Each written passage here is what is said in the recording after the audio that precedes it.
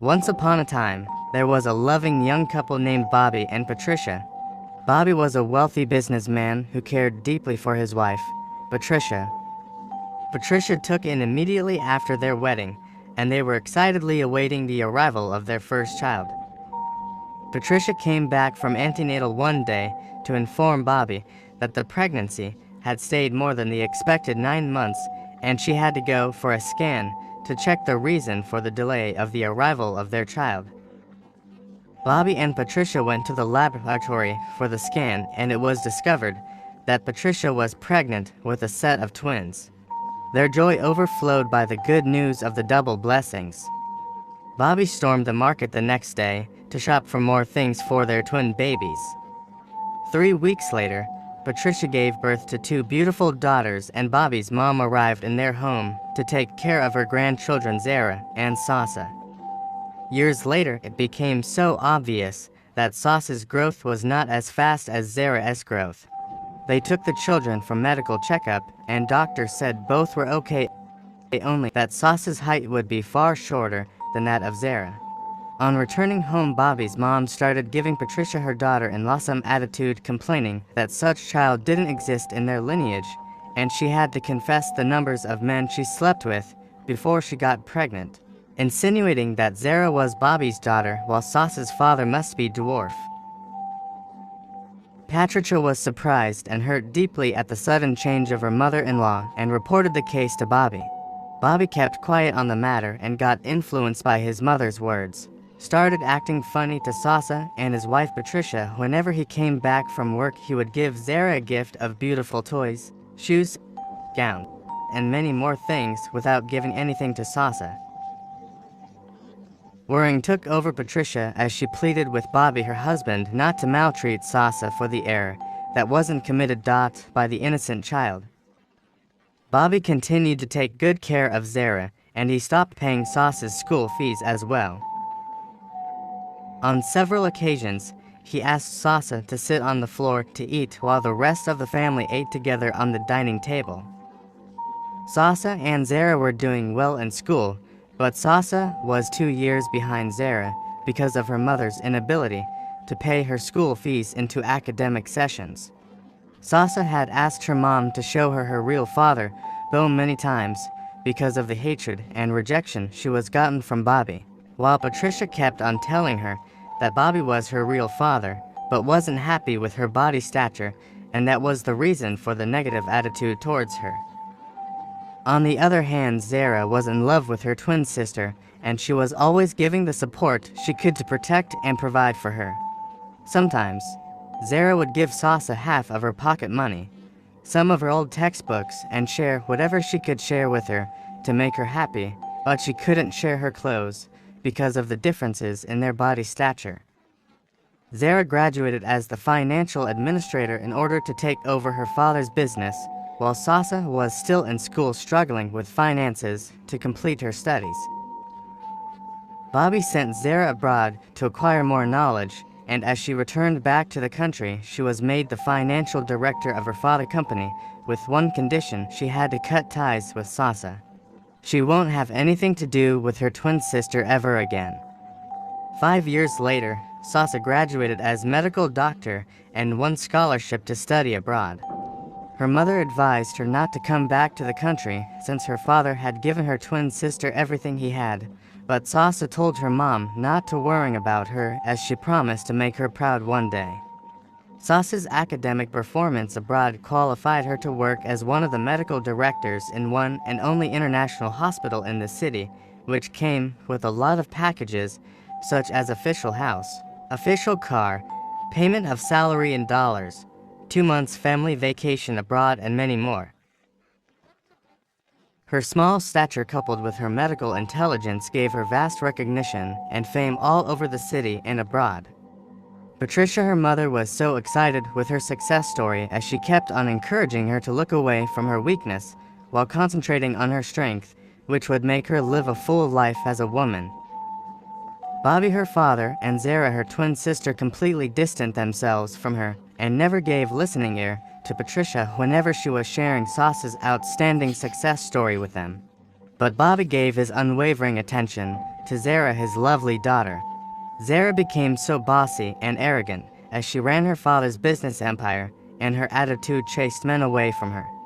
On the other hand, Sasa was doing very well in her career and was also homely and humble, and in no time she got married to the love of her life, Jack. She became pregnant immediately after her wedding and gave birth to a handsome son, JJ. Patricia was happy that Sasa wasn't just successful in her career, but was also able to give birth to a child that had no growth problems. 5 years later, Bobby became very ill. He had problems with his kidney and needed urgent medical attention. His situation got worse as he was taken from one hospital to the other and was later referred to the International Hospital in the city. The doctors rushed into actions to save his life, but they were unable to do much because the doctor that could handle his critical case was on vacation and was not in the country at that moment.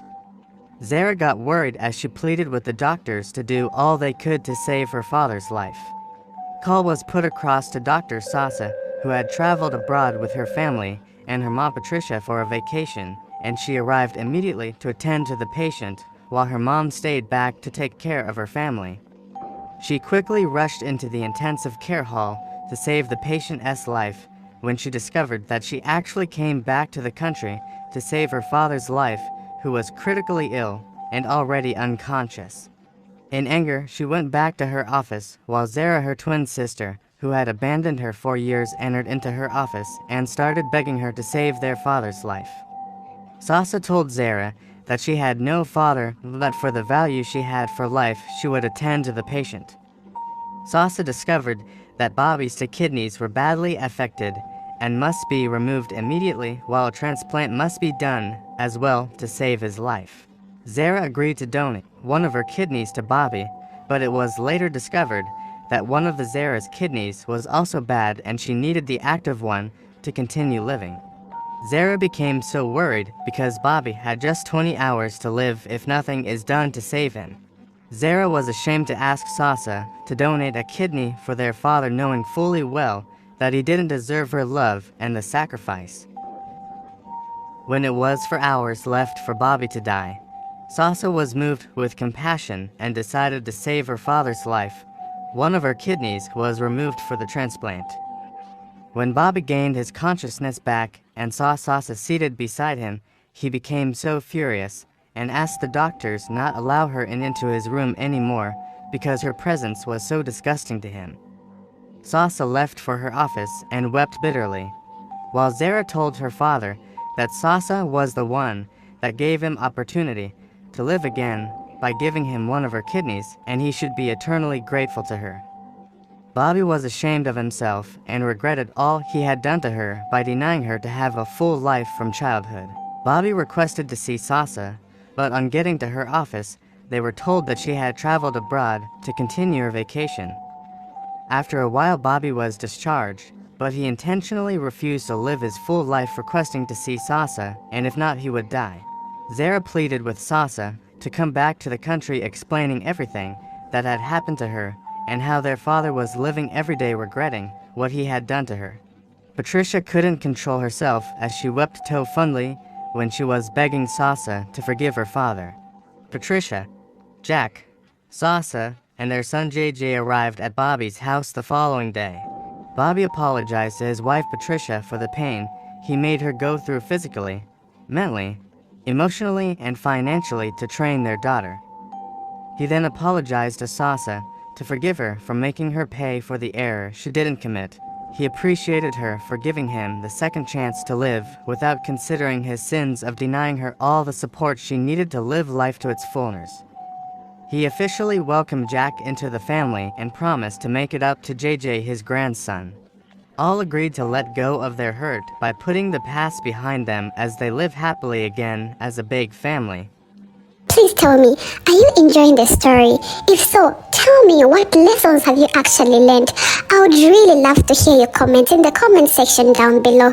And remember to support this channel. Please subscribe, like the video, comment, just say something. Even a word could literally mean a whole lot. So I want you to tell me, what lessons have you learned from this story? Trust me, these are situations that most people actually gone through. I'm sure some of you that are watching this story have actually gone through this situation. So I want to hear from you. I want to hear how you dealt with the situation that you were faced with. The Mysterious Twins, Part 2.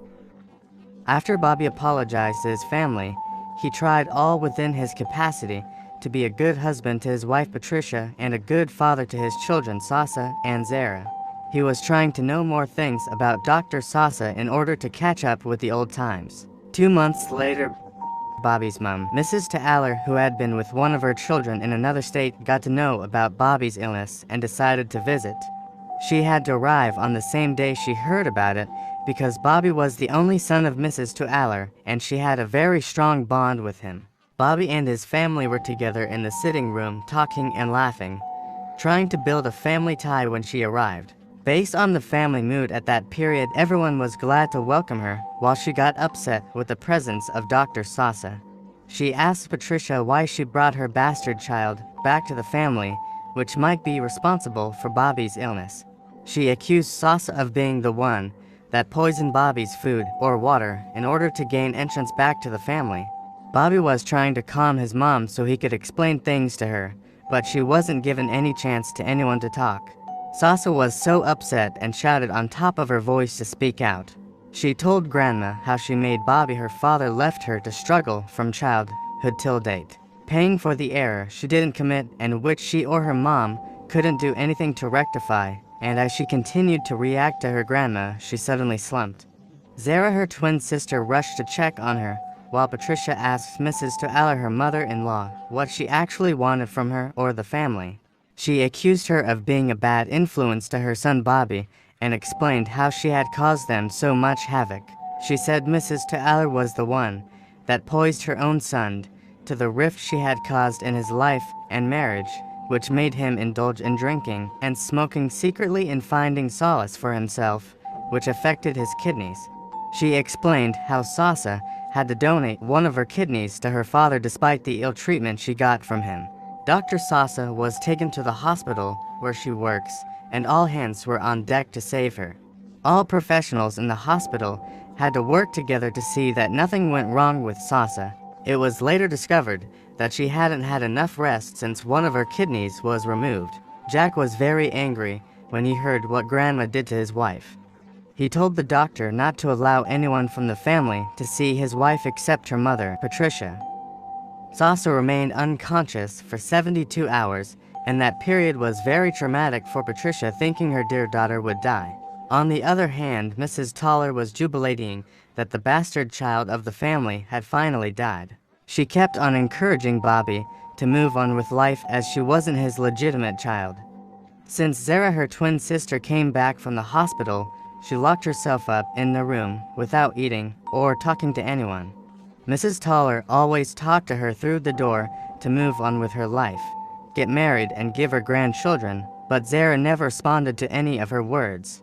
Bobby always checked on Sasa every evening at the hospital to know how she was doing despite the fact that he was denied entrance into her room. And as he arrived that evening, one of the nurses told him that Dr. Sasa has regained her consciousness but was sleeping at that period. She then asked him to check back the following day. Bobby broke the good news to his mom and Zara on getting home. Zara, who had been inside her room for 3 days, opened the door and hugged her father as she was jubilating that her twin sister was alive. At the early hour of the morning, Bobby, Zara, and Grandma were at the hospital waiting to see Sasa.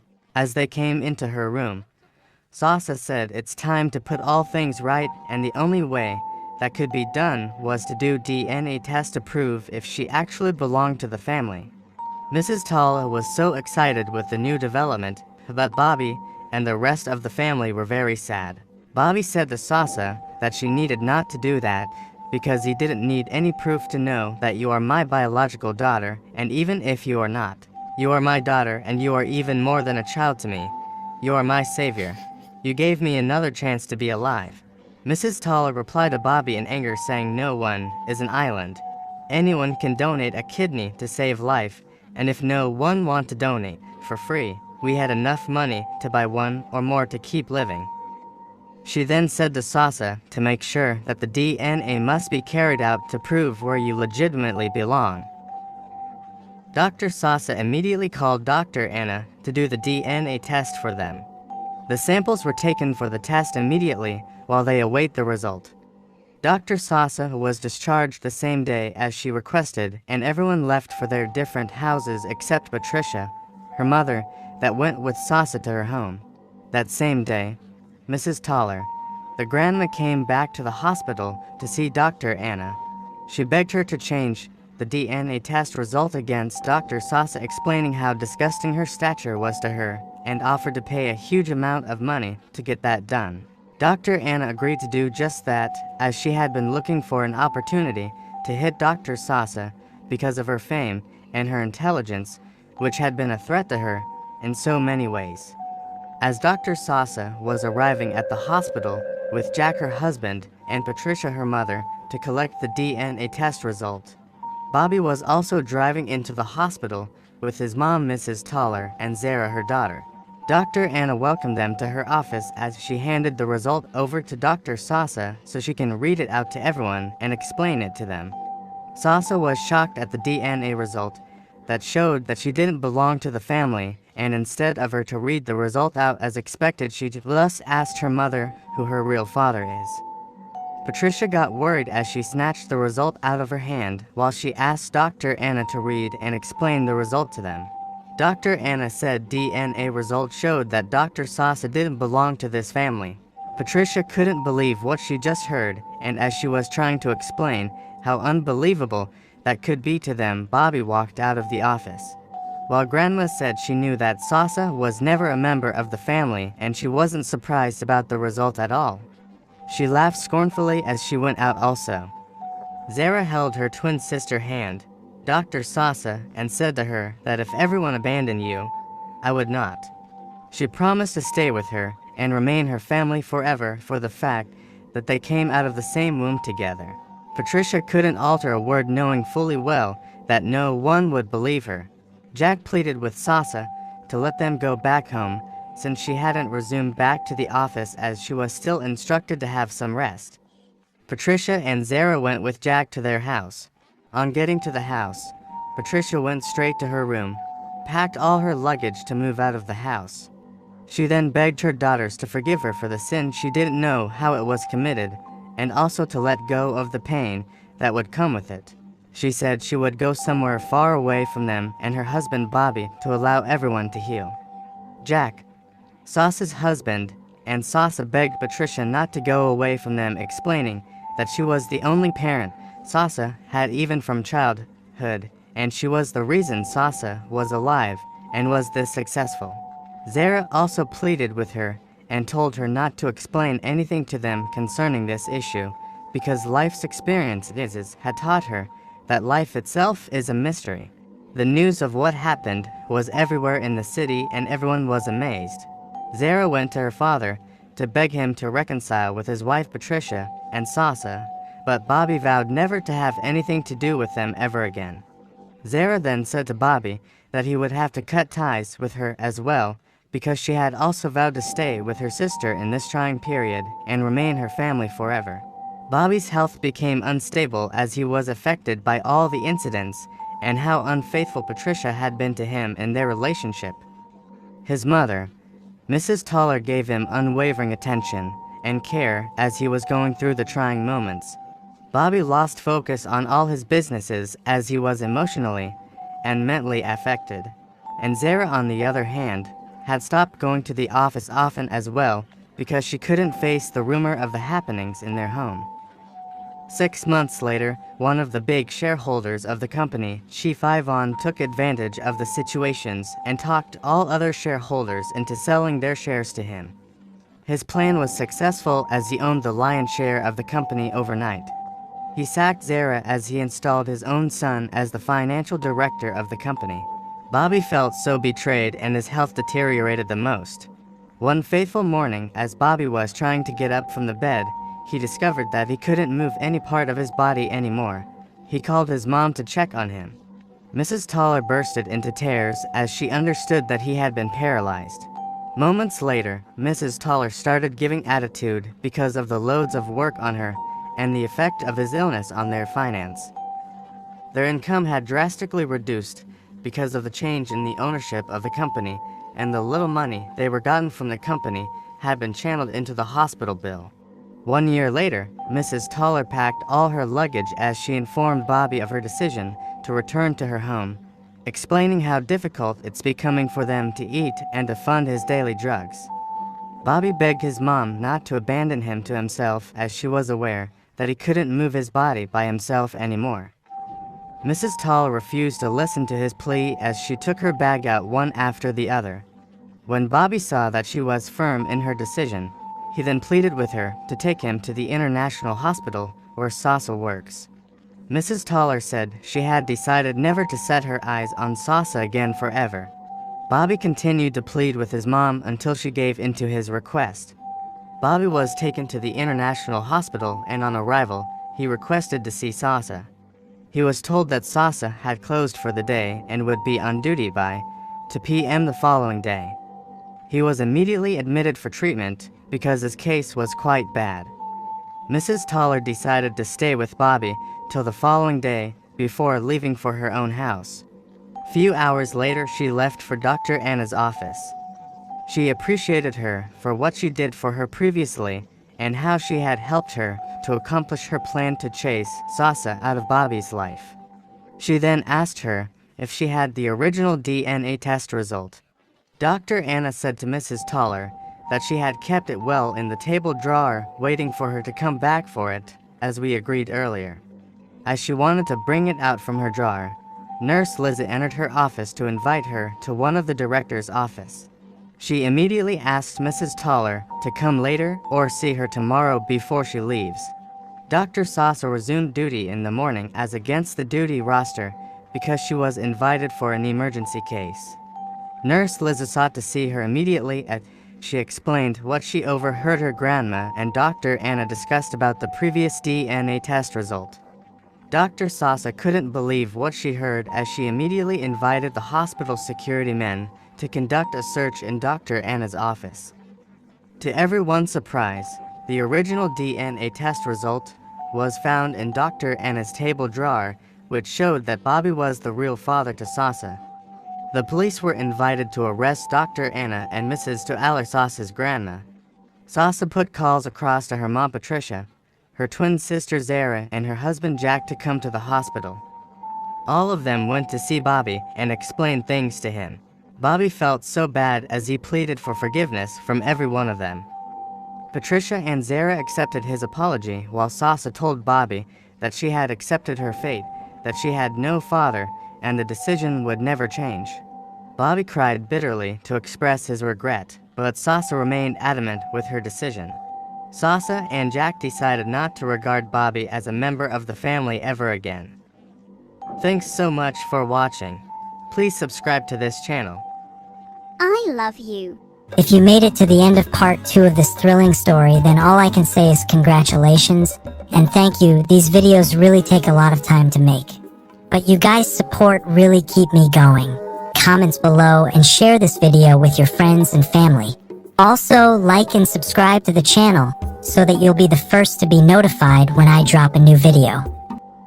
The Mysterious Twins Part 3.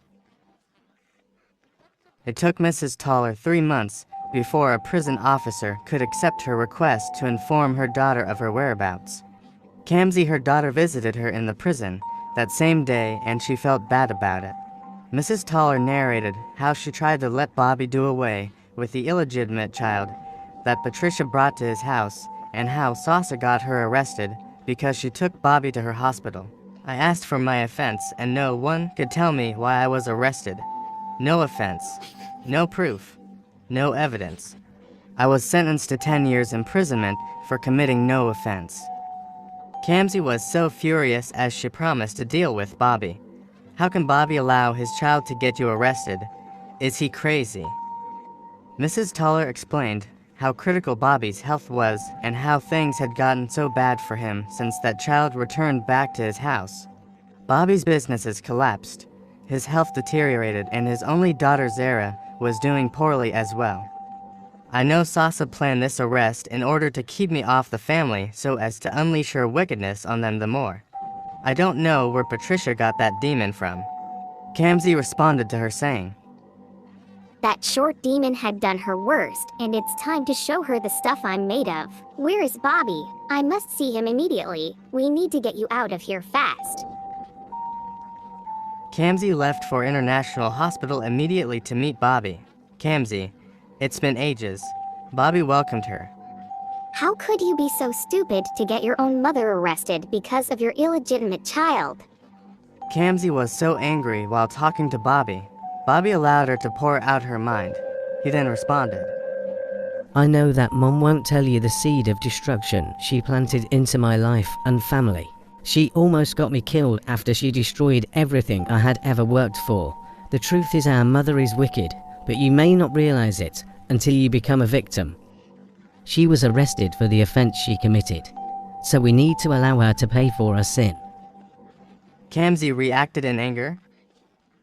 Our mother is over 90 years. Do you want her to die in prison? She had spent over 3 months behind bars. Oh, Bobby, you are heartless. I promise to pay you back with the same coin, you shameless being. Kamsi left in anger with the determination to fight back. Bobby was filled with the regrets of allowing his mom to run his family affairs for him.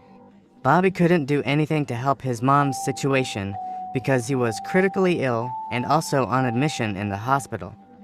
Patricia and Zara tried all they could to pacify Sasa's anger against her father, Bobby, and to influence her grandmother's freedom. But it was to no avail, so they decided to respect her decision.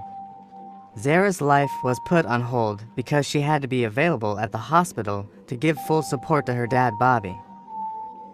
Bobby was finally discharged after 1 year of admission in the hospital and was so excited to have his full life back. On getting home, he had a meeting with his wife Patricia and their daughter Zara. He apologized again for all his mistakes and errors and also for all the pains he had made them to experience. He appreciated them for the kindness they showed him even when he wasn't qualified for it. He promised to give his best as the husband and the father. Bobby said he would forever remain indebted to Sasa and he would continue to pray that God would touch her heart so she could reconcile with the family. Zara, Sasa's twin sister, promised to put in more effort in making her reconcile with their father. Bobby and his family started living again in peace together. 6 months later, Kamsi visited her brother Bobby in his house. She came with a gift of some foodstuff and fresh fruits. On her arrival, Bobby's countenance changed and he started giving some attitude to show that she wasn't welcomed. Kamsi understood the body language and she said to Bobby that she purposely came to apologize for what she did to him when she visited him at the hospital. She begged Bobby for forgiveness and promised never to misbehave to him again. Bobby was amazed at her saying, and that made him to have a change of heart towards her. Bobby and his sister Kamsi engaged in long conversation, catching up on old times. Kamsi spent 2 weeks with them and her stay was very peaceful. Zara got entangled with her and their relationship grew into friendship. Zara made her house a second home by visiting Kamsi often. 2 years later, JJ, Dr. Sasa's son, was rushed back home from school very ill. The school tried to reach his parents on the phone, but it wasn't going through, so they decided to bring him home.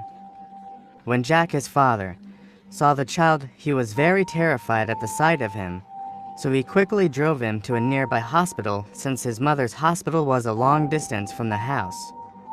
Jack put a call across to Sasa to inform her about it, but she wasn't picking her calls. Dr. Sasa had an emergency at hand. She was handling a surgical operation on the governor's wife that same afternoon when Jack was calling and she wasn't with her phone. JJ's case was becoming complicated because they couldn't ascertain what the problem was and he was vomiting all the drugs they were giving him. All medical personnel were rubbing minds together to know what to do, but none of their ideas worked. Jack became impatient as he called Sasa again, and he was so furious because she wasn't still picking her calls. He promised never to forgive her if anything happened to their child JJ. The surgery Sasa was handling became complicated, and the patient governor's wife became unstable, so she had to stay behind to monitor the situation since she's the only one that can handle such medical case. She got back to her office around 7 p.m. with the aim to inform Jack that she won't be coming home that night. Jack picked the call and started lamenting in frustration mixed with fear without giving her fair hearing at all, and he ended the call on her. Sasa was disturbed and so confused while trying to meditate what she heard from Jack. She was able to deduce that JJ had been admitted in the hospital since afternoon, and she remembered that he threatened to do the unexpected if anything happened to JJ. Sasa quickly rushed out of her office to meet one of the medical directors, Dr. Hakim. She told him how badly JJ, her son, needed her attention right away. Dr. Hakim instructed one of the drivers and one doctor to go with her to the hospital and bring JJ to the International Hospital. JJ's health condition had gone bad because the hospital he was admitted didn't have enough equipment to conduct the necessary test on him. JJ was transferred to Sasa's hospital, and they immediately swung into actions to save Sasa's only child life.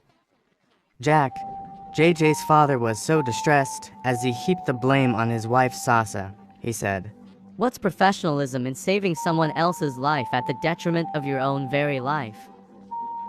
all efforts to calm him down was abortive as he was uncertain about what would happen to JJ. Test was carried out on JJ, and it was discovered that he's suffering from chronic gastrointestinal bleeding, which was triggered by his frequent tomato intake.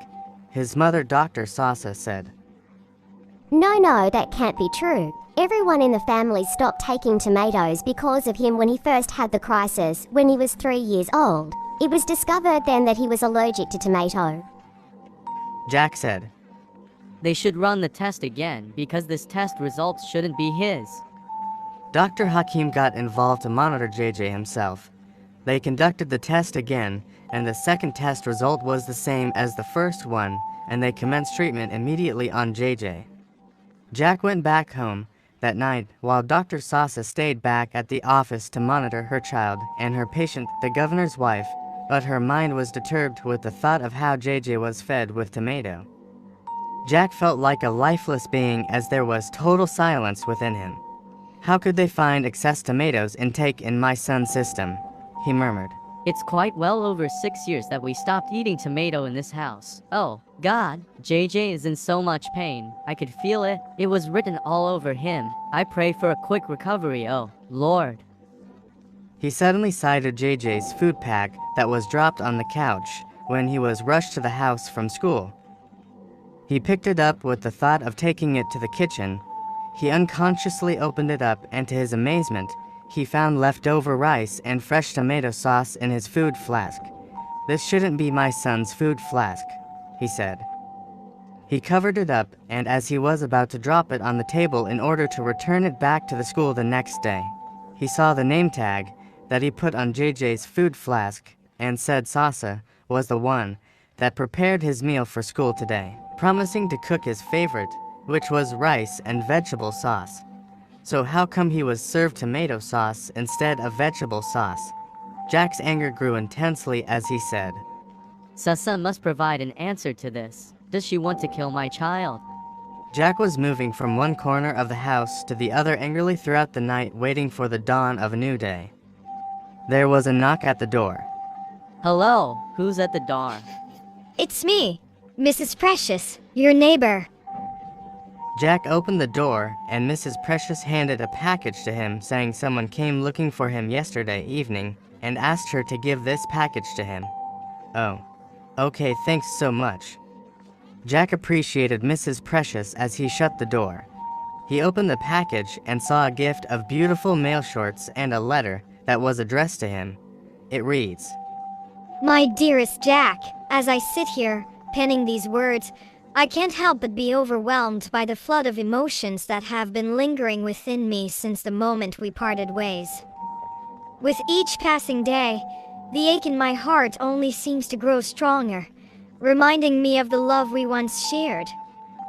In the quiet moments of solitude, memories of our time together dance vividly in my mind, like flickering flames casting their warm glow upon the shadows of my soul. Oh, how I miss the sound of your laughter, the touch of your hand, and the depth of your gaze that always seemed to pierce through the walls I had built around my heart. Since the day you left, I've tried to move on, to find solace in the passing of time, but every step forward feels like a journey through the desert, longing for the oasis of your love to quench my thirsting soul. My love, my heart yearns for you with an intensity that words fail to express. With each breath I take, I find myself drawn back to you, like a sailor guided by the stars to the shores of his beloved land. I know not what the future holds or if our paths will ever cross again, but one thing remains certain: my love for you burns brighter than ever before.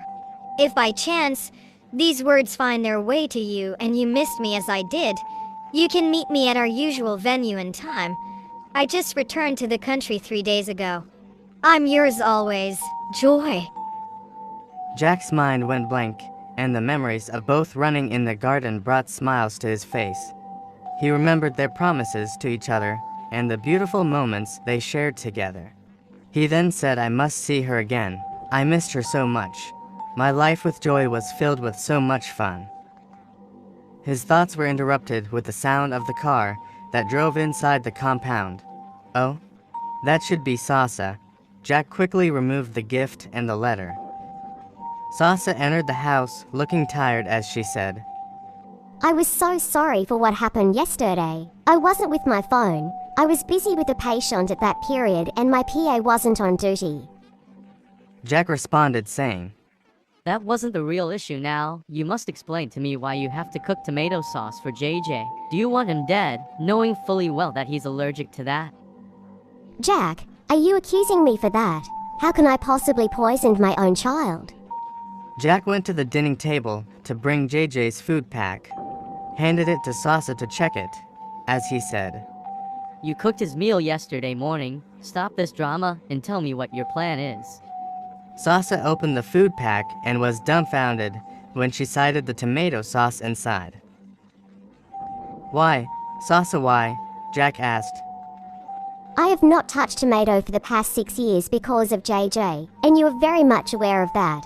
So how could you believe that I was the one who gave him this meal? You also ate from the same dish in the morning. Did you see any tomato in it? Yes, I ate rice and vegetable sauce in the morning, but you packaged tomato sauce for JJ. Jack responded, angrily. Sasa said, JJ was critically sick, and if he survives it, he may continue to live on drugs. Jack, how can I put my child in that condition? Phone ringing. Jack had a call, and he left for his room to answer it. He came out of the room already dressed as he said to Sasa that he had to attend to a matter in his company quickly. Sasa was talking to him, but he left without giving her audience. Sasa put a call across to Patricia, her mother, in great confusion as she explained everything that had happened to her. Patricia informed Zara about the issue, and both immediately left for Sasa's house. Jack was at a garden with a beautiful lady talking with so much excitement. Joy, it's been ages. I missed us. This is a dream come true for me. Seeing you again is like life restored back to a lifeless being. Welcome back to the country, my darling. How's life? Jack and Joy engaged in a long talk to catch up with old times. Patricia and Zara arrived at Asa's house. How's JJ now? Patricia asked. Mom, he's still unconscious till this morning when I left the hospital. I pray nothing happened to my child. But how come he was served with tomato sauce, which wasn't the food you packaged for him? Zara asked. I'm really confused, and that was what complicated the whole issue. Jack wasn't taking it easy with me at all, believing that I was the one that fed JJ with tomato. Patricia responded saying, This issue is a big one, but we shouldn't lose focus on JJ's well-being. That should be our major concern right now. You and Jack would surely be good. Zara took their handbags to the guest room and she sent text message to Kamsi, her father's sister. Kamsi called her immediately and asked, "How did it go?" Zara explained Sasa's agony to her and also said there was a big misunderstanding between Jack and Sasa already. In fact, her wall is falling apart. Kamsi laughed scornfully and said, "Just as we planned, they ended the call." What happened next? Who fed JJ with tomato? What's Kamsi and Zara talking about? Whose joy and why was she seeking for Jack's attention? This story is about to get even more interesting. Therefore, I really need to know that you are enjoying the story. So, say something in the comment section. Or you can comment whatever it is that you like. I really want to see that you guys are enjoying the story for me to be motivated to post the next story. So please, first of all, subscribe. Secondly, please make sure to like the video. And thirdly, please write a comment, write anything. So, first of all, tell me how interesting the story is and what you've actually learned. The Mysterious Twins Part 4. Jack woke up to find himself on the bed with Joy lying down beside him. He quickly woke her up and inquired to know how it happened. Joy smiled excitedly as she said, "I needed to prove to you how much I have missed us. Jack, you must divorce that dwarf and allow me into your life again. We are the perfect match, or didn't you miss me?" Jack said, "You shouldn't have done this. I thought we agreed to put the past behind us. There is no doubt you are a wonderful person, but I'm now a married man and cheating on my wife is one thing I don't want to do." As he was talking to her, he got a message from Sasa that read, "I have called you severally. I hope you are good." Jack said, "It's already 3 a.m. I can't go home until it's morning, and what would I tell my wife? This is the first time I'm sleeping out." Joy dragged him back to bed as she said, "You're not cheating on your wife.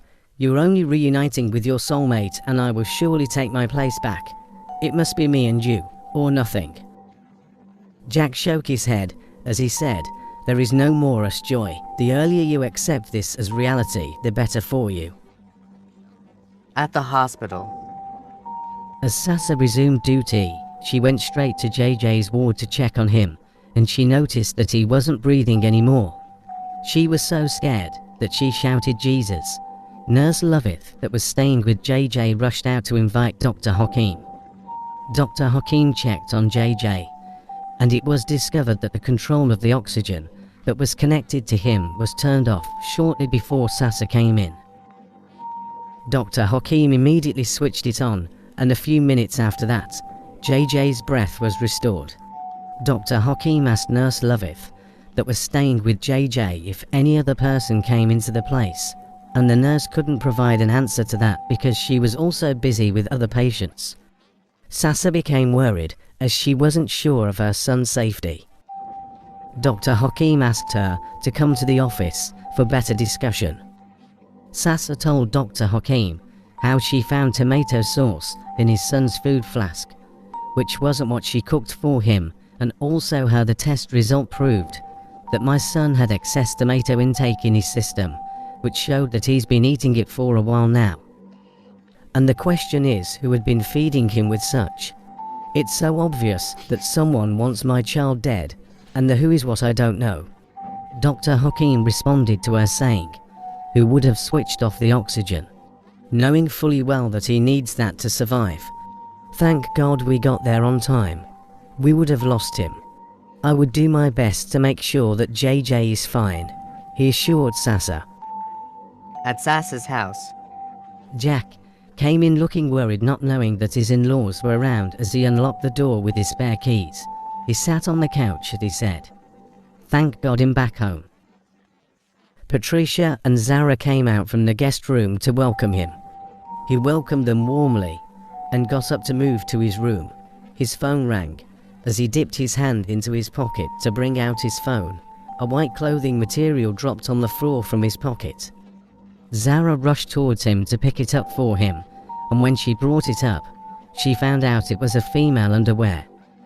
Jack collected it from her with the expression of surprise and embarrassment on his face as he left for his room. On getting to his room, he quickly called Joy and expressed his displeasure angrily. Joy responded saying, "I owe you no apology because you are mine, and I will surely take back what belonged to me." Jack ended the call on her as he said, "What would I tell my in-laws? Where would I say I got the underwear from?" At Bobby's house, Bobby, Sassy's father, called his wife Patricia to check on JJ, and Patricia told him all that had happened to Sasa and her family. She explained how tomato was found in JJ's food flask, which wasn't the food that was given to him to school. Bobby was surprised as he said, "We need to interrogate the teachers. They must provide an explanation for that." Patricia responded saying, "Yes, of course. His class teacher and class assistant must be held responsible for this." Jack was coming out from his room to explain the female underwear issues to his in-laws when he overheard Patricia's conversation with her husband. He interrupted their conversation saying, "Sasa was the one who fed JJ with tomato sauce. She's the one that put JJ, our son, in that condition. I'm still waiting to know her behind the scene plan." Patricia ended her call with Bobby as she said, "I would call you later." Jack continued talking to Patricia as he explained the pain JJ went through before he became unconscious. He said, "I won't take it lightly with Sasa if anything happened to my child," as he walked out on Patricia.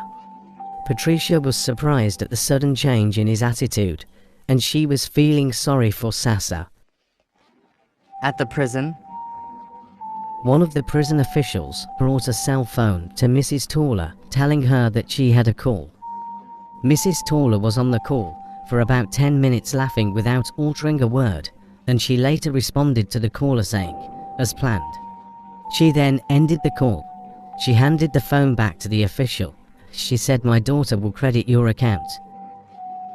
at the hospital, Nurse Loveth rushed out of JJ's ward, shouting for help, as she ran to Dr. Hakeem's office to inform him of what she saw as he resumed duty that morning. Dr. Hakeem and Nurse Loveth were running to JJ's ward, and on getting there they met him stabbed on the chest. The doctor quickly informed the security guys about it, and 2 of them came to see the scene, and they also video it. Nurse Loveth was already crying, regretting not staying with JJ at night. Sasa was called upon, and she immediately reported to the ward, and as she arrived she said, "I knew someone was after my son's life," and she started crying badly. All efforts to console her were abortive. She then said, how would she face her husband Jack? This may end her marriage as well. Dr. Hakeem put a call across to Jack and invited him to the hospital. Before his arrival, JJ was already packed to the muck. They explained what happened to him, and they also showed him the video. Jack was shocked and refused to say anything. Patricia and Zara also arrived later, and it was so obvious on their faces that they had been crying for a long time. Patricia was so depressed, and was acting as someone that is losing her mind, as she was asking everyone around to tell her who killed her first and only grandson. The hospital environment was very tense. They were all in a mourning mood for JJ. They felt sorry for Sasa, as they were discussing how sacrificially she's been working to save life since she assumed duty. One of the nurses said, while discussing with others, that, "Do you know, none of her patients are dead since she started working in this hospital. She's a professional to the core who has value for life." at Bobby's house, Kamsi, Bobby's younger sister, arrived at his house without any previous notice of her coming. Bobby was surprised to see her, and as she sat down, Bobby said he was the only one at home. He explained why Patricia and Zara had to stay with Sasa this period of her trial. Before Bobby could concluded his saying, Kamsi said, "I was told what happened to her, and it was really a heartbroken one." She even told Bobby how Jack wasn't at peace with Sasa any longer because of the issue. Bobby was astonished to hear deep things about his daughter from his younger sister. He then asked Kamzi how she got to know all that, since she wasn't in talking terms with Sasa. Kamzi replied saying, "I am like wind that keeps in touch with everyone, with or without permission." Her talk was interrupted as Zara walked into the house. Bobby asked after her sister Sasa and her mother Patricia's well-being. Zara responded briefly by saying they were trying to adjust to the new developments, which was gradually becoming their reality. She left them for her rooms, saying, "I came home to get some rest. Sasa's house is quite tense at this time." Joy's house. Joy was restless on her bed as she was rolling from one end to the other. She then murmured, "The best time to fight an enemy is when the enemy's strength is weak. Victory is sure when fresh attack is launched at the time enemy is still battling with emotional and mental health." She laughed scornfully as she said, "He who laughed last, laughed best." She picked up her diary as she said, "I must plan my moves, because failure to plan is planning to fail. I can't afford to lose this battle." She then began to write. Her phone rang and she picked it up as she said, "I am on it already, just as we planned." As she ended that call, her phone rang again, and this time it was Jack calling. She was excited as she said, "Hello my darling Jack, are you missing me already? Your love intoxicate."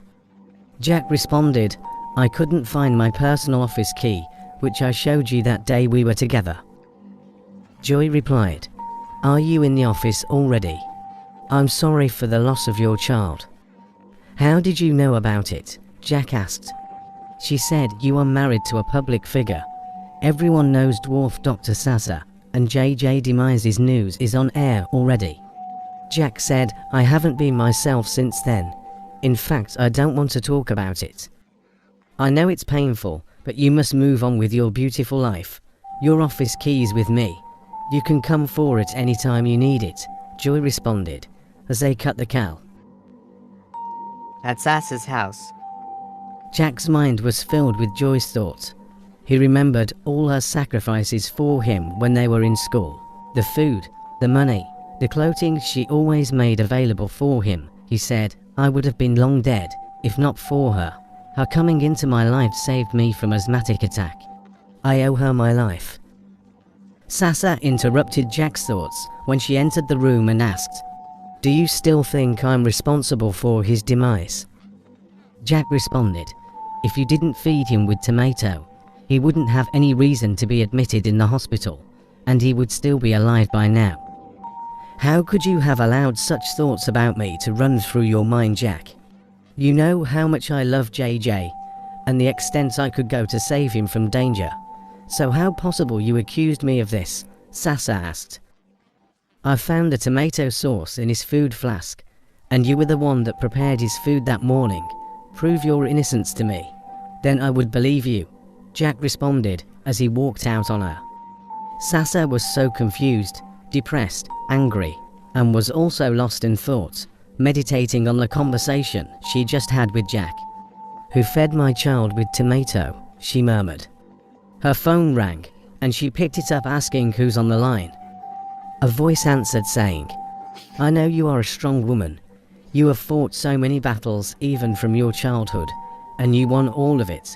But this time you got no chance of winning. What you've seen so far is the tip of the iceberg. This is just the beginning. Beware." Sasa was already shivering in fear hearing those words, and she asked again, "Who is this, please?" The call ended. Trying to check the number, she found out that the number was private. In fear, she rushed to her mother Patricia, who was nursing the death of her grandson. She had been sick since JJ passed on, and she's been inside her room.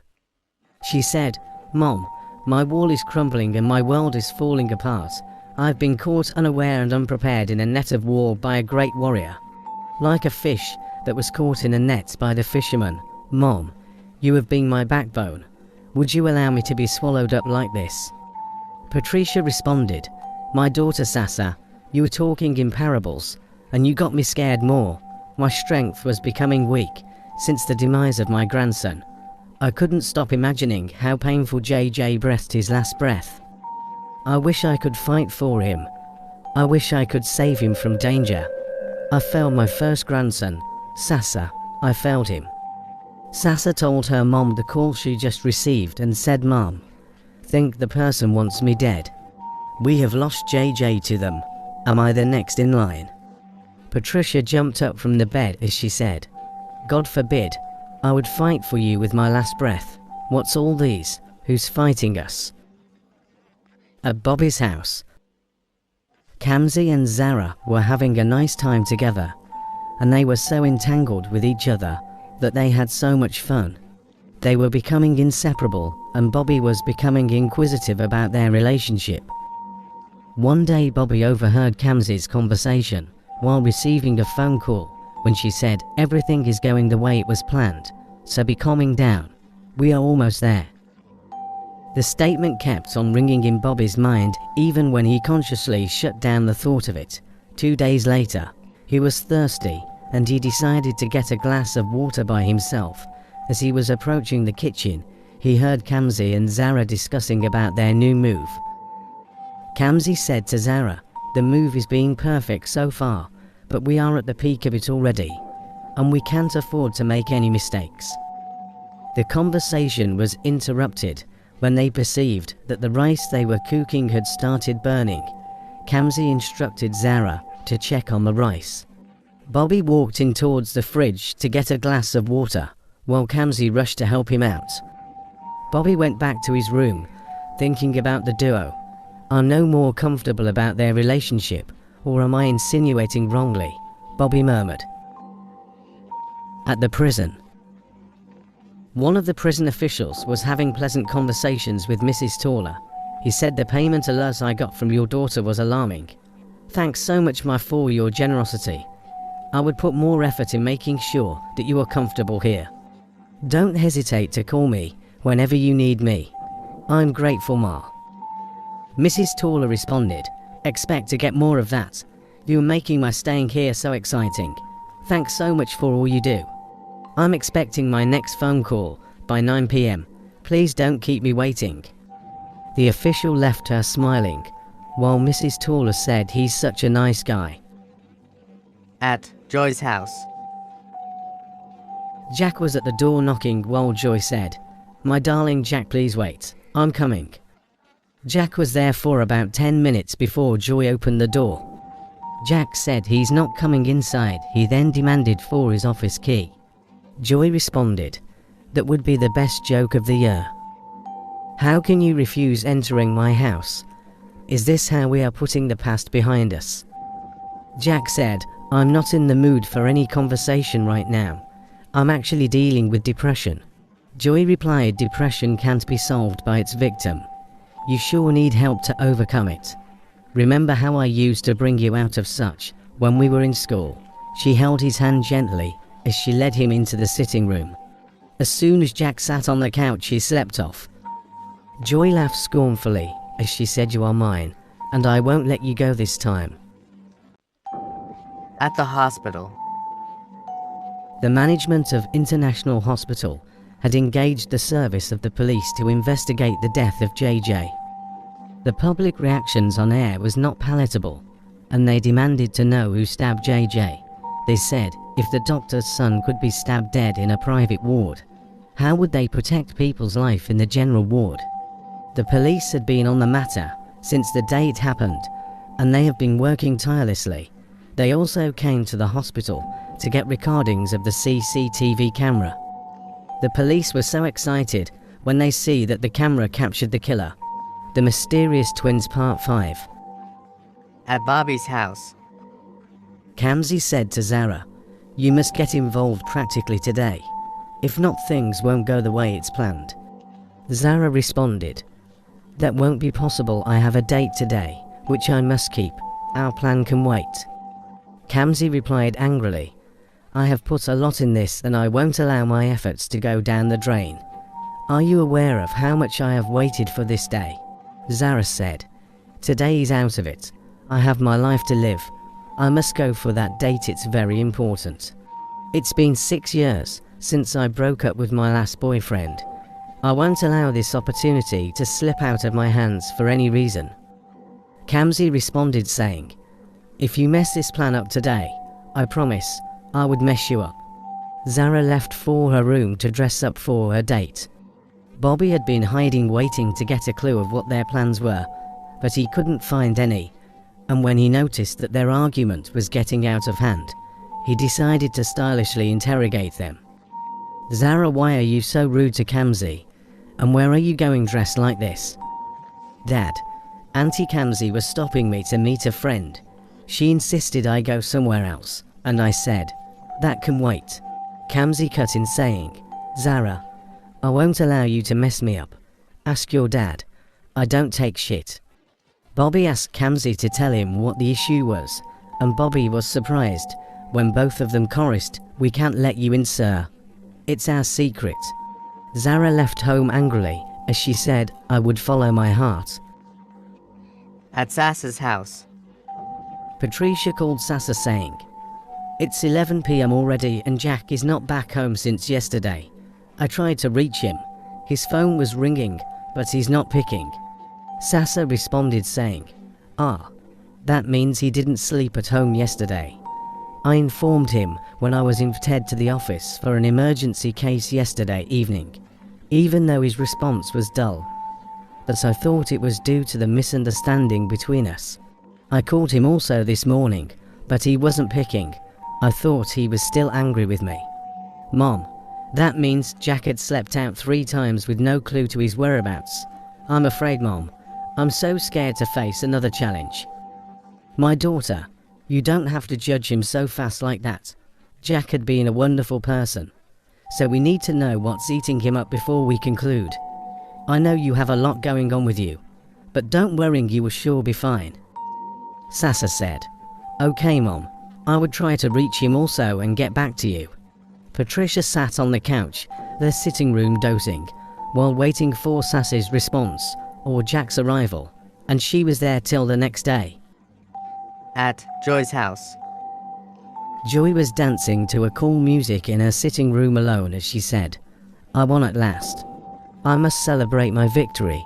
The hardest hurdle had been crossed. I'm sure he would be happy when he hears this." Jack said, "Tell me I'm here now. You look so happy today. What's cooking?" Joy was surprised to see him and asked, "When did you wake up?" Jack replied, "It was your noise that woke me up, so what are you celebrating and how did you trap me this time?" Joy laughed as she said, "I told you are mine, and I won't allow you to go away from me this time. Don't bother to know what I did. Just play along with me, and you'll be fine." Jack responded, "I'm going home to my wife Sassa. My anger with her has nothing to do with my love for her. I cherish her." He then moved towards the door. Joy said, "It's time to choose between me and her because I'm carrying your child. Jack, I'm pregnant for you." Jack looked surprised as he said, "That should be a joke, right? I can't remember making love to you, so what are you talking about?" Joy smiled and said this pregnancy was the result of our reunion at that hotel, and you've been with me for 2 days now to seal up what you started. Jack moved closer to her as he said, "I can't father your child. I'm a married man and you know it. So get rid of that thing in your womb now or else." Joy replied, "Or else what? The only else here is to show the world how you made love to me. I have everything recorded. I will surely keep this pregnancy, and together we would raise our child." Jack said, "You mean you record what?" Joy answered, "The worst person you can toy with is a woman that is desperate. I have all my evidence, so you can't win this game. When am I meeting your parents officially?" Jack replied to her saying, "You drugged me in that hotel to have your way, and you also trapped me in here against my will. How possible I'm going to father a child? I know nothing about his conception." Jack knelt down to beg Joy to abort the child and save him from shame, for the old time's sake. Joy reacted angrily as she said, "I'm so surprised you can ask me to abort your child after losing your only child to death." "Jack, abortion is not an option in this case. I'm already overwhelmed with the joy of motherhood. If you are scared of facing the reality of us being together in this country, then let's plan to move out. Jack's phone was ringing and Joy said, "Let me get it for you. I kept it away from you to avoid distractions." Jack was surprised when he saw that he had 105 missed calls, and before he could say anything, Joy said, "Everyone is calling you since yesterday. You can go home now to your dwarf wife before they inform the police." At the police station, The police officials who were watching the footage from the CCTV camera were happy at the sight of a human figure who entered JJ's private ward, covered his head with hoodie. He brought out a dagger, and as he was moving towards JJ's bed, there was a total light out for 40 seconds, and when the light was restored, JJ had been stabbed on the chest with a black kitchen knife. The policeman got confused at the turn of the event, as one of them said, "We need to know that the light out was general at the hospital at that period."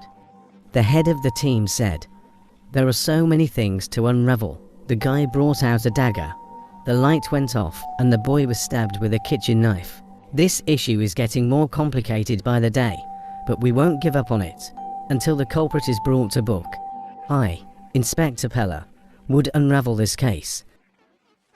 at Sassa's house, Patricia was on call with Sassa when Zara came in dressed elegantly beautiful, which made her mom to pulse the call and asked, "What's happening? Why are you dressed so beautiful today?" She answered saying, "Mom, I just got hooked up with Sammy. He proposed to me today." With excitement, Patricia told Sassa to hold on, that she would call back. "Who is Sammy?" Patricia asked.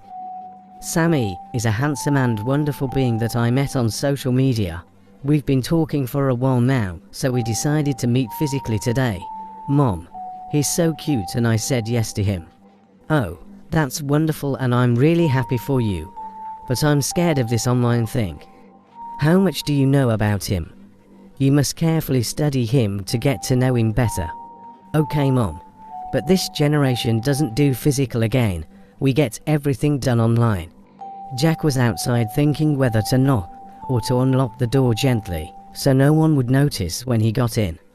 He said, "I left home dressed in brown African attire. I came back dressed like this. What would I say to my in-laws? Things are going out of hand for me." Zara received a message on her phone, so she rushed to her room, while Patricia said, "I'm waiting for further discussion." She responded, "Mom, I will be with you shortly." Jack summoned courage as he entered the house frowning and greeted Patricia as he said, "I would be with you shortly. Ma, I must make a call." On getting to his room, he met Zara lying on his bed, looking so inviting. Jack opened his mouth, but he couldn't say a word. at the hospital, Dr. Sassa got everyone worried as she was busy treating a newborn child that was born with a tumor. She's been on duty for the past 3 days, working tirelessly to save the child. The hospital management asked her to take time out to enable her to overcome the pain of her loss, but she insisted on putting in her best to save the child's life. The child's mother, Mrs. Davis, overheard what happened to her. She then went to her office to meet her. She said, "Doctor, I'm sorry for your loss. It's quite a pathetic one. People are wicked. How could they stab a child to death?" Sassa replied, "Thank you, madam. My God would surely judge them." "Doctor, I think you need a time out for healing. Allow other doctors to take over my child's case," Mrs. Davis said. "I'm the only one in this hospital that can handle such case, except you want to take the child abroad. And that would cost you so much money. Your child's case is a critical and deadly one that kills in a short time, and I can't stand losing another child to death. Allow me to do the best I can, so that your child would live a normal life," Sassa replied. "May God bless you, doctor, for this sacrificial attention in giving my child. Thanks so much." Sassa replied saying, "It's my duty to save life, and that's the purpose of my living. I pray for a speedy healing for your child." at Bobby's house, Kamsi was sitting on a couch in the sitting room and had been on a call for more than 30 minutes without giving any audible response to the caller. She and Bobby were having conversation at the time the call came in, and Bobby was getting impatient already, and he was showing some body languages to react to her. He increased the volume of the TV and was moving in and out of the sitting room just to distract her. When he noticed that the call was taking longer time, he asked Kamsi to end the call. Kamsi was responding with a hand sign that the call would soon end, but Bobby couldn't control his anger anymore as he said, "What kind of rubbish call is this? You haven't said anything since the call started. What's going on? You must end this call right now." Kamsi cut the call as she said as planned. Her response to the caller increased the intensity of Bobby's anger, and he said, "What are you planning? What are you up to? I hope you are not involving Zara, my daughter, in this your scheming. All I've heard from you ever since you came was, as planned, our move, it's a deal. What's all these?" Kamsi responded in anger and said, "It doesn't concern you. Stay out of my business." Bobby said, "I know you. I know the stuff you are made of. You are dubious, cunning. In fact, you are deadly. I can't forget what you did to your roommate Rosaline when you were in the college. All because you wanted her boyfriend by all means." Flashback to when Kamsi was in the college. Rosaline said to Daniel, "The test results said I'm 3 weeks pregnant. What are we going to do now? We still have a semester to go.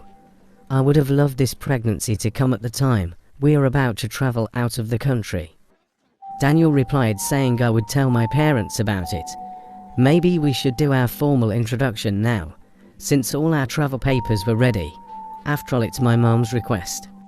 "Okay, please be fast about it before everyone would notice me," Rosaline replied. "I will be going home tomorrow to inform my parents about this new development. I would stop by to give you the birthday gift my brother sent to you from UK." Kamsi was hiding somewhere listening to their conversation. Her jealousy for Rosaline grew the more and she said, "This Rosaline must be possessed with evil spirit that always bring fortune to her. Me, I'm here with no boyfriend, while she's already planning wedding with international trip. I must do all I can to stop her now. If not, I would be far behind." The next day, Rosaline was invited by one of the lecturers to his office to defend her exam result, because the lecturer was told that she copied all her answers from the person sitting beside her in the exam hall. Shortly after she left the room, Daniel came in looking for her and Kamsi said, "She's not in. Is there any message for her?" Daniel responded by giving the gift to her and he said, "Please give this to her. Tell her I would be back to school tomorrow." Kamsi replied saying, "How are you sure the pregnancy is yours?" Daniel was shocked at her saying as he said Rosaline said nobody knew about it. "So how did you know?" Kamsi said, "Rosaline is my roommate and I know her better than you do. I knew about your mom's request for pregnancy before travelling. I knew how she got herself pregnant. I knew all her boyfriends within and outside the campus. In fact, she had a plan to divorce you as soon as both of you travel out of this country. So, wise up. You were about to father another man-child." Daniel was in deep confusion and couldn't think through on what to do or say. Then Kamsi said, Daniel, my love, I'm different from every other girl and I'm a better option for you. I'm a good girl from a good family, and both of us will make a perfect match." Daniel responded saying, "Was that the reason for all these?" Kamsi said, "It's my decision to help you before you are doomed." Daniel left the room confused and decided not to go to his parents' house again that day. Immediately he left the room. Kamsi made a call and said it's time. As Daniel was going back to his apartment, which was outside the campus, a group of cultists double-crossed him on the road and beat him to pulp, as one of them said, "Stay away from Rosaline. She's carrying my child. Stay away, else I kill you." Daniel was rushed to the hospital, and he told everyone not to tell Rosaline where he was. He wrote a letter to Rosaline, warning her to stay away from him, and also told her to take the pregnancy to the rightful owner. He made mention how he got to know her evil plans and said he had informed his family about it. "I and my family don't want to see you again. Please keep off." Rosaline couldn't survive the trauma and was later found dead in her room. flashback ended. Bobby said Rosaline was dead. Daniel lost one of his legs, all because of you.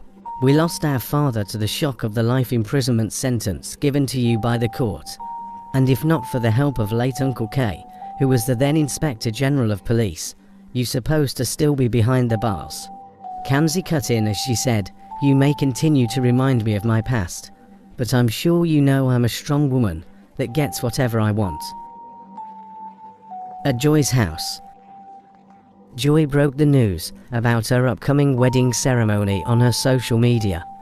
Friends and family were rejoicing with her as they were sending congratulatory messages to her. She said Jack had no option than to go with my terms. He must marry me officially. That's what I want. I want him back into my life. I'm sure my wedding with Jack may not be a loud one, but it will definitely be the talk of the town event. I must be fast with my moves before this pregnancy becomes obvious, she murmured. Her phone rang, and when she picked it, a male voice said, You don't break my rules to suit yours. You can only get married to him when you are 100% done with the task assigned to you. I employed you and I cut the show. Stay on the task. Stay focused. Remember, if you break my rules, I will surely break you. My eyes are on you. Call ended. Joy was afraid, and she quickly made a call, she said, who reported me to the boss. His voice was like a sword piercing through my soul. I'm finished. What should I do now? I'm pregnant already and my life is on the line. At the prison, one of the inmates reported Mrs. Tawler to one of the prison officials. Sir, that old woman is up to something. She received calls 3 times a day. She may be on the call 4 hours without any audible response, and at the end of every call she would say, as planned. The official, Mr. Martin, said, You are the second person reporting this matter to me. I will sure look into it. at the hospital, Dr. Sasa and Dr. Hakim were having a secret conversation in a low voice. Thanks so much, Dr. Hakim, for your idea that saved my son. If not for you, he would have died by now. They would have stabbed him. Dr. Hakim responded saying, All thanks to God. How is he today? I checked on him this morning, and he was doing perfectly well. He's out of coma already, and I believe he would be fine soon. In fact, the security agents were doing well to ensure his safety. I would be there again this evening, Dr. Sasa said. Let's still keep it secret until the police are done with their findings. That's only way to save him from getting hurt, Dr. Hakim advised. at Bobby's house, Kamsi was bored at home because she wasn't talking to Bobby because of their misunderstanding. And Zara, her bestie, was not yet back home, so she decided to stroll out. As she was walking slowly on the road, 2 hefty guys stood beside her at each side, and one of them said, Why have you been avoiding my calls? You gave us job. We risked our lives to carry it out as specified by you. And you refused to pay us our balance as agreed. We give you 24 hours to pay up.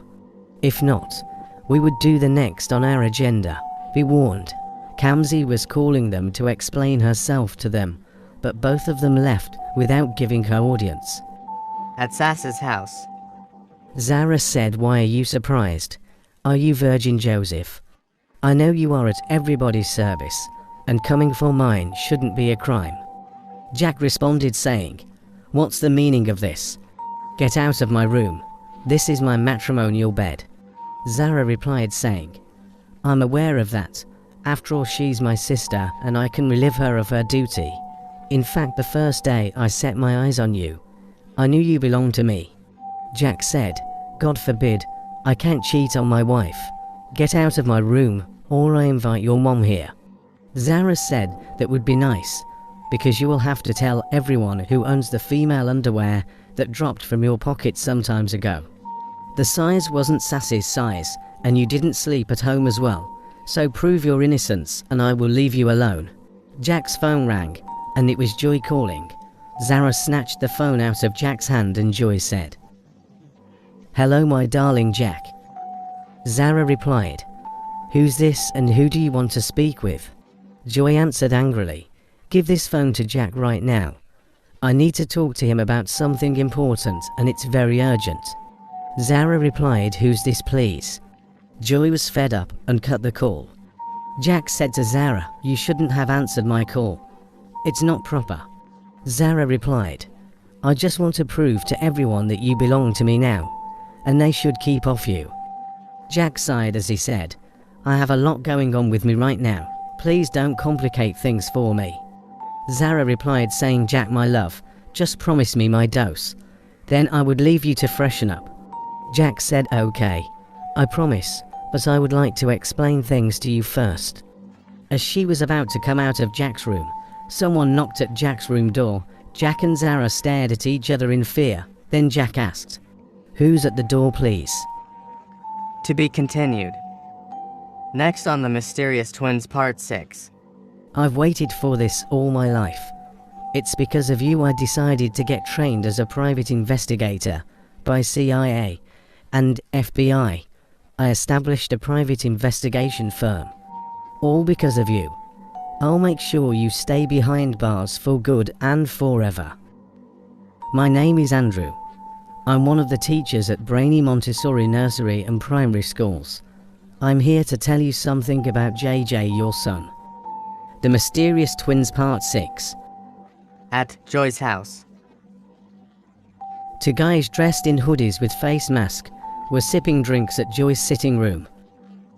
Joy came out of her room with her nightwear and was terrified at the sight of the guys. She asked, "Who are you? How did you get in here? And who are you looking for?" Her voice was shaking as she was talking to them. One of the guys answered, said, "We've been here waiting for you to be awake. Be our guest, please."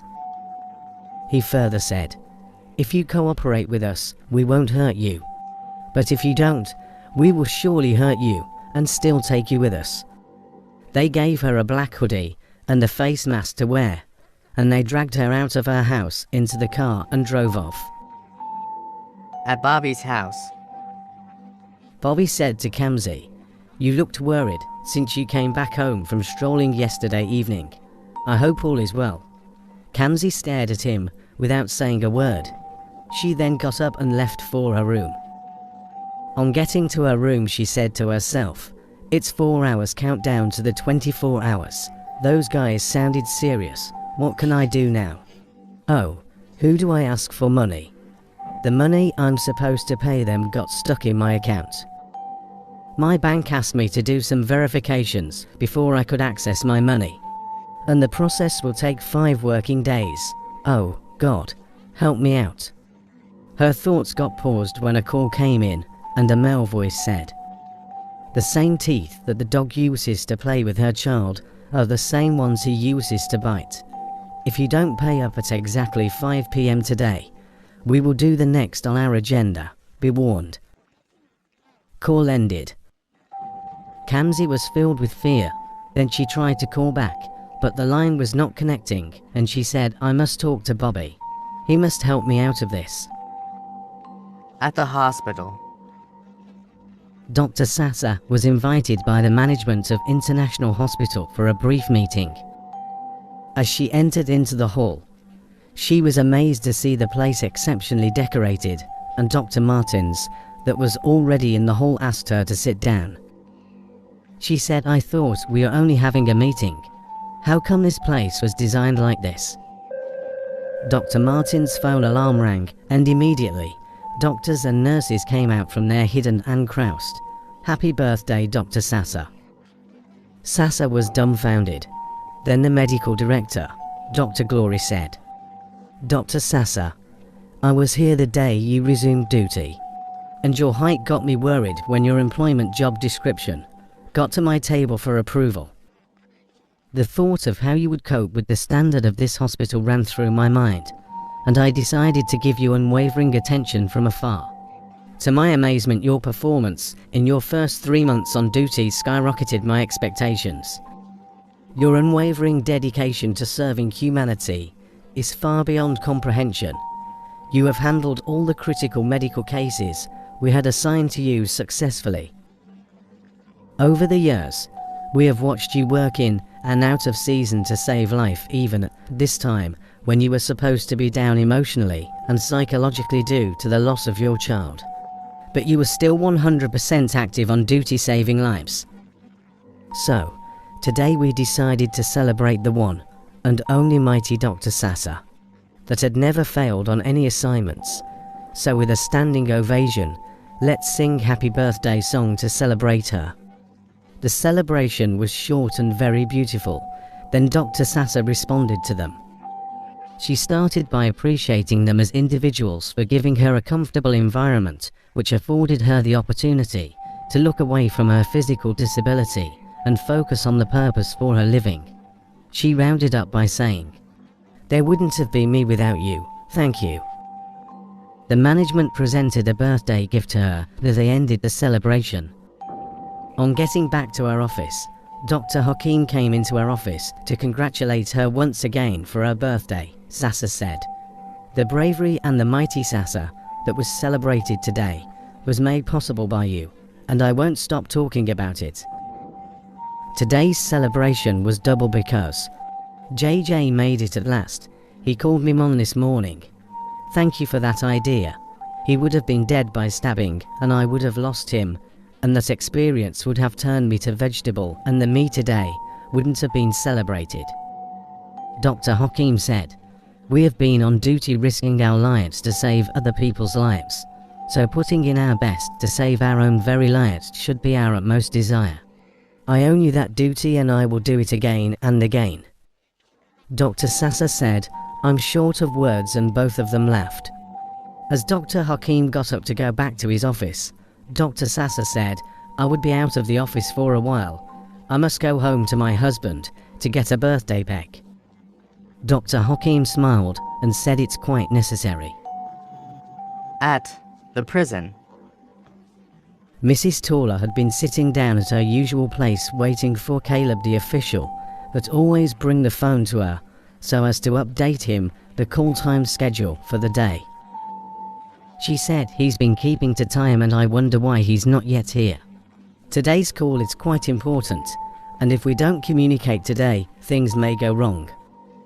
As she was murmuring and talking to herself, one of the officials came to her and said Caleb won't be on duty today. He had an emergency to attend to, and he asked me to come and see you for the call time schedule for today. Mrs. Tawler was very happy as she said, "Caleb is such a wonderful person. I must tell my daughter to increase his stuff today." She then told the official, "Thanks so much.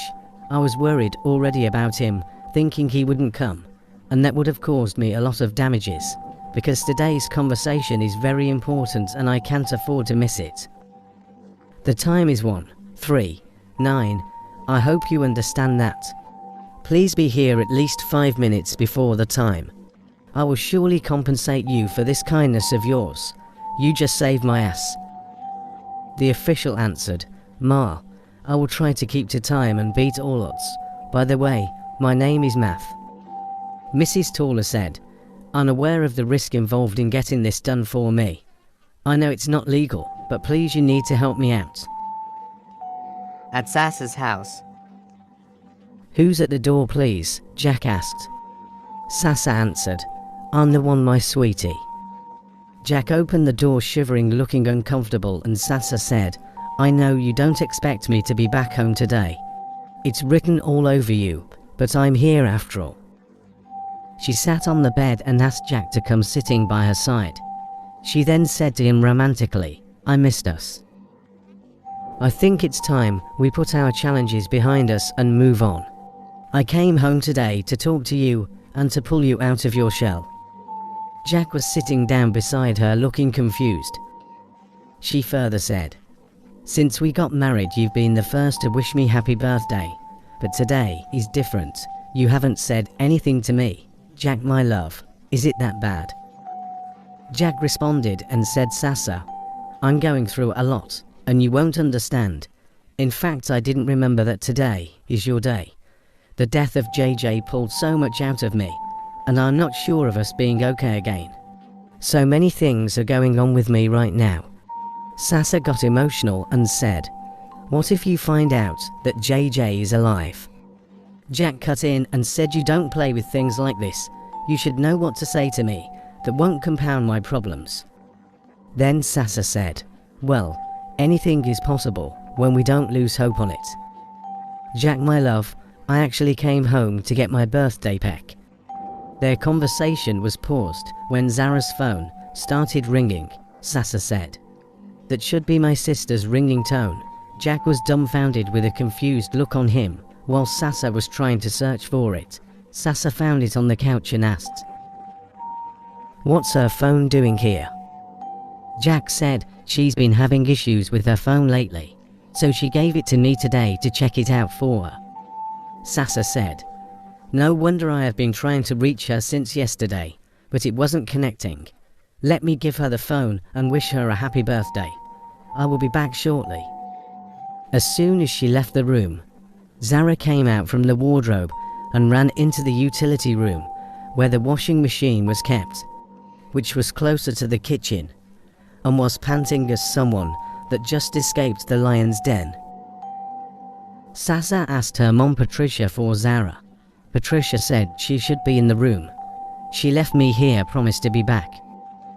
Sasa said, I just came out from her room. She's not there. As Sasa was going to the kitchen, calling her name, she answered from the utility room and said, birthday babe, you're back home. Sasa said, yes, I came home to freshen up, and she stretched out her phone to her as she said, someone called you, but it has stopped ringing. Zara said, I gave it to Jack to check on it. It's being malfunctioning. Sasa dragged her to the parlor, and then she asked Patricia and Jack to wish them happy birthday, as she said it's better to be late than never. At the police station. The police were working tirelessly on JJ's case because the management of International Hospital was becoming impatient with them, and they threatened to withdraw the case from them and give it to the DSs. As they were in there working on the data they had gathered so far, the sergeant at the gate came in and said someone brought this parcel for Inspector Pella. Inspector Pella collected the parcel and opened it. He was surprised when he saw that it was only a pen drive that was in there. He tried to check for an address or any write-up on the envelope, but he couldn't find any. He called the sergeant that collected it at the gate and asked how he got the parcel. He said a young lady brought it here and said, I should give it to you, sir. The pen drive was plugged into a computer, and a girl's voice said, JJ's killer wasn't a man as captured by the CCTV camera. The killer was a woman. What you saw on the footage was our behind-the-scene plan.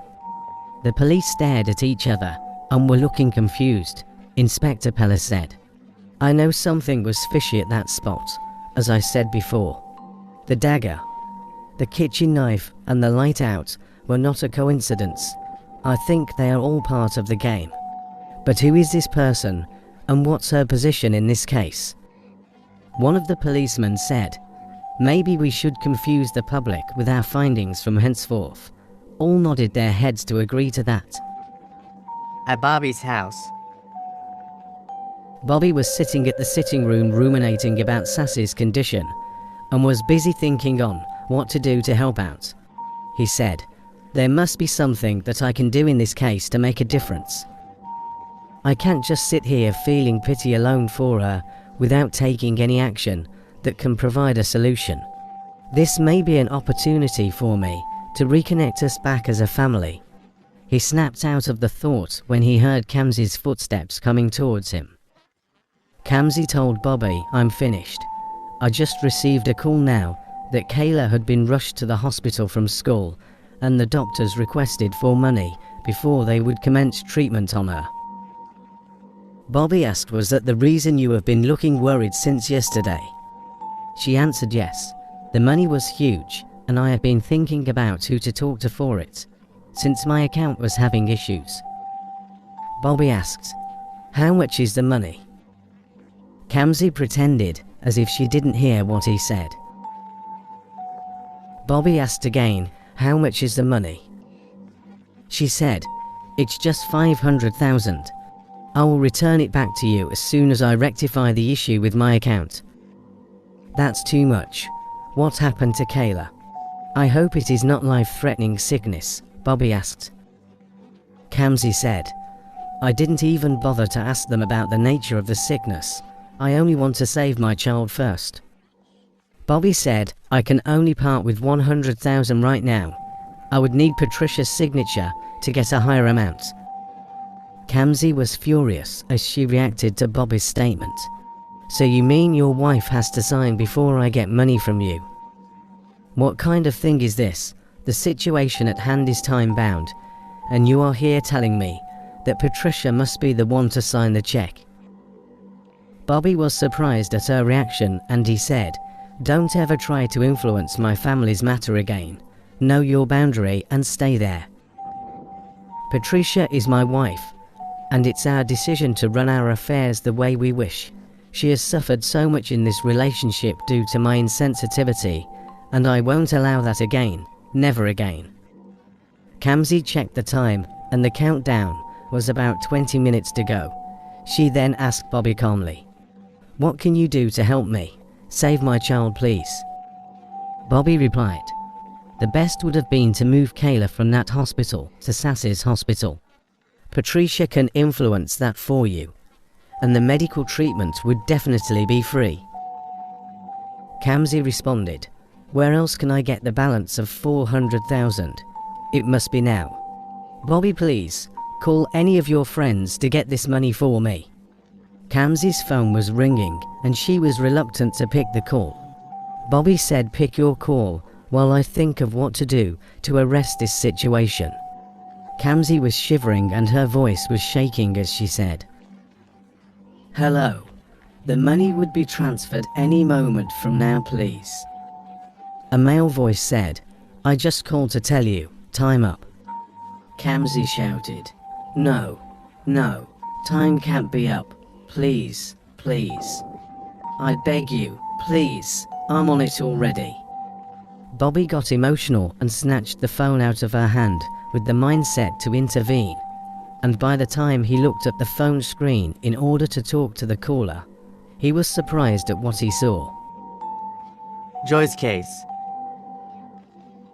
Joy was taken to a very far place, and she was kept in a dark room. Since she got there, no food, no water was given to her, and also no one has spoken to her. She regretted announcing her upcoming wedding event on social media without completing her task first, thinking it was her boss that brought her there, but she was surprised and so afraid when the room door was unlocked, and she heard the voice of her first husband, Tony. Hello, my beautiful estranged wife. It's been a long time. A Yoruba adage said, if a lie has gone for 20 years, the truth will catch up with it in just one day. Tony got angry and called one of his boys to unmask her mouth. As he said, there is a lot I need to hear from her. Where is my child? Tony asked. Joy's voice was shaking as she said there was no child. I wasn't pregnant for you. Tony said, that can't happen. I still have the pregnancy test results and the DNA results that lured me into marrying you. Remember, I never wanted to marry you, but you threatened to blackmail me if I don't. And we did an elaborate wedding ceremony because of my parents' social status, only to get everyone food and embarrassed after 3 weeks into the marriage when you asked for divorce. Me and my parents did everything to appease you, but you decided to drag my family name in the mud. Tony shouted, where is my baby? You parted with a good percentage of my wealth for the sake of the baby. So where is my baby? I need to see my child now.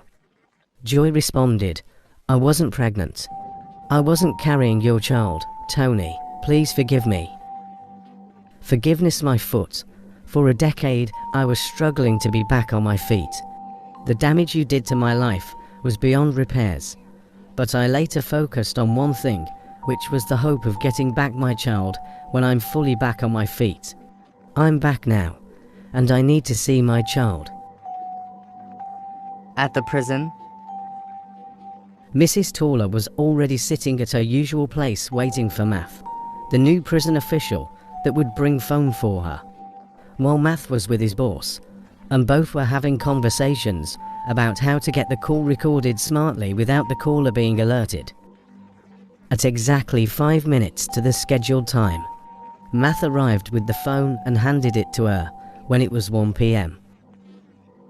The phone rang and the caller started talking as usual, while Mrs. Taller only said, as planned, at the end of the call. The call lasted for 1 hour 10 minutes. Mrs. Taller appreciated Math and reminded him of the next time scheduled. Math and 2 officials reported back to the boss, and one of the other officials said, "We got her recorded fully. We were there before she arrived." At Daniel's office. Daniel's receptionist came into his office with a parcel in his hand and told Daniel, "Sir, the gateman brought this parcel for you." Daniel responded, "Oh, let me have it. I have been expecting it. This is a new project that came in yesterday. I was given every other details except the pictures. So, I requested for pictures to work it, thanks." As he opened the parcel, he flipped through some pictures in it and said, "It seems I know one of them." This face looked familiar, and when he gave it a second look, he said this is Kamzi, Roslyn's roommate, but he wasn't 100% sure. Then, he picked up the file of the project to confirm the name, and he was surprised to see that their path crossed again. Daniel became furious as he remembered what she made him go through, the trauma and agony she caused him. Then he said, as he was staring at the picture, "I've waited for this all my life. It's because of you I decided to get trained as a private investigator by the CIA and FBI. I established a private investigation firm all because of you. The payback time has come, and I would make sure you stay behind bars for good and forever." At Sass's house, Jack was in the kitchen preparing Sass's best meal, while Sassa was sleeping in the room as instructed by Jack. Patricia went to the kitchen to give a helping hand to him. Jack refused vehemently as he told Patricia that it's his tradition to cook for his wife on her birthday. "So please, Ma, allow me to do it all alone." Zara was busy thinking about what Sassa said concerning JJ, and she asked, "What's she talking about?" The news of JJ's demise was everywhere and the police were on the case. The picture of the incident that showed the knife on his chest was even on the air. So what's she talking about? "I won't allow her to spoil my show in any way. I must move to the next in my list today." Patricia knocked at her door and said, "Birthday menu is ready." All of them sat at the dining table waiting for Sassa. Jack said, "Excuse me, let me check on her again."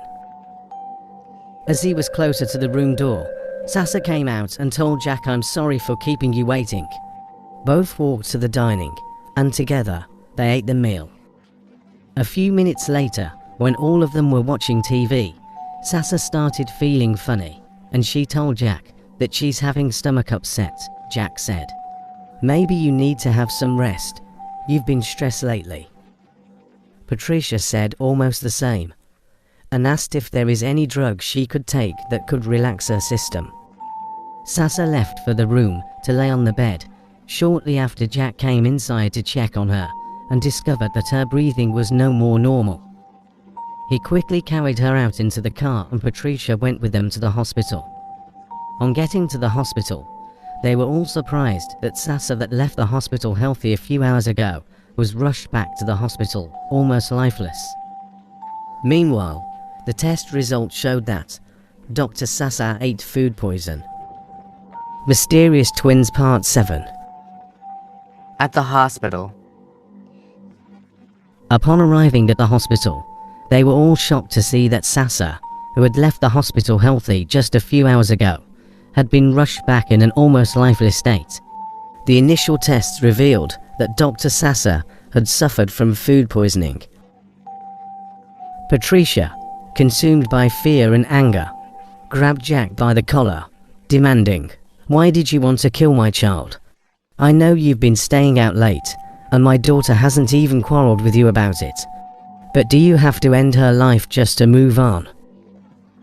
Jack, stunned and at a loss for words, looked at her with tears welling up in his eyes. One of the passing nurses noticed the commotion and intervened, urging Patricia to calm down and not take the law into her own hands. Jack, his voice trembling, pleaded, "Mama, I swear I'm innocent. We all ate the same food I cooked. How could I possibly poison only her meal when she dished out her food herself from the pot that was on the dining table?" Patricia, her voice breaking, responded, "Pray nothing happens to my child, because if it does, I will make sure you rot in jail. That's a promise." The nurse, seeing the tension escalating, guided Patricia to a chair and spoke gently, "Mrs. Patricia, please try to stay calm. We need to focus on Sassie's health right now. Accusations won't help her. Let's wait for more detailed results from the doctors." Jack, still standing there with tears streaming down his face, felt a deep sense of helplessness. He replayed the events of the day in his mind, trying to understand how this could have happened. He knew he had to prove his innocence, not just to Patricia, but for the sake of Sasa and their family. As they waited for further updates, Jack sat in the corner, his mind racing. Patricia, though still angry and suspicious, couldn't help but feel the fear and helplessness wash over her. She watched the doctors and nurses move swiftly, hoping that Sasa would pull through. After what felt like an eternity, the doctor approached them with a serious expression. "We've stabilized her for now, but we need to run more tests to identify the exact toxin. It's crucial to know how she ingested it. We need to ask some questions about the food and anything else she might have come into contact with." Jack nodded, eager to help. "Please, ask me anything. We need to find out what happened." The doctor began to ask about the ingredients and preparation of the meal, where the food was purchased, and if there were any other substances Sasa might have been exposed to. Meanwhile, Patricia sat by Sassie's bedside, holding her hand and praying for her recovery. The tension between her and Jack was palpable, but for now, their focus was on Sassie's health. As the night wore on, the hospital staff continued their efforts, and a sense of tentative hope began to replace the initial panic. Both Patricia and Jack knew that they needed to get to the bottom of this, not only to clear Jack's name, but to ensure that Sasa would be safe and healthy again. At the police station, Inspector Pella was in the midst of a crucial meeting with his team members working on the JJ case. Reviewing the data gathered from the CCTV footage at the hospital, he spoke with determination. "From what we've seen so far, it looks like some insiders, possibly hospital staff, are collaborating with the criminals. We need to plant undercover agents within the hospital." Sergeant Mike nodded in agreement. The 40-second blackout couldn't have happened without inside help.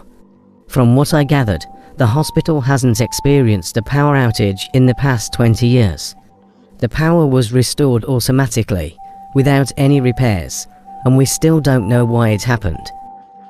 Inspector Pella leaned forward, his eyes narrowing. "How are we even sure that the person in the hoodie, holding the dagger, is the same one who stabbed JJ with a kitchen knife? We need more eyes and ears in that hospital." He turned to Sergeant Daniel. "Daniel, I want you to work with Sergeant Eliza as undercover agents at the hospital. Having two of our people inside will give us a better chance to unravel this mess quickly and bring the culprit to justice." As they were concluding the meeting, a sergeant entered the room, his face serious. "Inspector Pella, you're needed at the reception immediately." Pella quickly made his way to the reception area, where a young man sat, looking anxious. As soon as he saw Pella, he stood up and said, "Inspector, I need to talk to you privately." They moved to a private office, and the young man began to speak, his voice trembling. "My name is Oliver. I've been on the run since JJ's death, but I can't live with this anymore. I'm here to turn myself in and provide whatever information I can to help." Inspector Pella's eyes widened slightly. "All right, Oliver, start from the beginning. What do you know about the stabbing of JJ?" Oliver took a deep breath. "I worked as a janitor at the hospital. The night JJ was stabbed, I noticed some unusual activities. I saw a man in a black hoodie talking to one of the nurses. I couldn't hear everything, but it sounded like they were planning something." Pella's interest was piqued. "Which nurse was it? Can you describe them?" Oliver nodded. "She was tall, with short blonde hair. I'm new at that hospital, so I can't really recognize her." Inspector Pella scribbled down the details. "What else did you see?" Oliver continued.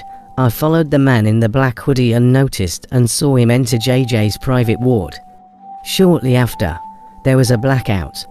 I rushed over, but the lights came back on before I could get there. I saw the man in the hoodie running out of the room. I panicked and hid, and in the morning, JJ had been stabbed with a black kitchen knife on his chest, and it was left there. I knew I should have reported it, but I was scared." Pella leaned back in his chair, processing the information. "Thank you for coming forward, Oliver. This information is invaluable. We will protect you, but I need you to stay here and make a formal statement. This might be the break we need." Oliver nodded, relieved. "I'll do whatever it takes to help. Dr. Sasa is a wonderful person, and she didn't deserve to suffer this kind of loss." Inspector Pella left the room, instructing his team to take Oliver's statement and ensure his protection. He knew they were getting closer to the truth. They needed to identify the nurse and her involvement in the case. He called Sergeant Daniel and Sergeant Eliza. "We have new intel. Your undercover mission at the hospital is more critical than ever. Focus on the nurses, especially the ones with blonde hair, and any other suspicious activities.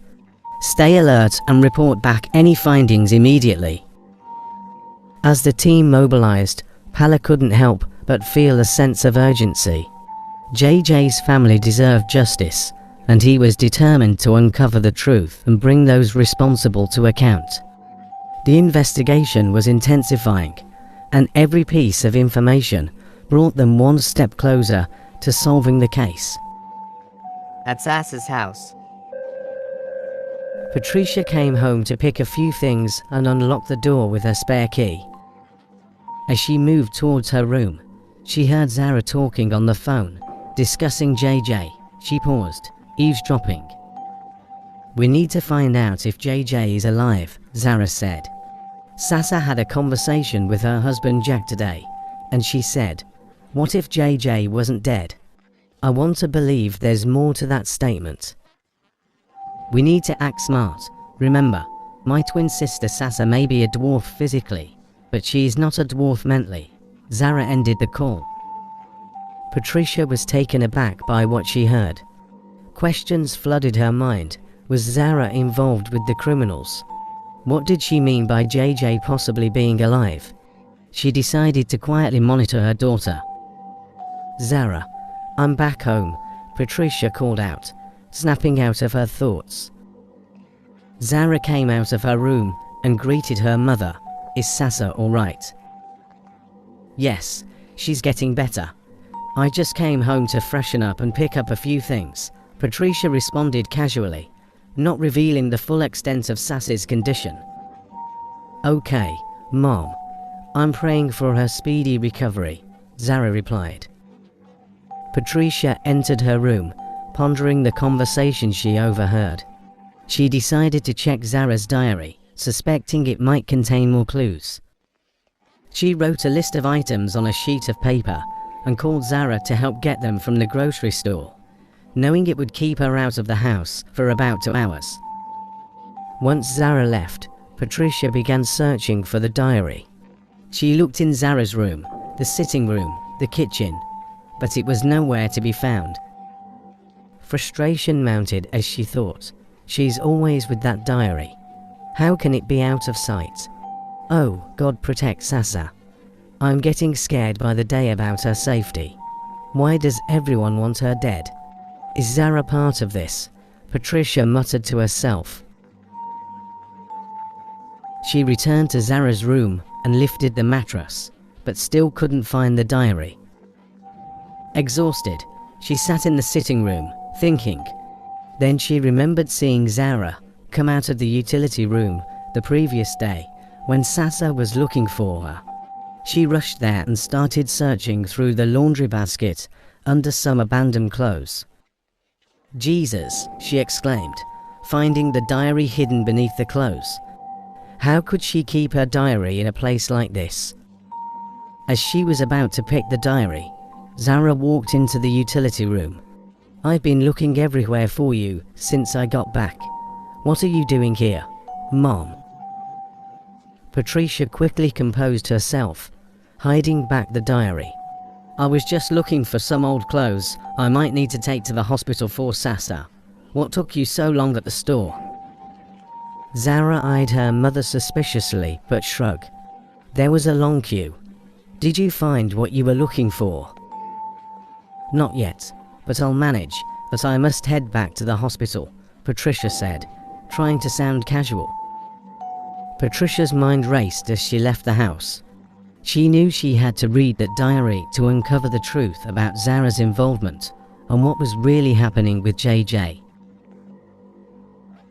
Joy's case. Joy could see the pain in Tony's eyes and knew she was in deep trouble. She fell to her knees, pleading for mercy. I was about to get married to the love of my life when I heard about your stardom, she began, her voice shaking. I watched your interview on TV when you asked about your marital status. Your response got me thinking, and I decided to explore what I could achieve with my physical beauty. Tony's eyes narrowed. And what exactly did I say? You said you were not married, nor engaged, and were seriously searching for a good girl who could help you manage your stardom, Joy continued, tears streaming down her face. I thought, how could you achieve so much without a woman by your side? I decided I must marry you. With the little money I could siphon from my fiancé under the pretext of wedding plans, I started living a fake life to entice you. I lied about arriving from the US, being the CEO of Cayley International Bank, and the contract that brought you to the hotel where we first met. I drugged you to have my way and later lied about being pregnant. Tony's expression darkened. The pregnancy test results, the DNA test results, all fake. Yes, Joy admitted, sobbing. I wasn't in love with you, and you were suspicious of me. So, I opted out of the marriage that early to cover up. I demanded a percentage of your wealth because I come from a low background and wanted to maintain a certain level of affluence. Tony, please forgive me. I was never pregnant. Tony's anger was palpable. I'll give you two options. Get arrested and face charges for damages, or return my money. Joy looked stricken. I don't want to face the law, and I don't have that amount of money to give you. Please, have mercy. Tony's voice was cold. I saw the post about your upcoming wedding on social media. Is that the new victim? You think you can rob Peter to pay Paul? Joy pleaded for 1 month grace to pay up, if she's granted freedom. Tony said, 1 month to return the money. It's not a good deal at all. He left the darkroom, slamming the door behind him. Joy was left in complete darkness, her mind racing. She had no idea where she was, and the isolation was terrifying. She could hear the faint sound of water dripping and the occasional scurrying of rodents. She thought about escaping, but had no idea where she was or how heavily guarded the place might be. Then she said, "I must find a way out. I need to get the money somehow, but my options are limited." Bobby's house. Bobby stared at the phone, his eyes wide with disbelief. "Who is JJ?" he asked, his voice tinged with suspicion. "Why do you have a contact named JJ?" Kamsi's mind raced as she tried to think of a plausible explanation. Before she could respond, she saw Bobby's finger hovering over the call button. She lunged to grab the phone from him, but it was too late. A male voice on the other end answered, "Why are you calling back? You have broken the edge, and the snake must bite." Kamsi quickly cut the call, her hands trembling. She pushed Bobby out of her way, panic evident in her eyes. Bobby staggered, but managed to sit on the couch, his mind reeling. "Kamsi, my sister is a criminal," he muttered to himself. What is she up to this time? Was that name a coincidence or a tag for something? What should I do now? I hope she didn't have a hand in Sass's case. Determined to get to the bottom of things, Bobby decided he needed access to her phone. He walked to her room and knocked gently. "Kamsi, it's me. Open the door." "Go away, Bobby," she shouted from inside. "Just leave me alone. I'll be fine." "Please, let's think of a way out together," Bobby pleaded. "I want to help you. If you hadn't made your wife a signatory to your account, you could have helped me with the money I needed to sort things out. Bobby, just go away and don't talk to me." Bobby continued to plead with her gently. "Kamsi, I'm your brother. Let me help. Please, talk to me." After a long pause, the door creaked open, revealing Kamsi, her eyes red from crying. Bobby placed a comforting hand on her shoulder. "I promise to help however I can," he said softly. "Just tell me what's going on." Kamsi collapsed onto the bed, sobbing uncontrollably. Bobby stood up. "Let me get you a drink," he said, heading to the kitchen. He poured 2 glasses of wine, adding a dosage of the sleeping tablets he had from when he was sick into Kamsi's glass. "I must get my hands on her phone," he thought to himself. "This game is up." Returning to the room, he handed Kamsi her glass.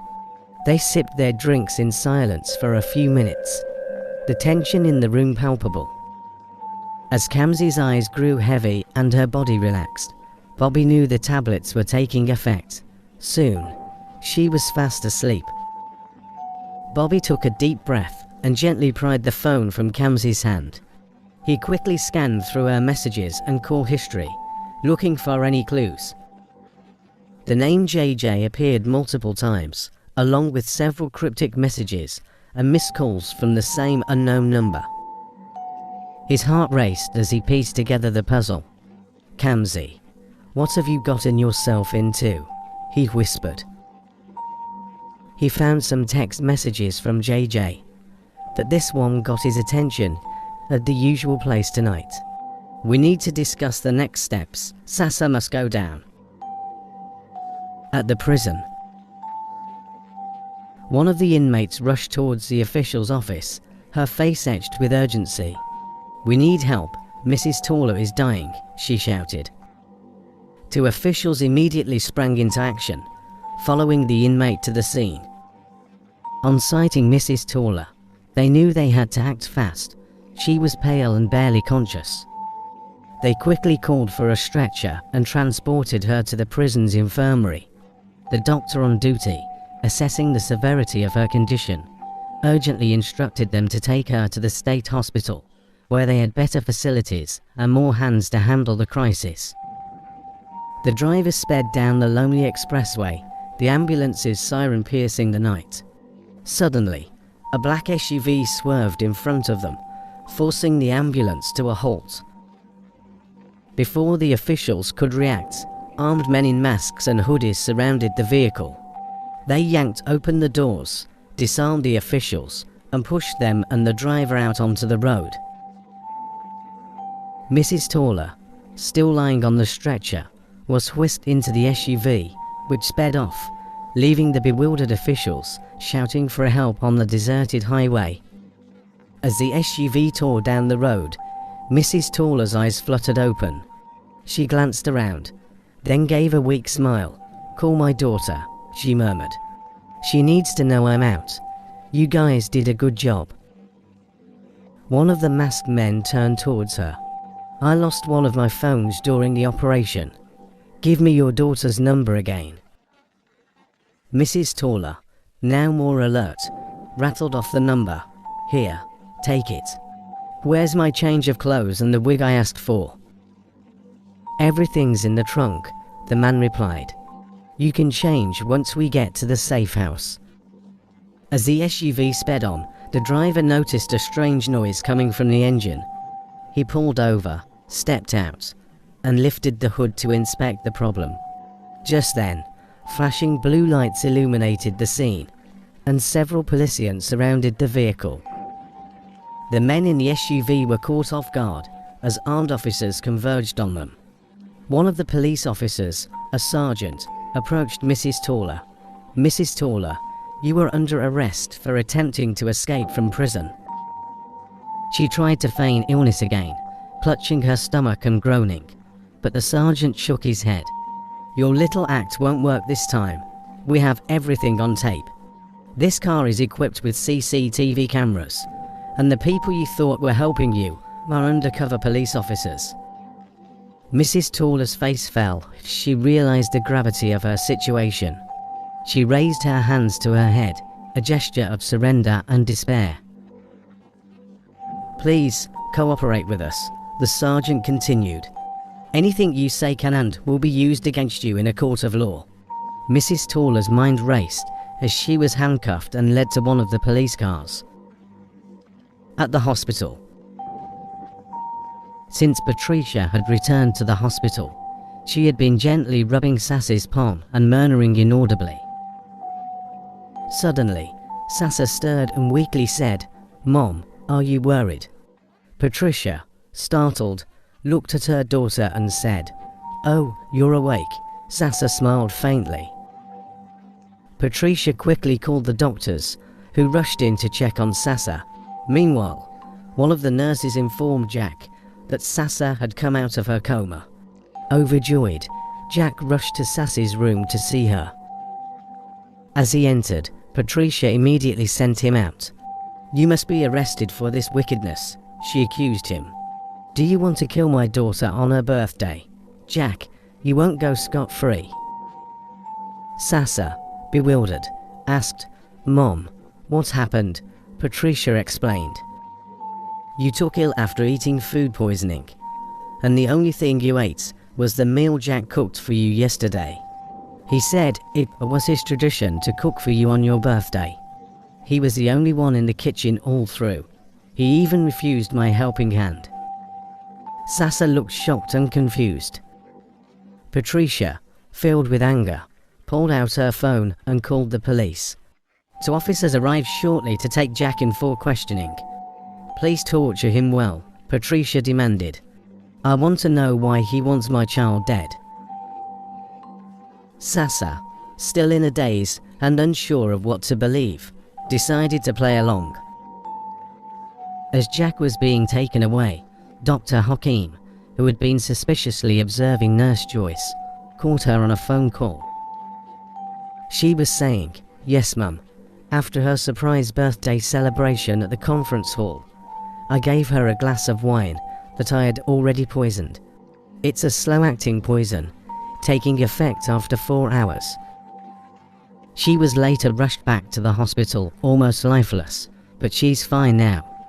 We lost the attack again. I will surely relaunch later." Dr. Hakim quickly recorded part of the conversation and alerted the police. "I didn't start recording on time," he admitted, "but I have enough evidence here." The police swiftly moved in and arrested Nurse Joyce. When the news reached Sassa, she immediately asked her mother, "Mom, please get my husband released. He's innocent." Patricia, realizing her mistake, felt a deep pang of guilt for her quick judgment. Patricia hurried to the police station, where she met Jack, who was visibly distressed but relieved to see her. "Jack, I'm so sorry," Patricia said, her voice trembling. "I judged you wrongly. Please forgive me." Sasa couldn't shake off the nagging feeling that there were still pieces of the puzzle missing. She whispered to herself, why would Nurse Joyce do this? And who was she talking to? At Sasa's house.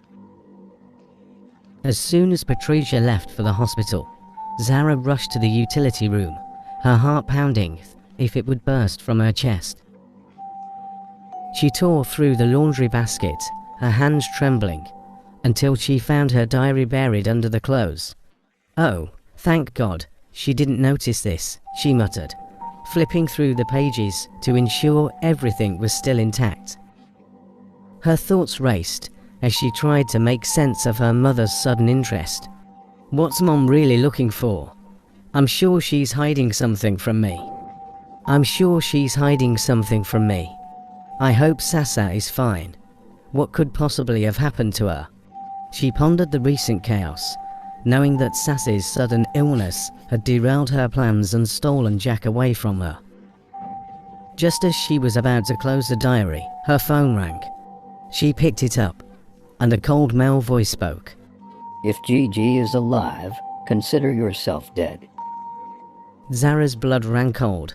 She quickly composed herself and replied, "Sir, I did my part perfectly well, and I was the one who alerted the office about the incident, so they could act on the information. I think we need to interrogate the guys we paid for the operation. My side is tight, sir." The call ended abruptly, leaving Zara with a mix of fear and determination. She held her chest, feeling the weight of her secrets pressing down on her. Taking a deep breath, she opened her diary and began to update it, her hand shaking slightly as she wrote. May 25th. Things are spiraling out of control. Sass's sudden illness complicates everything. Patricia is suspicious, and the boss threatened to kill me. I need to tighten my grip on the situation and make sure no loose ends remain. Jack is still a pawn in this game. At Bobby's house. Kamsi was still fast asleep from the sleeping tablet Bobby had spiked her drink with. Knowing he had limited time, Bobby locked her room from the outside to prevent her from interrupting his plan if she woke up prematurely. He switched on his laptop and quickly transferred all the data from Kamsi's phone to his system. His hands moved swiftly across the keyboard, eyes darting from screen to screen. Once the data transfer was complete, Bobby made a call. "I'll send more data to you. That may be of help," he said tersely before ending the call. He carefully hid the phone and unlocked Kamsi's room. To his surprise, Kamsi was awake, sitting on her bed and writing in her diary. Kamsi looked up, startled. "Why did you lock me in?" she demanded. Bobby forced a calm smile. "I wanted you to have a long sleep. You look stressed." Kamsi's eyes narrowed as she scrutinized him. "I've been looking for my phone. Are you with it?" Bobby's heart skipped a beat. "It's a narrow escape," he murmured to himself. Both of them started searching for the phone, and Bobby stealthily slid it under her blanket. "Here it is," he said, feigning surprise when they found it. Kamsi snatched the phone and checked it quickly. Satisfied, she sighed in relief. Bobby took this moment to press further. "You haven't told me about JJ and what you really need the money for. I called your husband and asked about Kayla. He said she's fine. I was just showing concern." Kamsi's face flushed with anger. "It was a mistake to ask for your help. Why are you trying to know every detail about me? Am I a kid? Why are you so particular about the name JJ? Do you think it's only your grandson who has that name? Bobby, stay out of my business." Bobby remained calm. "I noticed you're in trouble. I can help if you're ready to tell me the whole truth." Kamsi burst into tears. "If you had given me the money on time, I wouldn't be in trouble now. My situation is beyond what you can help with, so leave me alone. As they were talking, Bobby's phone rang. He answered it, and his face grew pale. Your mom, Mrs. Taller, tried to escape from prison, but was arrested by the police. She's in custody, the voice on the other end informed him. Bobby and Kamsi gazed at each other in shock. The room fell silent. Joy's case. Tony's patience was wearing thin. 1 month is too long. Joy, if you don't return my money immediately, I will report you to the police. Desperate, Joy pleaded, just give me my phone. I can make a call and arrange something. Tony eyed her warily, but handed over the phone. Joy immediately dialed Jack, who was at the hospital with his wife, Sasa. Seeing Joy's call, Jack ignored it, focusing on his conversation with Sasa. Jack, pick up your phone, Sasa suggested, sensing his distraction. We can continue a conversation afterward. Reluctantly, Jack stepped out of the room and returned Joy's call. What do you want, Joy? He asked, irritation clear in his voice. I need a favor, Joy said, her voice trembling. I need 350 million naira within 48 hours. Jack was stunned. 350 million. Are you insane? Joy's tone hardened. If you don't give me the money, I'll make our affair public in 72 hours. Jack's mind raced. His life was already complicated with Sass's condition, and now this. I don't have that kind of money, Joy, he replied, his voice low and controlled. Then prepare for the fallout, Joy threatened before ending the call. Tony, who had been listening intently, smirked. Robbing Peter to pay Paul, are we? If you don't want to face the law, get me my money or get me my child. Joy's eyes widened in panic. I'll get you the money. Just give me a little more time. Tony shook his head. Time is something you're running out of, Joy. If you can't pay me back, you'll face the consequences. As Tony walked out of the room, Joy felt a wave of dread wash over her. She had no intention of going to jail, but the deadline seemed impossible. Her mind raced as she tried to think of a way out. At the police station. Inspector Pella leaned back in his chair, a satisfied smile playing on his lips. The recent turn of events had finally started to unravel the tangled web surrounding Dr. Sass's poisoning. He stared at Nurse Joyce, who sat across from him, her face streaked with tears. Joyce sobbed, her shoulders trembling, but she said nothing. Look, Pella continued, leaning forward, the game is over. I can only help you if you tell me the whole truth. Who are you working for, and why did you want Dr. Sassa dead? Joyce's sobs grew louder, but she remained silent. Joyce, I understand you might be scared, Pella said gently, but cooperating with us is your best chance. Trust me, you don't want to go down for something you were coerced into. Joyce finally voiced out, her eyes filled with desperation. I didn't want to get involved, she whispered, but I was afraid of losing my job. Pella nodded, encouraging her to continue. 10 months ago, a man came to the hospital, Joyce explained. He said a doctor wanted to speak to me. I was shocked when I realized it was Dr. Anna on the other end of the call. Pella's eyes narrowed. Dr. Anna. Yes, Joyce confirmed. She said she needed my help as payback for the job she gave me years back. If I failed to carry out the task, she threatened to take away my job and kill me. Who is Dr. Anna? Pella asked, his curiosity piqued. Dr. Anna was a staff member at International Hospital, Joyce replied. She was arrested and jailed alongside Mrs. Taller, Sass's grandmother, for collaborating and giving a fake DNA test to Sass's parents, which led her father to disown her. Pella's eyes widened in surprise. This case is getting more interesting by the minute. The man who brought the phone to me that day is named Martins, Joyce continued. He told me what he wanted me to do, and he would come around at intervals to launch the attacks himself. Before Pella could ask more questions, his phone rang. He held up a finger, signaling Joyce to wait, and stepped out to take the call. Inspector Pella returned to the interrogation room, his face grim. Joyce, we've received some new information. It appears Mrs. Tawler attempted an escape from prison and was caught. Can you tell me more about her connection to Dr. Anna? Joyce wiped her tears. Mrs. Tawler and Dr. Anna were close. They both had a vendetta against Sass's personality at work and home. Her grandmother hated her for her stature. Inspector Pella said, "You would tell me all of it, but that would be when I come back." At the hospital. Sassa was determined to get back to work despite her recent ordeal. Dr. Glory, the medical director who had come to check on her, smiled at her resolve.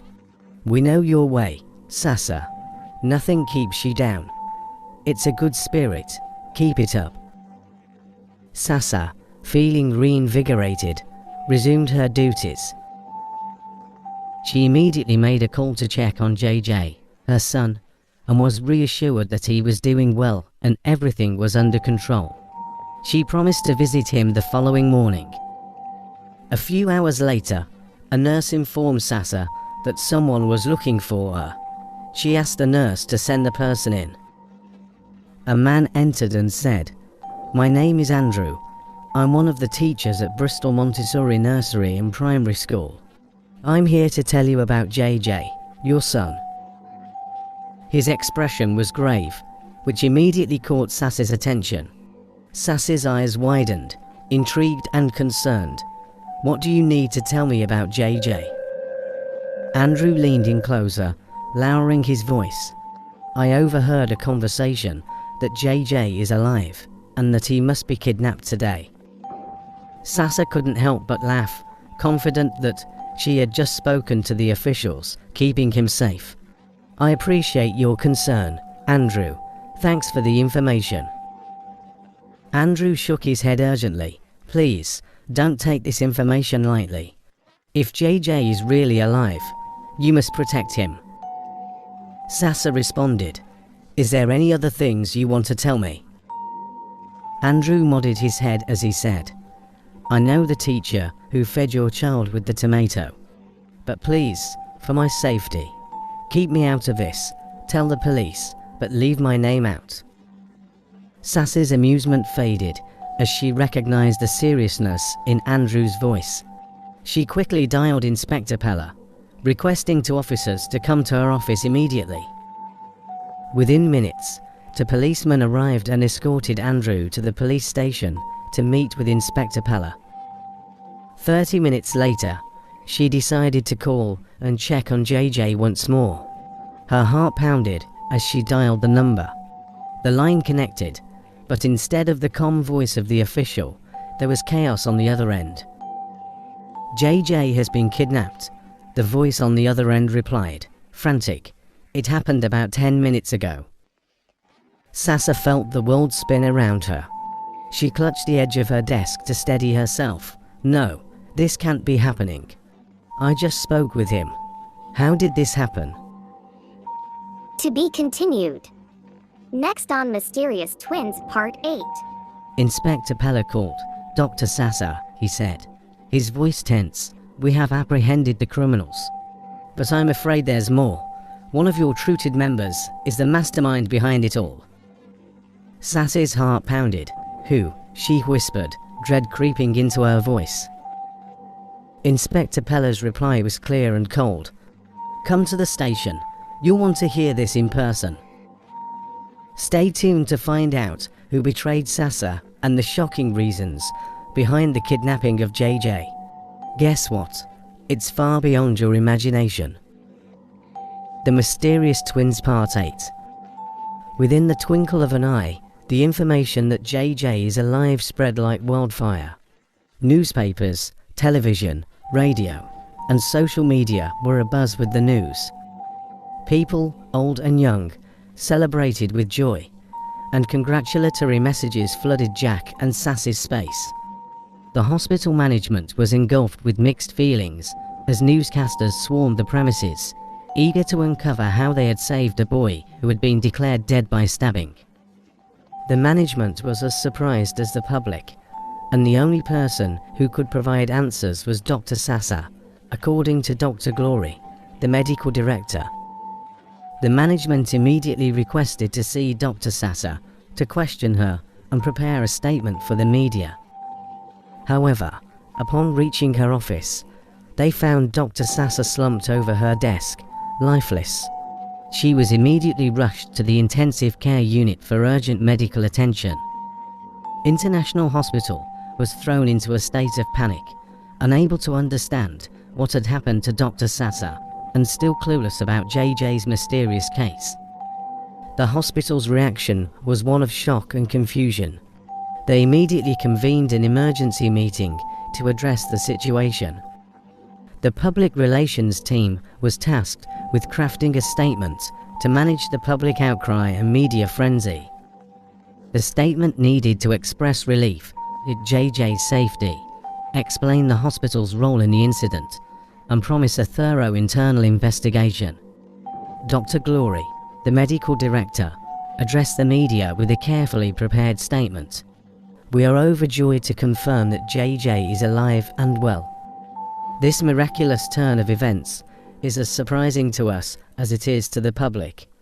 We assure you that an internal investigation is underway to understand the circumstances that surround the situation.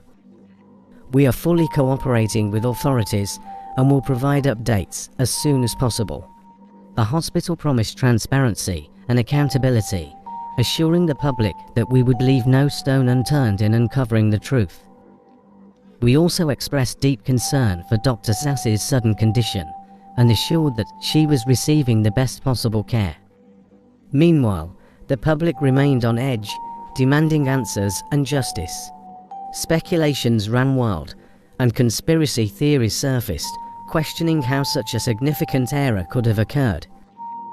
The revelation that only JJ's mother knew he was alive added another layer of complexity to the unfolding drama. Breaking news. Initially, JJ had been declared dead due to a stabbing incident in the hospital, sparking a public uproar and the relentless investigation to find the perpetrator. After months of intensive investigation, it was shockingly discovered that JJ is alive. Only his mother, Dr. Sasa, a doctor in the same hospital, knew the truth. International Hospital, now at the center of a media storm, faced immense pressure to restore public trust and ensure such an incident would never happen again. At Sass's house, Patricia, Jack, and Zara were eating at the dining table when the breaking news flashed across the television screen. JJ is alive. Each of them was lost in their own thoughts. Patricia was stunned and frozen, recalling the conversation she had overheard from Zara.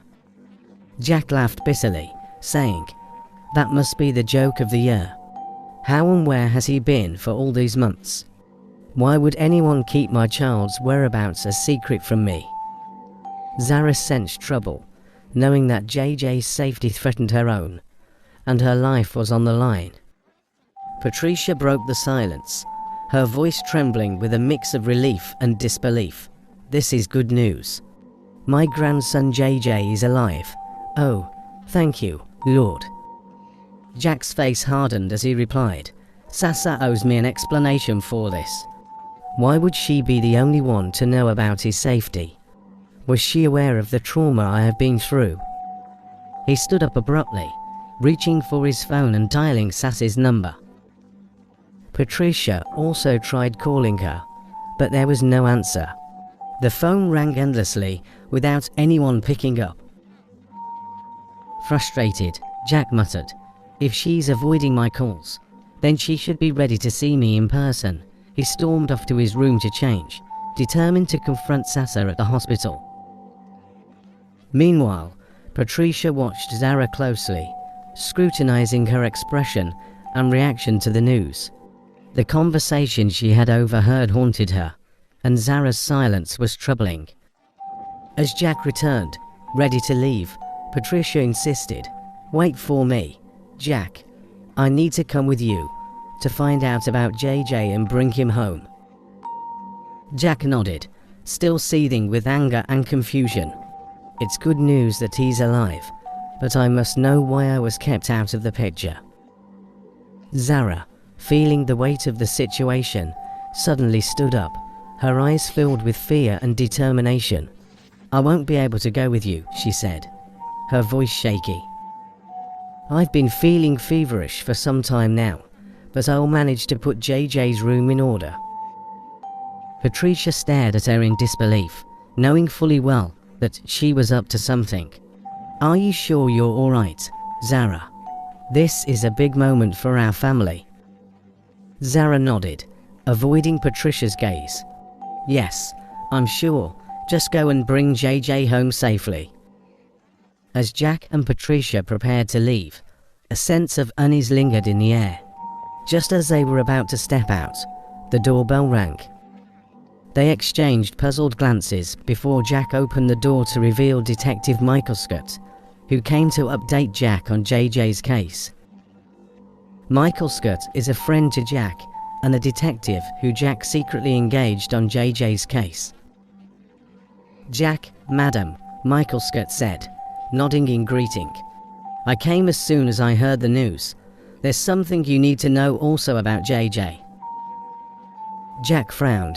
"What is it, detective?" Michael Scott stepped inside, his expression grave.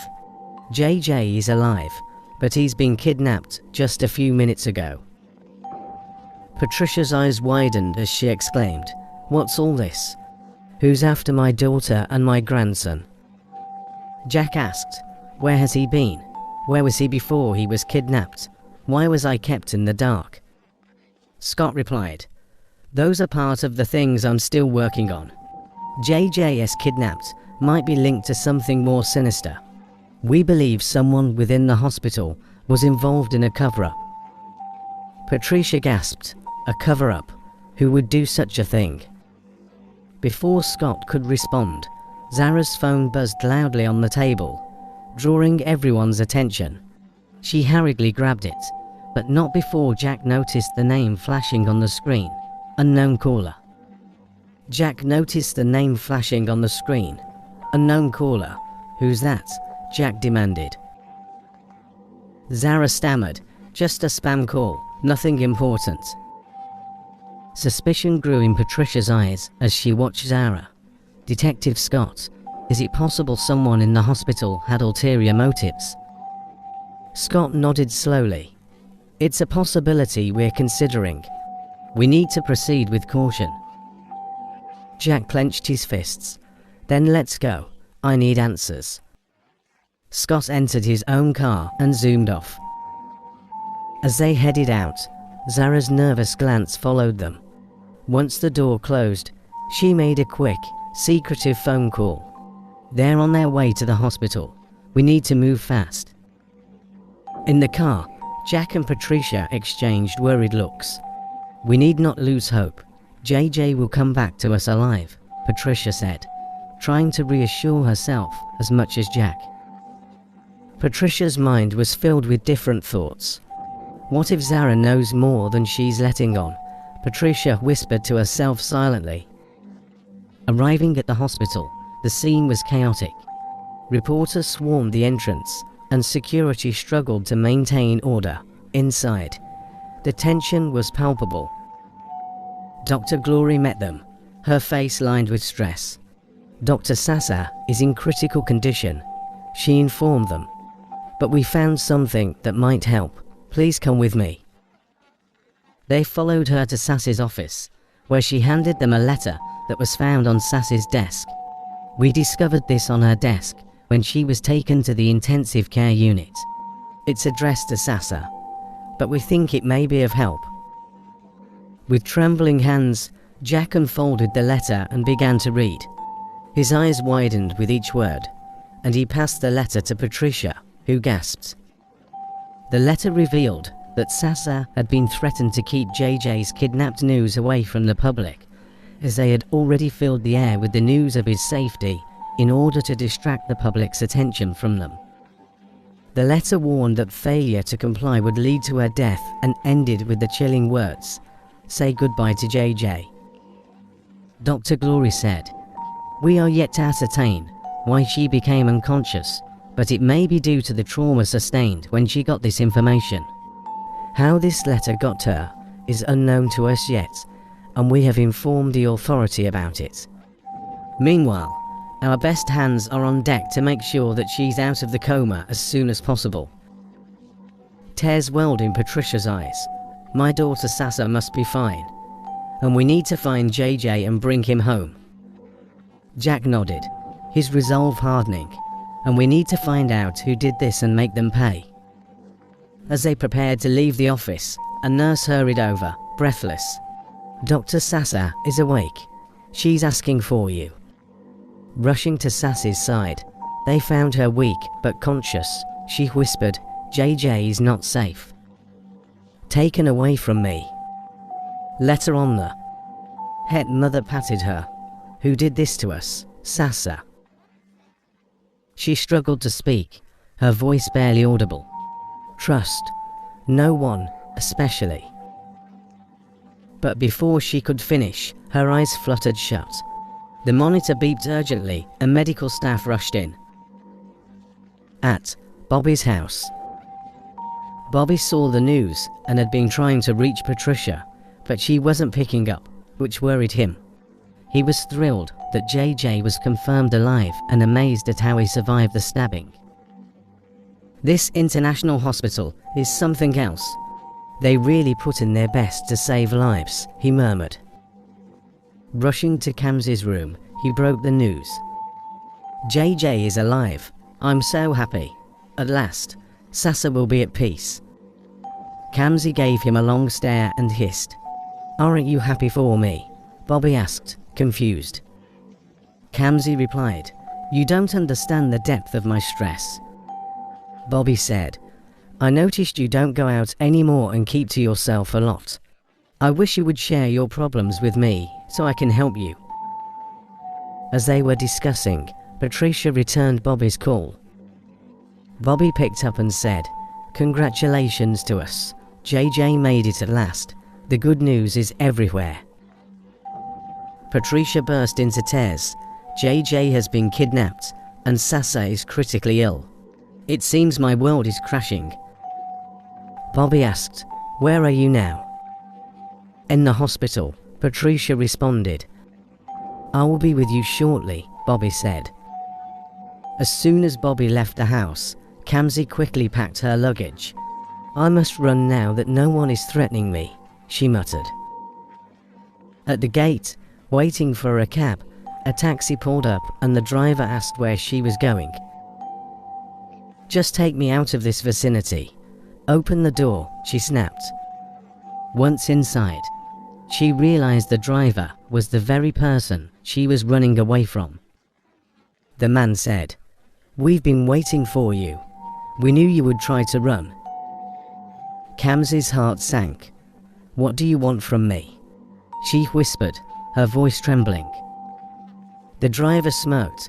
"You know too much, Kamsi. You're coming with us." Kamsi tried to remain calm. "Where are you taking me?" "You'll find out soon enough," the driver replied, his tone menacing. As they drove away, Kamsi felt a mixture of fear and regret. She looked around the car, noticing there were no other passengers. Her heart pounded in her chest as she thought of ways to escape. "Why are you doing this?" "I haven't done anything wrong," she pleaded. "The job I engaged you in wasn't done properly. You didn't deliver as agreed. JJ is alive, and the news of his safety is everywhere." The driver laughed coldly. "You think you can just walk away from everything? We did our work, and the picture of him being stabbed was on air. We don't know about the news circulating now. You refused to pay us as agreed, and we have taken the law into our own hands. Watch out for what we will do with you." Kamsi's mind raced. She had to find a way out. She glanced at her phone, reduced the volume and scrolled to Bobby's name on the contact. "Please, let me explain. I didn't intend to owe you. But if I'm allowed, I can be of help to you." She tried again, hoping to buy some time. The driver looked at her through the rearview mirror, his eyes narrowing. "Help us? And how do you plan to do that?"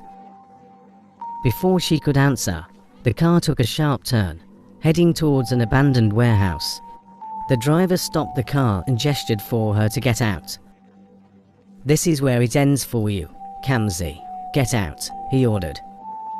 Kamsi stepped out, her legs shaking. She saw two men waiting outside the warehouse. As they approached, she knew she had to act fast.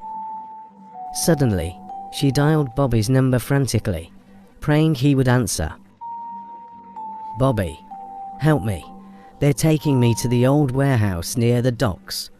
She screamed into the phone before she was tackled to the ground. The men grabbed the phone and smashed it. "You really thought you could get away?" one of them sneered. As they dragged her back towards the warehouse, Kamsi's hope dwindled. But she knew Bobby would come. She had to hold on just a little longer. Inside the warehouse, they tied her to a chair. The leader of the group stepped forward, his face hidden in the shadows. "Kamsi, you've caused us a lot of trouble. Now, it's time to pay." Kamsi's mind was a whirlwind of fear and desperation. She needed to stay strong. "What do you want from me?" she demanded, her voice shaking. The man stepped into the light, revealing a familiar face. "Kamsi, you're going to help us finish what we started." Kamsi's heart raced. "Finish what? Why are you doing this?" she cried. Bobby's turning point. Bobby was racing towards the hospital when he received Kamsi's distressed call. Her voice was cut off abruptly, and when he tried calling back, the number was no longer reachable. Panic surged through him. He quickly decided to divert his route and headed to Daniel's office, the private investigator he had recently hired. As soon as Bobby arrived, Daniel greeted him with urgency. "We've been on it already, Bobby. We saw everything unfold and have been tracking her since we were engaged to investigate her criminal activities. My men are already en route to the warehouse. We will try to bring her back safely." Bobby's relief was palpable, but he was still on edge. "Please, do your best. I need to know who she was working with and why she's involved." While they were still discussing the situation, one of Daniel's operatives burst into the room. "Sir, we've brought in Kamsi and one of the guys from the warehouse. The others managed to escape." Bobby, though worried, knew he had to get to the hospital. "I must be at the hospital. Daniel, please, do your best. I'm counting on you." Daniel turned his attention to Kamsi, who was now seated in an interrogation room, looking visibly shaken. He entered the room with a stern expression, ready to uncover the truth. "Kamsi, it's time for you to start talking. Tell me everything about Sasa and JJ. Your game is up." Kamsi glared at him, trying to regain her composure. "I thought you came to rescue me from the kidnappers. Why are you asking me such questions?" Daniel let out a scornful laugh. A leopard never changes its spots. "I'm Daniel Kenneth, the one from college. You're not just going to tell me about Sasa and JJ.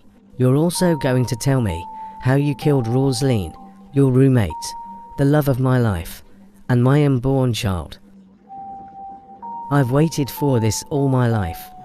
It's because of you I decided to get trained as a detective by the CIA and FBI in the United States of America.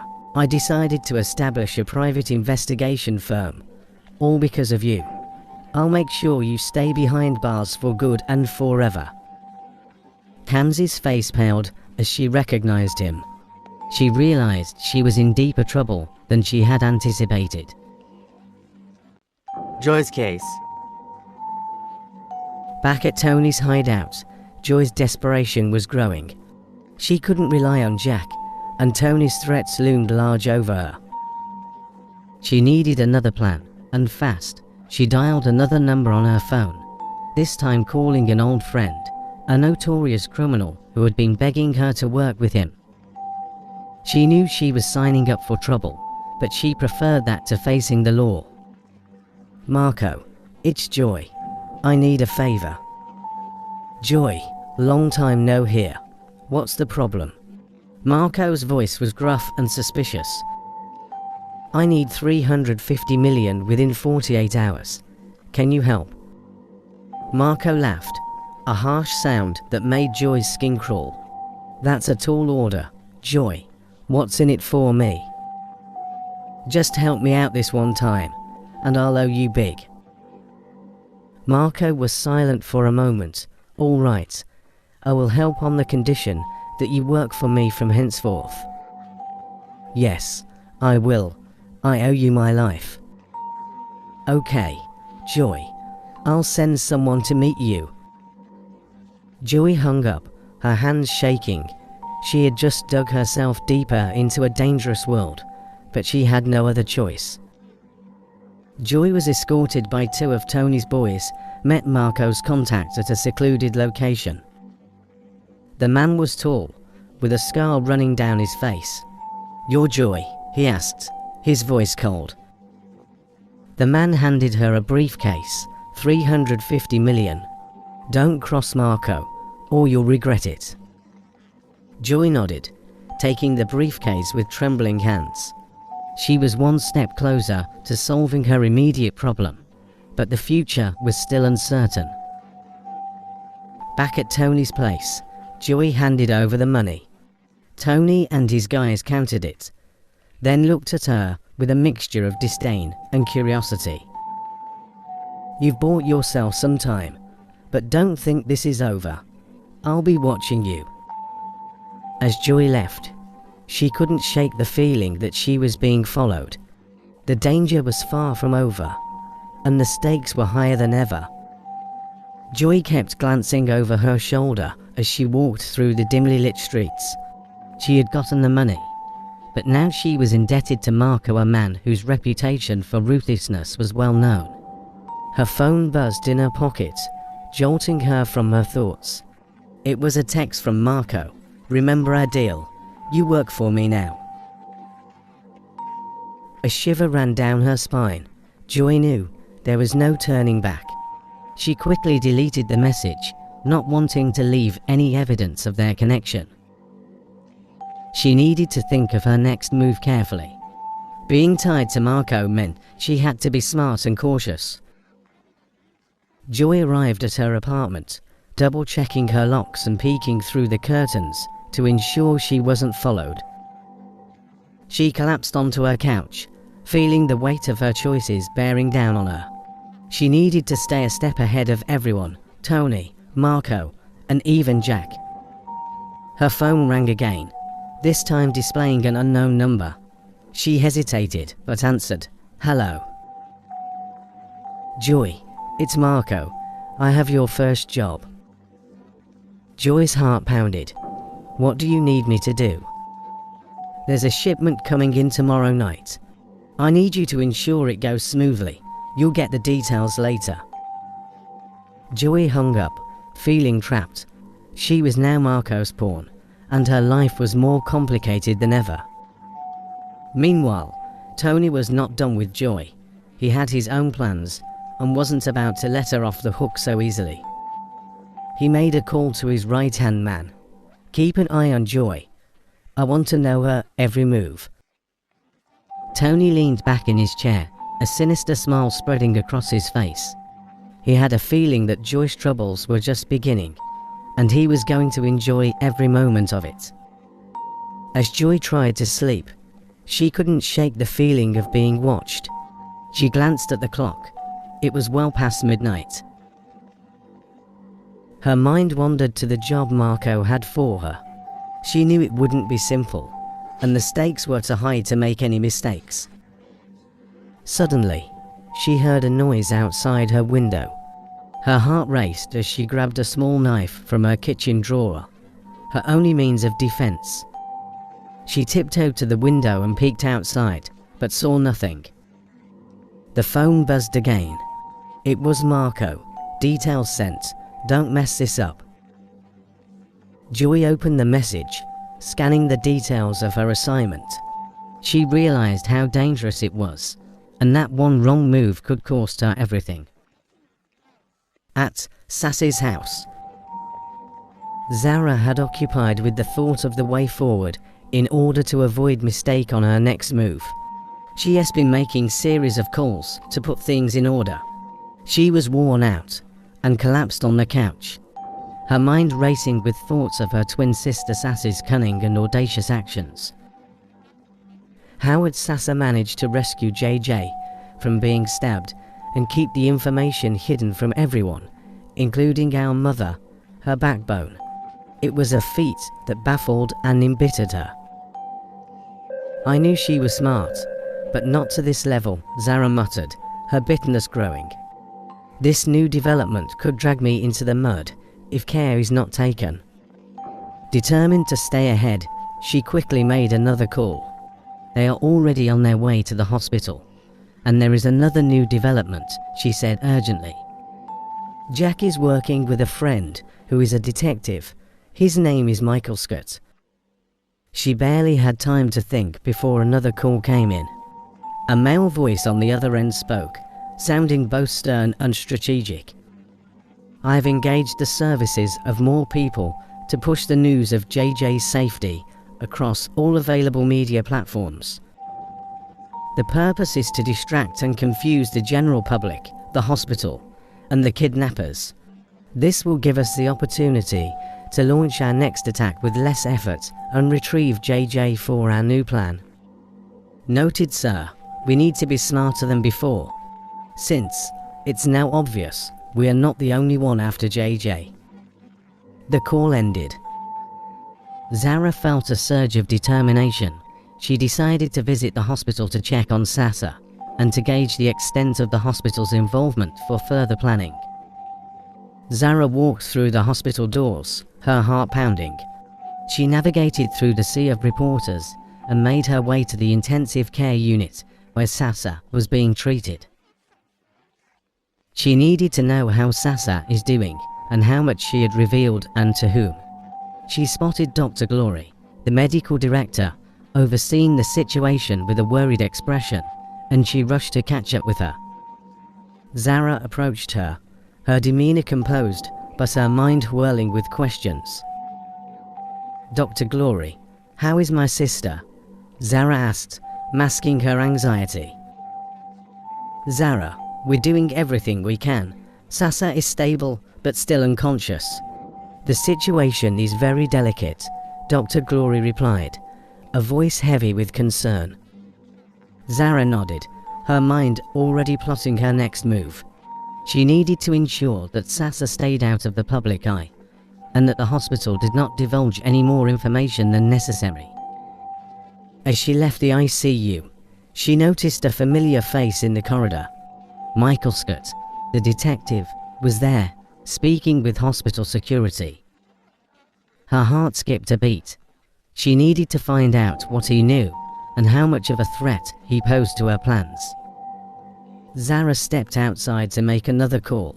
She dialed quickly, her fingers trembling slightly. We need to expedite our plans. Michael Scott, the detective, is already involved and could jeopardize everything, she said into the phone. The male voice on the other end responded, understood. We will proceed with the next phase tonight. Ensure that everything is in place. Zara ended the call and took a deep breath. The stakes were higher than ever. She had to ensure that their plan to retrieve JJ went off without a hitch, and she had to keep Sassa and Michael Scott from uncovering the truth. As Zara re-entered the hospital, she saw Michael Scott approaching her. He had a determined look in his eyes, and she knew she had to act fast. Zara, I need to ask you some questions about your sister and JJ, Scott said, his tone firm. Of course, Detective Scott, but I need to check on my sister first. Can we talk later? Zara replied, trying to buy some time. Michael nodded reluctantly. All right, but don't go too far. I'll be waiting. Zara walked away, her mind racing. She had to stay one step ahead. The game was far from over, and she was determined to come out on top, no matter what it took. At the prison. Inspector Pella sat in the dimly lit conference room, facing the top officials of the prison. The room was heavy with tension, and the officials' faces were a mix of curiosity and disbelief. Inspector Pella cleared his throat, ready to present the shocking information he had gathered. Gentlemen, he began, his voice steady but serious, I've called this meeting to discuss a critical issue. We've uncovered some alarming information about one of your inmates, Dr. Annas. According to reliable sources and recent interrogations, Dr. Annas has been orchestrating criminal activities from within these walls. Gasps and murmurs rippled through the room. The officials exchanged worried glances, clearly taken aback by the revelation. Dr. Annas, Warden Johnson asked, his brow furrowed. But she's a respected doctor. How could she be involved in such activities? Inspector Pella responded, don't forget that she was convicted of the criminal act that brought her here. No matter the angelic nature she displayed here, we should not look away from that fact. Yeah, you are right, sir, Johnson nodded. Inspector Pella nodded, understanding their shock. I understand your surprise. Dr. Annas has maintained a facade of respectability, but our investigations indicate otherwise. She has been using her position and connections to carry out illegal operations, even from inside the prison. The room fell silent as the weight of Inspector Pella's words sank in. The officials were grappling with the idea that a trusted inmate could be so deeply entrenched in criminal behavior. We believe, Inspector Pella continued, that the only way to uncover the full extent of Dr. Anna's operations is to place one of our own inside, undercover. We need a female officer to pose as an inmate and gather evidence from within. This will allow us to monitor her activities closely and catch her red-handed.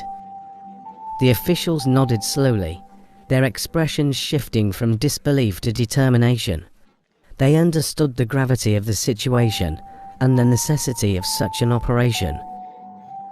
Warden Johnson spoke up, his voice resolute. Inspector Pella, you have our full support. We cannot allow such activities to continue under our watch. We'll do whatever it takes to assist in this investigation. Inspector Pella felt a surge of relief. The cooperation of the prison officials was crucial to the success of the operation. Thank you. In a secure briefing room, Inspector Pella stood with Officer Lisa, a seasoned undercover operative.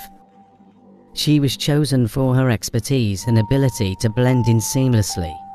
Dressed in plain prison attire, she looked every bit the part of an inmate. Lisa, this is a dangerous mission, Inspector Pella said, looking her in the eyes. Dr. Annas is smart and resourceful. You'll need to be on your guard at all times. Your primary objective is to gain her trust and uncover her criminal network. Gather as much evidence as you can without raising suspicion. Lisa nodded, her expression determined. I understand, sir. I'll do whatever it takes to bring her down. Inspector Pella handed her a small recording device disguised as a necklace. This will be your lifeline. Record everything. And remember, your safety is our top priority. If things get too risky, signal us immediately. Lisa took the necklace and put it on, steeling herself for the task ahead. She knew the risks, but was committed to seeing justice served. Lisa was processed as a new inmate and led to her cell. She quickly adjusted to the prison environment, making an effort to blend in and observe her surroundings. It wasn't long before she encountered Dr. Annas, new here. Dr. Annas asked, her eyes sharp and inquisitive. Yeah, Lisa replied, trying to sound nonchalant. Just got in, name's Sarah. Dr. Annas nodded, seemingly uninterested, but Lisa could sense the doctor's calculating nature. She knew she had to play her cards right to gain Hannah's trust. At Sass's house. Jack raced back home from the hospital to freshen up and pick something for Patricia. Unlocking the door, he headed straight to his room. As he sat down, to his astonishment, Zara emerged from his bathroom. You must be very tired and drained emotionally, Zara said with a sly smile. I understand your situation and want you to be fully refreshed before you go back to your sick wife at the hospital. Jack was stunned. How did you get in here? My room door was locked. How did you even know I was coming home? Zara laughed. My ears are everywhere, Jack.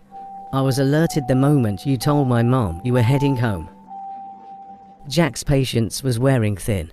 What do you want from me, Zara? And why are you doing this to your sister? I've told you before, Zara said, her voice turning serious. You belong to me. Just impregnate me, and I'll leave you alone. Impregnate you? Are you out of your mind? Your sister is critically ill in the hospital, and you're here talking about this. Jack's voice rose, with a mix of anger and disbelief. Zara's demeanor changed in an instant. You're not going anywhere until you do as I say, she hissed. Realizing the gravity of the situation, Jack quickly devised a plan. Zara, I'm thirsty and very weak, he said, feigning exhaustion. Let's go to the kitchen for a chilled drink to cool off before we start anything. Zara's eyes lit up with relief, and she loosened her grip. All right, Jack, let me serve you a drink myself, she said, holding his hand as they walked to the kitchen. In the kitchen, Zara began to prepare a drink. Jack watched her carefully, waiting for the right moment. As soon as she turned her back, he seized his chance. Rushing out, he slammed the kitchen door shut and locked it from the outside. Open this door, Jack, Zara screamed, pounding on the door. Open it now, or else you are ready to face my wrath. Jack's heart raced, but he stayed resolute. I love your sister, and I'm going back to her in the hospital, he shouted through the door. Ignoring her threats, Jack quickly showered and grabbed what he needed. As he headed back to the hospital, he called Zara, his voice calm but firm. The spare keys are in the kitchen. Use them to get out. With that, he hung up and raced back to the hospital, his mind solely focused on Sasa and her recovery. At the police station. Inspector Pella sat in his office, deep in thought. The case surrounding Sasa, her son JJ, and the intricate web of deceit was becoming more convoluted by the minute. Everyone seemed to be fighting tooth and nail against Sasa, and the inspector knew there were still many pieces to the puzzle that needed to be put together. The phone rang, breaking his train of thought. It was Dr. Glory, the medical director of International Hospital. Inspector Pella, did you receive the letter we found on Sasa's desk when she was taken to the ICU? Dr. Glory inquired. Yes, we have started working on it. I believe we will unravel everyone involved in this case, Inspector Pella responded confidently before ending the call. Moments later, another call came in, this time from an unknown number. The voice on the other end provided an address and urged Pella to investigate immediately. Sensing the urgency and potential breakthrough, Inspector Pella mobilized his team and headed to the given location. Upon arrival, they were taken aback by the identity of the house's occupant, but they maintained their professionalism and conducted a thorough search. During the search, they discovered a black hoodie and a dagger that matched the one seen in the CCTV footage from the night JJ was attacked. The team swiftly arrested the suspect despite his relationship with Dr. Sasa. Returning to the police station, Inspector Pella knew they had made a significant breakthrough. Dr. Sasa must see this in person. He instructed his team, keep the suspect in custody until she comes out of the coma. As he watched the suspect being led away, Inspector Pella shook his head in disbelief as he murmured a Yoruba proverb to himself in his mind. The enemy is often within one's own household. The atmosphere in the police station was charged with anticipation. The discovery of the black hoodie and dagger, combined with the letter from Sass's desk, pointed towards a deeper conspiracy. Inspector Pella instructed his team that the identity of the suspect remained a closely guarded secret until Sasa comes around. At the hospital. As Jack and Patricia were sitting at the reception waiting for Sasa to come out of her coma, Detective Scott pulled Jack aside. There's more. We've intercepted a message suggesting JJ was taken to a remote location outside the city. Patricia, overhearing the conversation, said, her voice shaking with anger and tears in her eyes, "We must act now. JJ's life is at stake. Please, do all you can to save him." Scott replied, "My team is already on it. We've traced the signal to an abandoned building on the outskirts of the city." As Scott raced towards the location, the weight of the situation bore down on Patricia. Her mind was filled with a whirlwind of thoughts and fears. She whispered to herself, what if Zara is involved in this? Jack glanced at her, understanding her silent turmoil. "We'll get through this, Mama. We'll find JJ and make sure he's safe. Sasa will be fine too." As Detective Scott neared the warehouse, the tension in the air was palpable. He parked a safe distance away and approached cautiously, signaling his team to spread out and secure the perimeter. Inside the abandoned building, they heard faint noises. Moving stealthily, they found a locked room. Scott motioned for silence as he picked the lock. The door creaked open, revealing JJ, who was sitting all alone. Scott rushed forward. "JJ, I'm here to take you home." JJ, weak but conscious, looked up at him. "Please don't touch me. Leave me alone. I want my dad and Mom." "You're safe now, JJ." Scott reassured him. "Your dad sent me here to bring you home." JJ, with an indifferent look, asked, "Can you take me to my dad and Mom, please, Uncle?" Scott moved closer to him, grabbed his hand gently. JJ hugged him tightly and said, "I want to see my parents." Just as they were about to leave, footsteps echoed through the building. Scott signaled his team, and they quickly surrounded the area. A shadowy figure emerged from the darkness, revealing Zara, a look of desperation on her face. "Auntie Zara, I'm here," JJ shouted. Detective Scott asked, "Why are you here alone, Zara? What are you doing here?" Zara hesitated, her eyes darting around the room. "I came to help JJ. I was trying to save him." Scott's eyes narrowed. "Why should I believe you? How can you be here all alone to rescue your nephew from a team of kidnappers? How did you get to know about this place? What's really going on here?" The Mysterious Twins Part 9. At the hospital, Patricia and Bobby sat vigilantly beside Sasa, refusing to leave even as night fell, waiting and praying for her to come out of her coma. Patricia had been crying profusely, her eyes swollen and red. Bobby, concerned for her well-being, gently urged her to go home and freshen up. After much pleading, Patricia reluctantly agreed, on the condition that Bobby promised to watch over Sasa until she returned. As soon as Patricia left, Bobby held Sassy's hand, his voice filled with regret and sorrow. "Sasa, my lovely daughter, I'm sorry for what I did to you.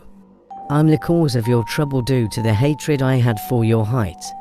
Please come back to us and let's fight this battle together. Please, Sasa, you need not give up now that the victory is near. I need you alive and well to see the end of your enemies." As he spoke and gently rubbed her palm, Sassy's eyelids fluttered, and she slowly became conscious. With a weak voice, she said, "Dad, I have been fighting my battles all alone because you failed me." Bobby burst into tears, overwhelmed by a mixture of guilt and relief. "Sasa, you're awake. Please forgive me. From henceforth, I will embrace my responsibility over you." Their emotional reunion was interrupted when Jack entered the room, his face lighting up with joy upon seeing Sasa awake. He rushed over, hugging Bobby and Sasa. Sasa, still weak, managed a small smile. "It's good to see you, Jack. I've missed you all." Jack quickly remembered Dr. Glory's instructions and hurried out to inform her.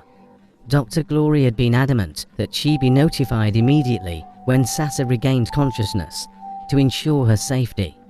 As Jack raced down the hall, his mind buzzed with concern and anticipation. Back in the room, Bobby continued to speak softly to Sasa, promising to be there for her and protect her from now on. "We're going to get through this, Sasa. We'll find JJ and bring him home." Sasa's eyes filled with tears. "I hope so, Dad. I've been so worried about him." Meanwhile, as Jack reached Dr. Glory's office, he found her at the door about to leave. "Dr. Glory, she's awake. We need to ensure her safety immediately." Dr. Glory nodded, her expression serious. "I've already anticipated this. We need to move Sasa to a secure location within the hospital where she can recover without any threats. Let's act quickly." Back in Sassy's room, Bobby noticed a shadowy figure moving around the window. His heart raced as he realized they might still be in danger. He quickly locked the door and moved closer to Sasa, whispering, "Stay strong, Sasa. We're going to protect you no matter what." Moments later, Jack returned with Dr. Glory and a team of security guards. Dr. Glory approached Sasa, her expression both relieved and stern. "Sasa, we need to move you to a safer place. You're not out of danger yet." As they prepared to transfer Sasa, Bobby and Jack exchanged determined looks. "We're not going to let anything happen to her," Jack vowed. Bobby nodded. "No matter what it takes, we'll keep Sasa safe and find JJ." With tension high and threat still looming, they moved Sasa to a secure, undisclosed location within the hospital. Dr. Glory ensured that only trusted personnel were informed of Sasa's new location. As they wheeled Sasa through the corridors, Bobby and Jack walked beside her, their expressions a mix of resolve and worrying. As Sasa settled into the new room, Dr. Glory said, "We'll have security stationed outside her room at all times." Bobby sat by her side, never letting his guard down. At JJ's school. At Bristol Montessori International Nursery and Primary School, an undercover operation had been set in motion ever since Mr. Andrew provided clues that some teachers might be involved in feeding JJ suspicious substances. Miss Precious, the undercover agent, joined the school as a new teacher to keep everyone, including Mr. Andrew, in the dark about the investigation. One day after the assembly, Mr. Davis, one of the senior teachers, approached Miss Precious. "I've been watching you since you came into this school," he said, his eyes lingering on her. "I must confess, you are beautiful." "Oh, thank you, Mr. Davis," Miss Precious replied, trying to hide her discomfort. Why have you been avoiding me? Mr. Davis asked. Sir, I'm so sorry. I'm just trying to study my new environment. If you don't mind, I would love to take you out for lunch today outside the school. Mr. Davis continued smoothly. Let's get some taste that's different from the usual fare. Thanks so much, Miss Precious responded, smiling. It would be an honor for me to have lunch with my senior colleague. At the cafeteria, the conversation took an intriguing turn. Miss Precious decided to probe. You must have other businesses you are doing that make you more comfortable than all the teachers in the school. You ride the best cars, and your dressing is quite unique and different from everyone else. Definitely, your salary can't be your only source of income. You live big, Mr. Davis.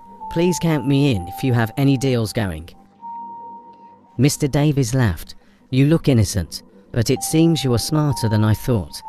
Our salary scale is small, so I opened up to every opportunity that comes my way to meet my daily needs as a family man. So, Mr. Davis, what type of business are you into? Miss Precious asked, leaning in. Miss Precious, there are no clean deals out there anymore, so we must be determined to make money at all costs. I'll tell you something, the best way to get money is to get your cut from the rich while you clean up the trace. Miss Precious, recording all the conversations discreetly, felt a thrill of excitement. She was close to unraveling the criminal acts within the school premises against JJ. After school, she approached Mr. Davis eagerly. Is there any deal today so I can join you? Mr. Davis laughed, amused by her enthusiasm. Yes, I must check what's going on with JJ before I get back home. Miss Precious, feigning a worried look, asked JJ. Who's JJ? And what's going on with him? Mr. Davis smirked. I will tell you more about him as we drive on. As they drove, Precious kept her composure, her mind racing with the potential breakthrough. You mean you don't know about JJ? Are you new in this town? Don't you know about Dr. Sasser? Precious with a frowned face said, Oh, that popular dwarf doctor, that her son JJ escaped death. Yes, you are there. We are the one in charge of him. In fact, we decide whether he leaves or is dead, Davis responded. You mean the death he escaped, which was all over the news? Precious questioned. Miss Precious, just calm down, I will tell you all about him. Davis patted her back. Wow, you are quite big. Please, I'm interested in the deal. Davis responded. Like I said, get your cut from the rich and clean up the trace. They arrived at a discreet location near the school, where Mr. Davis led her to a separate staff room. JJ is part of a bigger plan, Mr. Davis explained. He's our leverage. We keep an eye on him and do as we're instructed. Miss Precious's heart pounded. She needed to extract more information without blowing her cover. What's our next step? Mr. Davis grinned, a glint of mischief in his eyes. Patience, Miss Precious, all in good time. For now, just follow my lead, and you'll see how lucrative this can be. You can actually get more than your 1 month's salary in a day. Suddenly, they overheard footsteps coming towards them, interrupted their conversation. They sighted Mr. Andrew coming, looking suspiciously at Precious. What's going on here, Davis?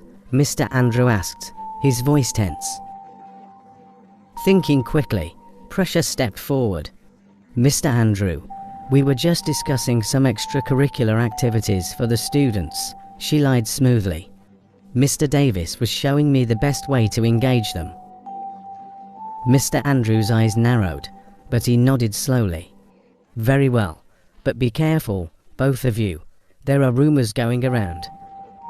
After Mr. Andrew left, Precious asked if Mr. Andrew was part of his crew. Mr. Davis said, No, Andrew talks too much, and he can't be trusted for a task like this.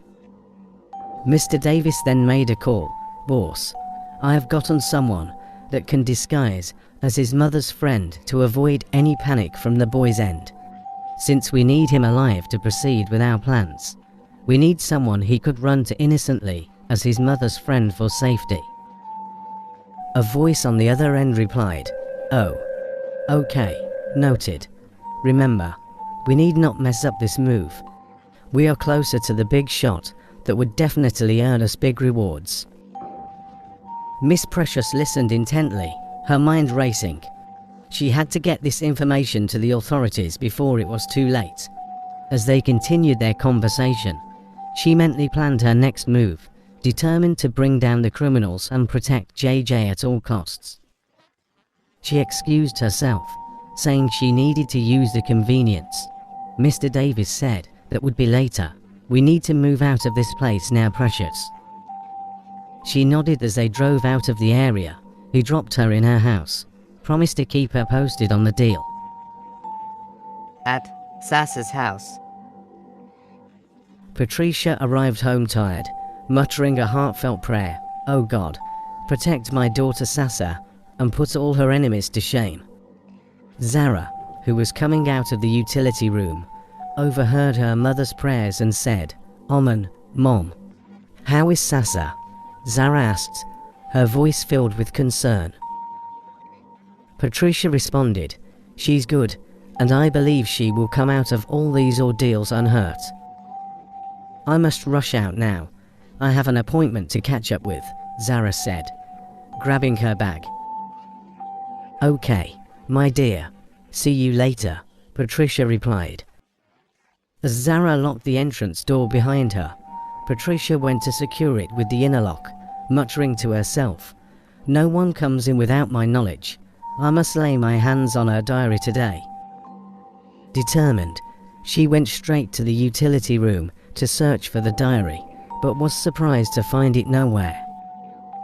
She then headed to Zara's room, searching her wardrobe and under her bed.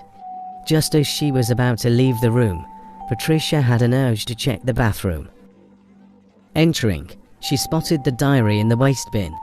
Shaking her head in disbelief, she picked it up and went to the living room to read its contents.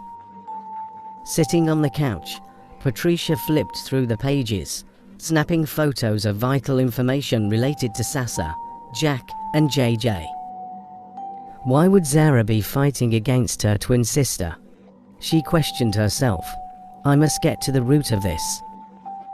Quickly, she freshened up and prepared to return the diary to its hiding place before heading back to the hospital. The information she had uncovered was crucial, and she needed to act swiftly to protect Sassa. Kamzi's interrogation. Detective Daniel had been questioning Kamzi for hours about her involvement in the sinister plot against Sassa and JJ. Initially, Kamzi refused to talk, but as the pressure mounted, she began to crack. The weight of the interrogation finally broke her silence. "I promised my mom we would take revenge for her and free her from prison," Kamzi began, her voice trembling. "My aim was to kill JJ, so I collaborated with one of the teachers at his school to feed him tomatoes, knowing he's allergic to them. Shortly after, a prominent personality in this city contacted me to kill Sassa as well, claiming that since I'm her aunt, it would be easier for me to take care of her with no trace. I agreed to go that extent because of the pay and the connection I would get from it. Moreover, her outstanding success is a threat to me and the family at large." Detective Daniel leaned forward, his face stern. "And who were the teachers you worked with at Bristol Montessori Nursery and Primary School?" "His name is Davis," Kamzi replied. Daniel pressed on. "How did you know that JJ was allergic to tomatoes?" "I found out through Sassis," Kamzi started, but then she began coughing violently. Water was given to her, and she asked to use the restroom. Daniel, suspicious but accommodating, directed her to the convenience. "Make it quick," he warned. A few minutes later, Daniel instructed his officers to check on Kamzi. They reported that she was still in the restroom. Growing impatient, Daniel ordered a female staff member to open the door. When they did, they found Kamzi lifeless on the floor. Panic set in as they rushed her to the ICU at International Hospital, where the best medical personnel worked tirelessly to save her life. Daniel contacted Bobby, Kamzi's elder brother, who reported her and engaged the service of Detective Daniel. Bobby, who had been at the hospital watching over Sasa, rushed to meet him at the ICU. Daniel briefed him on how Kamzi was found lifeless in the restroom and how far the medical practitioners had helped to stabilize her. Bobby appreciated Daniel for his efforts and urged him to do his best to get to the root of the issue. Daniel stood outside the ICU, frustration engraved in his face. "She can't die now. We need to know who that prominent person is. We must get to the root of Sasa's problems." Back at the office, Daniel gathered his team. "We need to dig deeper. Davis is our next lead. Bring him in for questioning immediately." As officers moved to apprehend Davis, Daniel couldn't shake the feeling that they were missing a critical piece of the puzzle. The prominent figure Kamzi mentioned was still out there, pulling strings. Davis was brought in and placed in an interrogation room. Daniel entered, his eyes piercing. "Mr. Davis, you're in a lot of trouble. We know about your involvement with Kamzi and the plot against JJ. It's in your best interest to cooperate." Davis, sensing the gravity of the situation, began to sweat. "I don't know what you're talking about," he stammered. Daniel slammed his hand on the table. "Don't play dumb with me. Kamzi already confessed. You can either help us and get a lighter sentence, or we can make sure you never see daylight again." Davis broke under the pressure. All right. I helped her, but it was just for the money. I didn't know she was going to kill him." "Who's the prominent figure she mentioned?" Daniel demanded. Davis hesitated, then whispered, "I don't know his name. He only goes by the benefactor. He contacted Kamzi directly. She never told me much about him." Back at the hospital, Kamzi was still unconscious. Doctors were working tirelessly to stabilize her. Daniel visited the ICU. Looking through the glass at Kamzi, he knew time was running out. Suddenly, Daniel's phone rang. It was one of his officers. "Sir, we've traced a call from Kamzi's phone to a number linked to several criminal activities from the data Bobby gave us earlier. We think it's the benefactor." "Good work," Daniel replied. "Keep digging. We need to find this person." As Daniel returned to the office, his mind raced with possibilities. The connection between Kamzi, Davis, and the benefactor was becoming clearer, but we needed solid evidence to bring the entire network down. At the warehouse. Detective Scott asked, "Why are you here alone? Zara, what are you doing here?" Zara hesitated, her eyes darting around the room. "I came to help JJ. I'm here to save him." Scott's eyes narrowed. "Why should I believe you? How can you be here all alone to rescue your nephew from a team of kidnappers? How did you get to know about this place? What's really going on here?" Zara responded, "I was at home all alone when I heard a knock on the door. On getting there, I found this letter." She brought out a letter from her trousers pocket.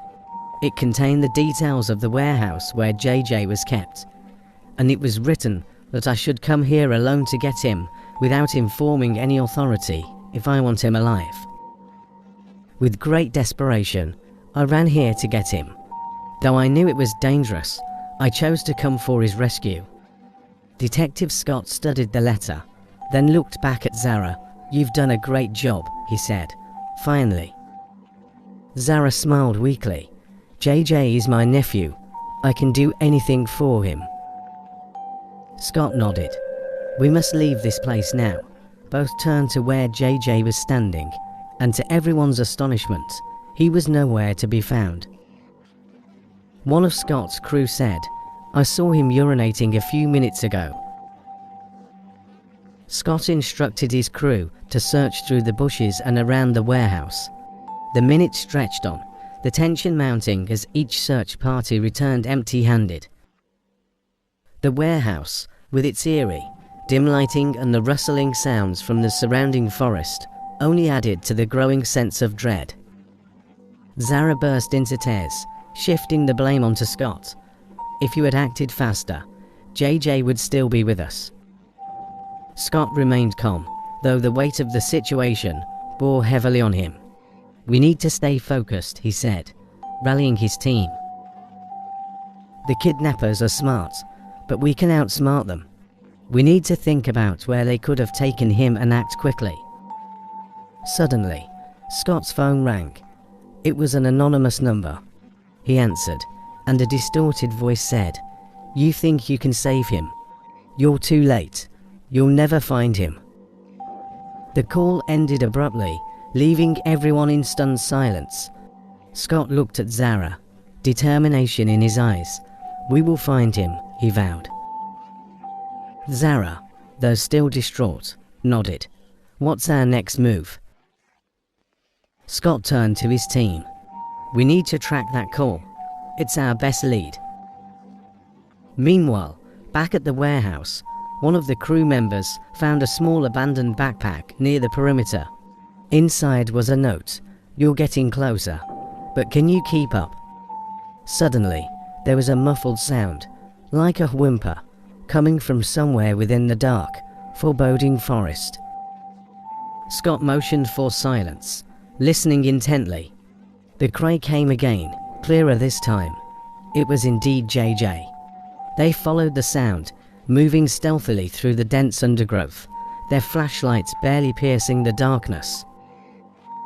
Zara's anguish overflowed, and she turned to Scott, her voice trembling. "You should have acted faster by taking JJ out of here first instead of concentrating on me. You have made my coming amount to naught now. JJ is gone again." Scott placed a reassuring hand on her shoulder, his voice steady. "We will find him, Zara. We're getting closer." As they left the warehouse empty-handed, a sense of loss hung heavy in the air. Both Scott and Zara were consumed by sadness and regret, knowing that JJ was once again in the clutches of his captors. Back at Bristol Montessori International Nursery and Primary School, chaos reigned when Mrs. Davis arrived early in the morning to inform the school management about her husband's arrest. She recounted the previous night's events. "We were chatting on the veranda when the gate bell rang. My husband went to attend to the visitor, and 3 young men followed him into the compound. They demanded to see Mr. Davis, my husband, who was still beside them, gladly responded that he was the one. It was then that the 3 men introduced themselves as detectives and asked for his presence at their office. Mrs. Davis pleaded with the school management to help secure her husband's release, insisting on his innocence. "I know he's innocent. Please, we need to do something fast." The staff gathered in small groups, whispering and gossiping about the arrest. Miss Precious, however, was furious. She knew she was close to rescuing JJ. She reported the new development to her office, urging, "We need to team up with the private investigator. Davis had a direct link to JJ, and we need to act fast now." Inspector Peller immediately called Detective Daniel and requested the transfer of Davis' case, explaining that their team had been investigating it for a while. He informed Daniel about the undercover operation at the school. Daniel promised to drop Mr. Davis at the police station himself. Upon arrival, Davis was put in a cell while Inspector Peller and his team met with Detective Daniel. They discussed their various findings about Davis and vowed to do whatever it took to ensure that Sasa and her son JJ were safe. At the end of the meeting, Daniel demanded to see Davis to share more information, wanting to let him know that he had additional details about him from the police. However, when they reached the cell, they found Davis unconscious on the floor. Panic ensued as they rushed him to the international hospital. Upon examination, the doctors pronounced him dead. Daniel, visibly shaken, exclaimed, "What's killing all of them?" The same thing happened when Kamsi was about to let out vital information. The doctors examined the samples from Davis and Kamsi and discovered the same deadly substance in both samples. Inspector Pella, his face grim, said, "We must find out what's going on with them. How is the substance getting to them? And who's responsible for this?" The tension in the room was high. Everyone was acutely aware that there was a dangerous game afoot, and they were racing against time. Back at the school, Mrs. Davis was inconsolable at the news of the demise of her husband. Precious, though burdened with the weight of the unfolding events, tried to comfort her. "We'll get to the bottom of this," she promised. Mrs. Davis felt devastated by her husband's involvement in such a criminal case.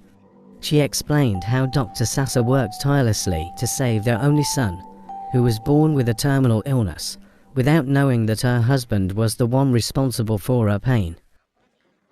How could a teacher, who is supposed to keep a child away from danger, be the one pushing him into danger? "I'm so disappointed in my husband and pray that God rescues JJ safely and brings healing to Sasser." Precious tried to get some information from her that could help to find JJ, while they promised to check on her again.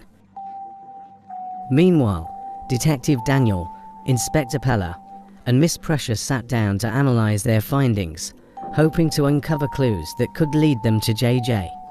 "We need to be extra careful," Pella warned. "Whoever is behind this is extremely cunning and won't hesitate to kill again." The room fell silent as the gravity of the discussion sank in. They had to act swiftly and with precision. Precious, her mind racing, realized the only way forward was to uncover the mastermind behind the kidnappings. She was determined to see this through, no matter the cost. at Sasser's house, Scott drove Zara home to ensure her safety before heading to his own place. "We'll find JJ soon, don't worry," he assured her. As soon as Zara got inside, she locked all the doors securely, her heart pounding with the rush of the recent events. She crashed on the couch, exhaling deeply with a smirk. "Kudos to me," she muttered, a self-satisfied grin spreading across her face. "I played my game smartly." Scott would have caught me red-handed, if not for that fake letter. Thank goodness for that stroke of genius. Just as she was celebrating her success, her phone rang. She answered quickly, recognizing the number. A cold, stern voice came through the line. "Zara, you need to be smarter. Kamsi has been caught and has let out some vital information that the authorities are working on right now. She's lying almost lifeless at the hospital. Mr. Davis is dead, because he was about to reveal crucial information as well. You need to be very careful now to avoid ending up like them." The voice continued, "Remember, when you are caught, you must be erased. The boss can do anything to protect his identity and his interests. So far, you've done well, and JJ is being delivered to the boss. If you are needed for anything else, you will be contacted. But don't forget to keep us posted on any new developments from your end." Zara felt a mixture of excitement and fear, and she said to herself, "I've come this far." She whispered to herself, "I can't falter now." Just then, a thought struck her. She needed to ensure that no loose ends were left. She pulled out her diary, flipping through the pages filled with names and details, trying to determine if there were any potential threats she had overlooked. Every detail mattered now more than ever, she muttered. Her phone buzzed again, this time with a text message. Keep an eye on Scott. He's more resourceful than we anticipated. Zara's eyes narrowed. Scott, okay. As the night wore on, Zara's thoughts were interrupted by another call. This time, it was the boss himself. His voice, cold and commanding, sent shivers down her spine. You've done well, Zara, but remember, one misstep and you're expendable. Keep us informed, and don't let your guard down. JJ's fate is now in our hands, and soon, everything will fall into place as planned. Zara ended the call. With a deep breath, she resolved to stay one step ahead of everyone. Meanwhile, the boss's words echoed in her mind. Remember, when you are caught, you must be erased. Her eyes glinted with determination as she whispered, let the game continue. At the hospital. Sasa lay weak in her hospital bed, instructed by the doctors to avoid any conversation for now. Bobby and Patricia sat beside her, cracking little jokes and occasionally rubbing her palm. Their presence seemed to help, as Sasa was reportedly getting better day by day. The security around her was tight, with everyone on high alert to guard her from any trouble. Jack was sitting at the reception when Detective Michael Scott arrived at the hospital. Jack welcomed him, frustration evident on his face. I couldn't call to check on you based on the agreement to keep off the scene, he said. So what happened? Where is my son? Scott looked down, unable to meet Jack's eyes as he recounted the events at the warehouse. When he mentioned that Zara was present at the warehouse to save JJ, Jack was stunned. How did she know about all that? He demanded. Scott handed him the letter Zara had shown. Jack scrutinized it, suspicion growing. Are you sure she wasn't up to something? I don't trust that move 100%. Scott, you mean you saw JJ? You held his hand, you spoke with him, and then he disappeared. Jack's anger flared. He started shouting at Scott angrily. Scott, I need my son alive. Your best isn't enough. I need my son alive. As he was screaming, Patricia came out to get some food and drinks for them.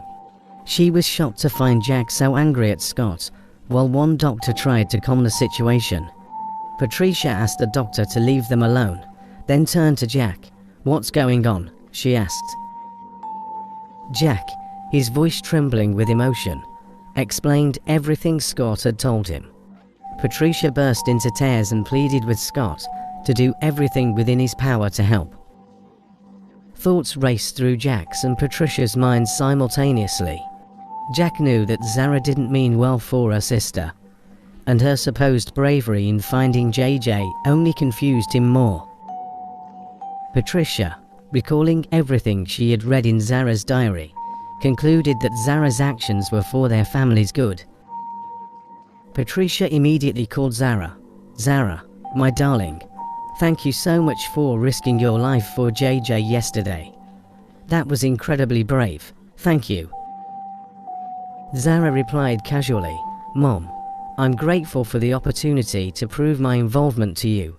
I'm sure we will find JJ soon. Both laughed on the phone before ending the call. As Patricia hung up, a chilling realization settled over her. Something was off, but she couldn't quite place it. She vowed to keep a close eye on Zara, knowing that the safety of her family depended on it. Meanwhile, Scott and Jack were deep in conversation, plotting their next move to find JJ. At Daniel's office.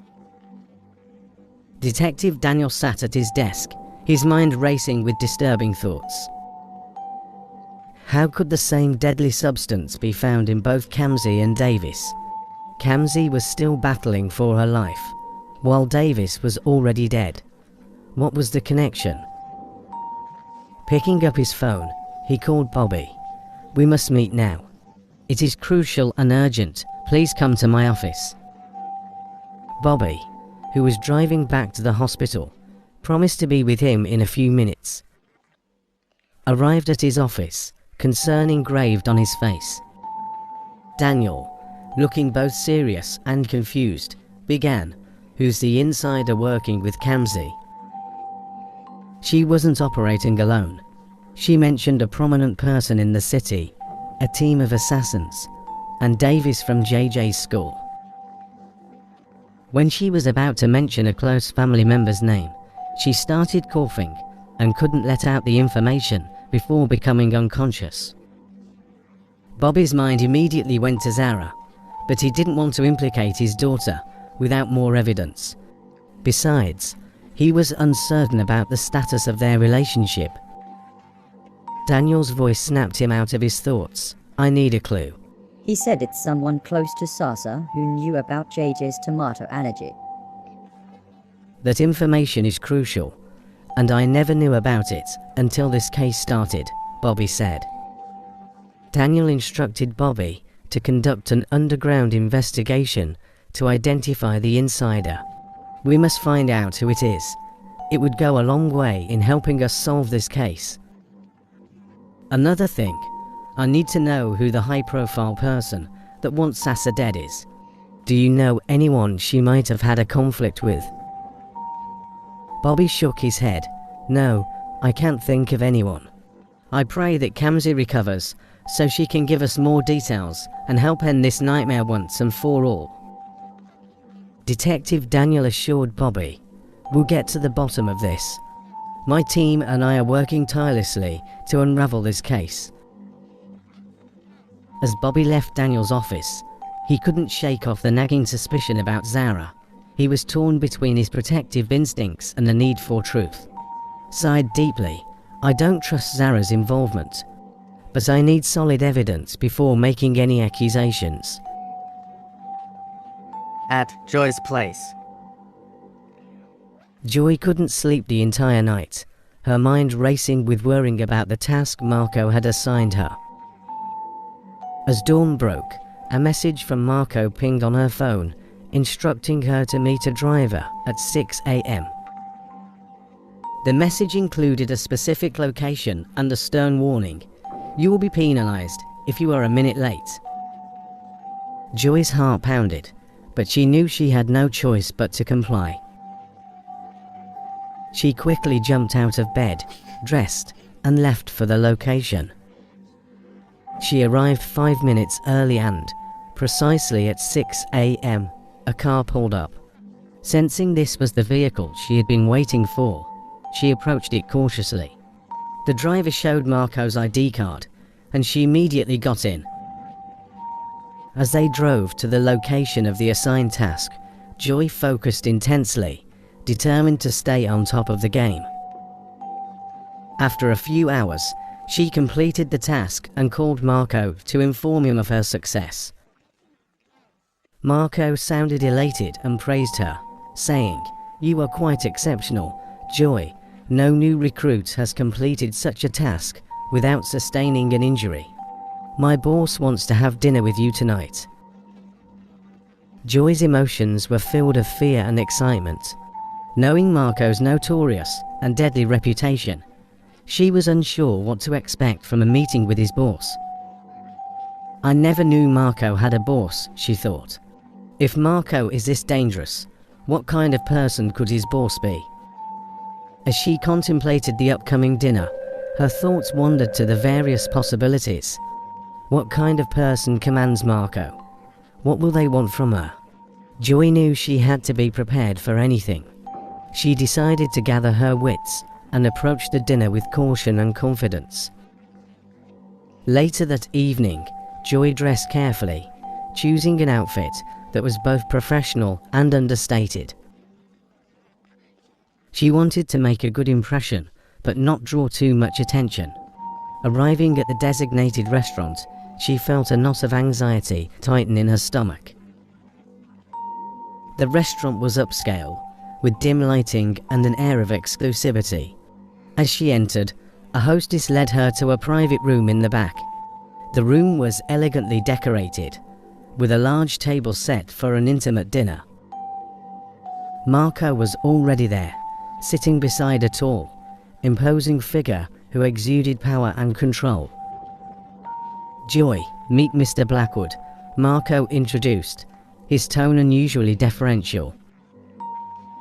Mr. Blackwood extended a hand, his gaze piercing as he studied her. "It's a pleasure to meet you, Joy. I've heard impressive things about your work." Joy shook his hand, her mind racing as she tried to gauge his intentions. "Thank you, Mr. Blackwood. I'm honored to be here." As the dinner progressed, Mr. Blackwood asked Joy about her background, her skills, and her ambitions. She answered carefully, aware that every word mattered. The conversation was both engaging and tense, with Mr. Blackwood revealing little about himself while extracting as much information from Joy as possible. By the end of the dinner, Joy felt a mixture of relief and apprehension. She had escaped through the evening without making any missteps, but she knew that her association with Marco and Mr. Blackwood was far from over. As she left the restaurant, Marco pulled her aside. "Joy, you've made a good impression tonight. Keep up the good work, and you'll go far." Joy nodded, her mind filled with questions and uncertainties. At the hospital. Jack sat in the reception area, his body slumped with the weight of the burden he carried. He had been dozing off, trying to escape the relentless whirring for just a moment, when his phone rang. Startled, he picked up the call, his eyes still heavy with fatigue. "Hello," Jack answered, his voice thick with exhaustion. A male voice on the other end stated, "We are releasing JJ to you on the condition that you sign the documents. You have 7 hours to make your decision, but we advise that you choose wisely." Jack's brow furrowed in confusion. "Which documents are you talking about?" he inquired. The voice replied, "Check beside you. You'll see a brown envelope. The documents are in there. Sign it and get your son back." Jack's heart raced as he noticed the brown envelope beside him, wondering how it got there. Then, a voice spoke from the phone. "Dad, please sign the documents. I want to come back home." "JJ, is that you?" Jack's voice trembled with emotion. "I missed you." The male voice responded sternly, "Make a wise decision. He escaped death the first time. He may not be that lucky this time." With that, the call ended. Jack's palms were sweaty as he agonized over whether to open the document without involving the police. Meanwhile, JJ's plea echoed in his mind, urging him to make a choice.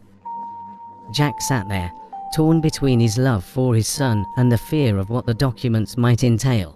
JJ's words echoed in his mind. After a moment of hesitation, Jack reached for the brown envelope beside him.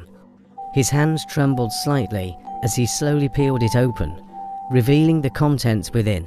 His heart raced as he scanned the papers. At the hospital. Dr. Hakim resumed his duties after 2 days off, feeling somewhat refreshed, and was happy to be back on duty as he was exchanging pleasantries with everyone around. As he made his way to his office, he overheard a snippet of a conversation between two policemen. "I've dropped the envelope beside Jack, but we need to take care of Sasa tonight, so she won't stand as a roadblock to us. If Sasa is out, Jack will definitely sign the documents immediately," one of them said, while the other nodded his head in agreement. Hakim's heart skipped a beat. He quickly recorded part of the conversation on his phone and hurried into his office, his mind racing. Sweat began to bead on his forehead as he realized the gravity of the situation. He couldn't think straight, but knew he had to save Sasa, no matter the cost. I have no time for any long plan, he muttered to himself, but I must make sure Sasa is safe. He quickly accessed Sasa's file and changed the name of the doctor scheduled to attend to her that evening to his own, ensuring he would have direct access to her. Knowing the ward would be quiet at that time, he prepared a baby stretcher and disguised Sasa on it. His heart pounded as he managed to put her in his car successfully. As he approached the hospital gate, Dr. Joaquin tried to appear calm. However, just then, the doctor originally scheduled to attend to Sasa discovered her absence. "I can't find Dr. Sasa in her private ward," he shouted, his voice echoing through the corridors. Panic spread like wildfire as staff and security began searching frantically. Instructions were quickly given to the gateman to search all outgoing vehicles. Dr. Joaquin's car was stopped. "I have an emergency. Please let me through," he urged, but the gateman, acting on strict orders, insisted on checking the car. Peering inside, the gateman's eyes widened in shock upon seeing a human figure under the blankets. When the gateman uncovered the face of the figure, he was astonished to see it was Dr. Sasa. "Dr. Joaquin, what is going on here?" he demanded, immediately alerting the authorities. Despite Dr. Joaquin's desperate pleas, explaining that Dr. Sasa's life was in danger, and he was trying to protect her, the authorities refused to listen. The scene became chaotic as Dr. Joaquin was handcuffed and led to a police car, accused of attempting to kidnap Dr. Sasa. Hospital staff and onlookers watched in disbelief as he was taken away, the gravity of the situation weighing heavily on everyone present. To be continued. Next on the mysterious twins. Inspector Pella stood at the height of his anger, his face flushed and eyes blazing as he confronted the police officer, found to be working as a mole. "You are a disgrace to the force," he spat, barely able to contain his fury. "This substance," he said, holding up a vial of evidence, has been confirmed as the same one found in the blood samples of Kamzi and the other suspects. "So tell me," he demanded, stepping closer, his voice dropping to a menacing growl, "who are you working for, and why are you killing all the suspects?" The Mysterious Twins Part 10. Patricia and Jack were at the cafeteria, eating and discussing Sasa's speedy recovery. Jack was contemplating whether to open up about the document he was asked to sign before releasing JJ. "Jack, what's wrong?"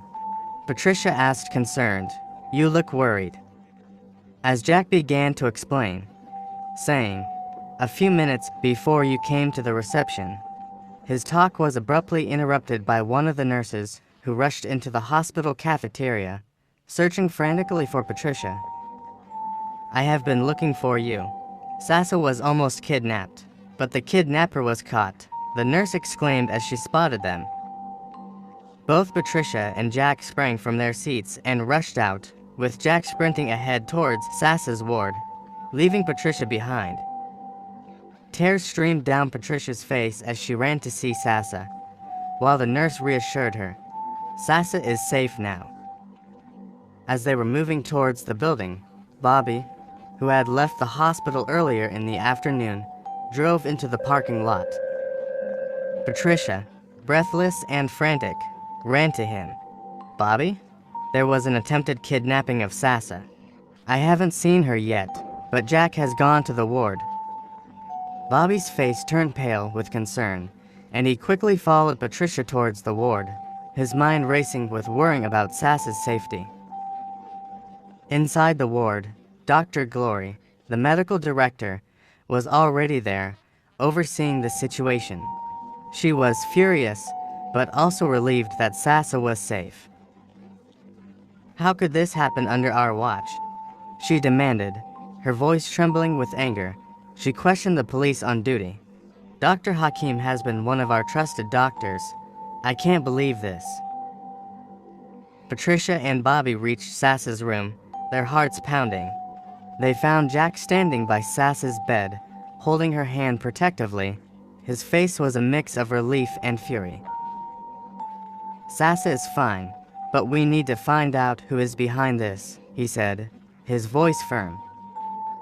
Bobby and Patricia's faces were etched with worrying and anger. Patricia's voice quivered as she said, "How could someone try to take our daughter? We need answers." Bobby's expression was dark and resolute. "We need to find out what's going on.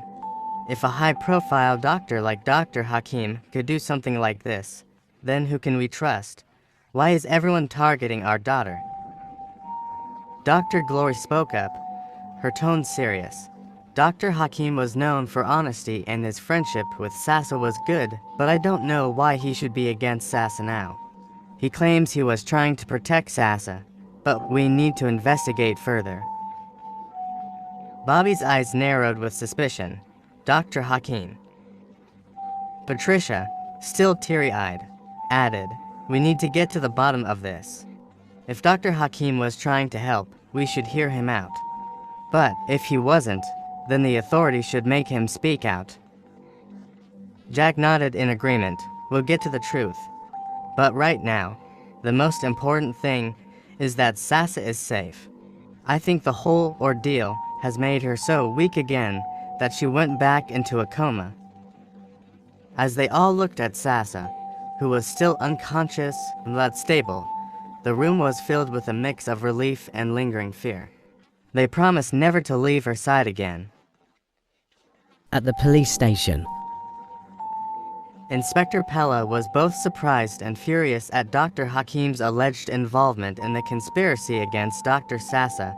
Steaming with anger, he demanded, "Speak up. Who sent you? Where were you taking Dr. Sasa? And who are you working for?" Dr. Hakim, visibly shaken but resolute, repeated, "Dr. Sasa's life is in danger. You need to act on this information first. I have evidence on my phone." He explained how he had overheard the policemen discussing their plan to remove Sasa from the equation. "To policemen? You mean we have moles planted at the hospital?" Inspector Pella asked, his eyes narrowing in suspicion. "Yes," Hakim replied urgently. "Please, you need to protect her. They were planning something terrible for tonight." Inspector Pella, realizing the gravity of the situation, promised, "I will do everything in my power to keep Sasa safe. But you need to give me something tangible to work with. Where's your phone?" Dr. Hakim looked around frantically. "It was right in my pocket. I must have lost it during the commotion." Inspector Pella's frustration mounted, but he took a deep breath. "All right, the only way to prove your innocence is to work with us. We will plant our gadgets on your body, and you will disguise as a new policeman assigned to the hospital. Help us identify the two you claim to see. Since we couldn't find your phone, you must try to identify them and gather evidence. We will monitor all your activities from the office to ensure your safety and the success of the assignment." Back in the hospital, Dr. Hakim and another officer were brought into the hospital that same night as new officers, but no one at the hospital knew that one of them was Dr. Hakim. He quickly mixed with the other officers as they patrolled and tried to remember the faces of the ones he had seen earlier, planning to eliminate Sasa, but he couldn't. Dr. Hakim felt weak after moving up and down around Sasa's ward, keeping an eye on her. He decided to get some rest and sat beside the policemen who were already seated and looking worn out. As soon as he sat down, he fell asleep. The two policemen, who had stopped talking when he sat down, resumed their conversation when they noticed he was sound asleep. "I didn't know how that doctor got to know about our plans. The man wanted to spoil everything, but thank goodness, they have brought Sasa back," one of them said.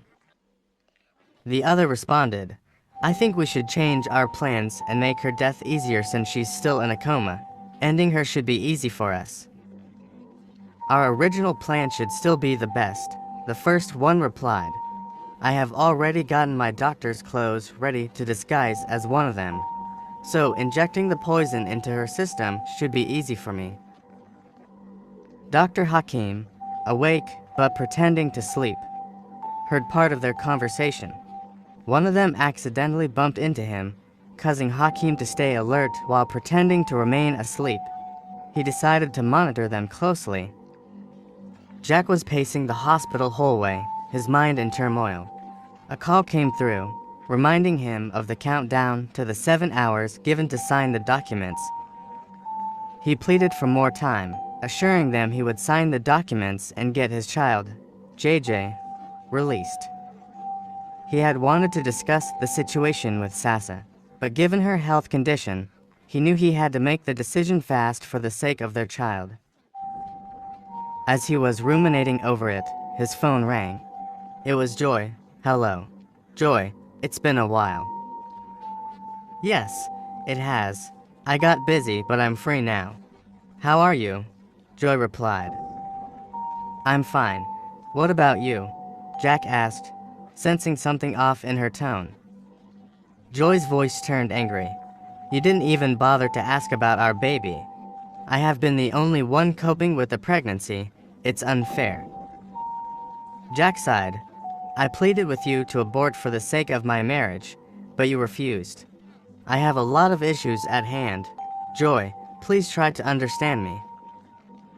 Joy responded with a strained sigh. Jack, I need your help. Jack's concern grew. What's wrong? Joy, are you okay? Joy sounded weak. I've been having sharp pains in my tummy. I don't know what's wrong. Jack felt a surge of panic. Please hang on. Joy, I'll be right there. Jack quickly drove to Joy's house. On arriving, he found her lying on the couch, looking pale. Joy, are you okay? He asked, rushing to her side. Joy managed to speak. I've been having a sharp pain in my tummy. I don't know what's wrong. Jack sat beside her, trying to show care. Joy slowly got up, walked to the door, and locked it. I've missed you, Jack. Now that I'm feeling like this, I need you around. Jack shook his head. I've been in the hospital taking care of Sasa. I can't stay here. I need to be with her to ensure nothing goes wrong. Joy's eyes flashed with a mixture of hurt and determination. Oh, you must be tired. Let me get you something to eat. She went to the kitchen, returning with some snacks and a drink. Jack ate the snacks and drink without suspicion.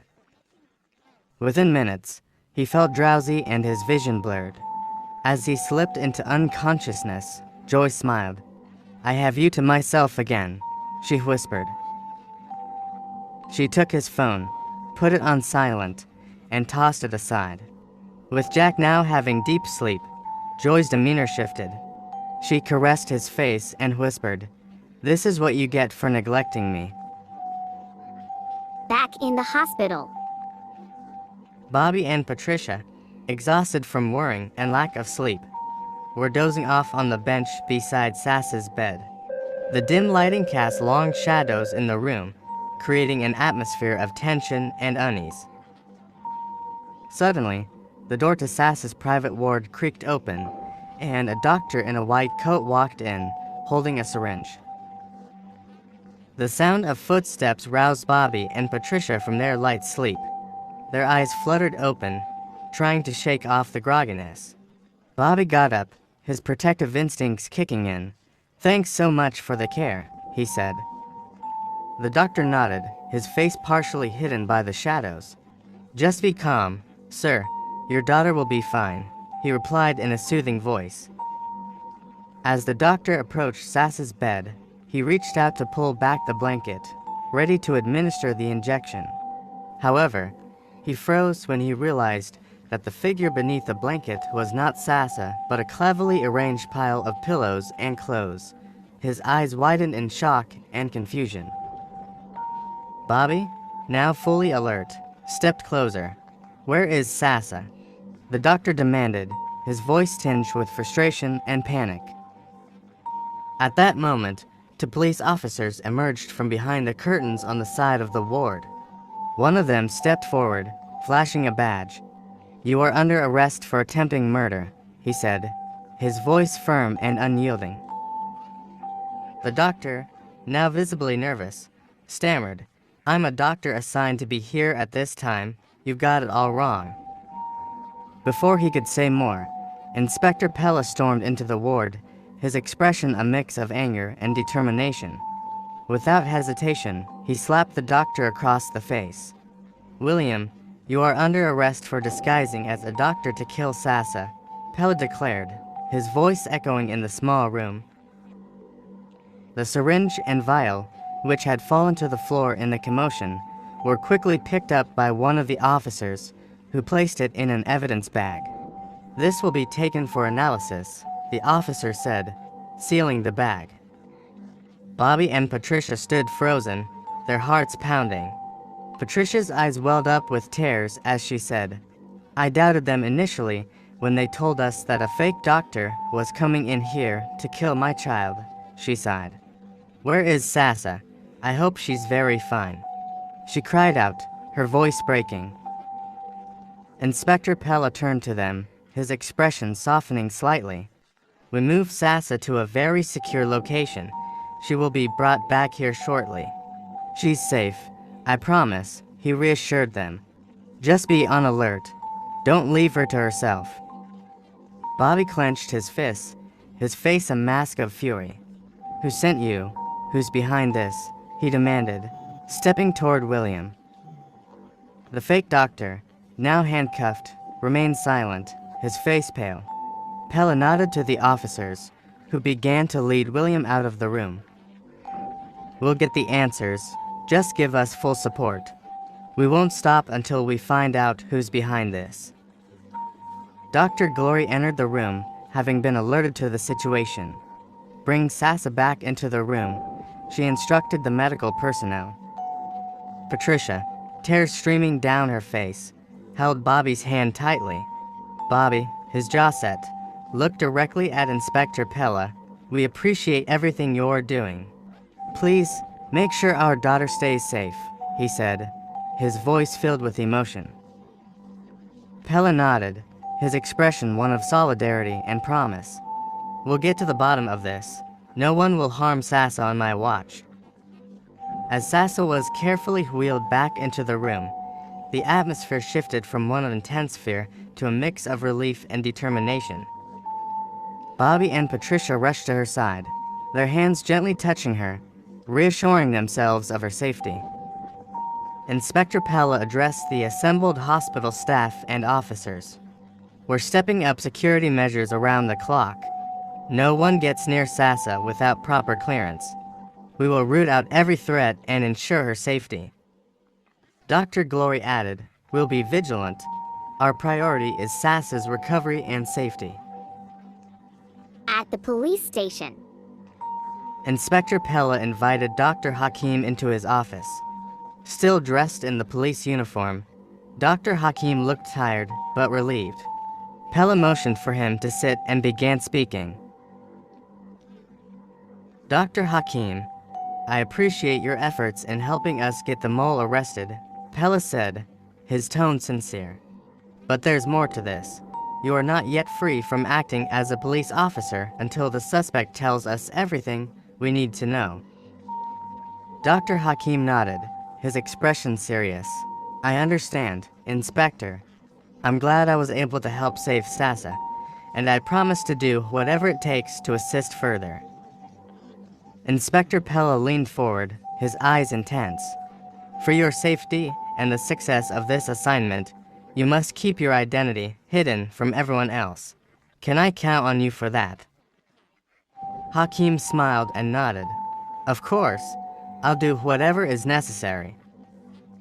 Pella allowed himself a brief smile. "We might even decide to retain you here as a police officer. You seem to have a knack for it," he said jokingly. Dr. Hakim chuckled. "If only you would allow me to continue dressing in my white jacket as a police officer." Then Inspector handed Hakim a small device. This is a wire. You'll wear it at all times. We need to catch every word, every whisper. Your role is crucial. As Dr. Hakim left the office, he felt the weight of the task ahead. The hospital, once a place of healing and comfort, had become a battleground. But he was ready to do whatever it took to protect Sasa and uncover the truth. At the hospital. Bobby and Patricia stayed by her side, their faces etched with worrying and exhaustion. Patricia turned to Bobby, her voice trembling. Do you think they'll catch everyone involved? Do you think we can ever feel safe again? Bobby squeezed her hand. We have to trust that they will. Inspector Pella won't rest until he gets to the bottom of this, and neither will we. Patricia sighed, her eyes filled with concern. Let me check on Jack. He was at the reception last night, and he wasn't even aware of everything that happened to Sasa. It all happened so fast. Bobby nodded. Okay, I'll be right here. Patricia made her way to the reception, her footsteps echoing in the dimly lit hallway. She approached the nurse on duty, her voice filled with urgency. Have you seen Jack? He was here last night. The nurse shook her head. I haven't seen him since my shift started. Maybe he's catching some sleep somewhere in the hospital. Patricia nodded, her worrying deepening. Thank you. Patricia returned to the ward, her mind racing with thoughts of Jack's whereabouts. She entered the room, and Bobby looked up expectantly. We need to wait until morning to know whether he's somewhere in the hospital catching some sleep, Patricia said, her voice tinged with anxiety. Bobby frowned. It's not like Jack to disappear like this. I'm getting worried. Patricia paced the room, her mind unable to rest. What if something happened to him? What if he's in trouble too? Bobby stood up, placing a reassuring hand on her shoulder. We'll find him. Let's not jump to conclusions. He could be anywhere in the hospital. Maybe he just needed some time to process everything. At Sass's house. Zara was deep in sleep when the persistent ringing of her phone woke her up. Gradually, she reached for it, her voice thick with sleep as she answered, Hello. A male voice from the other end, urgent and direct, said, Sass escaped death last night and a mole was arrested. Zara's eyes snapped open, her sleepiness vanishing instantly. That's unbelievable. Who is trying to kill her again? She asked, her voice rising in panic. The caller abruptly ended the call without further explanation. Zara sat up in bed, her heart racing. She quickly dialed another number. Hello, who tried to kill Sasa? I was told she almost got killed last night. A voice on the other end responded? Yes, it was one of the moles working for Boss who did that. Zara's voice trembled with frustration. I thought having JJ as bait was enough for the boss to get what he wanted. The person on the other end, Agatha, replied sternly, Zara, are you questioning boss actions? Realizing her mistake, Zara quickly backtracked. Oh, I'm sorry, Agatha. Actually, I called to know if we were the ones responsible. Agatha's tone remained cold. Just focus on your task, Zara. Zara ended the call, her mind racing with fear and frustration. She remembered her boss' ominous warning. If you are caught, you are erased. She shuddered at the thought. Another man was about to go down, and she knew she had to stay alert to survive. Her mind drifted to her personal vendetta. Whatever happened to Sasa is fine. She muttered to herself, pacing the room, I need access to Jack. With Sasa out of the way, Jack will be mine. I must fulfill my goal of getting pregnant for him. Jack staying far from me is not helpful. Suddenly, an idea struck her. She grabbed her phone and called one of her contacts within the organization. Listen, I need information on the current security details at the hospital. I need to find a way to get in. The voice on the other end hesitated. Zara, that's risky. The security is tight, especially after what happened last night. Zara's voice was sharp. Just get me the information. I have a plan. At the hospital. Patricia and Bobby's anxiety grew with each passing minute. Their wait seemed endless. They called Jack's phone repeatedly, but it kept ringing with no response. Their worrying turned into panic as the hours dragged on. Patricia, unable to bear the uncertainty any longer, said to Bobby, "We have to inform Inspector Pella about Jack's sudden disappearance." Bobby nodded in agreement. "Yes, we need help to find him." Patricia dialed Inspector Pella's number, her hands trembling. When he answered, she spoke quickly, her voice shaking. "Inspector, we haven't seen Jack since last night. We're really worried." Inspector Pella's face grew serious as he listened. "I understand your concern. I'll have my team look into it immediately. In the meantime, stay with Sasa. We'll find him," he reassured them. As Patricia hung up the phone, she turned to Bobby. "Inspector Pella is on it. We need to stay strong for Sasa." Bobby put his arm around her. "We will. Jack is smart. He'll be okay. Let's focus on being here for Sasa." At Joy's house. Jack woke up beside Joy, his mind racing with worrying. He checked the time on his watch. It was already past 9 a.m. He turned to Joy, who was still sleeping peacefully beside him. Panic set in as he realized how much time had passed. Joy, you trapped me again," he said, shaking her gently to wake her up. Joy stirred and slowly opened her eyes. "Far from that," she murmured. "I was feeling lonely and sick, and I needed you to be around me." Jack's frustration was palpable. "But I told you how important it was for me to be around Sasa," he snapped, suddenly remembering his phone. "Where is my phone?" Joy reached under her pillow and handed it to him. "I noticed you needed rest, so I put it on silence." Jack shook his head, exasperated. "When will you change?" She responded with a sly smile. "The day you put a ring on my finger, I will turn a new leaf. Remember how you met Sasa? I masterminded everything. I planned it for my good." Jack's eyes widened in shock. "What are you talking about?" Joy leaned in, her voice low and conspiratorial. Flashback. "Jack, we were planning our wedding, and I got to know a young millionaire. Anxious to date him, I diverted the money meant for our wedding plans to position myself in a social class that would afford me the opportunity of meeting him. Sasa was one of my friends and she had money, so I systematically and stylishly planned your meeting." Jack was incredulous. "You made her meet me at the time I needed help." "Yes," Joy continued. "I knew you were not in love with her at the beginning, and that's why I made your manager sack you. I wanted Sasa to be your only hope, to ensure you would cling to her since she had a multinational company she was struggling to put in place at that time."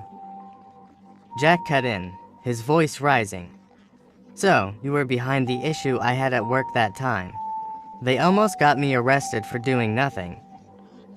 Joy nodded, unfazed by his anger.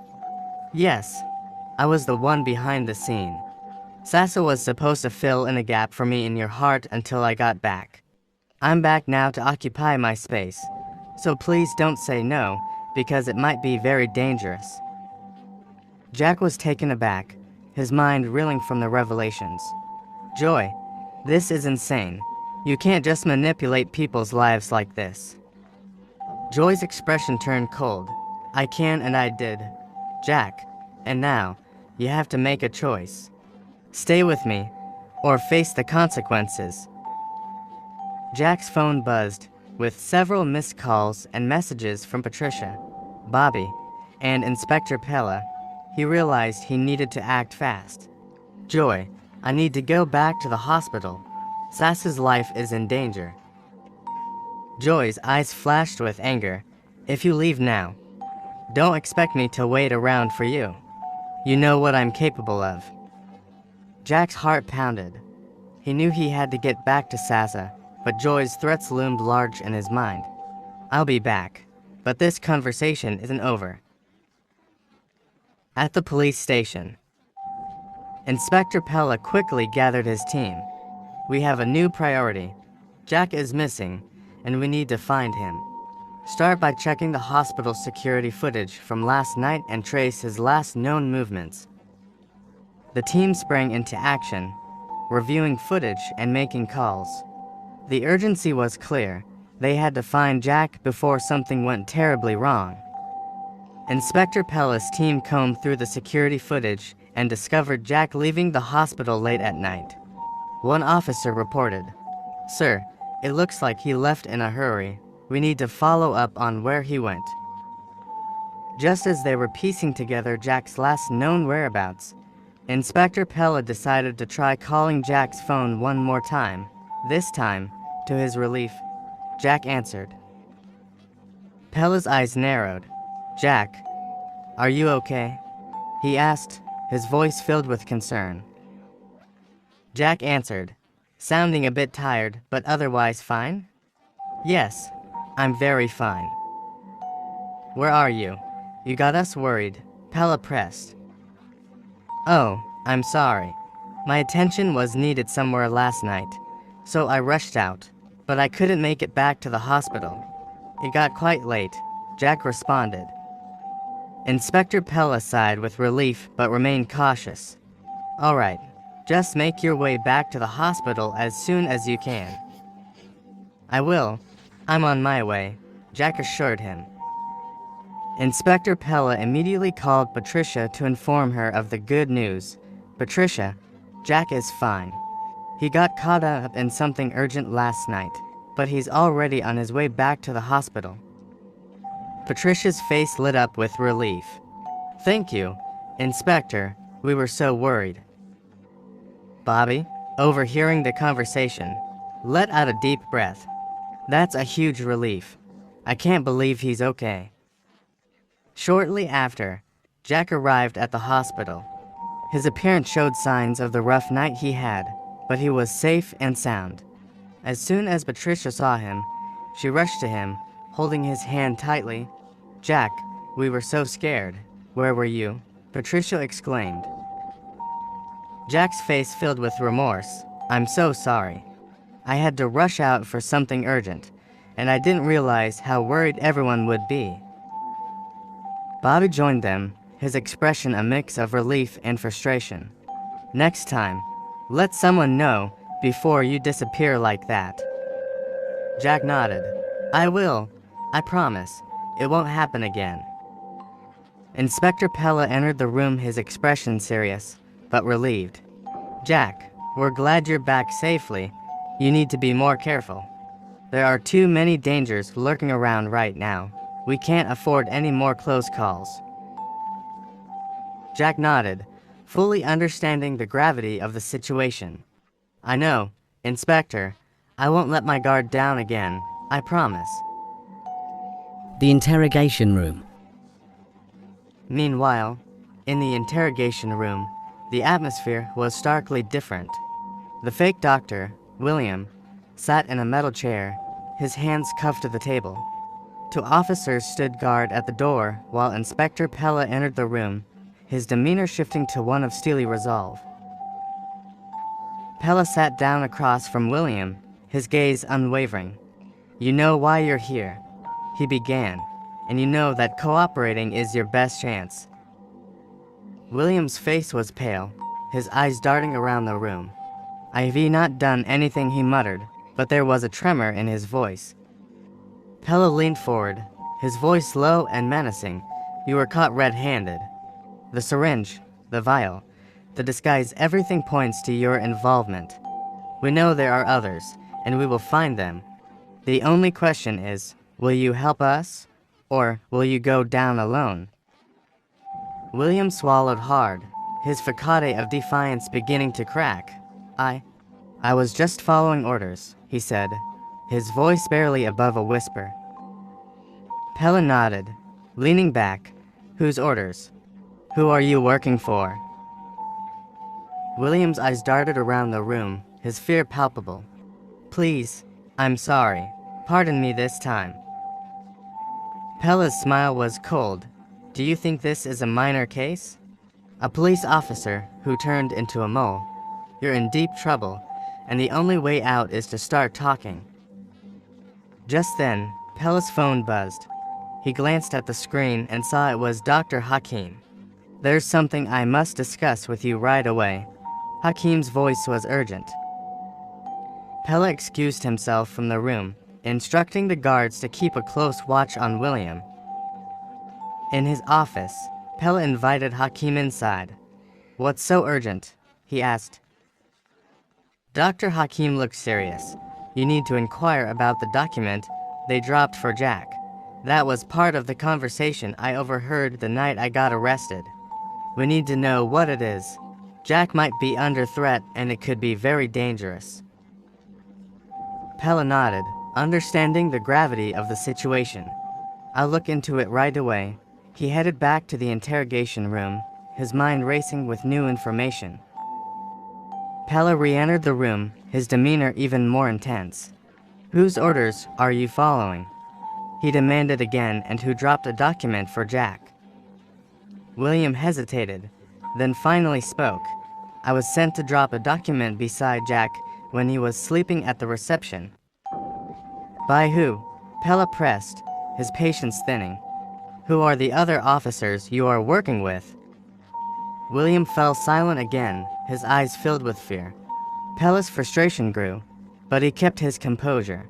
You will talk to me, sooner or later, he said, his voice cold and certain. I'll be right back. Pella stepped out of the interrogation room and immediately called Jack, demanding his presence at the police station. Jack was moving into Sassa's ward when he received the call and informed Patricia and Bobby about it. They were surprised at the sudden invitation. Jack stood up, reassuring them, I promise to be back soon. On arrival at the police station, Inspector Pella invited him into his office and demanded to know about the documents he found beside him at the hospital reception. Jack fell silent, his mind racing with thoughts of the threat surrounding the document and JJ's safety. Inspector Pella noticed his hesitation and said, I know you might have been threatened, but don't worry, we'll take care of it all. Jack sighed heavily. JJ's life is more important to me at this time. I spoke with my son, and he pleaded with me to bring him home. I was given 7 hours to sign the documents, but with Sassa in a coma, I couldn't discuss it with her, and that was the reason it was still pending. Inspector Pella leaned forward, his expression intense. Let me see the document. Jack went to his car and retrieved the document, handing it to Pella. The inspector stared at the papers, shaking his head in disbelief. Who is this person, and why do they want this in exchange for JJ? Pella looked up, his eyes locking with Jack's. We need your unwavering support to get JJ back safely. Trust me, we won't let them hurt your son.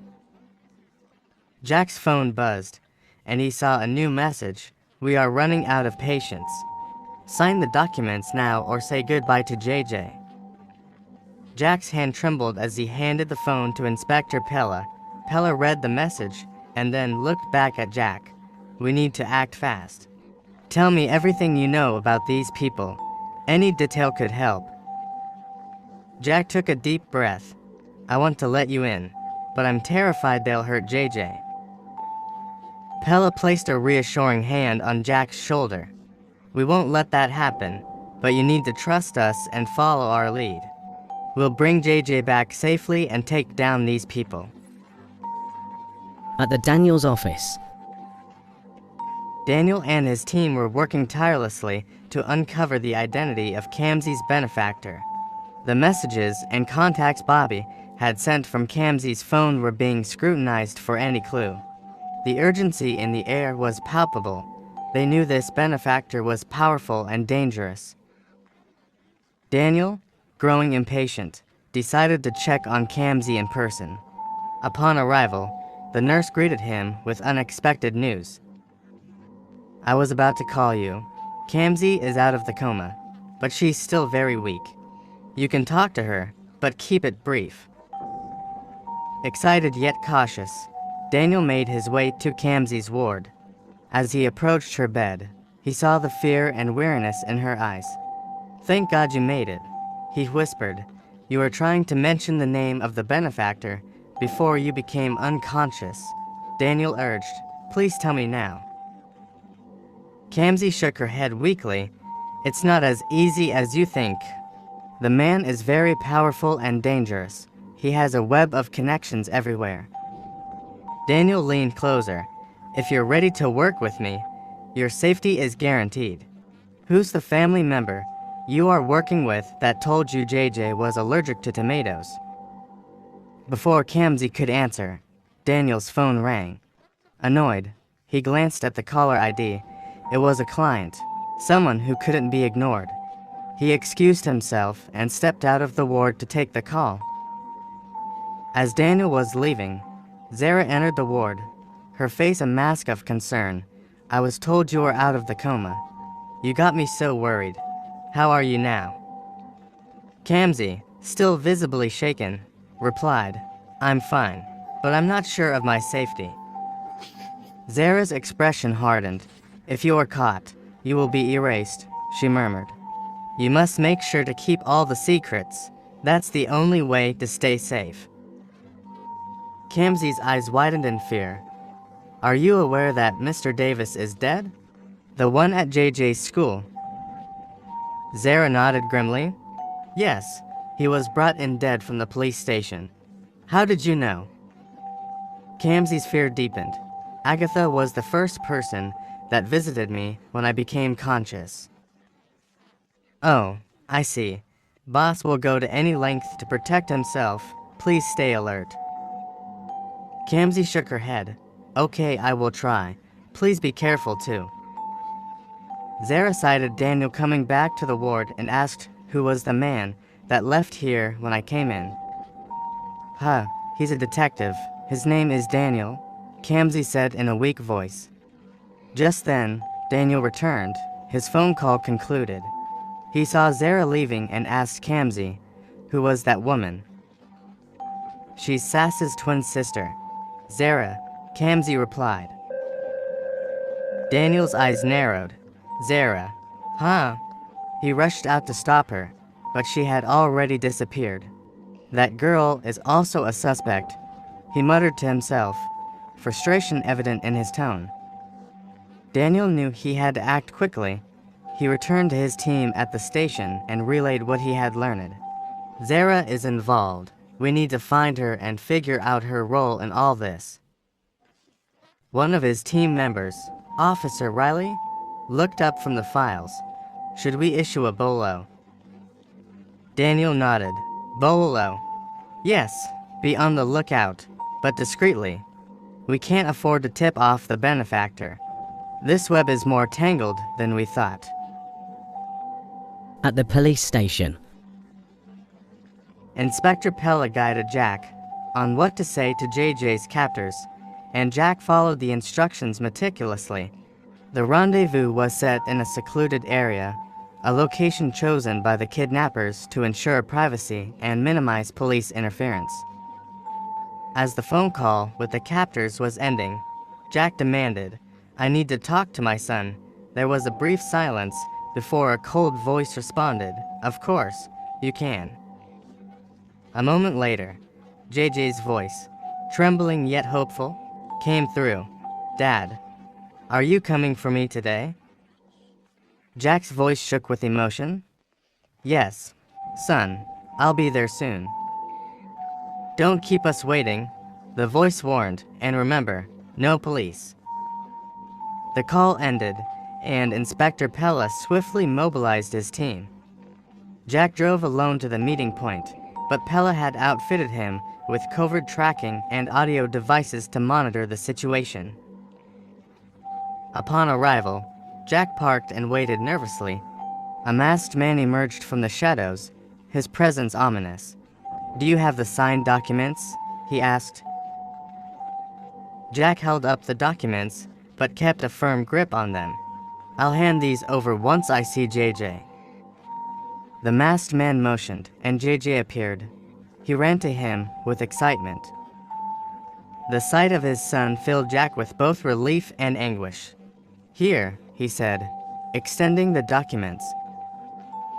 The masked man snatched the papers and scrutinized the signatures. Satisfied, he nodded. "Release the boy." JJ sprinted toward his father, who scooped him up, holding him tightly. "It's okay, buddy. We're going home," Jack whispered, his voice choked with emotion. Jack carried JJ to the car and drove swiftly toward the airport, the hidden devices relaying their progress to Inspector Pella's team. Pella and his officers, hidden nearby, watched the kidnappers' movements closely.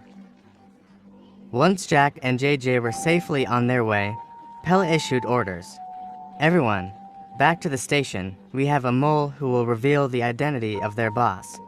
We need to ensure Jack and JJ's safety." At the police station, Inspector Pella entered the interrogation room with renewed determination.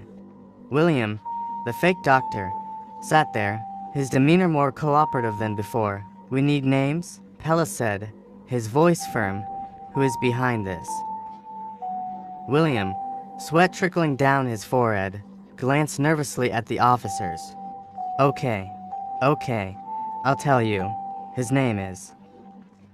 Officer Rex rushed in, urgency written all over his face. "Sir, your attention is needed immediately." Pella shot a warning glance at William, then dashed out of the interrogation room, his mind racing. Officer Rex continued. Dr. Glory called. "The substance William wanted to inject Sasa with is the same one found in the blood samples of Kamsi and Davis." Hearing this, Pella's face flushed with anger, his eyes blazing. He stormed back into the interrogation room, confronting William with barely contained fury. "You are a disgrace to the force," he spat. "This substance," he said, holding up a vial of evidence, "has been confirmed as the same one found in the blood samples of Kamsi and the other suspects."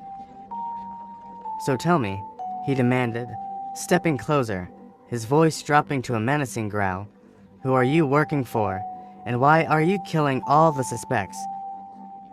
William's eyes widened with fear. He was about to speak when he suddenly remembered his boss's warning. "If you are caught, you will be erased." His face went pale, and then he fainted, slumping in his chair. Pella's rage flared. "Get up," he shouted, hitting the table. When there was no response, he realized something was seriously wrong. "Call an ambulance. Now," he ordered. Inspector Pella, though still seething with anger, knew he needed to address Dr. Hakim. He invited him over to his office, taking a deep breath to calm himself.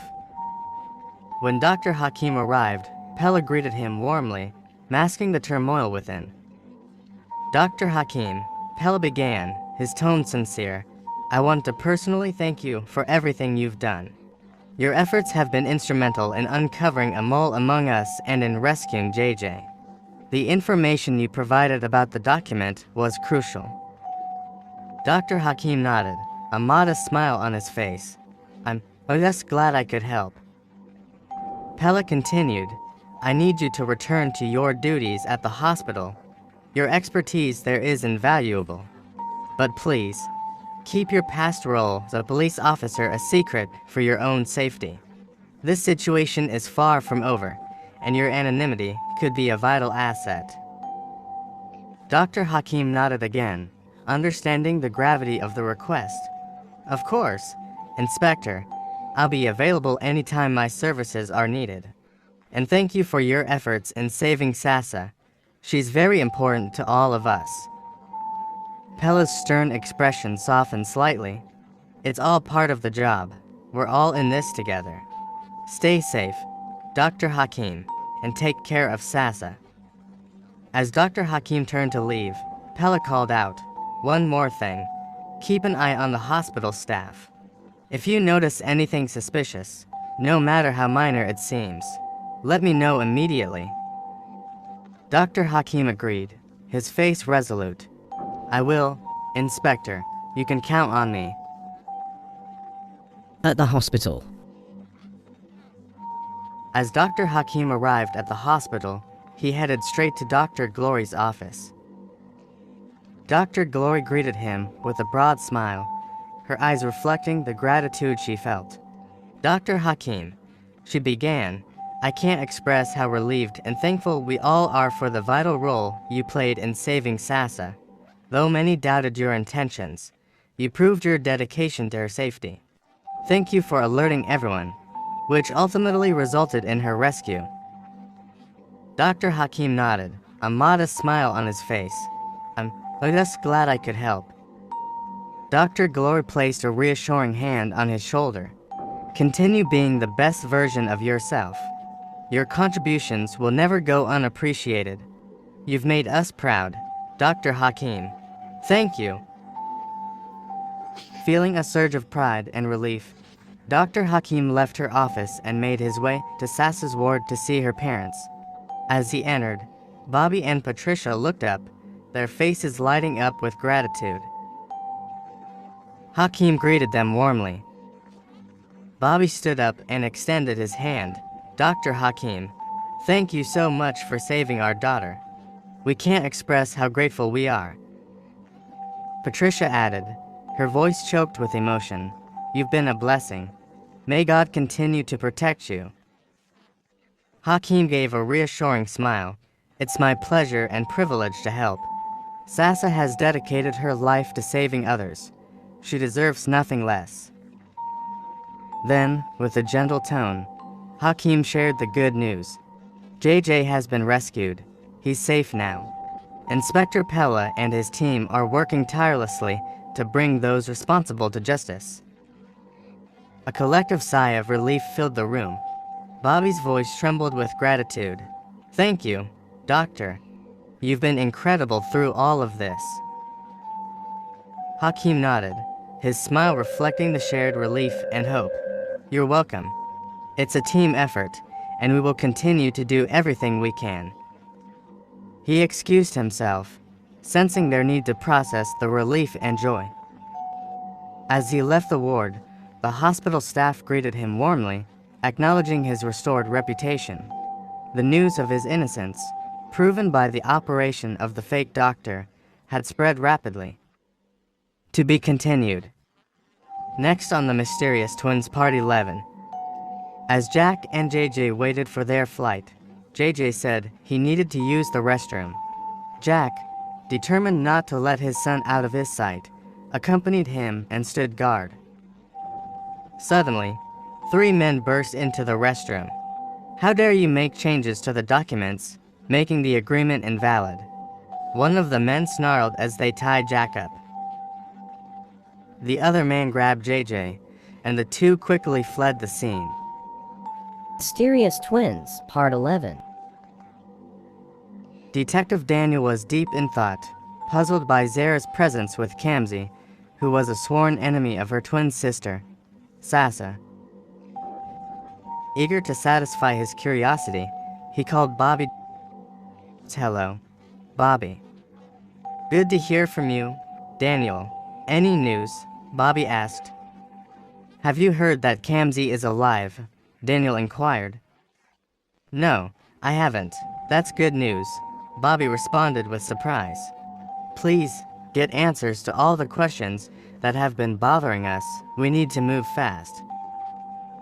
Daniel paused, then asked, "How's Sasa's twin sister doing?" Bobby's voice turned thoughtful. "I haven't heard from her for a while now. I believe she's doing well." Daniel was taken aback. So she hasn't been coming to the hospital to check on her twin sister? "No," Bobby confirmed, "but I think she must have been busy with a lot." Daniel's mind raced. That's strange. Zara hasn't visited even once. Bobby sighed. "No, Not since this whole thing started. It's been odd. Daniel's suspicions deepened. Bobby, keep an eye on Sasa and everyone around her. Something's not right. I'll continue digging on my end. Will do. Thanks, Daniel, Bobby said, a hint of concern in his voice. Daniel ended the call, his determination renewed. He had a strong feeling that Zara was more involved in this tangled web than anyone realized. He knew he needed to find out more about her connection with Kamzi and why she hadn't been visiting her twin sister. At the hospital. Bobby decided to check on Zara. He dialed her number, his voice filled with a mix of concern and warmth. My lovely daughter. It's been a while.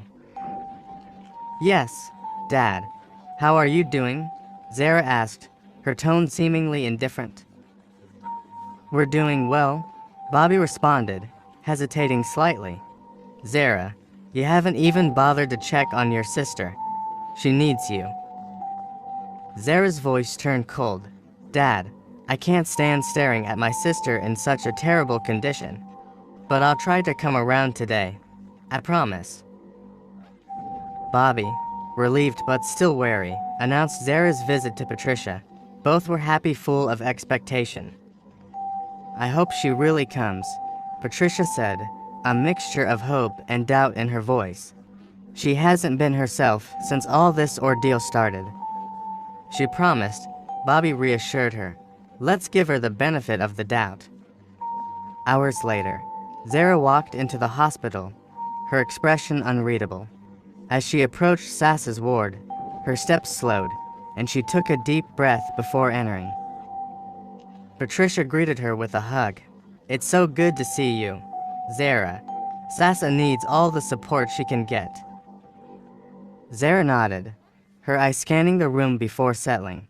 I'm here now, she said, her voice softer than before. I'll stay for a while.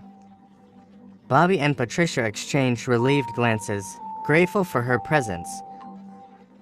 As Zara sat beside Sasa, she reached out and held her sister's hand. I'm sorry I haven't been here, she whispered, tears welling up in her eyes. I've just been overwhelmed. Patricia placed a comforting hand on Zara's shoulder. We understand, just having you here means a lot. Patricia glanced at Bobby, concern etched on her face. Bobby, we should go home to freshen up. Since Zara is here with Sasa, she can safeguard her sister in our absence. Bobby nodded, considering her suggestion. But Daniel's words about a family member working with Kamzi echoed in his mind. He quickly discarded the thought, believing Zara couldn't be that reckless. Zara, overhearing their conversation, turned to them with a reassuring smile. Don't worry. Mom, Dad, I'll stay with Sasa. You both need a break. Patricia hugged her daughter. Thank you, Zara. We'll be back soon. As Bobby and Patricia stepped out of the room, two police officers entered the ward. Miss Zara, we just need to confirm your identity and presence here. If you need anything, or if any unforeseen situation arises, please call us immediately. Zara remained calm and polite. Thank you, officers. I appreciate your vigilance. The officers nodded and left, shutting the door behind them. Zara returned to Sasa's side, gently holding her hand and rubbing it soothingly. It's just you and me now, Sasa, she whispered, her voice a mix of warmth and tension. I know we haven't always seen eye to eye, but I'm here now. As she sat there, Zara's mind raced with conflicting thoughts. She felt the weight of her past decisions and the complicated web of lies she had spun. As Zara rubbed her sister's palm, she leaned in close, her voice a venomous whisper. My only regret was that I wasn't born as a single child. Having you share my space right from the womb was the worst thing that ever happened to me. I had no opportunity to have all the attention, love, care, and support I deserved as a daughter. Sometimes I wish you didn't exist, Sometimes I wish I could erase your memory completely from our family. Her grip tightened slightly on Sasa's hand as she continued. All our team's efforts to end you always hit a rock. How can I be living in your shadow? The gap between us in achievements is far greater than the difference in our physical height. I thought I had it all. I thought you would live in my shadow forever because of your disadvantage. I thought you would end up being my house help in my matrimonial home. I thought you would never amount to anything, but look at you. You stole all that belonged to me. Zara's eyes gleamed with malice. I wish you never wake up from this coma. How I wish I could marry your husband and become his only wife. That guy is too handsome to be yours. I hated living in your shadow. I wanted my own life, my own recognition. Sasa, I wish. Sasa's fingers twitched, and she muttered, her voice weak but clear. Zara, there is a saying that if the death within does not kill a person, the external cannot harm them. Zara's eyes widened in shock and fear as she tried to comprehend when Sasa became conscious. Panic set in, knowing her sister might have heard everything she had said. Her heart pounded as she realized the implications of her confession.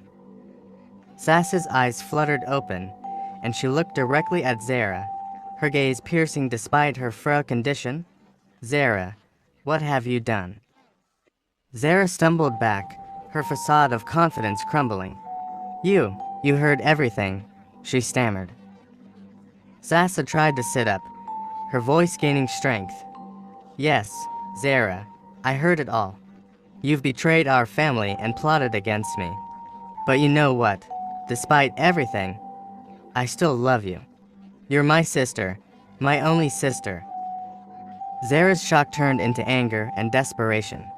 You love me, after everything, after all you heard me said. How can you still pretend to be so perfect? Sasa shook her head, her expression one of deep sadness. It's not about pretending, Zara. It's about understanding that hate only destroys. Our father might have raised us to be enemies, but our mother didn't raise us that way, and she always got our back. So why did you choose to fight me? Have I ever done anything wrong? Tears welled up in Zara's eyes, but her anger surged. You have been pretending to be nice since we were small, even though it was obvious that I had better chances to fly higher than you in life. Flashback. I remember the day our mom bought us body towels. Zara began, her voice trembling with a mixture of rage and sorrow. She gave you a pink one with a rose design at the edge, while mine was just plain yellow. I angrily dropped mine and told Mom that she should have asked me to pick first, since I am the only child that would make them proud in the future. Mom was very upset and slapped me, saying I should discard such evil thoughts from my head and never say such a thing about my sister again. She said we both had great destinies and I shouldn't treat you as disadvantaged. Zara's grip on Sasa's hand tightened as she continued. I screamed and cried, filled with anger towards you.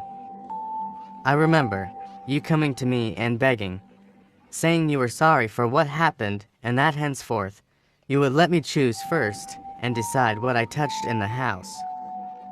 You happily exchanged your towel for mine and said we should live in peace because we were sisters. My response was harsh, and in anger, I left for my room. I still remember the echo of that slap. Zara's eyes filled with tears as she recounted the past.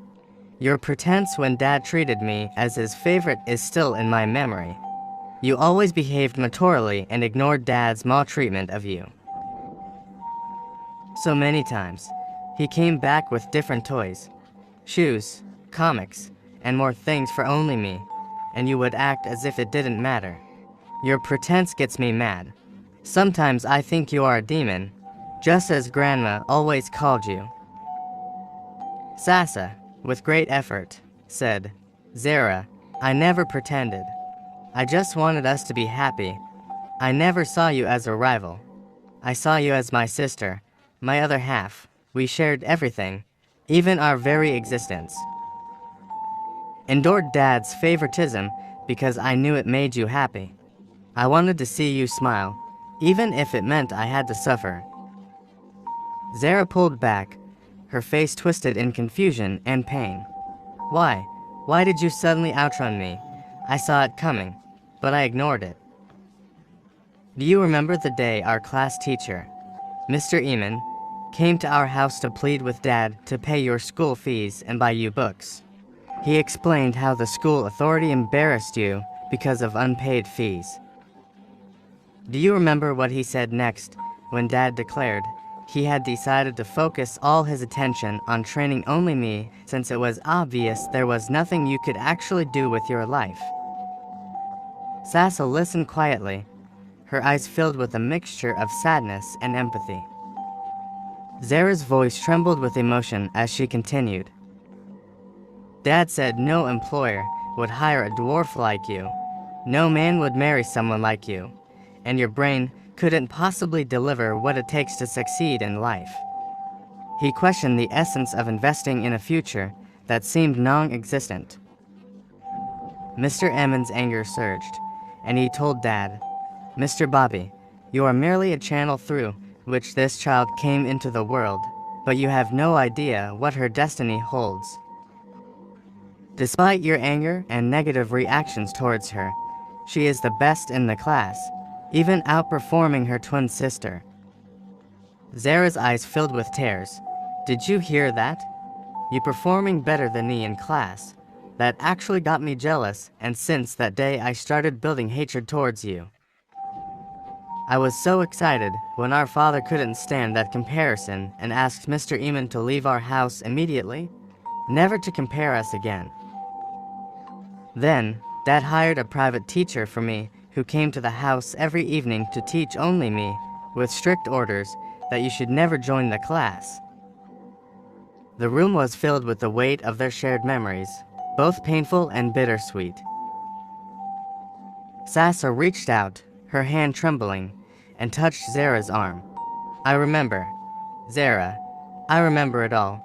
I remember how Dad treated us differently. But I also remember how I wish things could be different, how I wanted us to be close, to support each other. Zara's tears flowed freely now, her voice breaking as she shouted at Sasa, Don't even go there. That was the mind game you played on me. You made me do a lot of things against my will. Can you remember when I started sharing almost everything with you? That time when Mom was having issues at work and couldn't afford to pay your school fees or buy books for you. She wasn't even able to support you financially in any way. You and Mom begged me to share everything with you. I became your financial support system. I shared my textbooks. I made Dad buy more notebooks for me so I could share them with you. And I collected more money from Dad than I needed so I could give some to you. I was there for you for almost a year before Mom got back on her feet financially. Zara's eyes blazed with a mix of anger and hurt. Had I known that you were only taking advantage of me in order to trap me and leave me far behind, I would have neglected you that time. Remember, I was already ahead of you by 2 classes because you were owing the school though much money, and when they couldn't take it anymore, they stopped you from coming to school. I gave you all the support within my capacity, but look at you. Just look at the level you're at now. Were you actually doing what you preached to me that time? You are just moving at the speed of light to the top without pulling me along. You are successful. You are rich. You are married. You are famous. In fact, nobody would believe that I'm your twin sister. The margin is quite wide. Sasa, though still very weak, struggled to answer her. Zara, please don't judge me wrongly. You graduated 2 years before me and Dad sent you abroad for further study. As soon as you came back, you became the financial director of Dad's company. Before I could finish school, you were already a big success. I never thought I could get to this height. Never. It seems as if I was only standing alone. Can a tree make a forest? Zara, I was only giving my best at every level I found myself, and that's what brought the reality of today. Remember what you told me when I tried reaching you at the time you started working in Dad's company. You said I should forget completely about you and erase you from my memory because your only ticket to the top was to never have anything to do with me again, based on the agreement you signed with Dad. Zara responded? Yes, of course. I had to believe that distancing myself from you could afford me speedy success. You look so small, but you were occupying a bigger space in my life. I regretted not allowing Dad to throw you and Mom out when our grandma instructed him to do so. Were you aware of the humiliation I went through when you got married? Remember that time we were not in touch at all, living in our different worlds. Mom kept the information away from me as well.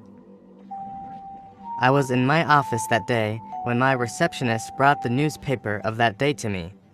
As usual, I was amazed to see that your wedding was the cover picture. The shock was so much that I had to glance through it several times. Her voice cracked as she continued. My friends, who knew we were twins, made fun of me. They couldn't believe that you could get such a handsome man, while I, with my complete figure and beauty, wasn't even in a relationship, let alone engaged.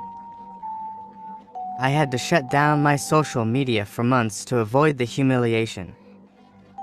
Sasa, your wedding made me remember how everyone wanted to be with you when we were in high school. They loved to play with you. They sought your attention by all means. When I thought of it all, I realized that if I hadn't shared my space with you in Mom's womb, my life wouldn't have been like this.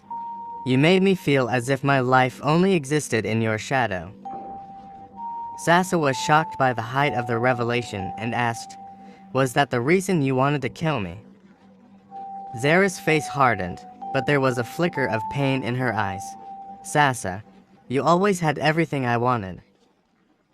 You have Avum's love and protection. You get whatever you wanted cheaply and overshadow everyone around you. Just imagine how cheaply you won Dad over to yourself again. He's so dedicated to the point that he turned your ward to his room, abandoned his beautiful bedroom. I want my space. I want to shine, but you have practically taken everything away from me. Sasa's mind raced.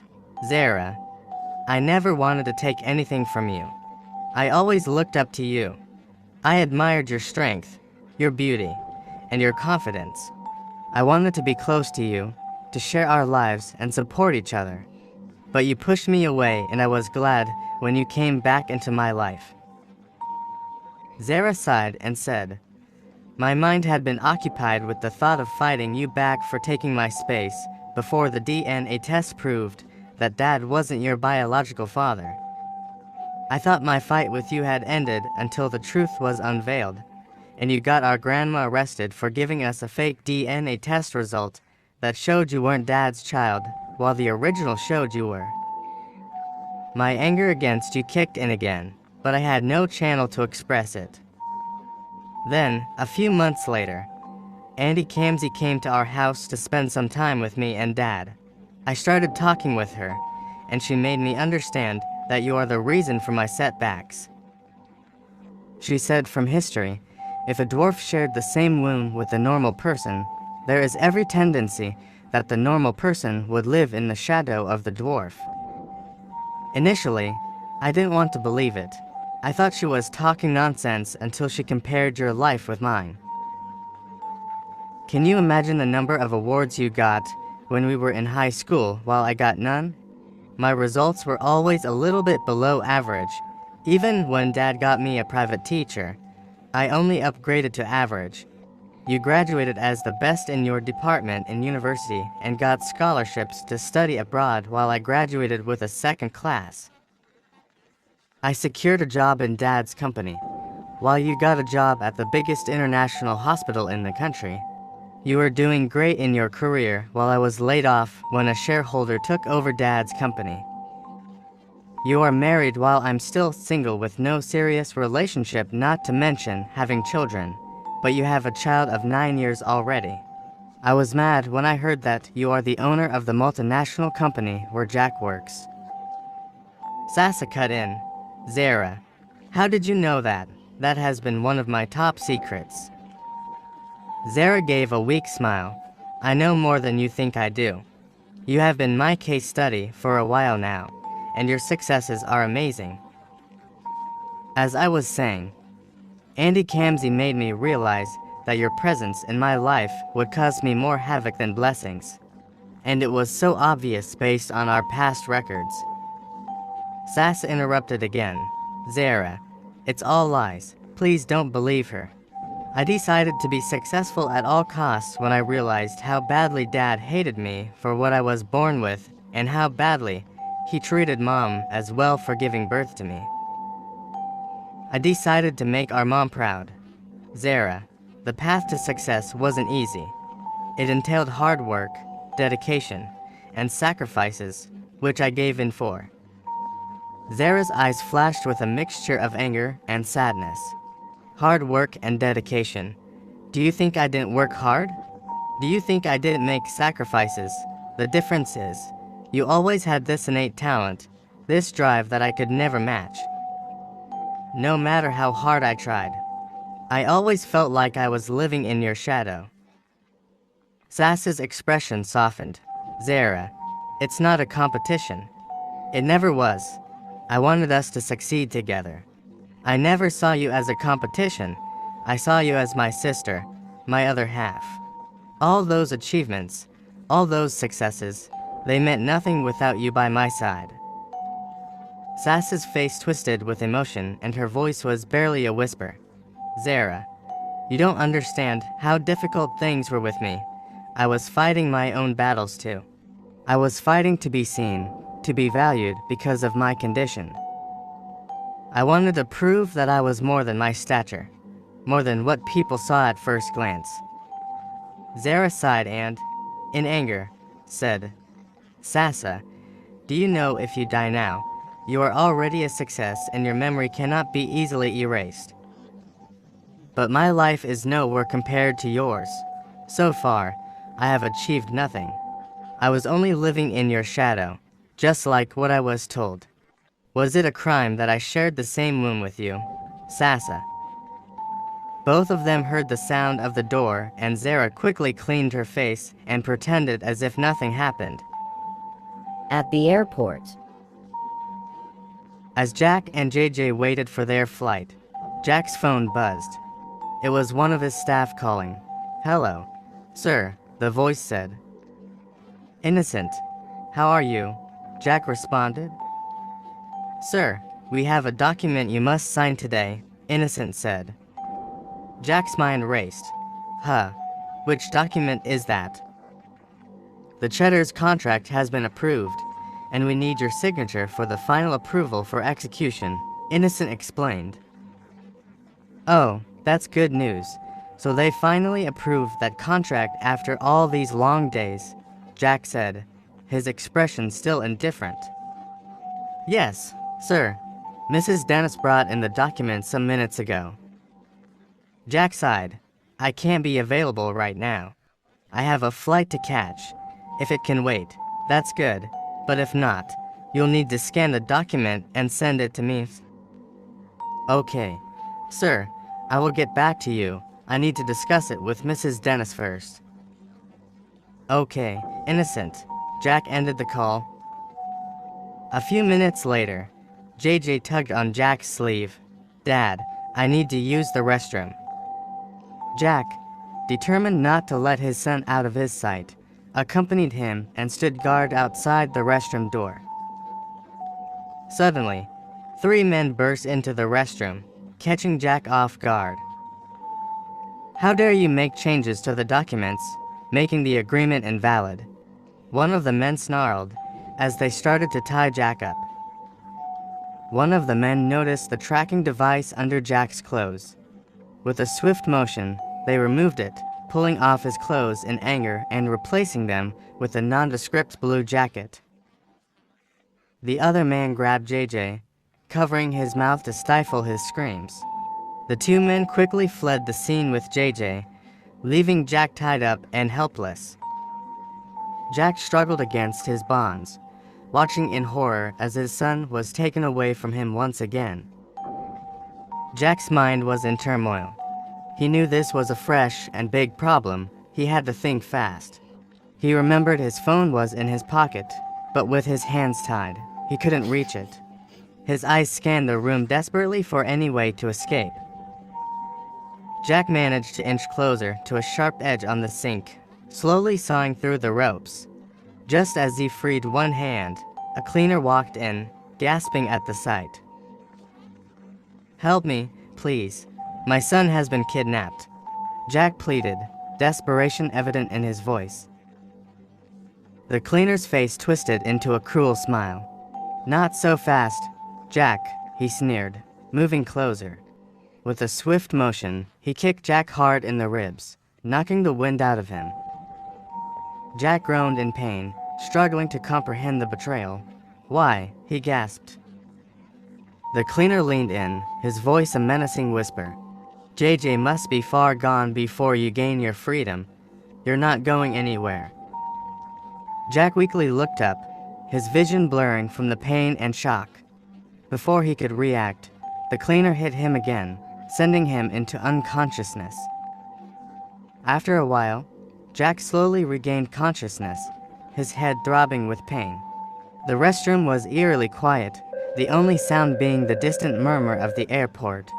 He blinked, trying to focus, and saw the cleaner was gone.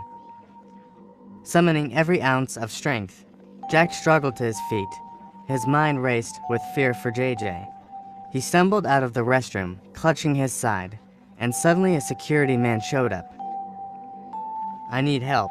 My son, they've taken him," Jack rasped, collapsing into his hand. The security officer immediately dragged him into one abandoned restroom and locked him there. "This would be the last time you played games with us," the officer said. At the police station, one of the officers assigned to monitor Jack and JJ suddenly noticed a disconnection from their tracking devices. He rushed to Inspector Pella's office with a sense of urgency. "Sir, we've lost contact with Jack," he reported, breathless. Inspector Pella's eyes widened in alarm. He immediately picked up the phone and called the airport to inquire about the status of Jack's flight. "Is Jack on board?" he asked. The airport official checked and responded, "The flight is about to take off, but Jack isn't on it." Pella's heart sank. He instructed one of the airport security officers, "Check every area of the airport. I'll be there shortly." He then gathered his team and rushed to the airport. Upon arrival, Pella and his team began a thorough search, combing through every corner of the terminal. They reviewed surveillance footage, tracing Jack and JJ's movements. The footage showed them waiting for their flight and then entering a restroom, but there was no record of them leaving it. One of the airport cleaners approached them hesitantly. "Excuse me, sir, there was a white top in one of the restrooms," he said. "It seems it matched Jack's description." The cleaner was trying to get cues to the authorities' plan, so as to tighten up their sides. Pella followed him to the restroom, his mind racing with possibilities. "But where's JJ?" he muttered to himself. The absence of any trace of JJ intensified his anxiety. Back at the police station, Pella convened an emergency meeting with his team. "We need to find out what happened to Jack and JJ. Check all footage again, interview everyone who was near the restroom, and search for any other clues." Meanwhile, he called Dr. Hakim at the hospital. "Dr. Hakim, we have a serious situation. Jack and JJ have disappeared from the airport. We need to keep this information confidential. Be sensitive to all conversations and alert to any unusual activity." Dr. Hakim was shocked. "Understood, Inspector. I'll keep an eye out and make sure no one else knows." At the hospital. Bobby and Patricia entered Sasa's ward and were astonished to see her sitting up in bed. Patricia's face lit up with joy as she rushed to her side.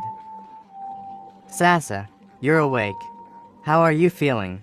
she exclaimed. Before Sasa could answer, Zara interjected, "Kudos-to-me. Sasa is fine." Bobby smiled warmly. "That's why we want you around always, Zara. Your presence clearly helps." Sasa managed a weak smile. "I really appreciate all your efforts. Thank you so much." Patricia, still beaming, said, "Zara, please go to Dr. Glory's office and inform her of the good news." As soon as Zara stepped out, Bobby moved closer to Sasa, his expression softening. "Sasa, my lovely daughter, you have been through so much, and I have watched you come out of it stronger every time. Please, never give up on yourself, no matter the situation. I am here with you now, and I am on your side." Sasa's eyes filled with tears as she replied, "Thank you, Dad. You've done more than I could have expected this time. I'm grateful." Patricia, standing beside them, smiled gently. "I'm glad you both are good now." Bobby nodded, his voice sincere. "I have made a lot of mistakes in my life, but I have decided to make amends and ensure that they are never repeated." Sasa sighed deeply. "Life has taught me so much, and each chapter of my life is full of unexpected surprises. I have fought so many battles, seen friends turn into enemies, seen enemies turn into friends, and faced challenges I never thought I could overcome." Patricia placed a comforting hand on Sasa's shoulder. "You have proven time and again that you are stronger than you ever thought possible. You've faced adversity and come out victorious." Sasa looked at both of her parents, her eyes filled with determination. "I've learned that strength comes from within, and with the support of my loved ones, I can face anything." Bobby's eyes glistened with pride. "You are an inspiration to us all, Sasa. Your resilience is remarkable." Just then, Dr. Glory entered the room, her face lighting up with surprise and delight when she saw Sasa awake. "This is wonderful news. Sasa, you're a fighter." Sasa nodded. "Thanks so much for your unquantified support. I'm grateful."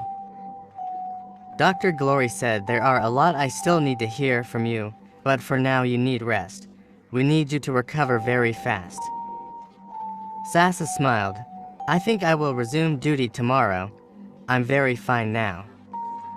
Glory nodded. "I understand your culture, but I would love it if you can take some time out of duty for now.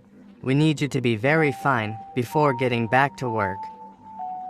Bobby nodded. "Yes, Sasa. You have been through a lot this time. You must be physically, mentally, emotionally fit before resuming duty."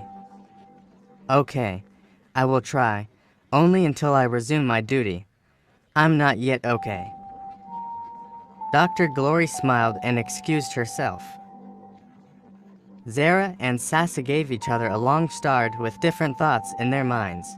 Patricia distracted them, saying, "I think both of you have a lot to catch up with. We understood you have missed each other." Both nodded while Sasa gave a weak smile. At Sasa's house, Zara was at home resting when she heard a knock on the door. Panic was obvious on her face as she asked, "Who's at the door, please?" A male voice answered, "Zara, open the door. It's Detective Michael Scott." "Oh, Scott." She quickly opened the door and asked him in. "How are you, Zara? I hope you are safe." Zara sighed. "There is a height of insecurity everywhere, thanks to you guys that are always ready to go the extra mile for our safety." Scott nodded with a bright smile. "You know you're brave, right? Your coming to the warehouse the other time is still amazing to me. In fact, you got my respect for that." "Oh, that. I was just trying to save JJ by all means. At all costs," Zara responded. "How's your sis doing?" Yeah, she's very good. She should resume work soon. She went into the kitchen and noticed a message alert on her phone. She quickly read and replied to the message with a smile on her face, then came back with wine and snacks with 2 glasses. Zara served the wine and sat beside Scott. Both were chatting as they sipped the wine. Zara asked, "How deep have you dug into my sister's case?" Scott shook his head and said, "We have gone far with it, but it seems as if the case isn't a woven. I don't know why everyone is fighting my sister. They didn't even consider her height," Zara said with frustration. Scott cut in with a weak smile. "Are you not threatened and intimidated by your twin sister's success?" Zara's face grew serious. "Not at all. Her success is our family's success, and I'm proud of her. My sister is so mighty, and I think that is the reason for all these attacks." Detective Scott yawned. "Zara, you are exceptionally beautiful inside and out. Do you know that her success is enough to cause jealousy between you two?" Zara smiled, expecting Scott to continue the conversation. As she glanced at him, she noticed he was already sleeping. Zara touched him with caution. "Scott, Scott." When she noticed he wasn't responding, she smiled and said softly, "I'm more than who you are seeing with your physical eyes. You and I have a long journey ahead." She stood up and moved around the sitting room, her expression shifting from worrying to a calculated calm. She picked up her phone again, sending a quick message before locking the door and drawing the curtains. Zara looked down at Scott, her mind racing with thoughts. "I have been waiting for this day. I know you would come for me. You have no idea what's coming. Scott, you have no idea at all." In the dark room. Jack woke up in a dark room, the cold and silence pressing in on him.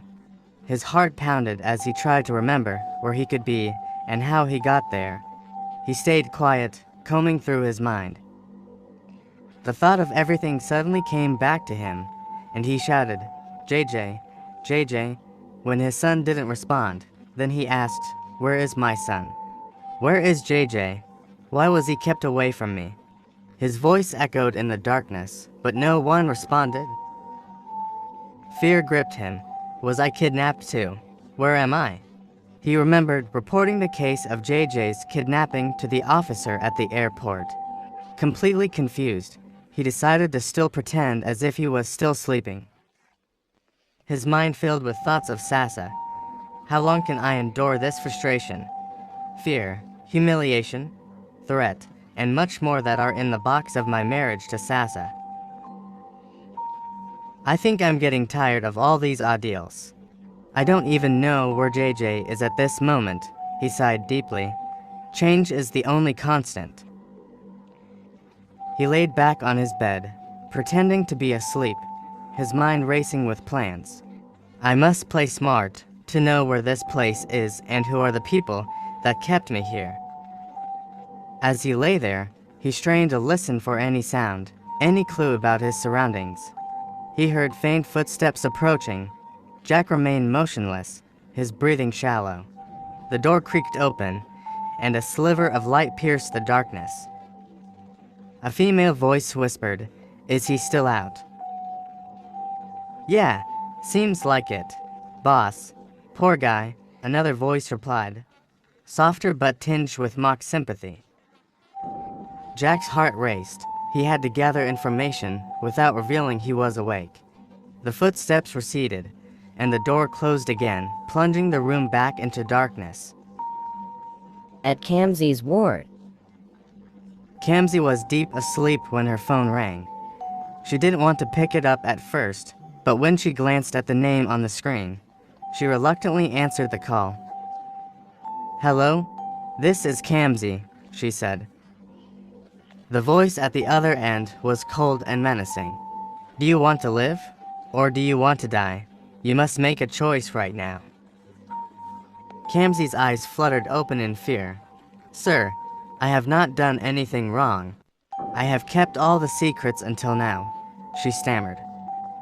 Yes, you have done well so far, and that was what made us to send you a phone to afford you the opportunity to make your choice. I'm grateful, sir, for the second chance, Kamsi said calmly. I have an assignment for you, which you must carry out in person, the caller said. To that effect, you must sneak out of the hospital and disappear with no trace. Kamsi's heart pounded. The security in the hospital is very tight now. How could I possibly do that without being caught? If you follow my detailed instructions, you will achieve it without stress, the voice assured her. Kamsi sighed, her mind racing. What's the assignment? Why do you need me to do it? The assignment I want to give you. You are the only one who can do it successfully. So choose life or death, the caller said before ending the call abruptly. Kamsi was visibly shaking. What should I do now? She muttered to herself. If they discover on time that I'm missing, that would be dangerous for me. And if I refuse this offer, they might as well erase me. Oh, what should I do now? Should I opt out by bringing Daniel into the matter? Her mind raced with possible scenarios. She weighed her options, knowing that any wrong move could cost her life. As she was busy with the thoughts, her door creaked open. A nurse walked in to check on her. Kamsi quickly hid her phone under the pillow, trying to appear calm. How are you feeling, Kamsi? The nurse asked, adjusting the foredrip. Better, thank you, Kamsi replied, forcing a smile, just a bit restless. The nurse nodded sympathetically. It's normal, you've been through a lot. Try to get some rest. Kamsi nodded, watching the nurse leave. She knew she had to act fast. At Sasa's ward. Sasa, now visibly stronger, finished her meal and looked up at Bobby and Patricia. Where is Jack? She asked. Sensing their hesitation, tell me everything about him, please. Don't hide anything from me. I'm fine now. I can handle any issue. Patricia sighed, exchanging a glance with Bobby. JJ has been rescued from his captors, she began. Jack was on the run with him, but we haven't been able to speak with him. We know he'll get in touch as soon as he's settled down and sure of their safety. Sasa laughed, a wave of relief washing over her. Wow, at last, JJ is alive. Dad, it's good news. So, why are you keeping it away from me? Bobby gave a weak smile. I and your mom were only trying to safeguard you from anything that might affect your health. Sasa nodded. As soon as I came out of the coma, I had a very long talk with Zara. Since that conversation didn't break me down, I believe I'm ready to face whatever lies ahead of me. Bobby leaned forward, his eyes filled with determination. I want to assure you again that we are with you 100% this time, please. Don't hide anything from us. Sasa smiled, her eyes misting with gratitude. I appreciate that, Dad. Patricia interjected. There's a lot that happened, which we won't be able to tell you now. But please show your gratitude to Dr. Hakim. He's a trusted friend. Okay. Mom, Sasa agreed. He has been a wonderful person to me for ages now. He's my brother from another mother. Just then, the door opened, and Dr. Hakim walked in with a clipboard in hand. His eyes lit up when he saw Sasa sitting up and talking. Ah, Sasa, you're looking much better, he said, approaching her bed. Sasa beamed at him. Dr. Hakim, thank you so much for everything. I owe you my life. Hakim smiled warmly. You don't owe me anything. Sasa, seeing you recover is thanks enough. Patricia added, we were just telling her how much you've done for us, Doctor. Hakim nodded, his expression turning serious. We've all been through a lot, but the important thing is that we're here for each other. We need to stay strong and united. At Kamsi Ward. Kamsi made her way to the bathroom in the hospital and found the bag that was kept for her. She quickly changed into different clothes and wore a wig that made her look like an old woman. As she stepped into the hallway, she saw Detective Daniel heading towards her ward. She quickened her pace, walking briskly towards the exit. Detective Daniel noticed the elderly woman but didn't give her much thought. He continued to Kamsi's ward. The nurse on duty saw him approaching and intercepted him at the reception desk. Detective Daniel, the nurse said, Kamsi went to the bathroom to freshen up. She's now better and can do things by herself. Daniel smiled, pleased with the news of her recovery. That's good to hear, he said. We can finally get some answers from her. He took a seat in the waiting area, his mind running through the questions he would ask Kamsi. Meanwhile, a car had been waiting for Kamsi outside. Kamsi sat beside the driver, her heart pounding. She glanced at the driver, a stern-faced man who hadn't spoken a word since she got in. Where are we going? She asked, trying to keep her voice steady. You'll find out soon enough, the driver replied curtly. Just sit back and stay quiet. Kamsi sighed, her thoughts racing. She was terrified but knew she had no choice. The voice on the phone had been clear. Failure to comply meant certain death. She had to trust that this plan would keep her safe, at least for now. Minutes ticked by, and the nurse began to grow concerned. She had expected Kamsi to return by now. Deciding to check on her, she headed towards the bathroom. As she entered, she was shocked to find it empty. Confused, she ran to check for her in the ward, thinking she had returned without noticing her. Panic set in as she realized Kamsi had vanished. She quickly ran back to Detective Daniel. Detective, she's gone. Kamsi's not in the bathroom, the nurse exclaimed, her voice filled with alarm. Daniel jumped to his feet. What do you mean she's gone? He demanded. She couldn't have just disappeared. The nurse explained the situation, and Daniel's mind raced. He remembered the elderly woman he had seen in the hallway. Could it be? He muttered to himself. Was that Kamsi in disguise? Without wasting a moment, he alerted hospital security and ordered them to search the premises. He also called his team to check the CCTV footage. During the search, they found the police officer assigned to Kamsi's ward lying unconscious inside the utility room. As they reviewed the recordings, they saw the old woman coming out of the bathroom passage, making her way to the exit and getting into a car that had been waiting for her. She planned this escape, Daniel said, frustration evident in his voice. She had help. Daniel instructed his team to track the car. We need to find out where they took her and who is behind this. He turned to the nurse. Did Kamsi have any visitors recently? Anyone suspicious? The nurse shook her head. No, just family and friends. No one out of the ordinary. Daniel sighed. At Sasa's house. Sasa and Patricia arrived at home unannounced.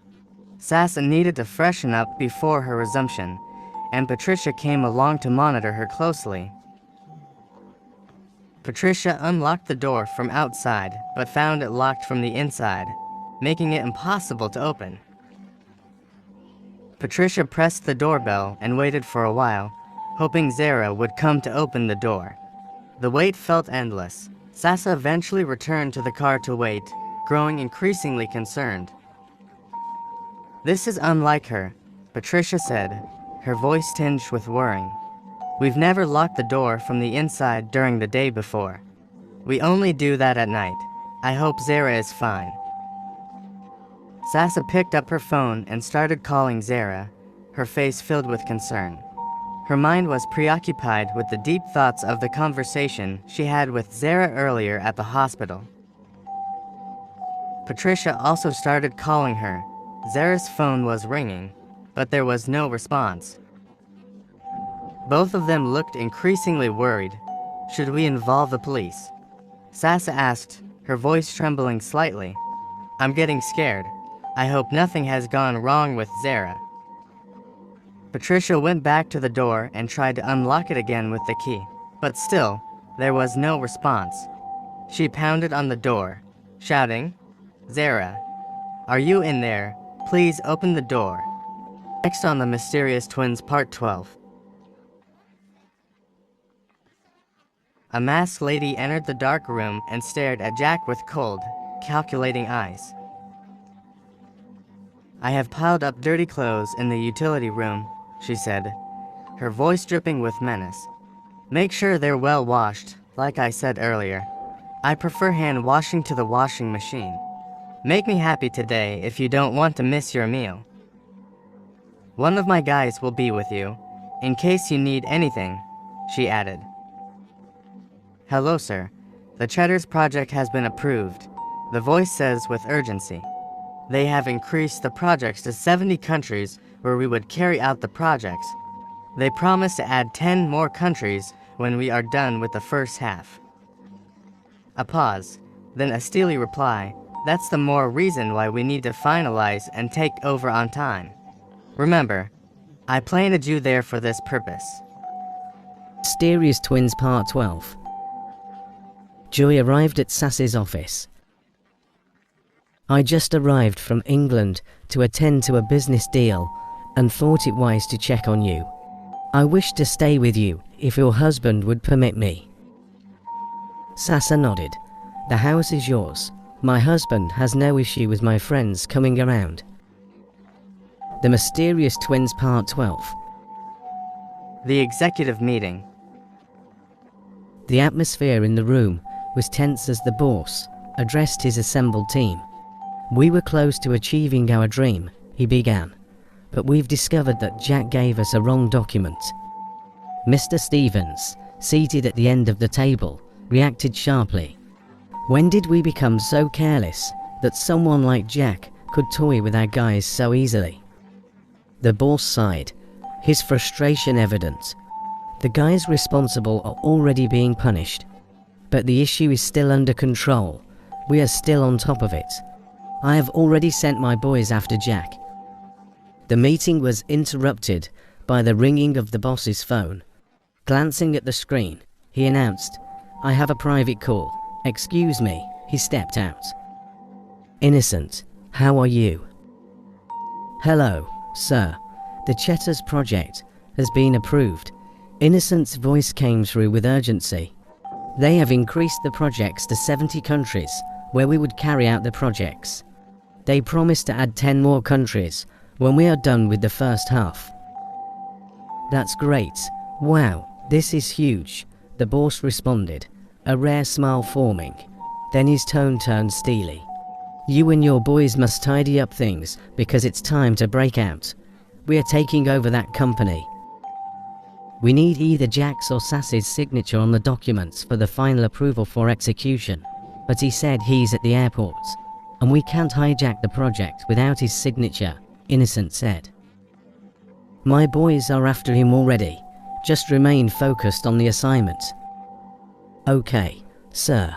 We will do our best, Innocent replied. I need more than your best, the boss growled. We need to finalize and take over on time. Remember, I planted you in that company for this purpose. I need results, and we are running out of patience already. Understood, sir, Innocent said, his voice firm. The boss ended the call and returned to his team, his voice stern. I want all departments to work hard to ensure the success of this task. We have a major opportunity here, but we cannot afford any more mistakes. We need to tighten security and ensure that everything goes as planned. Any questions? The boss asked. The room remained silent, each member understanding the gravity of the situation. The boss nodded, satisfied. Good, let's get to work. At Jack's captor's base, A masked lady entered the dark room and stared at Jack with cold, calculating eyes. "I have piled up dirty clothes in the utility room," she said, her voice dripping with menace. "Make sure they're well washed." "Like I said earlier, I prefer hand washing to the washing machine. Make me happy today if you don't want to miss your meal," she added. "One of my guys will be with you in case you need anything." Jack, trying to conceal his despair, stood up immediately, feigning happiness to start the day. As he stepped out of the room, one of the guards noticed his unusual countenance and said, "You look happy today. What's cooking?" Jack forced a smile. "I love being busy. I don't like it when I'm just idle, doing nothing. It makes me feel useless." The guard responded, "That's a good one. I'll inform the boss about it. We have a lot of things in this house that could keep you busy." Jack nodded. "Please, do your best to fix me up always. I would really appreciate it." The guard nodded back and led Jack to the back of the kitchen, where a mountain of dirty clothes awaited. Jack asked, concerned, "I thought I was to stay at the other side. Why am I washing here today?" The guard gave a scornful smile. "The boss strictly instructed me to ensure you wash behind the kitchen today, while the chef is busy cooking in the kitchen. That way, you can perceive the aroma of the food you might possibly miss. She wants you to understand what hunger is." Jack responded calmly, "I will try my best to give my best to the boss. Please, plead on my behalf not to make me go hungry." The guard nodded. "You have only 50 minutes to finish this task, and you must ensure they are well washed." Jack took a deep breath and began to wash, the aroma of the food wafting through the air, tormenting his senses. As he scrubbed the clothes, his mind raced, trying to come up with a plan to escape this nightmare. Suddenly, a thought struck him. He began to wash the clothes more meticulously, hoping to impress the guards and gain their trust. As the minutes ticked by, Jack's hands grew raw and his muscles ached, but he pressed on. The chef inside the kitchen occasionally glanced out, smirking at Jack's plight. The guard watched him closely, ensuring he didn't falter or attempt any tricks. "Jack, you worked so impressive today. I think I would discuss with the boss to engage you on some chores inside the house as well." Jack smiled. "Thanks so much. Please do your best to help me. I hate being locked up in that room and I promise not to disappoint you." at Sass's house, Sass's thoughts deepened as she stood outside, waiting. Her mind drifted back to the conversation she had with Zara at the hospital. She remembered how she wished she had never woken up from unconsciousness, and she wondered what Zara might be doing inside that made her lock everyone out. She imagined Zara's growing resentment and how dangerous it might be to keep close to her. Just then, her mom, Patricia, interrupted her thoughts. "I think we must break this door to find out what's going on with Zara. I'm getting scared." "Okay, Mom, let me call someone who can handle this," Sassa replied, trying to stay calm. A few minutes later, 3 guys arrived and forced the door open. Patricia and Sassa rushed inside to check on Zara and found her sleeping on the bed. Patricia tapped her gently. Zara, are you okay?" Patricia asked, her voice filled with worrying. Zara slowly opened her eyes. "Oh, Mom, you're back."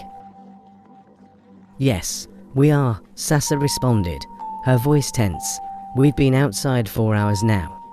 We tried calling your number, but you weren't picking up." Zara, looking worried, said, I'm sorry, I wasn't aware of that. I have been sleeping all day." "We had to force the door open. You got us scared," Patricia said, forcing a smile. Zara apologized to them. "I'm so sorry. I didn't mean to." Patricia forced a smile, trying to ease the tension. Sasa came home to freshen up, so she can resume back to the office. Zara, surprised, said, Sasa, I think you should have some more rest to allow you to recover fully. Sasa smiled.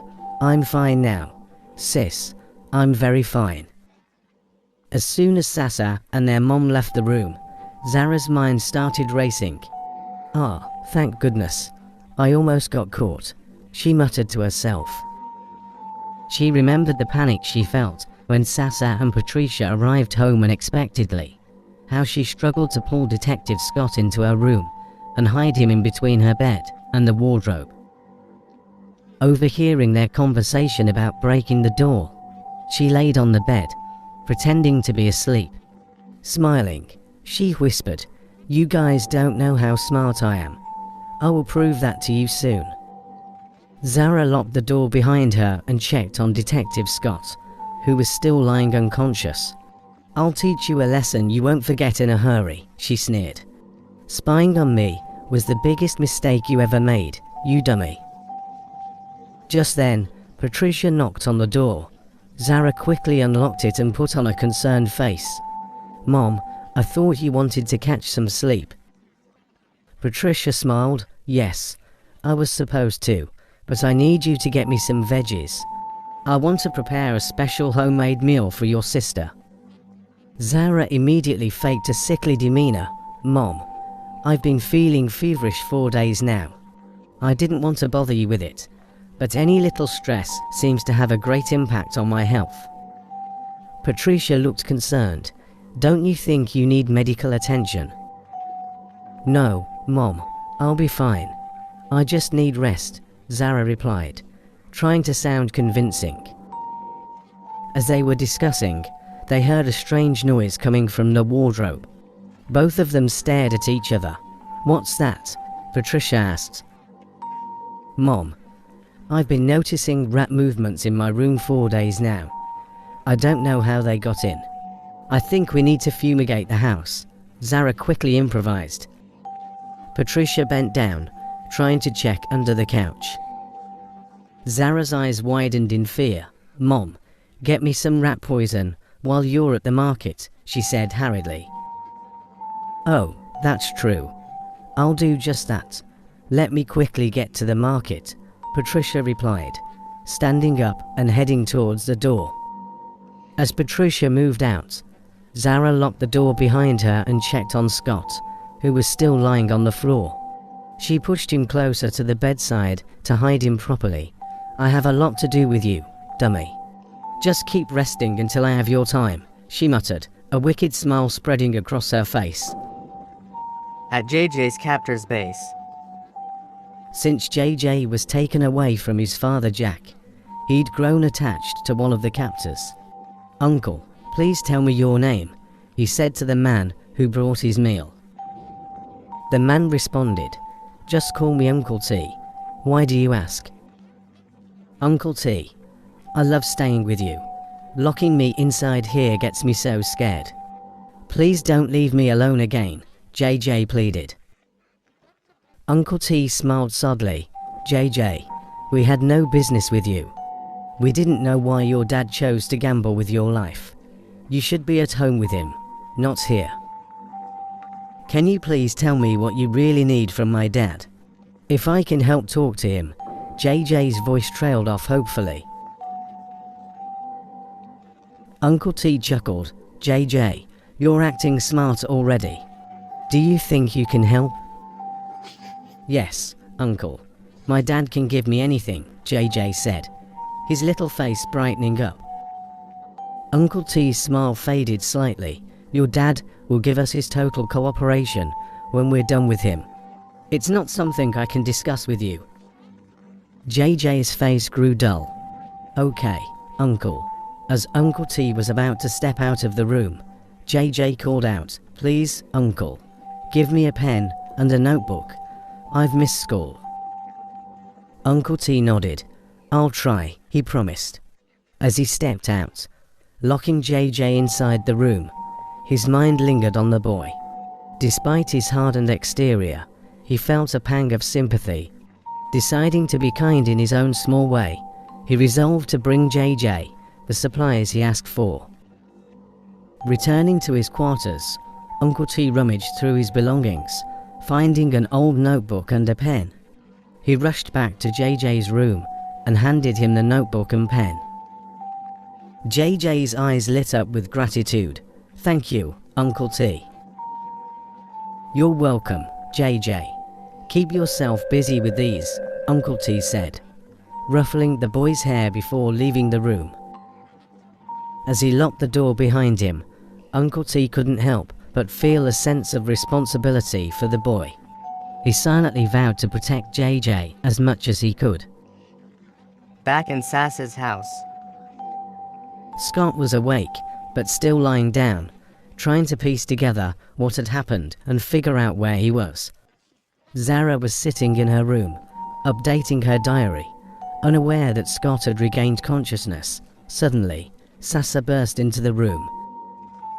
"I'm wearing the pink jacket I left in your wardrobe the other time," Sassa announced, heading straight for the wardrobe. Zara's heart skipped a beat. She quickly rushed to block Sassa from seeing Scott lying unconscious on the floor. She was shocked to the bone when she discovered Scott was no longer in his hiding spot between the bed and the wardrobe. Desperately trying to maintain her composure, Zara managed to speak. "Sis, have you seen the jacket? It should be beside my black one." Sassa, noticing Zara's uneasy expression, asked, "Are you okay?" Zara forced a quick smile. "Yes, I am, but I've been feeling feverish these days." Sassa nodded slowly, studying her sister's face. "That means you should go with me to the hospital for treatment." "No, sis, you know I don't like drugs. I'd rather get some sleep to relax my body. I will be fine," Zara responded hastily. Before Sassa could reply, Zara added, "There's something I need to show you in the dining room." She led Sassa out of the room and quickly closed the door behind them. As soon as they left, Scott crawled out from under the bed. His eyes widened in realization. "I never knew this girl was this dangerous," he muttered. "How did she manage to keep me here?" When Sassa and Patricia eventually left the house, Zara locked the door from inside again and hurriedly rushed back to her room. She ran to the bedside, her mind racing. To her surprise, Scott was still unconscious. Confused and wary, she approached him, wondering how he had managed to move. Summoning her courage, Zara touched him gently. "You got me scared, dummy," she whispered, her voice trembling. "It's me and you now. We have a long journey together."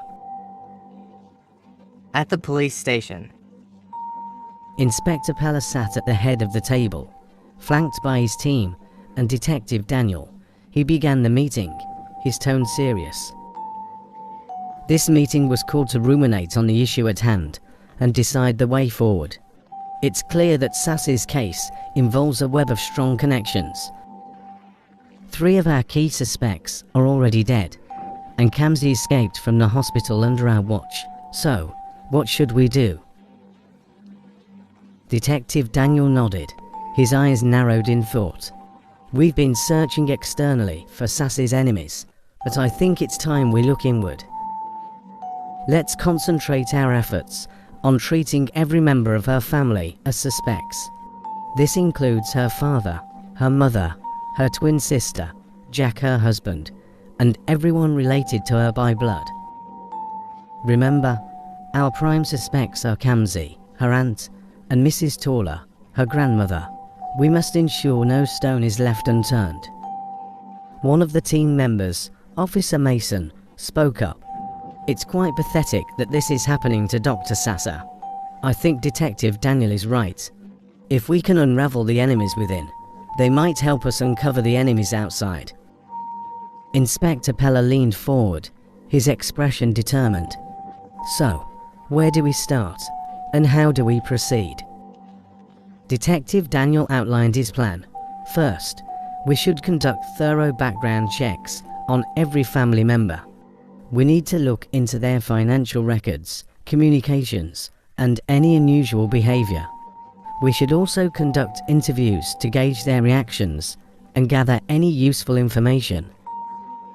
Officer Mason added, we should also increase surveillance on key suspects.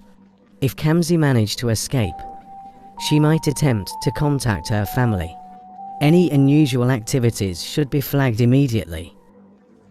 Another team member, Officer Claire, suggested we could use undercover operatives to get closer to the family and gather intelligence discreetly. It might reveal connections we haven't considered. Inspector Pella nodded, considering their suggestions. These are all solid ideas. We need to be thorough and methodical. We cannot afford any more mistakes. He then concluded the meeting with a stern directive.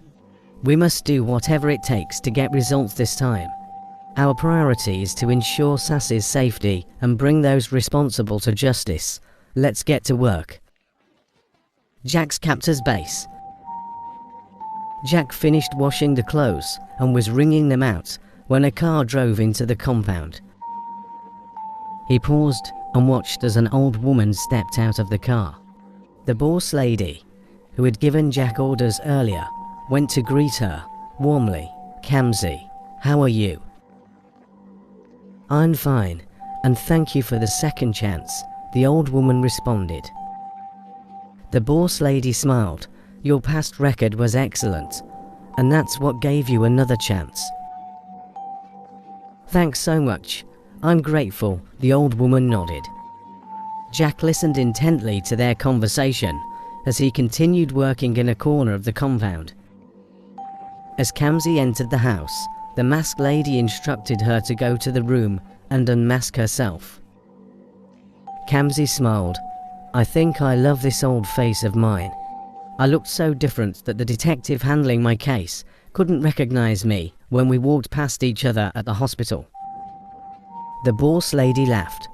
Those people don't realize that we are smarter than them. We will teach them a lesson soon. Kamsi moved to the room, saying, let me unmask myself and feel free. Jack's eyes widened with realization. The person who had just entered the house was hiding her real identity behind a mask. He shook his head in disbelief. Who could she be? She mentioned a hospital and a detective. Is she a criminal? And which hospital was she talking about? His thoughts were interrupted as he saw his guard heading towards him. Jack quickly spoke up. Thank you for fixing me up for another task. I wasn't the one who spun and ironed the clothes last time I washed. I knew you must have discussed me with the boss. The guy nodded. I just decided to help in the little way I can. I hope you will give your best. Yes, I will. Thanks so much, Jack responded. Kamsi was in a room just beside where Jack was working when her phone rang. She picked it up. Hello, sir. I'm already at location 2 with the boss lady. The man on the other end responded, you have 2 days to relax before you go for the first task. Okay, sir. Thanks so much for the second chance, Kamsi replied. Is there any new development with Sasa? The man asked. Kamsi chuckled. Sasa, my niece. The last time I checked on her, she was still unconscious. The man laughed. She's awake already, and she will be resuming work today. Kamsi chuckled again. She should beware of us. We won't relent until we win. Both smiled as they ended the call. Jack was stunned by the revelation. Was she the Kamsi Sasa had been discussing with him? Her aunt. How could she be one of her niece's enemies? The complexity of the situation deepened, and Jack knew he had to get more information about her. At Joy's place. Joy paced around her living room, her phone clutched tightly in her hand as she dialed Jack's number once more. Her face was etched with frustration. I told this guy not to toy with me, she muttered under her breath. Since he left here, he hasn't called to check on me. I've been calling him, and he refuses to pick up. And now my line isn't even connecting to his. Did he block my number? Or what has he done that's preventing me from reaching him? She paused, her eyes narrowing in anger. I've consciously built this future for myself, and it's time to take what belongs to me by force. Jack is mine, and I won't allow anyone, not even a rich dwarf like Sasa, to stop me from laying hold on what belongs to me. Her pacing quickened as her frustration grew. She walked into her room, her resolve hardening with every step. The future is now, she said to herself, her voice steady with determination. I will not be sidelined. Jack will be mine, no matter what I have to do to make that happen. Joy sat down, staring at her reflection in the mirror. Her mind raced with plans and schemes. I need to figure out a way to get Jack back, she thought. There has to be something I can do to make him see that I am the one he should be with, not Sasa.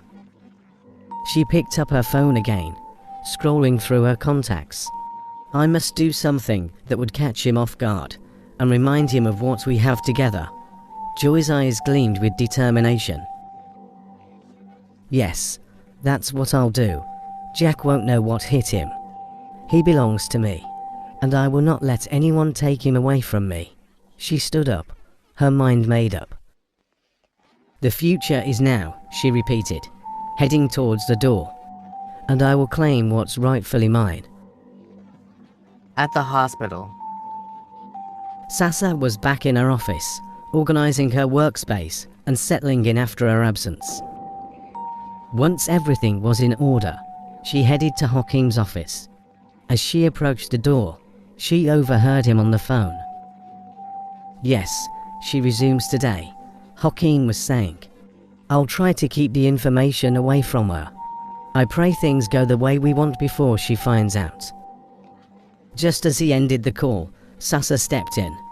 So, what's that you're keeping away from me, bro? Please start talking. Hakim was shocked, realizing he had let the cat out of the bag. He stammered, Sasa, you're here already. Yes, I am. Please start talking, Sasa insisted. It's nothing serious, really, Hakim replied, trying to sound casual. Just trying to ensure you're completely whole before pulling you into matters.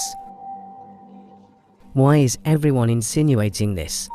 Why do you all think I'm not fine handling issues? Sasa retorted. Hakim, I am fine. I'm strong. It takes a strong woman like me to pull out of such unconsciousness. I'm stronger and better than ever. Hakim looked confused, but spoke gently. You have no idea what we, your loved ones and family, went through when you were unconscious. We were the ones who experienced the fear, the pain. The experience seemed like an eternity. We almost lost our minds watching you lie there helpless. So, don't blame us when we say you can't handle it. We don't want you to go through that again. We have to protect you from anything that may affect you emotionally, physically, and mentally. Sasa nodded, her expression softening. All I'm saying is that I'm fine now. And as for what you're trying to hide from me, I already know. Hakim's eyes widened. So, what is it? Tell me. Sasa smiled. If I get it right, you owe me my favourite suya. If I don't, I owe you your favourite meal for lunch. Hakim nodded. If you get it, I'll buy you suya for a week. Sasa took a deep breath. I was told that JJ has been rescued and is on the run with Jack, and that you played a huge role in it. Hakim tried to hide his fear and clapped for her.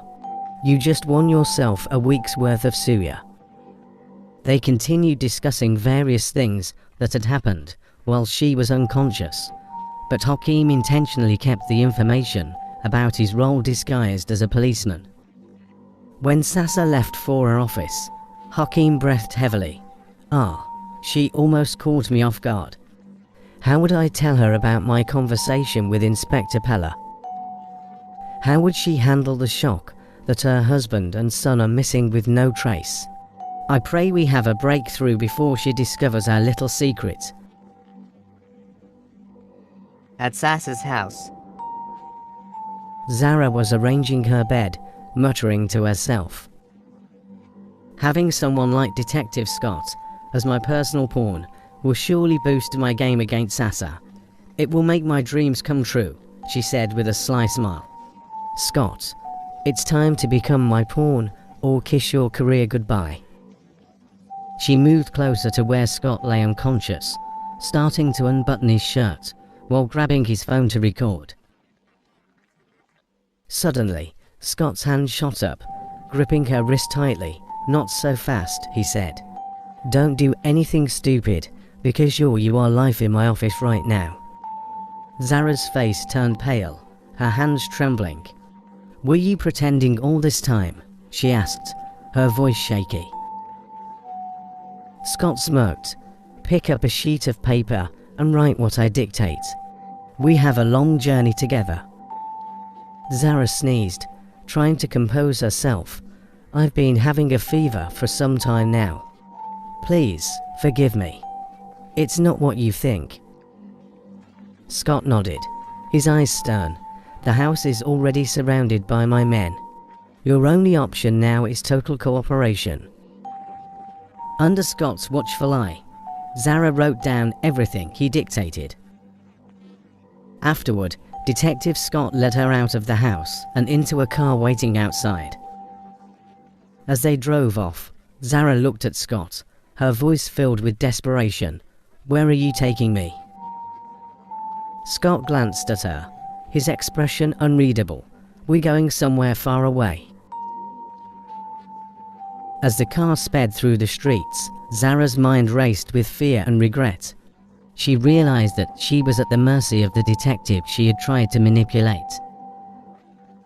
At JJ's captor's base, JJ was busy writing when he heard footsteps at the door. He quickly hid his book under the bed. Uncle T walked in with a tray of food. JJ ran to hug him.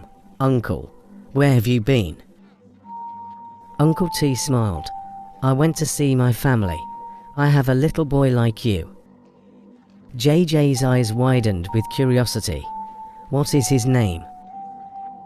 His name is Desmond, Uncle T replied, smiling. Desmond, I had a classmate named Desmond too. It's a nice name, Uncle. Uncle T nodded. I'm here to give you food and to ensure you are safe. So let's get back to business. JJ looked puzzled. Why do you care about my safety? I think I should mean nothing to you. Uncle T's expression softened. There is something we need from your parents, and keeping you safe is the only way to get it. You are more important to us than you think. JJ pondered for a moment, then asked, Is there anything I can do to help you get it? Their conversation was abruptly interrupted when another captor entered the room. The boss wants to see JJ. JJ was led to the boss, who was in the middle of a meeting.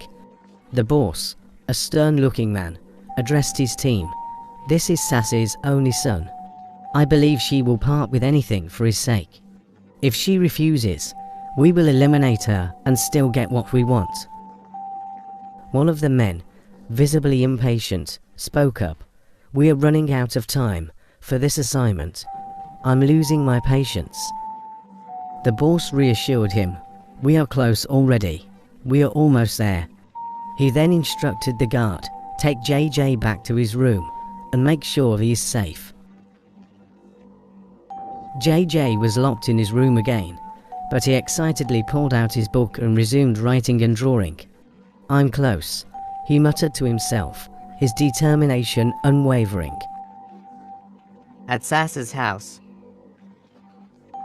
Patricia came home to freshen up and put the house in order after ensuring that Sasa was fine and fully settled back into her job. As she entered the house, she called out, Zara, Zara darling, I'm back home." Receiving no response, she assumed Zara might be taking a nap.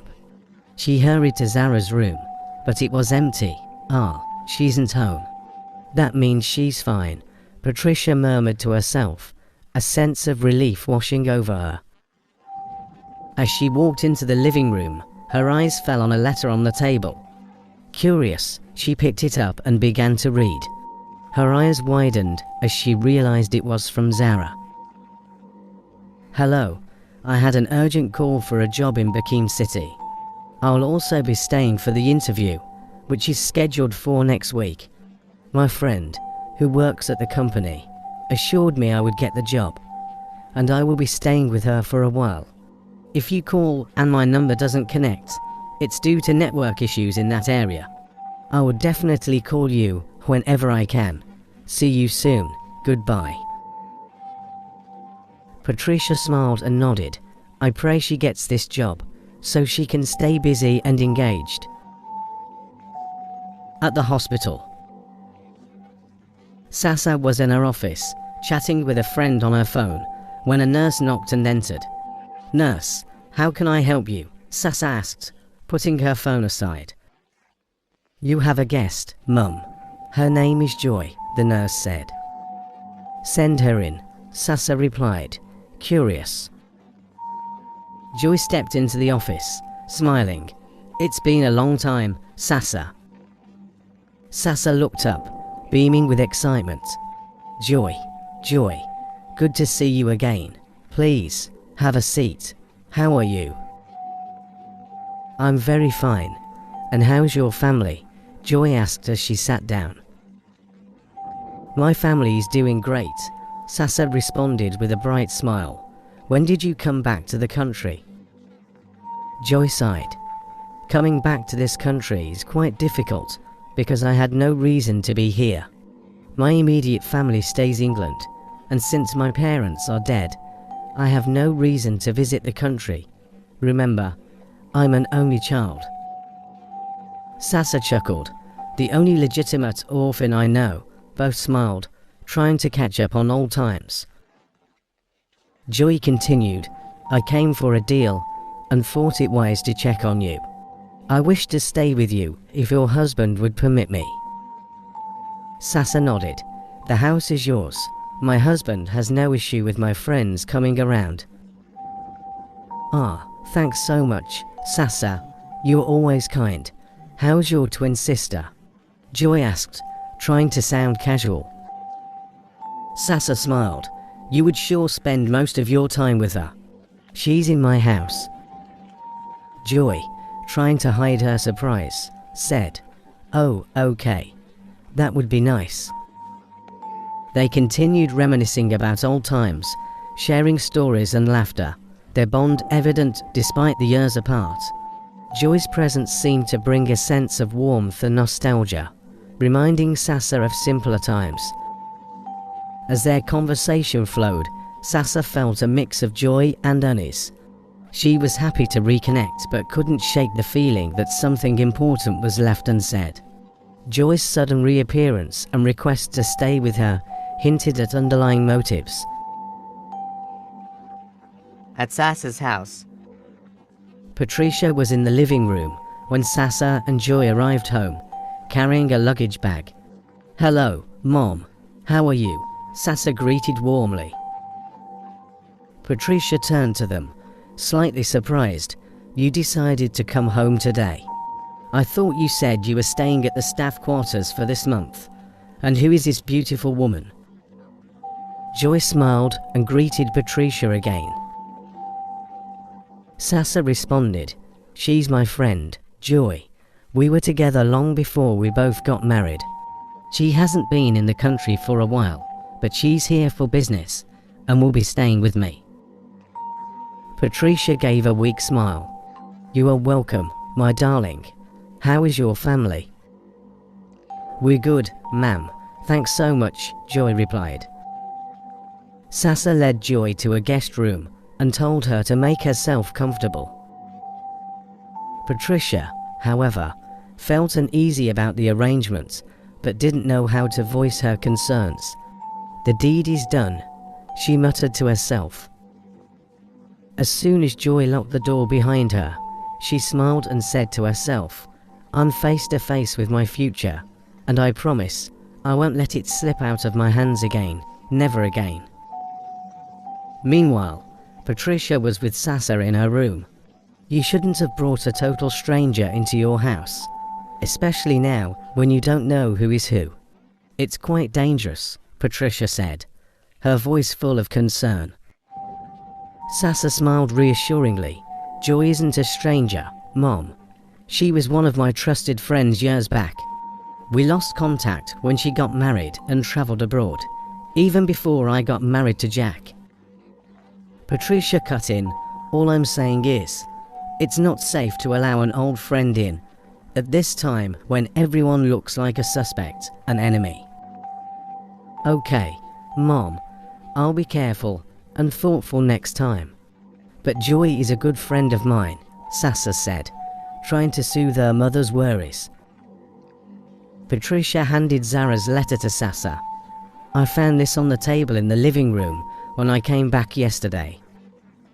Sasa read through the letter and frowned. How could she travel like that without telling anybody? She should have called before leaving the house. I accepted Joy because I thought Zara would be around to keep her company. What should I do now? Patricia shook her head. How long is Joy staying here? I don't know, Mom. It would look somehow if I asked her that kind of question.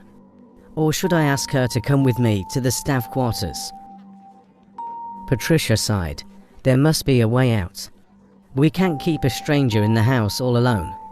No, we won't do that. Invite her to the living room. Let's have a talk with her. Sasa knocked on Joy's door and, without waiting for an answer, opened it and went inside. She was surprised to see that the room had been rearranged and transformed, with Joy's photo frames already placed around. Sasa stammered, You've placed your photos everywhere already. Joy smiled, I can't actually relax and be comfortable in a house where there is no picture of mine. I'm sorry if you feel bad about this, but I will definitely remove them when I'm leaving. Sasa nodded slowly. I and my mom want to speak with you in the living room. Does your mom stay here with you? Joy asked, surprised. Yes, she does. I want her around me, Sasa said. Wow, that's a big one. You are a baby wife, baby madam, I swear. I don't think I could cope with such, Joy said with a weak smile. Sasa laughed. You can go ahead and tease me. I like it like that anyway. They both headed to the living room, where Patricia was waiting. Patricia gave Joy a measured look, then smiled. Let's talk about your stay here, Joy.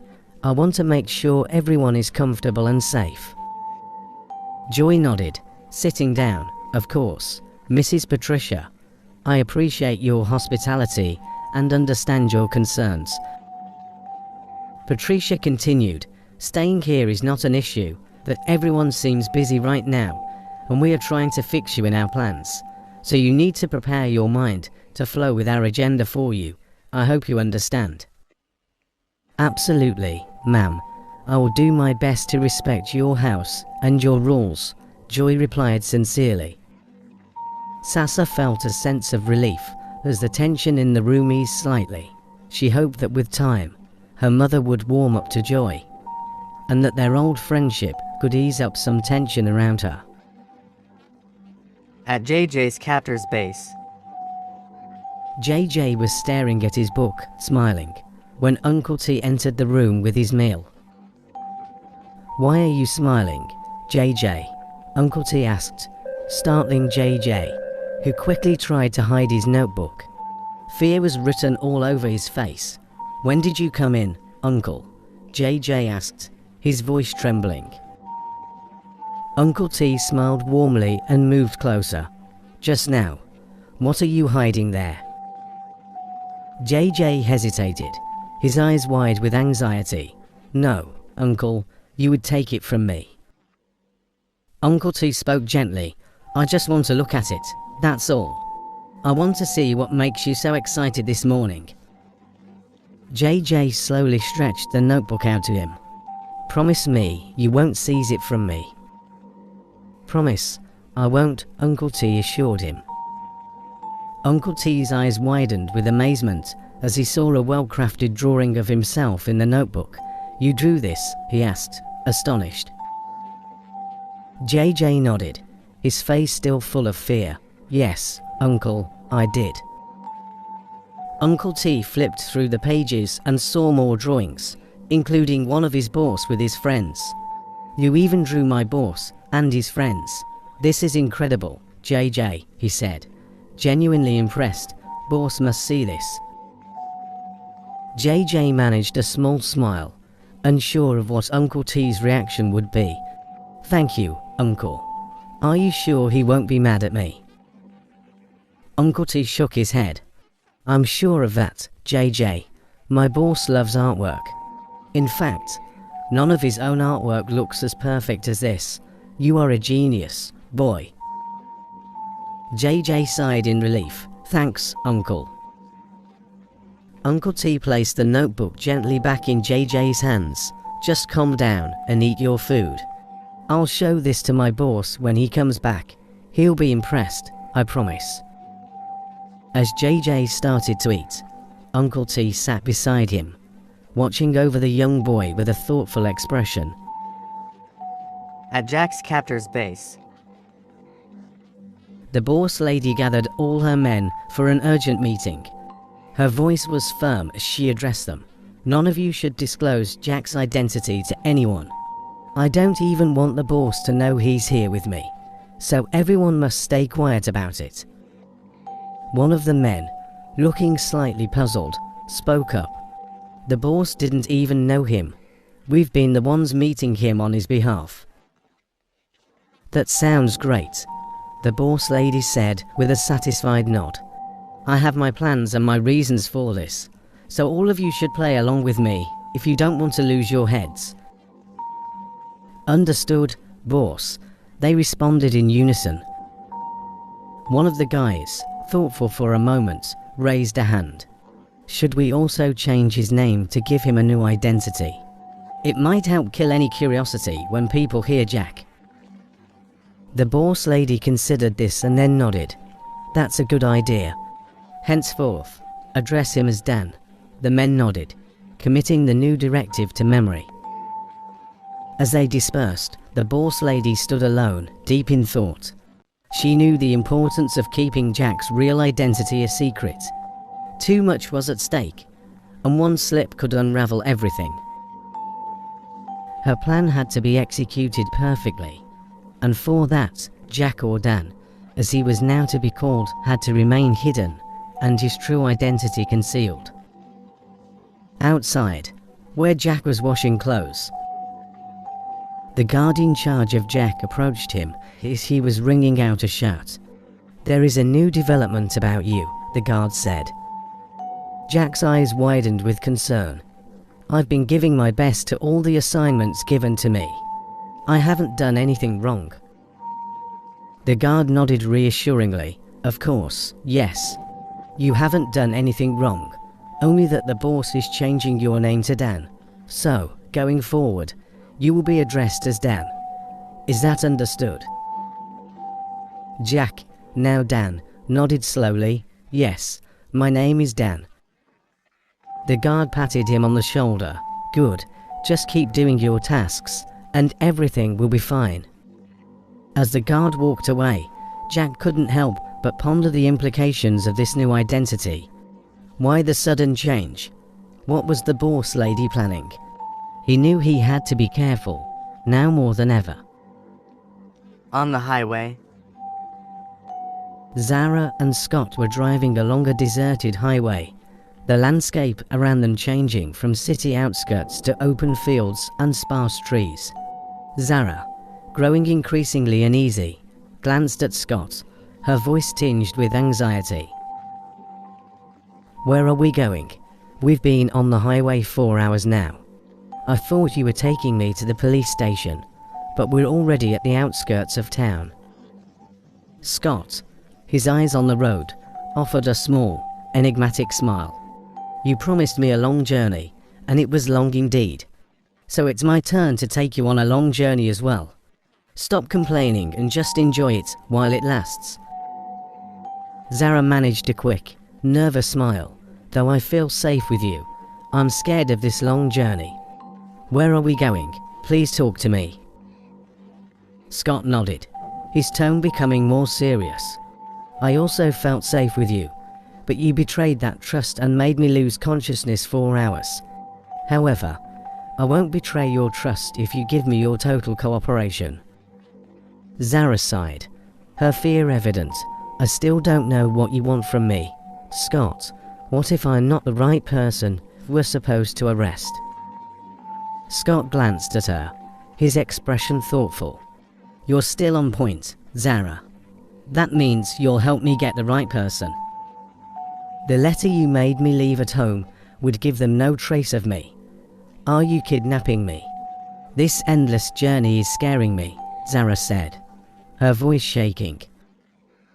Kidnapped, far from it, Scott replied, shaking his head. I can't betray my friend Jack. I'm not a betrayer, but watch me unfold my plans for you. Zara's heart pounded as she tried to process Scott's words. What plans? What are you going to do? Scott took a deep breath. Zara, you're going to help me uncover the truth. I need information, and you're in the perfect position to provide it.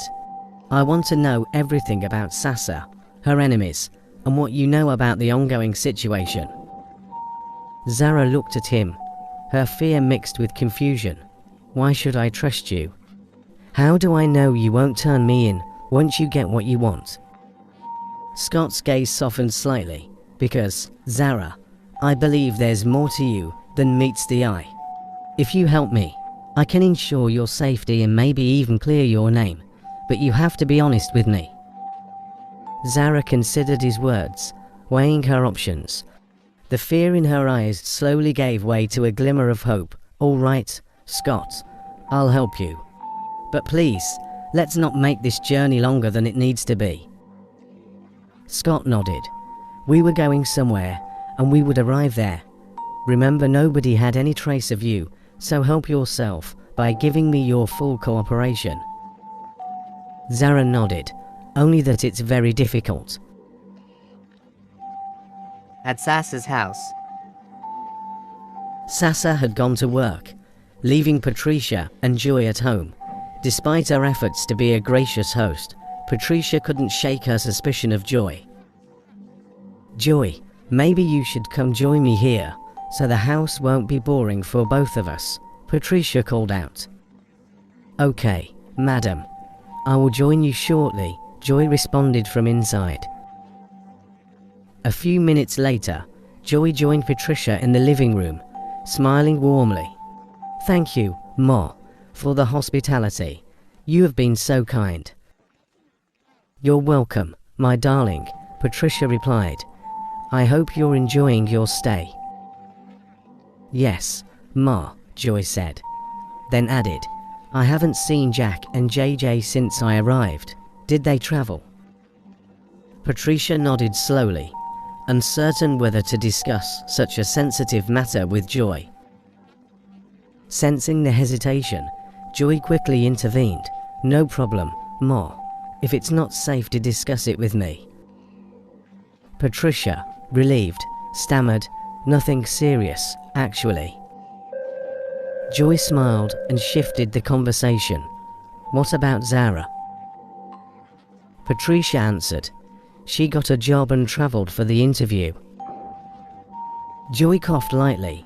I need some juice. Do you care for some as well? Patricia nodded. Please serve us. A glass of it would be fine for me. Joy went inside to get the drinks, slipping a sleeping tablet into Patricia's glass before returning to the living room. She handed Patricia her glass and began sipping her own. Patricia set her glass on the table and remarked, I love the sandals you wore yesterday when you arrived. Could you get them for me so I can snap a photo? I want to buy a pair like them. Joy smiled. Okay, Ma, I'll get them immediately. A few minutes later, she returned with the sandals. Patricia took her time to snap the photos of the sandals. Surprisingly, when she looked up, Joy was already dozing off. Joy, are you sleepy? Patricia asked, but Joy couldn't respond and soon fell into a deep sleep. Patricia smiled, muttering to herself, "So you drugged my drink? Ah, in my daughter's house. What are you up to? What are you looking for? If I hadn't exchanged the glasses, I would have been the one drugged." Patricia paced around the living room, her heart pounding. She couldn't believe what had just happened. With trembling hands, she dialed Sass's number, keeping a vigilant eye on the sleeping Joy. At JJ's captor's base. JJ's heart leapt with excitement as he noticed the boss's car pulling into the compound. He clasped his hands together and whispered a prayer. "God, please let him allow me to draw him. Please, God."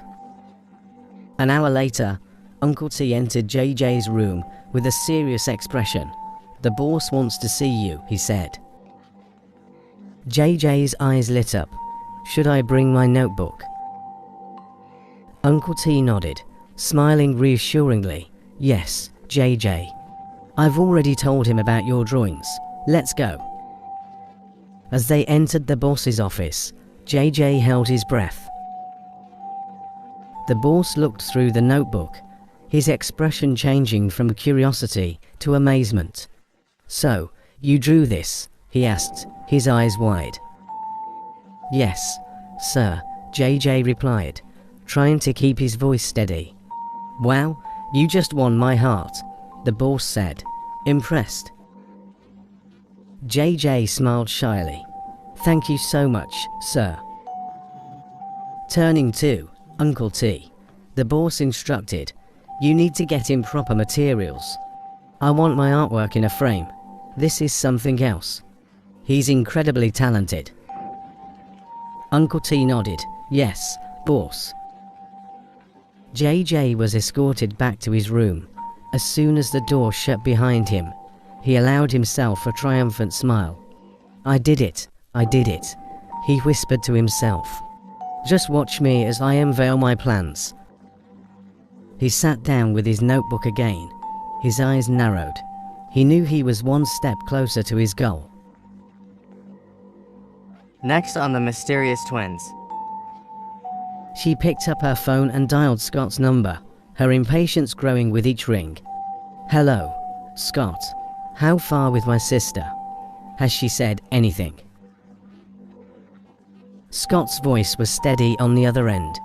"She's still proving stubborn, but don't worry, she will talk eventually." Sasa frowned, her frustration bubbling over. "Torture her, if need be," she snapped. "She must mention everyone involved in the plot against me. I don't care what happens to her. I want to enjoy my life without looking over my shoulder. This nonsense must stop now." More to expect on the mysterious twins. With trembling hands, Patricia dialed Sasa's number. "Sasa," she said urgently, "your friend is a spy. She just drugged my drink. I caught her red-handed." Sasa sighed on the other end of the line. "No, Mom, not everyone is evil. You need to stop suspecting everyone." In this episode, a few minutes later, the meal was served.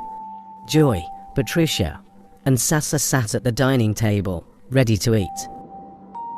While Mr. Ivan rushed in, sweating and breathing heavily. "Stop, please, don't eat the meal yet," he shouted. The Mysterious Twins Part 13. At Sasa's house.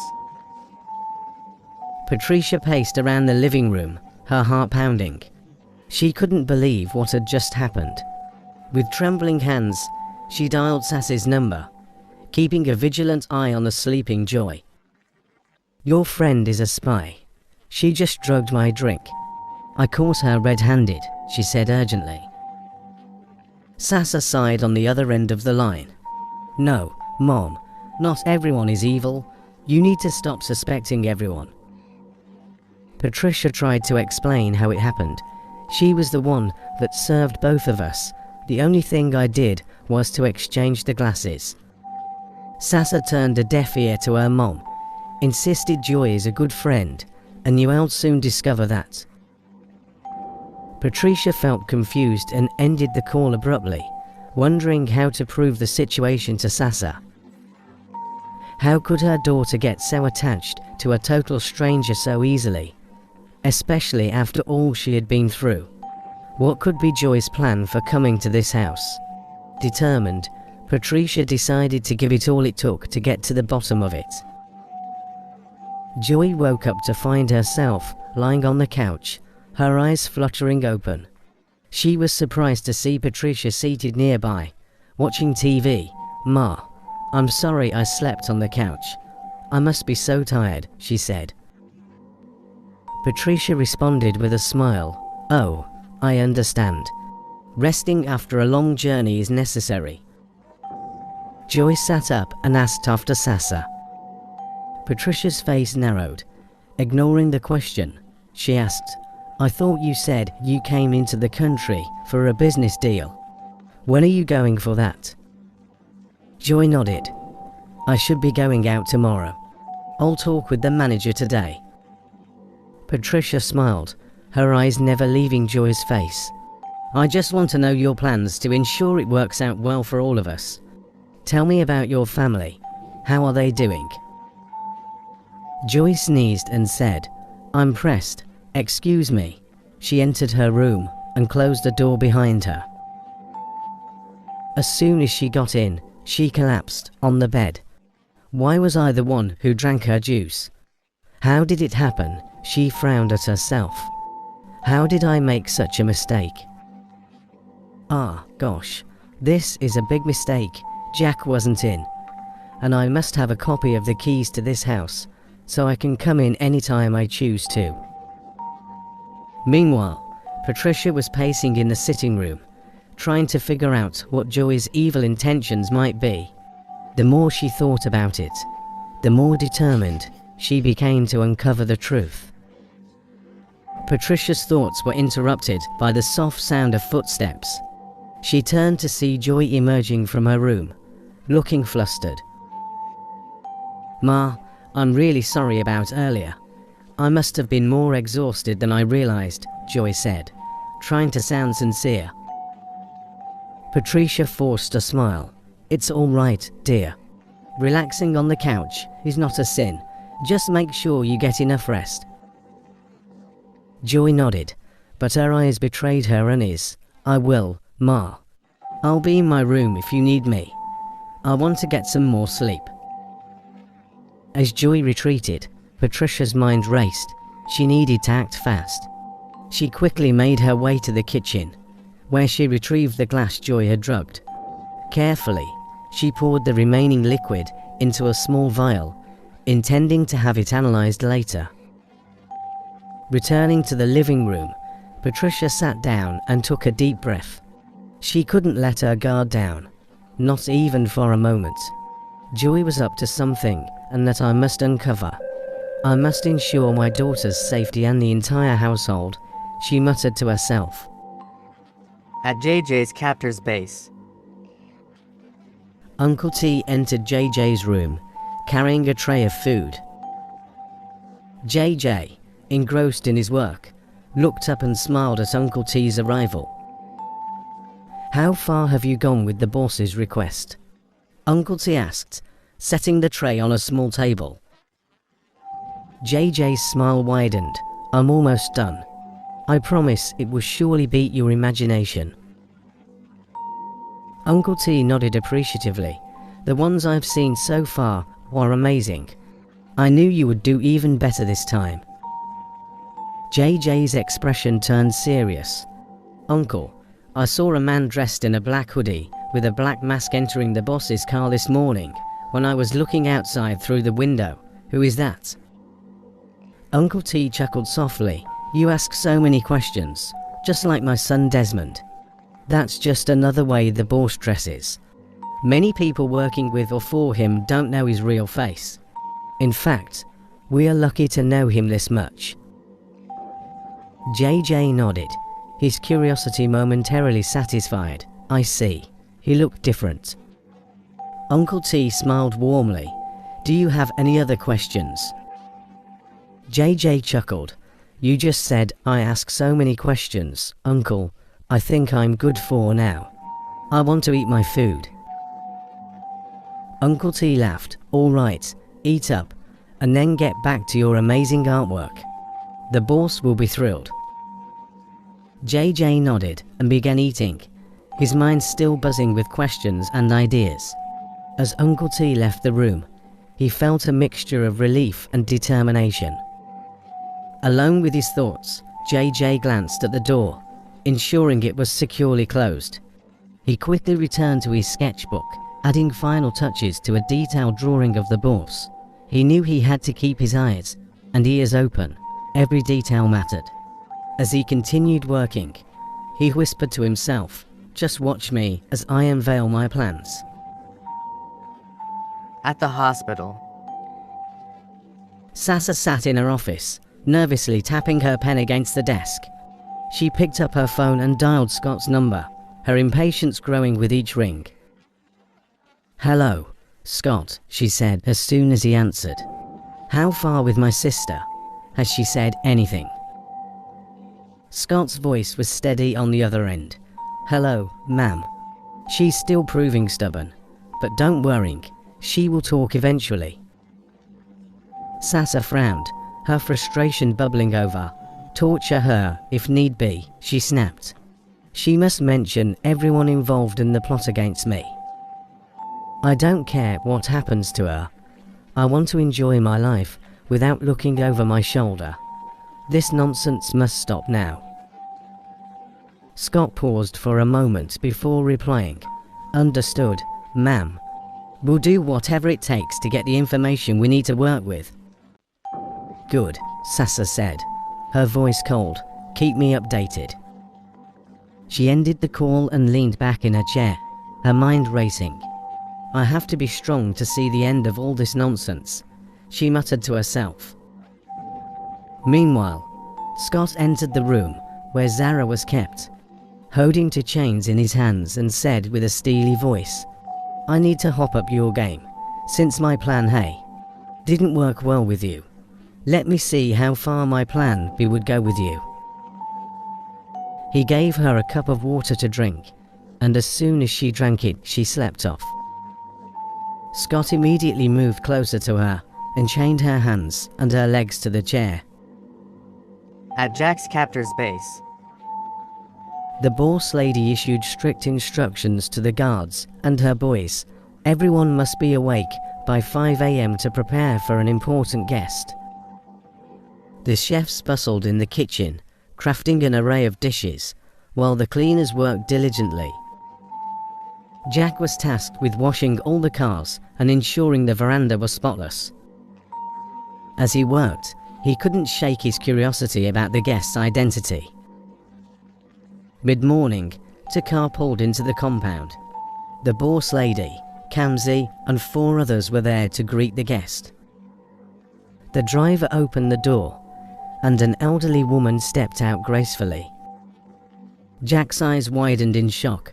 Isn't that Mrs. Taller, Sass's grandmother, who was imprisoned for forging DNA test results? No, they only look alike. She should still be in prison.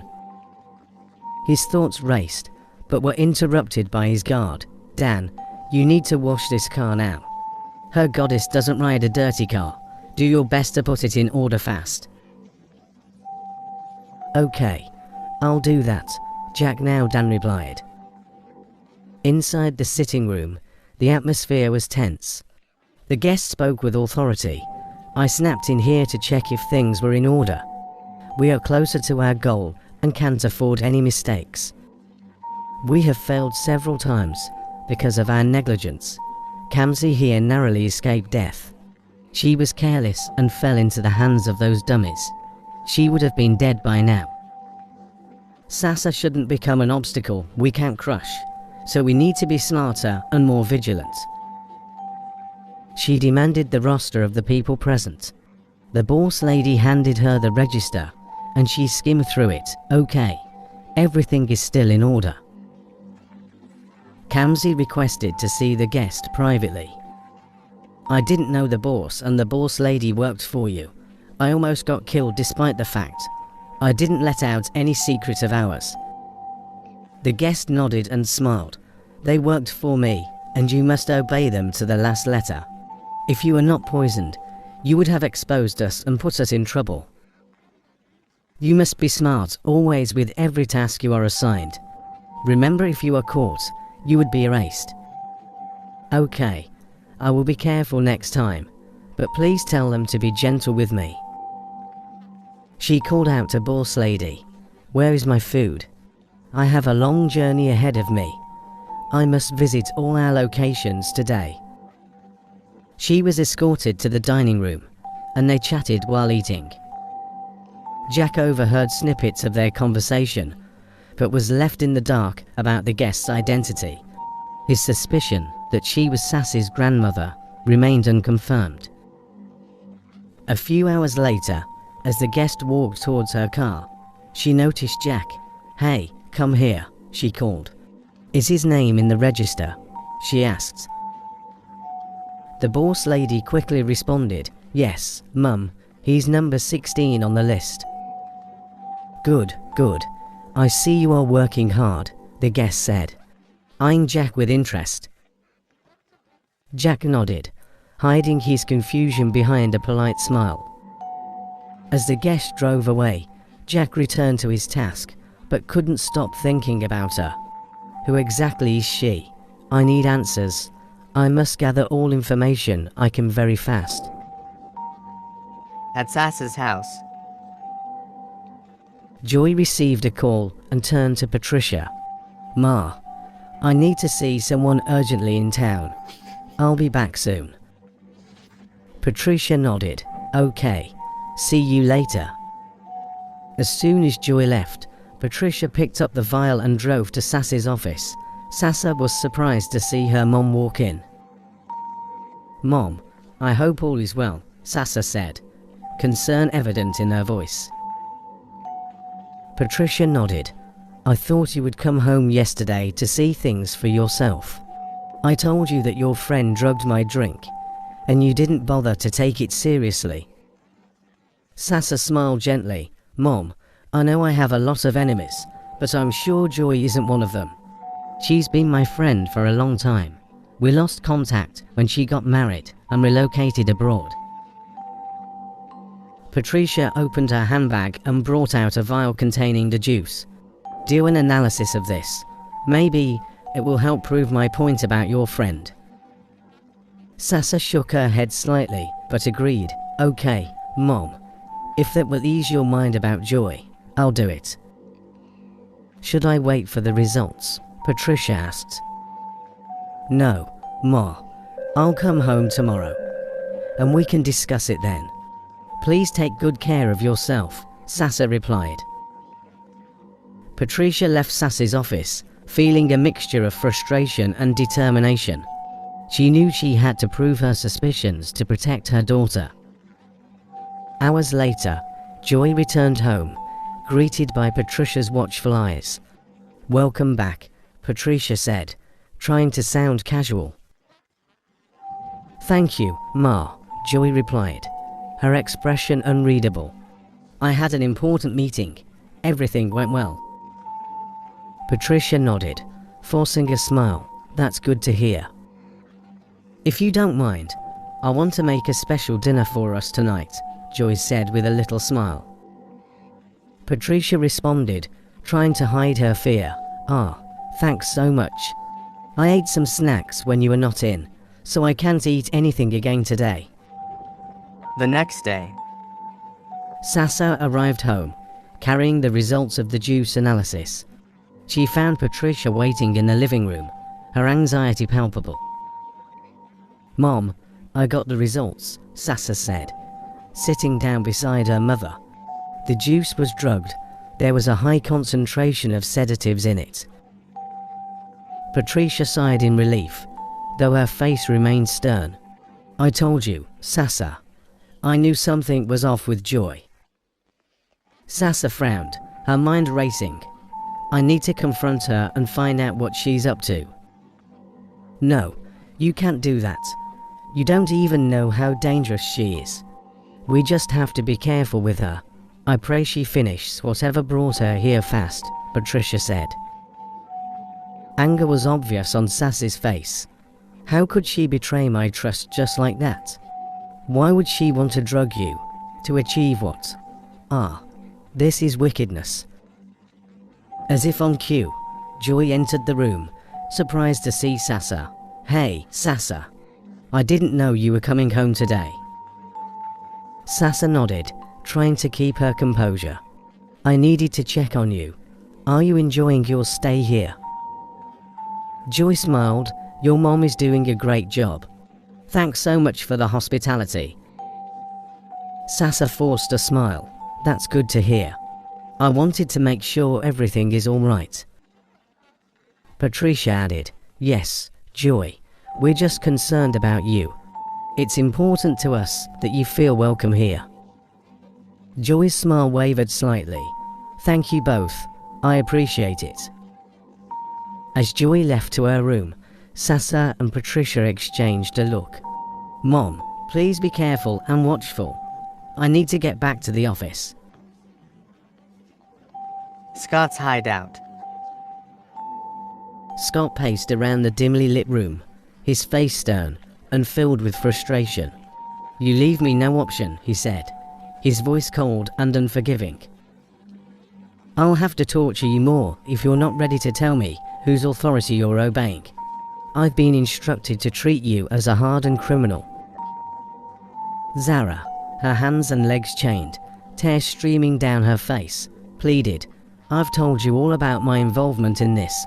Talking further will endanger my life. Scott's voice turned steely. I've promised you safety, but you can only get that if you tell me who else you're working with and why they want your sister harmed. Like I said, my hatred for her was because of her intelligence, fame, and riches.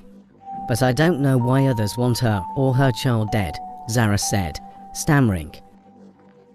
He switched on an electric plug, and Zara's body began to shake violently. She cried out in agony, please, I'll talk.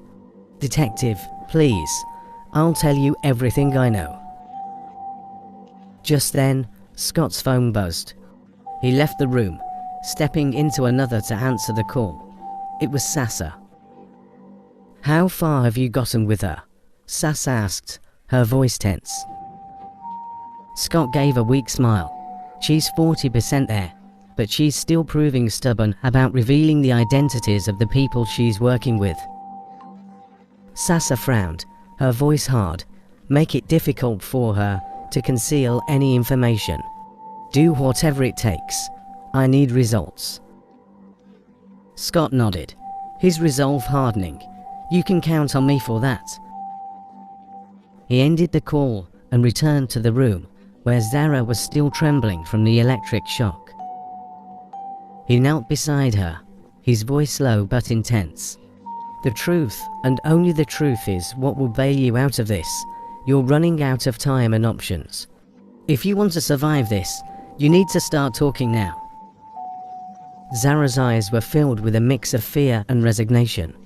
Okay, I'll talk, but you have to promise me protection. Scott nodded, knowing this could be the breakthrough they needed.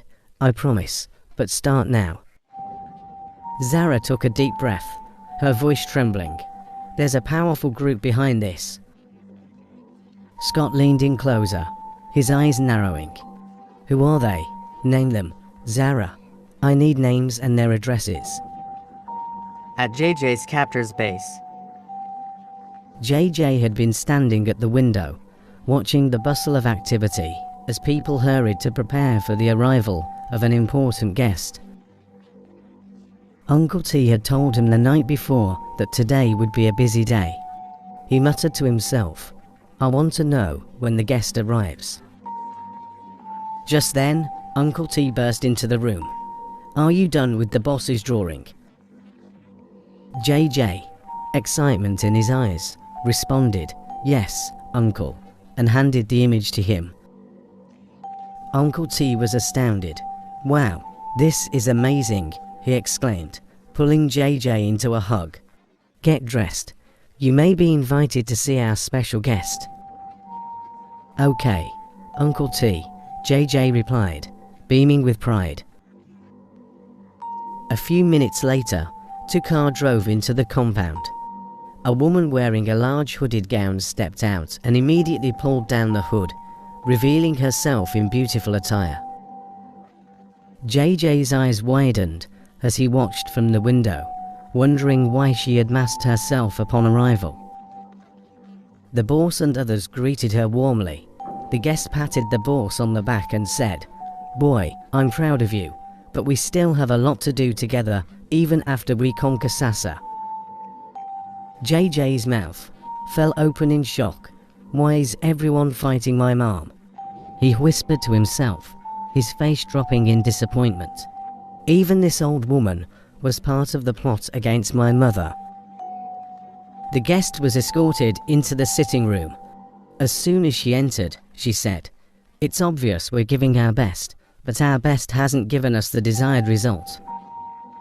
I haven't stayed on any case beyond 3 weeks, but this Sasa case has taken more time than necessary. We've spent so much money, lost many of our guys, and the last blow was a big one. How could Jack have fooled us so easily and gave us a fake document in replacement of the original?" The boss shook his head. "He actually caught us off guard. But I believe our guys should have been smarter by now." "Get me the staff register," she demanded. "I hope we're not letting our guard down. Hope we don't have anyone with double faces among us." In the register, she saw JJ's name at the bottom of the list and smiled. "You included his name too?" "Yes, Ma," the boss replied. "As long as he's here, he's part of us." "Bring him here. Let me see his face. I haven't met him physically before." The boss smiled. "The boy has been cooperating." A few minutes later, JJ walked in and greeted the guest. She scrutinized him. "I heard you offered to talk with your dad to give us what we wanted. The issue is far beyond what you can handle." JJ nodded in response. "Take him back to his room," the guest instructed the guard. She then headed to the dining room for her meal. Back in his room, JJ sat down, his mind racing. As he gazed out the window again, he resolved to sketch the old woman in his book. At Sasa's house, Patricia and Joy were seated on the veranda, chatting casually. Both women noticed Sasa's car approaching the house. Patricia remarked, "Your friend decided to come home again. Maybe she's off duty." Joy nodded, a hint of a smile on her lips. There's no place like home. Sasa drove into the compound, accompanied by a young man. She introduced him as the new gardener. "This is Mr. Ivan." Zara complained of seeing a rat in her room, so Mr. Ivan will also help fumigate the house. Patricia and Joy welcomed him warmly. "I have to go back to the office. I have an emergency to handle," Sasa said. "Please, Mom, take good care of him." She signaled her driver, and both left the house, leaving the gardener behind with her mother. Mr. Ivan quickly changed into his work clothes and began his duties. Meanwhile, Joy retreated to her room, her mind racing. The arrival of this gardener might complicate things for me, she thought. Jack was my plan A, but since he's not around, I need to carry out plan B fast. I won't let this opportunity slip out of my hands. Jack is mine. Her thoughts were interrupted by a call. A male voice on the other end said, "I've been expecting to hear from you since you arrived there. How far have you gone with the plan?" Joy responded, I should be done within 48 hours. I need to ensure I make no mistakes. The caller paused before replying, Good, just remember, failure is not an option. You know what's at stake. I understand, Joy said, her voice steady. I'll make sure everything goes according to plan. After hanging up, Joy took a deep breath and looked around the room. She couldn't afford any distractions or slip-ups. She had to act quickly and efficiently to execute her plan. Downstairs, Mr. Ivan worked diligently, and in a few hours he had done so much. Patricia watched him for a while, then went back inside, her mind still preoccupied with thoughts about Joy. At Jack's captor's base, Jack was in his room sleeping when the boss lady came in. She sat beside him and tapped him gently. Jack, Jack. Jack, who was very tired, opened his eyes and was scared to find the boss lady right beside him. He jumped up and greeted her. The boss lady asked him to sit down and said, If I didn't rescue you at the airport where you were lying unconscious, you might have died by now. I asked my boys to bring you here discreetly to give you a second chance at life. Jack nodded and said, I appreciate all you did for me. The boss lady continued, There is something I need from you, and if you agree to my terms, you'll become a free man again. Jack nodded. What are your terms, ma'am? Please help me. The boss lady smiled. Where is the original document you were to sign? Jack's face dropped. His heart pounded. I don't know where it is anymore. The boss lady slapped him. I have no patience for nonsense, she said. Where is the document? Jack stammered. I kept it in my house, in one of the safes in my room. We need to get the document today and leave the country immediately, she said. She removed her mask and asked, Do you remember me? Jack, with narrowed eyes, looked at her and said, No, please, do you know me? The boss lady smiled. My name is Loretta, from Ocean University. Throwback. I arrived at school with my luggage at night on my first day. I saw you coming towards the gate and I approached you for a favor, begging you to get me somewhere to sleep. My name is Loretta. This is my first day in school. Please, I need somewhere to sleep. Can you help? Jack nodded. Welcome to school. My name is Jack. I'm at my 400th level. You can sleep at my house. I'm your senior here, and I would be glad to help in whatever way. Loretta, with a bright smile, appreciated him for the favor. Upon getting to your house, you gave me a warm welcome, and I felt at home and loved by your kindness, not knowing that you had drugged either my drink or food. You also asked me to sleep on your bed, while you laid on the only couch in your room. I woke up in the morning almost naked beside you, who was still sound asleep on the same bed. Loretta, with trembling hands, tapped Jack. Jack, please wake up. Jack's face fluttered open, and he said, I want to catch more sleep. Why are you waking me? Loretta, with tears rolling down her face, said, Did you sleep with me? This wasn't how I slept. Jack frowned and said, Is that how you appreciate my kindness towards you, you ingrate? Loretta shouted, You had an affair with me. What were you doing beside me? Jack got angry and said, Get out of my house now, and I don't ever want to see you around me again. Loretta left the house sobbing. 2 months later, I discovered I was pregnant and came looking for you. Jack, I'm 8 weeks pregnant and also 8 weeks old in school. Jack, with a stern expression, shouted, Get out of here. Am I a nurse or a doctor? I left your house in tears and narrated my ordeal to one of my friends, who felt sorry for me and advised me to abort the child, since she denied having anything with me. I heeded the advice, but in the process, my womb got damaged and had to be removed. Throwback ends. Jack's face widened in shock. Please forgive me. I was already in a relationship before I met you, but I wasn't able to resist your beauty that night. That was the reason why I drugged your drink. The boss lady laughed bitterly. I joined bad guys in school because of you and have been monitoring you from afar ever since. You are taking me to your house now to get the document, and we must leave the country together immediately. Jack nodded slowly, his heart heavy with guilt and fear. I understand. I'll take you to the document, but please forgive me. Loretta's eyes narrowed. Remember, Jack, if you try anything funny, you won't live to see the next minute. With that, she stood up, signaling to her men to prepare for the journey. Jack, his mind racing, knew he had to comply or face dire consequences. At Sasa's house.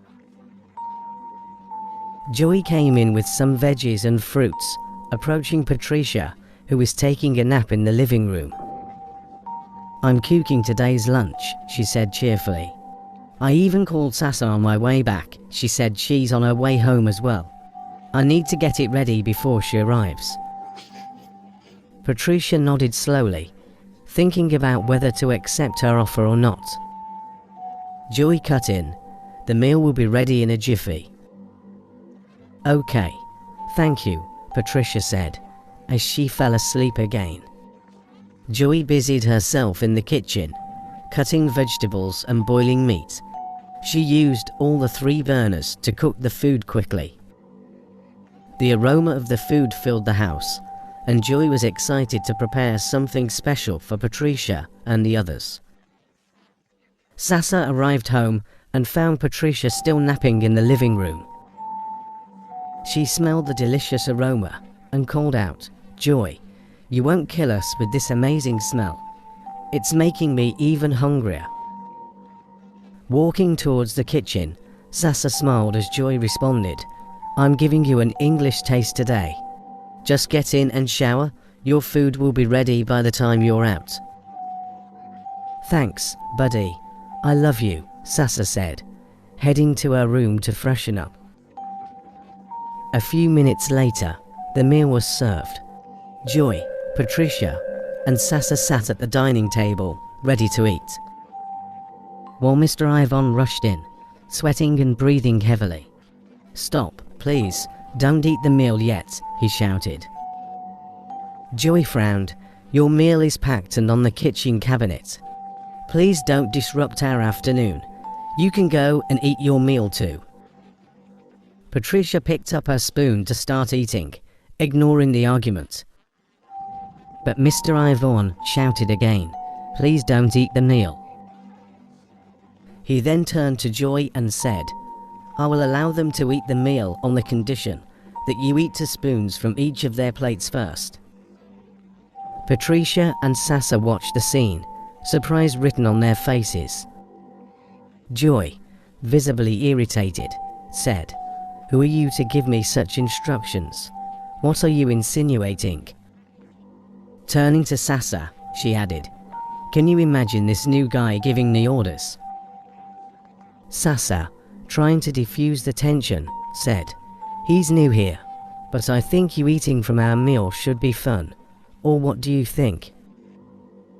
Mr. Ivan's face turned stern. "Madam Joy, eat from the meal you serve them now, or I will force you to eat it." Patricia chimed in, "I don't see any trouble with his request. Joy, please eat from this meal. I'm so hungry, and this food is inviting." Joy, feeling cornered, picked up a spoon. Her hand trembled as she took a spoonful from Patricia's plate. She hesitated, looking around the table. Patricia's eyes were locked on her, and Sasa's expression was a mix of curiosity and concern. "Go ahead, Joy," Sasa urged gently. "Prove there's nothing wrong with the food." Joy, still holding a spoonful of food from Patricia's plate, hesitated. "Excuse me, I need to ease myself," she said, trying to leave the room. Mr. Ivan stepped forward, his expression stern. "You must eat from the food first before you make any move." Joy's face twisted with frustration and fear. I can't eat from their meal. I have my own."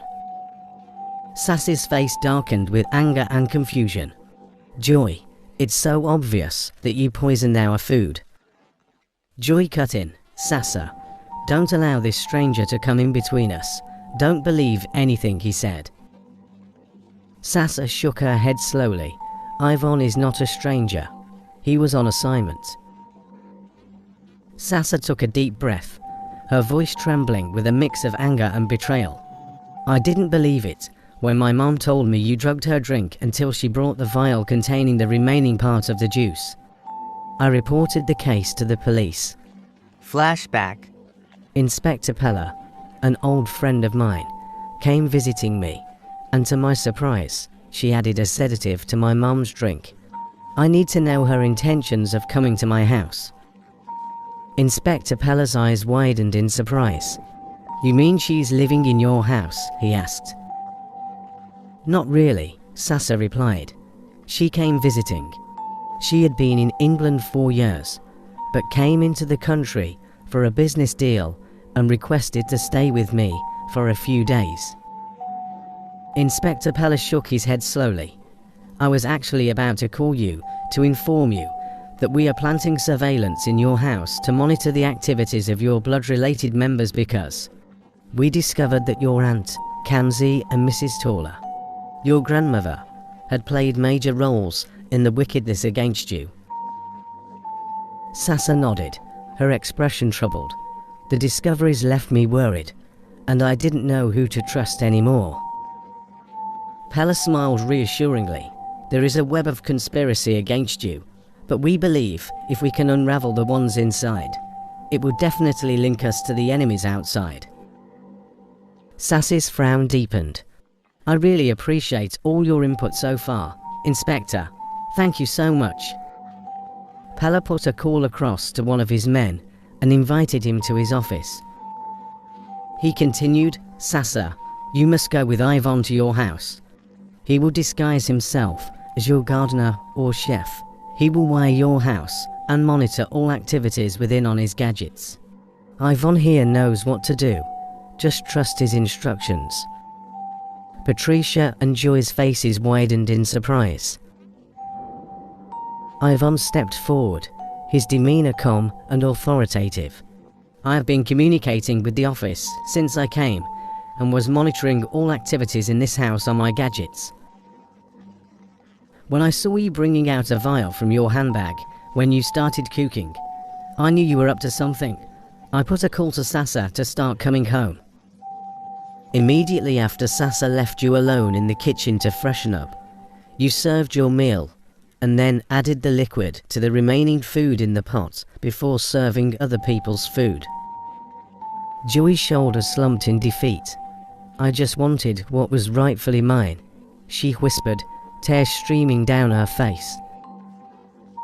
Sassa frowned. "What do I have that belongs to you? Did I owe you anything?"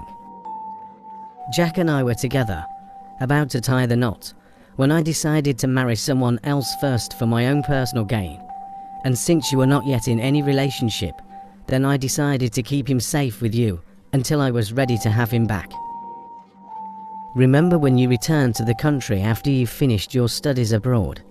You came in with so much money and were working on establishing your company, which has turned out to be a multinational company now." Flashback begins.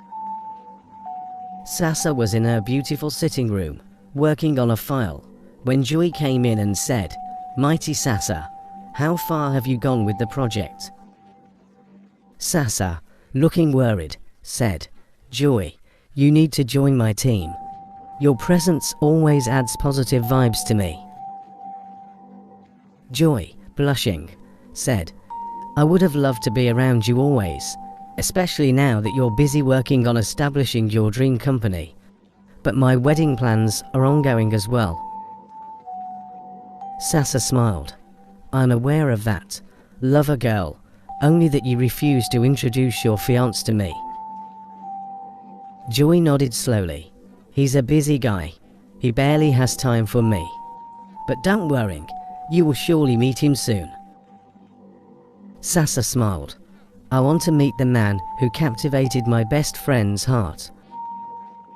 A few months later, Sasa put a call across to Joy, beaming with excitement. The company fully kicked off operations a week ago with 22 employees. Joy, smiling brightly, said, "That's good news. Congratulations, darling, the mighty Sasa." Sasa responded, "You need to come around for the celebration. I want to spoil you a little." Joy nodded. "It can't be small. It must be big. I would surely find time to come around." Breaking news, my wedding is coming up in a month's time, but it's strictly for family members only. Sassie's voice filled with concern. "Ah, is that to inform me that I'm not invited?" Joy sighed. "Not really. It's just that both families decided not to include a large number of friends and family. And my hubby and I will be travelling to England afterward to fully settle down there." Sasa replied, "I'm happy for you. Please send me your account details so I can send you my wedding gift." Joy continued, her voice trembling. "Jack was the first man I wanted to marry. I was about to introduce him to you before I met a rich young guy who was at the peak of his stardom. I married him for his money, but I knew our union wasn't going to last a lifetime. I then planned your meeting with Jack, who was heavily broken because I suddenly disrupted our wedding plans for my new catch. I made him meet you, I made him fall in love with you, and I made him see you as his only hope of survival, though he was unaware of my plan." Flashback ends. Joy's voice wavered as she continued, "My marriage with the rich guy ended within 4 months, and since then I have been around. I kept in touch with Jack a few months ago and reminded him of us, that we were trying to build yours back, but he refused to leave you for me, claiming he genuinely loves you. I was left with no option but to come here to prove my seriousness to him. But unfortunately, he wasn't around, so I decided to eliminate you, leaving him with no option other than to marry me." Sasa, struggling to contain her emotions, asked, "So everything you told me about yourself was all lies?" Joy, tears streaming down her face, nodded. "I never meant for it to come to this. I just couldn't stand seeing him with someone else. I wanted him back." Patricia, her voice filled with a mix of sadness and anger, said, "You are evil, you are wicked. So if not for Yvonne, you would have killed all of us. I never expected this from you." As they were discussing, Inspector Pella and 2 other policemen walked in. Inspector Pella intervened, his voice stern. "Joy, your actions have put many lives at risk. You'll face the consequences of your choices." He motioned to his officers, "Take her away." As Joy was led away, Sasa turned to Yvonne and Pella. "Thank you both. I don't know what I would have done without your help." Yvonne smiled reassuringly. "We'll get to the bottom of this, Sasa. You're not alone in this fight." Sasa nodded, her heart heavy, but hopeful. "Thanks so much. I appreciate it." At the hospital, Dr. Hakim and Dr. Sasa were having a conversation in her office. Sasa, with a worried expression, said, "Did you know I have not heard anything from Jack and JJ ever since I became conscious?" Hakim, hiding his fear, responded, "Oh, I thought he was communicating with you already." Sasa frowned. "Not at all. I hope everything is well with them." Hakim nodded. "I hope so too." As soon as Hakeem left her office, Sasa quickly put a call across to Inspector Pella. I haven't heard anything from Jack and JJ. Do you have any information about them at all? She asked, her voice trembling with concern. Pella's eyes widened in surprise. I and my boys are still trying to trace their whereabouts. It might be that he wanted to settle well with JJ before alerting any of us. I believe they are good. Sasa sighed. I hope so too. Pella assured her. They will be fine. Just relax and don't allow anything to bother you. As the call ended, Dr. Sass's thoughts deepened. How am I sure they were not hiding anything from me? The uncertainty gnawed at her, making it hard to focus on her work. She decided to take a walk around the hospital to clear her mind. As she strolled through the corridors, she couldn't shake off the feeling that something was terribly wrong. At the police station, one of the policemen, Lawrence, was hiding behind the police station, making a discreet phone call. Boss, Joy has been arrested. She was brought in today from Sass's house, he reported. Okay, noted. Take care of her immediately. Ensure no mistakes, the boss responded. As soon as Lawrence ended the call, he was startled to see 3 policemen standing behind him. Why are you here? He questioned them, trying to mask his anxiety. Inspector Pella requested to see you in his office, one of the officers replied, his tone firm. Lawrence's heart raced as he followed them to Pella's office. Let me have your phone, Inspector Pella demanded, holding out his hand. Lawrence handed over his phone, his hand trembling. Pella checked through it, finding no trace of the recent call. Who were you talking with on the phone? He asked, his gaze piercing. I was only trying to dial a number, sir, but it wasn't going through. I then deleted the number, Lawrence lied, hoping to buy some time. Pella smiled, a knowing glint in his eye. I watched everything on the screen. Ah, so you didn't know this place is wired. I had to wire everywhere because of you. So, who were you reporting Joy's case to? Lawrence's eyes widened in fear. I was only telling a friend about the happenings at the station, he stammered, realizing the severity of his situation. Pella nodded slowly. You will talk to me, one way or another. He called 2 of his men over. Get him handcuffed and take him to the interrogation room, he ordered. As the officers led a trembling Lawrence away, Pella's mind raced. Who was behind this? And how deep did the conspiracy go? In the interrogation room, Lawrence was strapped to a chair, his fear evident in his eyes. Pella entered the room, his expression stern. Lawrence, we can do this the easy way or the hard way.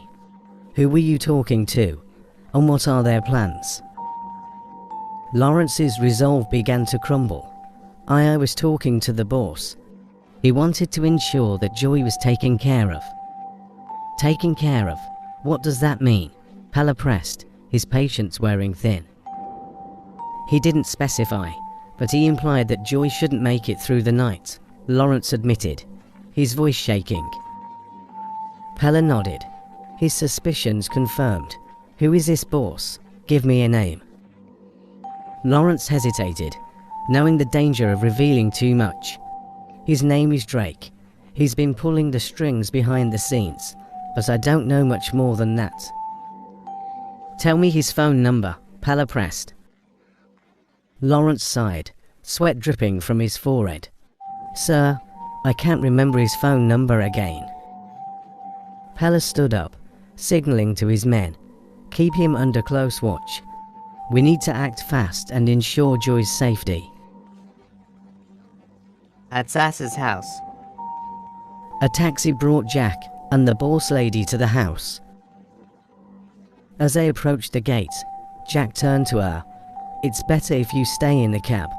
I don't want to trigger any suspicion. I really want the plan to go well. The boss lady, Loretta, insisted, "No, I'll come inside with you. I don't trust you not to play safe." She smiled confidently. "I can handle whatever happens, and I would advise not to do anything stupid. You know what I'm capable of."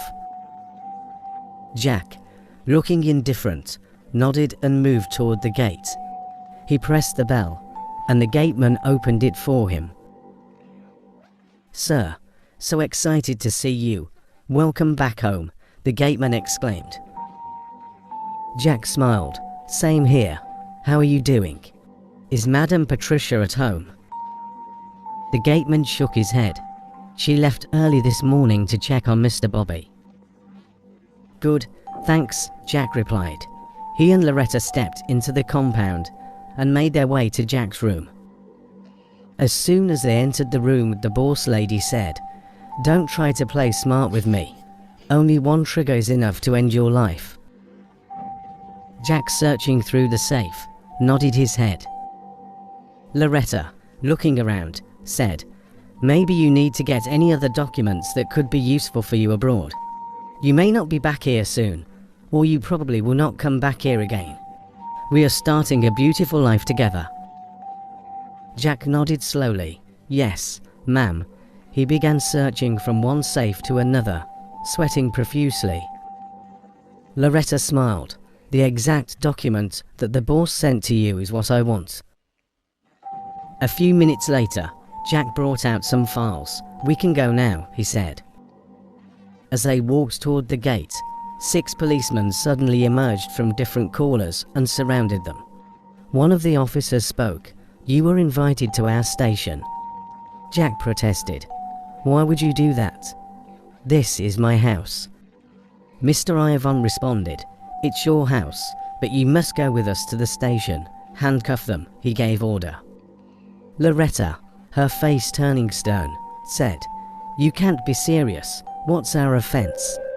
Mr. Ivan replied, "You will get to know that when you get to our station." Loretta's face hardened, and she looked at Jack. "Is this another one of your plans?" Jack, equally bewildered, shook his head. "No, I had nothing to do with this." The officers escorted them to the waiting police van as they drove to the station. Jack's mind raced, trying to piece together what could have gone wrong. Loretta, on the other hand, was silent, her eyes fixed on the road ahead, calculating her next move. Next on the Mysterious Twins. As the police van moved through the city streets, the driver noticed a car tailing them. Suddenly, the pursuing car sped up and cut them off, forcing the van to an abrupt halt. A gang of men dressed in black hoodies emerged from the car, armed and ready. In an instant, the air filled with the deafening sound of gunfire. Who are these guys? And what did they want? Don't miss the next thrilling episode of The Mysterious Twins. Previously on The Mysterious Twins. At the hospital. How could you be so stupid to get your own mother arrested because of your illegitimate child? Kamsi was so angry while talking to Bobby. Bobby allowed her to pour out her mind. He then responded, "I know that Mom won't tell you the seed of destruction she planted into my life and family. She almost got me killed after she destroyed everything I had ever worked for. The truth is our mother is wicked, but you may not realize it until you become a victim. Our mother was arrested for the offense she committed, so we need to allow her to pay for her sin." Kamsi reacted in anger. "Our mother is over 90 years. Do you want her to die in prison? She had spent over 3 months behind bars. Oh, Bobby, you are heartless. I promise to pay you back with the same coin, you shameless being." Kamsi left in anger with the determination to fight back. The last episode of The Mysterious Twins. At JJ's captor's base. The goddess and her crew returned to base, fuming with rage. "I told you, the fight is mine. I kept her alive, and I ended her life myself. Let this serve as a warning to everyone. No one betrays me and stays alive, she declared, her voice cutting through the air like a blade. Her men bowed to her, showing their submission. Drake stepped forward and said, "Your strength and wisdom are superb, and they are always my motivation. You are our hero." The goddess nodded in approval. "You guys are wonderful. I think I should host everyone tonight. We just crossed a major hurdle together. Go and refresh yourselves, get some rest, and tell the chef to bring my meal." The men dispersed to their rooms, but Kelvin and Darlington, undercover agents playing along to avoid detection, remained vigilant. They exchanged wary glances, knowing that any mistake could blow their cover and put their mission and their lives in jeopardy. Meanwhile, JJ and Uncle T were together when the goddess and her crew returned to base. JJ's eyes darted around nervously as he spoke. "Uncle, it seems the boss and everyone have been busy since the guest arrived." Uncle T nodded. "Yes, but I think the guest has handled the issue." JJ shook his head, anxiety evident in his eyes. "I'm always afraid whenever I sense tension." "When am I going back home?" he asked, his voice trembling. Uncle T sighed, shaking his head gently. "I will try to find out their next plan for you." He pulled JJ closer, trying to offer some comfort. "Just relax, you'll be safe. Trust me." JJ nodded and said, "Thank you, Uncle." At Scott's hideout, Scott paced the room as he spoke on the phone with Detective Daniel. "I want to believe she has told me all she knows about the benefactor, and I want her to take me to the usual place he meets with the departmental head," Scott said, determination evident in his voice. Daniel responded, "Can't she try to book an appointment with him, so we could set him up and probably arrest him?" Scott sighed, concern evident in his tone. According to her, the benefactor always wears a mask, and none of the people working with him recognize him. He only reaches out to everyone by phone whenever it's necessary, which is rare. Daniel's voice turned steely. "Okay, your idea of getting to know the meeting point is our best option for now. I believe it will move us closer to our goal." Scott sighed heavily. "Please be on alert. We'll be on our way soon." He ended the call and turned to Zara, who had just entered the room, dressed and ready for the outing. Zara's eyes were downcast as she spoke.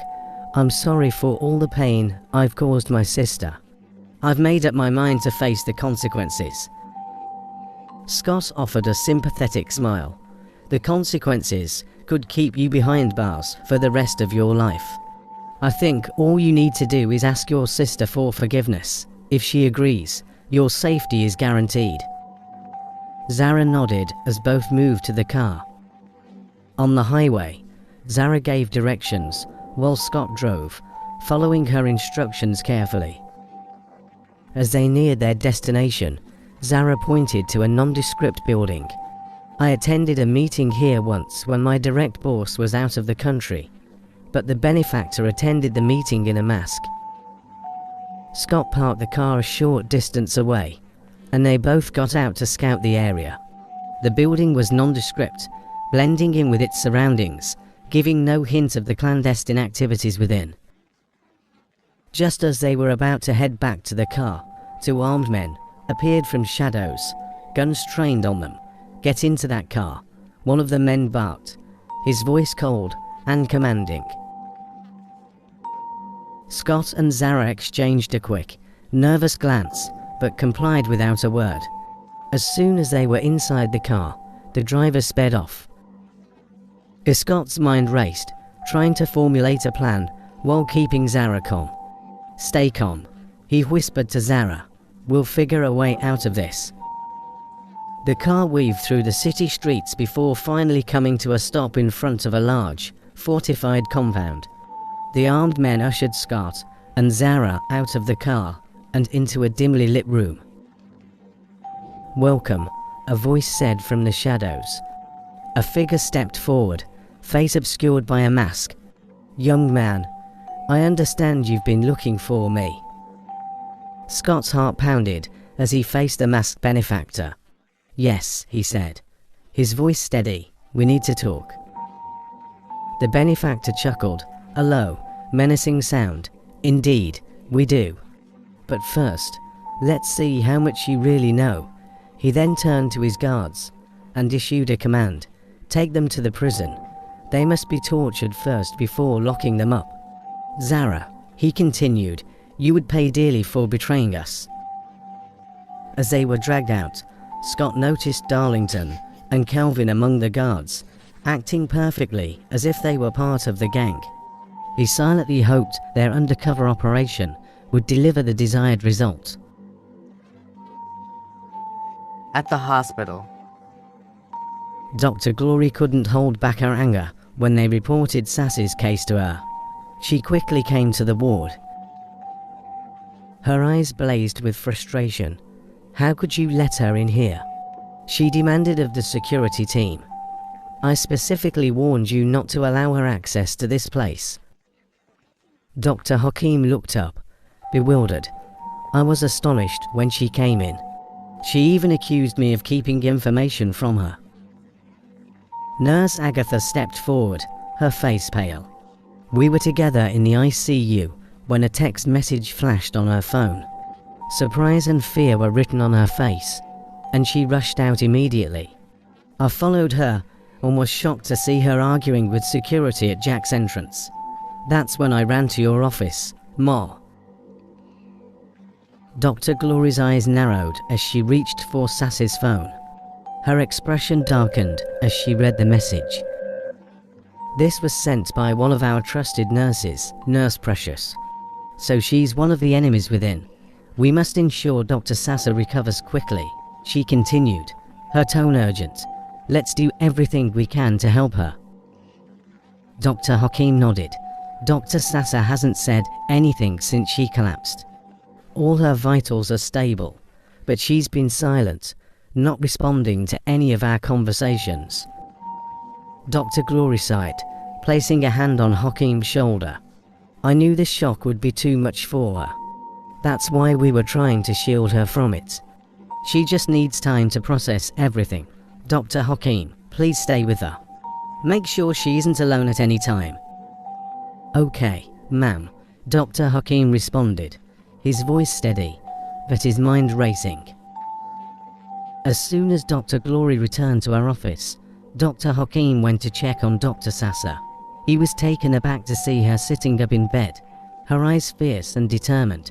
"Ah, you're awake," he exclaimed.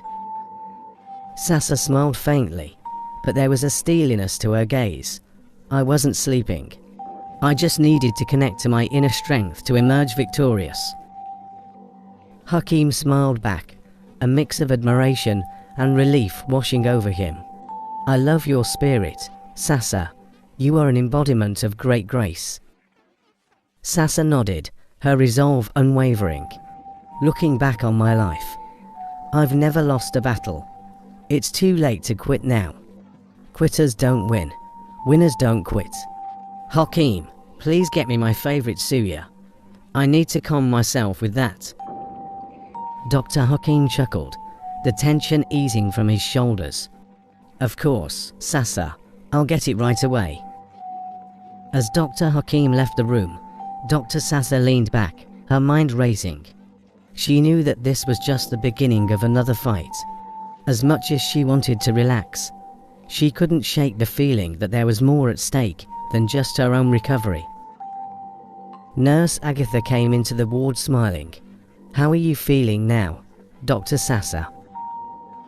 Sassa looked up, her eyes sparkling with a newfound determination. "I'm fine, Agatha, stronger than before, ready to fight and win, no matter what it takes." Agatha smiled, feeling a surge of hope. "We're all with you, Dr. Sassa. Together, we'll get through this. Please be strong for all of us." Meanwhile, Dr. Glory sat in her office, her mind racing. She had always prided herself on her ability to discern trustworthy staff. Yet Nurse Precious had deceived them all. She sighed deeply, reflecting on the unfortunate realization. I even included her among the trusted crew to attend to Jack. She muttered to herself, shaking her head in disbelief.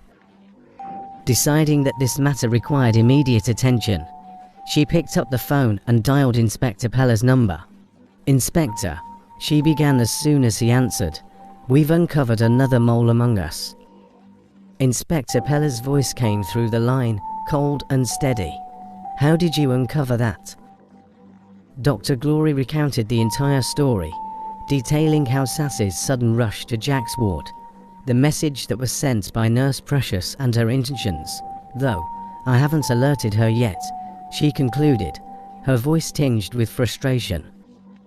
Inspector Pella's response was sharp and decisive. "I'll work on this immediately. We need to root out all the moles among the hospital staff. Let me see how far I can go to get the names of everyone involved." "Thank you, Inspector," Dr. Glory said, relief evident in her tone. "We can't afford any more breaches." "Understood. I'll be in touch," Inspector Pella replied before hanging up.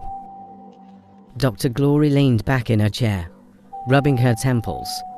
She knew they had to act swiftly and decisively to protect everyone in the hospital.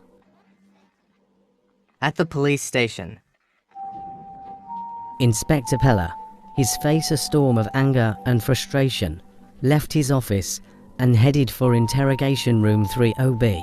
He moved with purpose, his mind set on breaking down the walls that Marco had put up. As he entered the room, the dim light cast harsh shadows on Marco's face, making his expression even more unreadable. "Marco," Pella began, his voice low and menacing, "have you decided to help us?" Marco slowly shook his head, a resigned look in his eyes. "I've decided to face the consequences of my actions," he said, his voice calm but firm. "But I'm not ready to betray my bosses." Pella's eyes narrowed, his patience wearing thin. He leaned in closer, his voice dripping with urgency. "There's another favor I need to ask you. For the sake of old times, Marco, please help me." Marco allowed a weak smile to cross his lips. "What's that, Pella?" Pella took a deep breath, steeling himself. "Are you the one who planted moles among the hospital staff?" Marco nodded slowly, his expression betraying no regret. "Yes, that was my job. My job was to ensure no loose ends on any task we were handling. Since Dr. Sassa was one of our targets, I had to plant some moles among the hospital staff to keep tabs on her." Pella's eyes widened in shock. "Please, Marco," he pleaded, "give me the names of the moles in the hospital and among the police officials. We need to stop this from the inside." Marco simply smiled, a cold, calculating smile that sent chills down Pella's spine. "The moles have no power to harm the targets directly," Marco said slowly. "Your real goal should be to get the bosses, take them down, and you automatically weaken the mole's influence. There's a saying, strike the shepherd, and the sheep will scatter." Pella stared at Marco, his mind racing as he ruminated over his words. Marco had always been clever, always one step ahead, but Pella knew he couldn't let this go. He hardened his gaze, his voice low and dangerous. "Marco, who are you working for? I don't want to hurt you, but you're leaving me no choice." Marco's reaction was swift and filled with anger. "I told you, Pella," he snapped. "I'm ready to face the law. I know the gravity of what I've done. I was part of this system long before I became a criminal. You can torture me if you want, but it won't make me betray the people who turned my life around. I was well paid for my services, and no one eats their cake and still has it." Pella's frustration boiled over. He slammed his fist onto the table, leaning in so close that Marco could feel his breath. "Marco," he growled, "I will break you. I will make you talk. I will make you regret the day you decided to take on evil and betray humanity. Get ready for a level of pain never experienced before. But Marco's expression remained unchanged, his eyes hard and unyielding. I am at peace with my decisions, and nothing can change that. Inspector Pella stormed out of interrogation room 30B.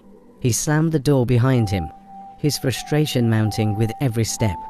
He made his way down the dimly lit corridor to another interrogation room, where Joy was being held. The weight of the situation bore down on him. Every lead seemed to unravel into a web of lies and deceit. He needed answers, and he needed them now. Pella flung the door open with a force that echoed through the room. Joy sat in the corner, her face streaked with tears, her hands trembling. The once defiant woman now looked small and defeated.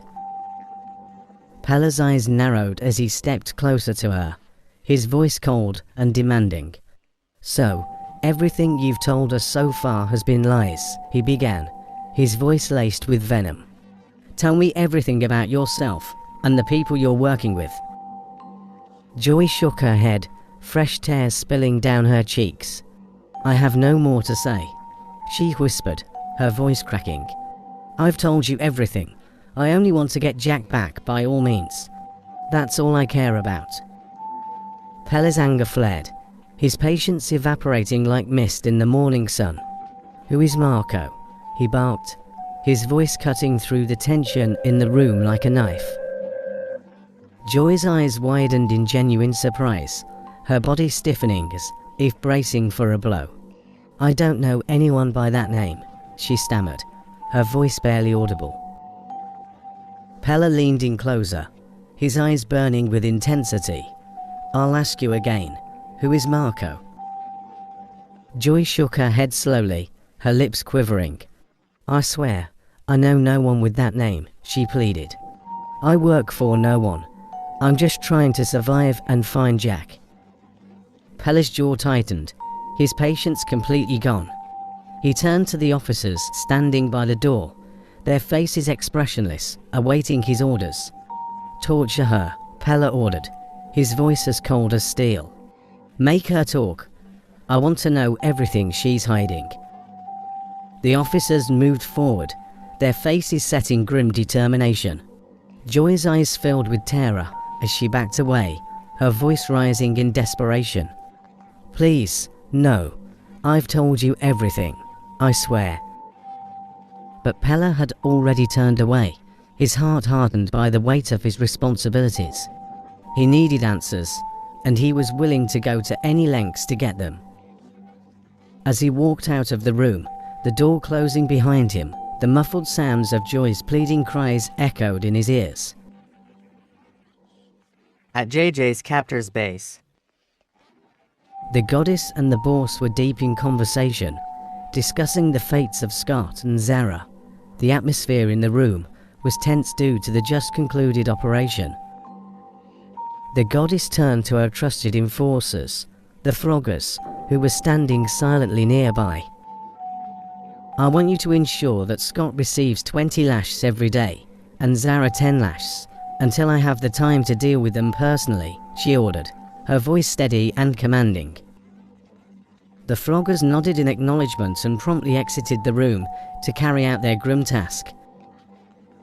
Drake, who had been quietly observing, interjected with a furrowed brow. "What about location 2? With no one monitoring their activities, it's dangerous." The goddess sighed heavily, her frustration evident. "We'll need to relocate them here temporarily, until I can assign a new boss lady. Kamzi lacks the capability to handle the position effectively. I can't afford any more loose ends. I must ensure everyone's safety and control over our operations."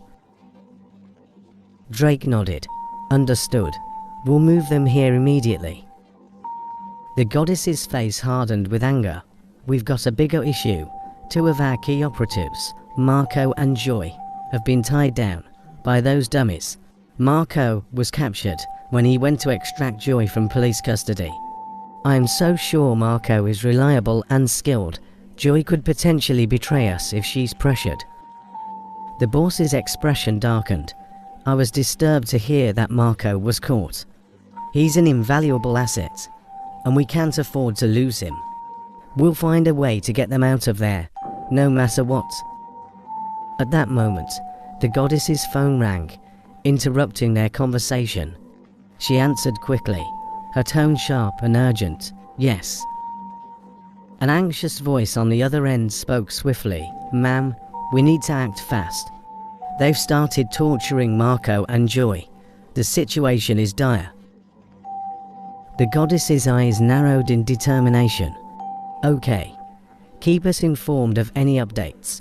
We're already working on a plan to rescue them. We won't let them break. She ended the call and turned to Drake. I didn't make you a boss for fun. I can't think through right now. Come up with a plan, please. At the police station. Detective Daniel sat across from Inspector Pella in the office, updating him on the latest developments in their undercover operation. The weight of the situation was palpable, and both men knew they were on the brink of something big. According to the information I've gathered, Daniel began, his voice low and measured. The benefactor we've been chasing, and the mastermind, the one pulling all the strings, are currently together at one of their bases. Pella's eyes widened in surprise. The benefactor has a boss, someone he answers to. Daniel nodded slowly, a grim expression on his face. Yes, the benefactor isn't the top of the food chain. The real power behind the operation is an older woman they refer to as the goddess. She's sharp, ruthless, and commands absolute loyalty. Kelvin, one of our undercover agents, mentioned that she personally killed Loretta and managed to slip past all the officers stationed at the hospital. Pella's expression turned serious, his mind racing. So, the goddess is even more dangerous than we anticipated. And with Scott and Zara's lives at risk, we need to proceed carefully. As they discussed their next move, Pella's phone rang, cutting through the tension in the room. He glanced at the screen and saw Scott's name flashing. His heart leapt with a mix of hope and dread. It's Scott, he said, showing the screen to Daniel. Answer it, Daniel urged, leaning forward with intense curiosity. Pella quickly picked up the call. Scott, how did it go? But instead of Scott's voice, a cold, steely female voice filled the line. Pella, listen carefully. Pella's grip on the phone tightened, his eyes narrowing as he recognized the voice of the goddess. Who is this? He demanded, though he already knew the answer. You know who I am, the voice continued, laced with menace. I'm calling to strike a deal. You have two of our people, Marco and Joy, and I have two of yours, Scott and Zara. Release them within 24 hours, and I will release your people. If you fail to comply, consider them dead. Pella's heart pounded as he tried to formulate a response, but the line went dead before he could say another word. He slowly lowered the phone, his mind reeling from the ultimatum. Daniel, sensing the shift in Pella's demeanor, asked urgently, what happened? What did he say? Pella relayed the conversation, his voice tight with tension. It wasn't Scott. It was the goddess. She's holding Scott and Zara as leverage. She wants to trade them for Marco and Joy. We have 24 hours. Daniel's face hardened. This changes everything. We can't risk their lives, but we also can't let this opportunity slip through our fingers. If we move fast, we can catch them off guard. Pella nodded, already considering the implications. We'll need to change our plans. Launch an attack immediately and strike while they're not ready. But we have to keep this operation under wraps. We can't risk any leaks, not even among our own men. Daniel agreed, his voice firm. Only our best and most trusted officers. We'll take them to the location without revealing anything until the last possible moment. No one outside this room should know our full plan. Pella stood up, his resolve strengthening. It's all or nothing now. We've come too far to back down. With a look of determination, Daniel said, no room for error. The battle against the goddess and her network had reached its climax, and there is no turning back. At JJ's base, the goddess reclined by the poolside, enjoying the afternoon, as Kelvin and one of the guards stood watch nearby. Her phone buzzed, interrupting the serene moment. She glanced at the screen before answering. "Hello, Smith," she greeted, her voice calm but authoritative. "Good afternoon, Ma," Mr. Smith replied. "I'll be sending the new recruits to you by 3 p.m. sharp." A glint of excitement flashed in the goddess's eyes. "I trust they're well trained. You know I have zero tolerance for incompetence." "Absolutely, Ma," Smith assured her. "My driver will deliver them personally." The goddess ended the call, a satisfied smile playing on her lips. She shouted across the pool, "We're receiving a fresh batch of men today by 3 p.m. With these 12 replacements, we can resume full operations immediately." She gestured to the guard nearby. "Bring me a bottle of wine. We're going to celebrate." Meanwhile, across the compound, Kamsi and the others from Location 2 had just arrived at the main base. The boss was showing them to their rooms, ensuring they were settled before the new recruits arrived. The base buzzed with activity. At 20 minutes past 2 p.m, a black van pulled up to the gate. Earlier than expected, one of the guards sprinted to the goddess, slightly out of breath. "Ma'am, the new recruits are here." The goddess frowned. Smith said they'd arrive at 3 p.m. "Why are they early?" Her suspicion was brief, quickly overtaken by her eagerness to meet her new soldiers. "Let them in," she commanded. The van rolled into the compound, the atmosphere tense with anticipation. The 12 men stepped out, all dressed in black hoodies, their faces obscured, heading directly for the goddess, as if they wanted to show themselves to her, while the guards watched them approach. But as the men reached the goddess, everything changed in an instant. With swift, deadly efficiency, they pulled out their weapons and opened fire, cutting down the guards in a hail of bullets. The goddess barely had time to react as chaos erupted around her. Calvin and Darlington, seizing the moment, dashed toward the makeshift prison where Zara and Scott were being held. The two prisoners were weak, their bodies battered from days of flogging. Calvin and Darlington quickly helped them to their feet, half carrying, half dragging them to one of the waiting police cars outside the compound. The full scale of the operation was revealed.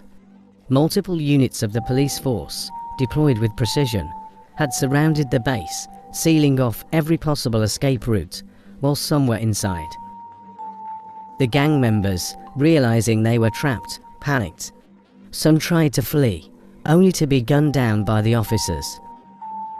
Others surrendered, dropping their weapons and raising their hands in desperate pleas for mercy. But many were not so lucky, caught in the crossfire or cut down as they attempted to fight back.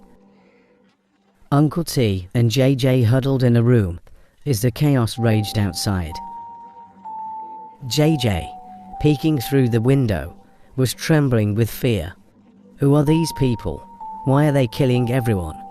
he whispered, his voice shaky. Uncle T, his face grim, placed a reassuring hand on JJ's shoulder. "You won't understand right now, but stay calm. I'll make sure you're safe." Before they could speak further, 4 police officers burst into the room, guns drawn.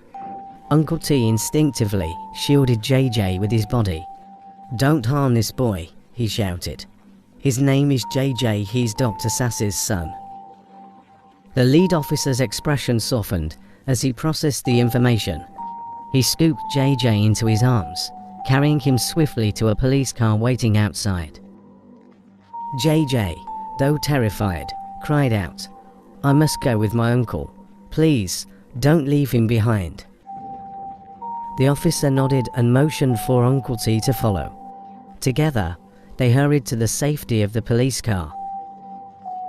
Back inside the compound, the police were conducting a thorough search, sweeping through each room in pursuit of Drake and the goddess. But the two were nowhere to be found. Tension mounted as the officers scoured every inch of the base. Then, as they entered the kitchen, the unexpected happened. The goddess, who had been hiding, suddenly bolted from a concealed door. She ran with an urgency that betrayed her fear, her eyes wild as she searched for an escape. The police officers gave chase, closing in on her rapidly. The goddess, running for her dear life, shouted, "Instead of the land to die, the land will crack," her voice echoing with a chilling resolve. Then, before the officers could react, she escaped mysteriously. The police, stunned, searched the area frantically, but there was no trace of her. The goddess had escaped, leaving behind nothing but a lingering sense of dread. The remaining gang members were either dead or arrested, but the mysterious escape of the goddess left a heavy cloud over the victory. The officers knew that, though they had struck a significant blow, the battle was far from over. As the police cars pulled away from the compound, carrying JJ, Uncle T, Zara, and Scott to safety, Daniel smiled and said, "I'm not surprised that Zara was one of them." At the police station. As the convoy of police vehicles pulled into the station, the tension that had been simmering finally broke. Bobby was already waiting, pacing anxiously. When he saw JJ step out of the car, his face lit up with relief, and didn't notice when Zara being led away to a separate area.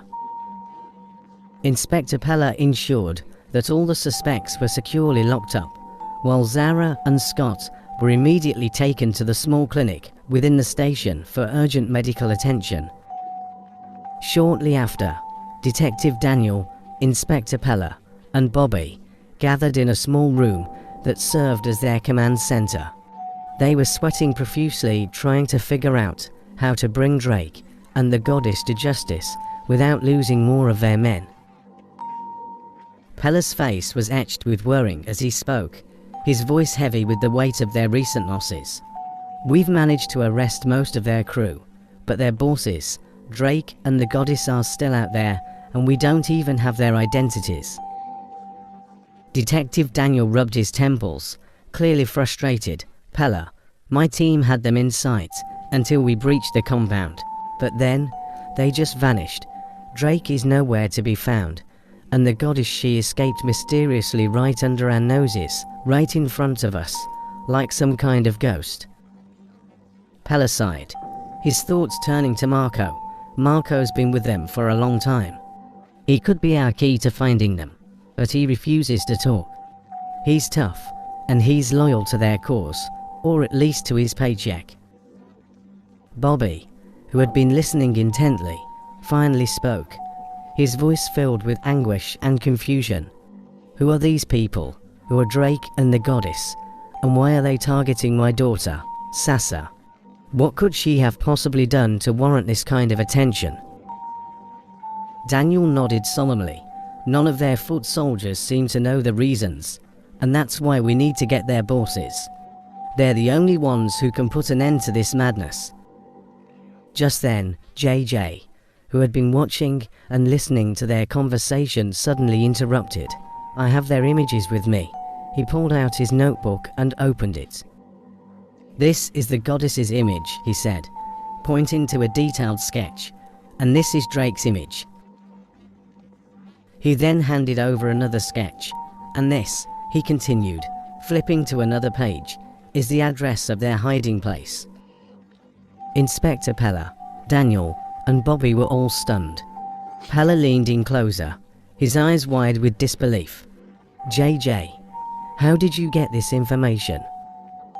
JJ's face was a mixture of pride and seriousness as he explained. I listened. They didn't know I was paying attention, but I was. They talked about my mom a lot, and I knew they were dangerous. My mom always told me to never underestimate the power of my mind and my inbuilt ability. So, I decided to use my artistic skills. I made them like my drawings, and the boss even gave me materials to keep me busy. The guards wanted me to draw them too, so I got close to them, listened to their conversations, asked questions and followed them discreetly, while I drew everything I saw. Bobby's hands shook as he flipped back to the image of the goddess. His voice trembled as he spoke. This looks like my mother. Pella shook his head. No, Bobby, your mother, Madame Tawler, is still behind bars. She's been very sick since her last escape attempt failed. Yes, the image looks so much like her, but I'm very sure it's not her. Daniel, still staring at the sketch, muttered, Bobby, your mother wouldn't have capacity for this kind of crime. I just wondered why would an older woman like this be involved in such a dangerous criminal network. Even this man, called Drake, looked like Engineer Philip, who was the general manager of my company before the company was hijacked from me. But I'm sure he's not capable of such as well.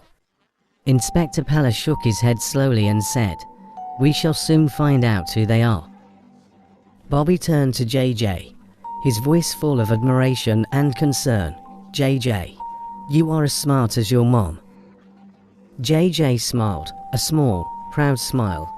I knew I had to be smart to stay safe. I didn't even know this would be of help. I only drew everything, so as to show it to my mom. They never suspected that I was gathering information. I just acted like a kid who loved to draw. Detective Daniel looked over the sketches and the address JJ had scribbled in his notebook. His face lit up with renewed determination. This could be the breakthrough we've been waiting for. If we act fast, we might catch them before they have a chance to move.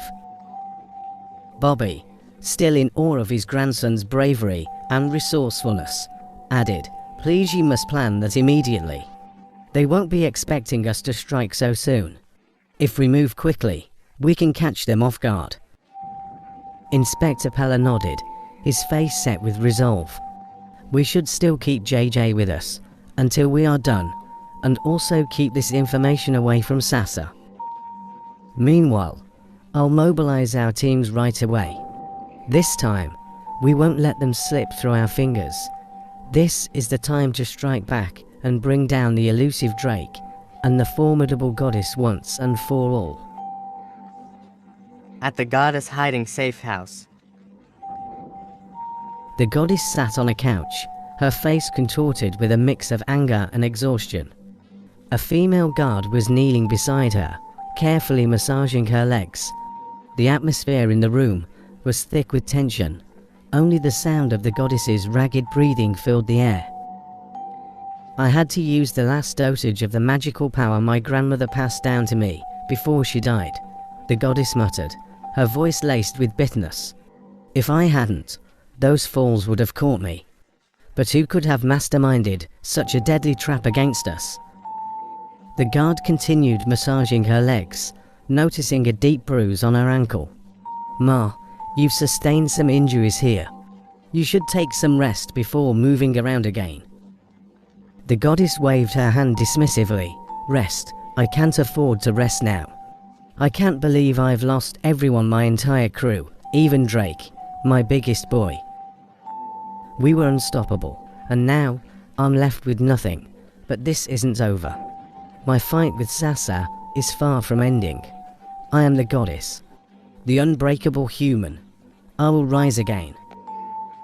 As she hyped herself up, the door creaked open, and Drake staggered into the room, his clothes torn and his face smeared with dirt. He was breathing heavily, his eyes wide with disbelief. The goddess froze, her eyes narrowing in surprise. Drake, you survived. How is that possible? Drake collapsed into a chair, wiping sweat from his brow. Yes, I made it. I hid in the tunnel beneath the living room floor. It's so well concealed that no one would suspect there's a hidden passageway there. I waited until the coast was clear before coming here. But how did you escape? I thought for sure they had you. The goddess smirked, a glint of pride in her eyes. They thought they had me. But I knew they wouldn't kill me right away, they would want information. So, I used my athletic skills to outmaneuver them, and when there was no other way out, I had to tap into the last bit of that magical power. I flew right out of their grasp, literally, and disappeared before their very eyes. Drake chuckled, shaking his head in amazement. That must have really thrown them off. They won't even think of looking for you again, I swear. Suddenly, a commanding voice interrupted their moment of relief. Your presence is required at the station. Both the goddess and Drake snapped their heads toward the sound, their eyes widening in shock. Armed police officers filled the room, their weapons trained on the two criminals. The lead officer stepped forward, his face stern and unyielding. Don't do anything stupid, he warned. We have already taken out your men guarding this bunker. This whole place is surrounded. The goddess, never one to back down easily, straightened up and tried to regain her composure. What do you want from me? She demanded, her voice trembling with a mixture of fear and defiance. I can pay all of you more money than you've ever seen in your life. Name your price. The officer's expression remained cold and indifferent, while Pella stepped forward and said, "Handcuff them," he ordered his team. "Your game is over." As the officers moved in, Drake's mind raced, trying to understand how they had been found. "How did you even know about this place?" he asked, his voice filled with disbelief. "From the outside, it looks like nothing but an empty plot of land." Inspector Pella looked at Drake with a smirk. "You'll find out soon enough when we get to the station," he replied, his tone mocking. The goddess quickly came up with an idea once more and said, "Please, I beg you, we can actually discuss this matter. It has not gotten to this, please. Don't handcuff me. I'm an old woman." The officers roughly cuffed the goddess and Drake, dragging them out of the room. Outside, several police vehicles were parked, their lights flashing ominously. As they were forced into the back of a police van, the goddess's mind whirled with thoughts of betrayal and failure. Her empire had crumbled in a matter of hours, and now she seemed so powerless. As they were driven away, she couldn't help but think of Sasa, the illegitimate child of her son, which she had vowed to destroy. She muttered to herself, "This is just a setback. I am the goddess, the unbreakable human." The police also arrested 6 workers found in the building, rounding them up like sheep for slaughter in another van. Bobby had been anxiously waiting at the station, his heart pounding in his chest as he paced back and forth, wiping the sweat that dripped from his brow. He couldn't shake the uneasy feeling away. As the convoy of police vehicles pulled into the compound, Bobby's breath caught in his throat. His eyes locked onto the cars, desperate to see who would emerge. The moment the doors opened, Inspector Pella stepped out, his expression a mix of triumph and exhaustion. Bobby rushed forward, his voice trembling with anticipation. "Pella, did you get them?" Pella nodded, a small smile tugging at the corners of his lips. "We got them, Bobby. The goddess and the benefactor are finally here." Relief washed over Bobby, and he allowed himself a brief smile, but it was short-lived. His expression changed as he sighted Drake. He immediately turned to Pella. That man looked like Engineer Philip. Pella shook his head. "I doubt if a man of such caliber can do a thing like this." Their conversation was interrupted when Bobby looked up. His blood ran cold as he saw a figure stepping down from one of the vans. His heart stopped as the woman said, "Bobby, You're here. You look better now, her voice eerily calm. Bobby's eyes widened in disbelief, his breath catching in his throat. Mother. The words slipped out before he could stop it. Are you the goddess? Pella, standing beside him, was equally stunned. Bobby, don't let her get into your head. She's a master manipulator, don't believe a word she says. Your mother, Madame Tawler, is in the prison. But the goddess, with a smile, ignored Pella and kept her eyes on Bobby. Oh, Bobby, you may choose to abandon me again, just like you did when your daughter, Sasa, had me arrested and left me to rot behind bars. Bobby's legs buckled, and he stumbled backward, his mind racing. Her words echoed in his mind, twisting like a knife in his heart. Pella, seeing Bobby's distress, barked orders to his officers. Get her out of here. Lock her up in the interrogation room 3P. I'll deal with her shortly. His voice was sharp, cutting through the chaos that had erupted. Two officers quickly moved to restrain the goddess, pulling her away as she kept her gaze fixed on Bobby, her expression unreadable. Pella hurried to Bobby's side, calling for medical assistance. Within moments, paramedics arrived and rushed Bobby to the international hospital for immediate medical attention, his condition critical. Pella watched as the ambulance sped away, his mind a whirlwind of thoughts. He had known the goddess was dangerous, but this was something else entirely. There is no room for error, not now, not ever, Pella muttered to himself as he walked back into the station.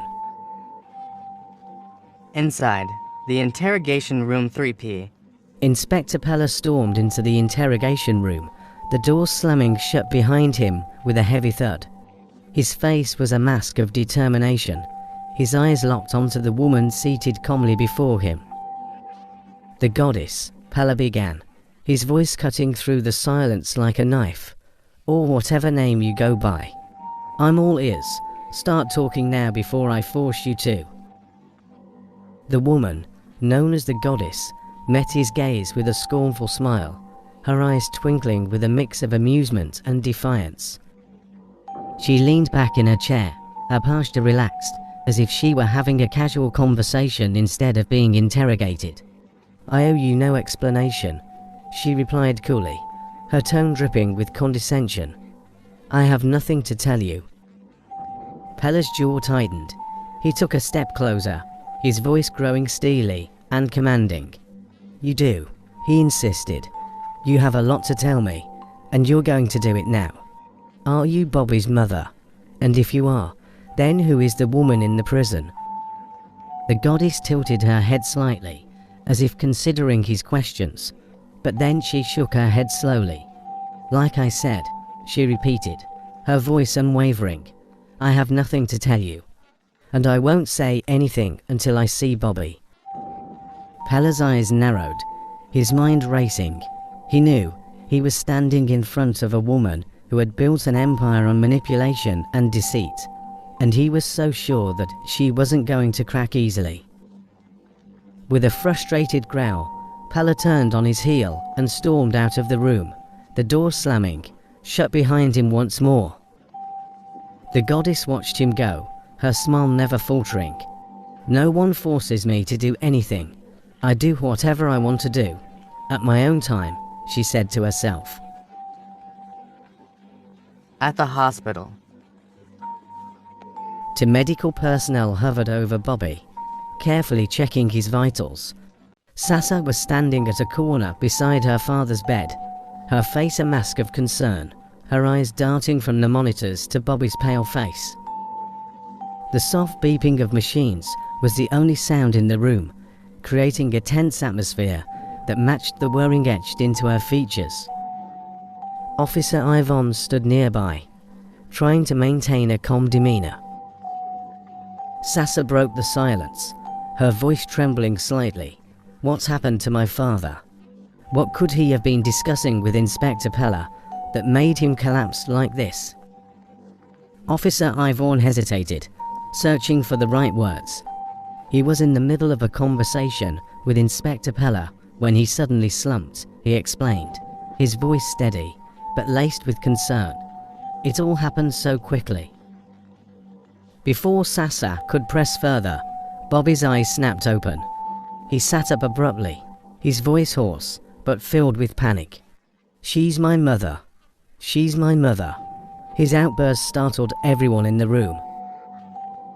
The medical personnel exchanged worried glances, and Sasa froze, her hand gripping the edge of her chair. "Dad, what are you talking about? Are you okay?" Sassie's voice was a mix of confusion and fear as she reached out to touch her father's arm, trying to ground him in reality. Just then, the door to the ward burst open, and Inspector Pella strode in, his face lined with urgency. "Bobby, are you awake?" he asked, his tone commanding, but there was an underlying layer of concern. Bobby turned to Pella, his eyes wild with determination. "Pella, I'm leaving here right now. I have to see her. She has to tell me who she really is." Sasa, sensing the gravity of the situation, cut in sharply. "I demand an explanation. Who are you talking about? What's going on?" Her voice was firm, her earlier fear replaced by a fierce need to understand the chaos swirling around her. Pella sighed heavily, running a hand through his hair as he glanced at Sasa. "Sasa, this is something we need to keep you out of. You're not strong enough to be dragged into a matter like this." Sasa's eyes flashed with anger. "I'm a strong woman, Pella. I can handle whatever it is.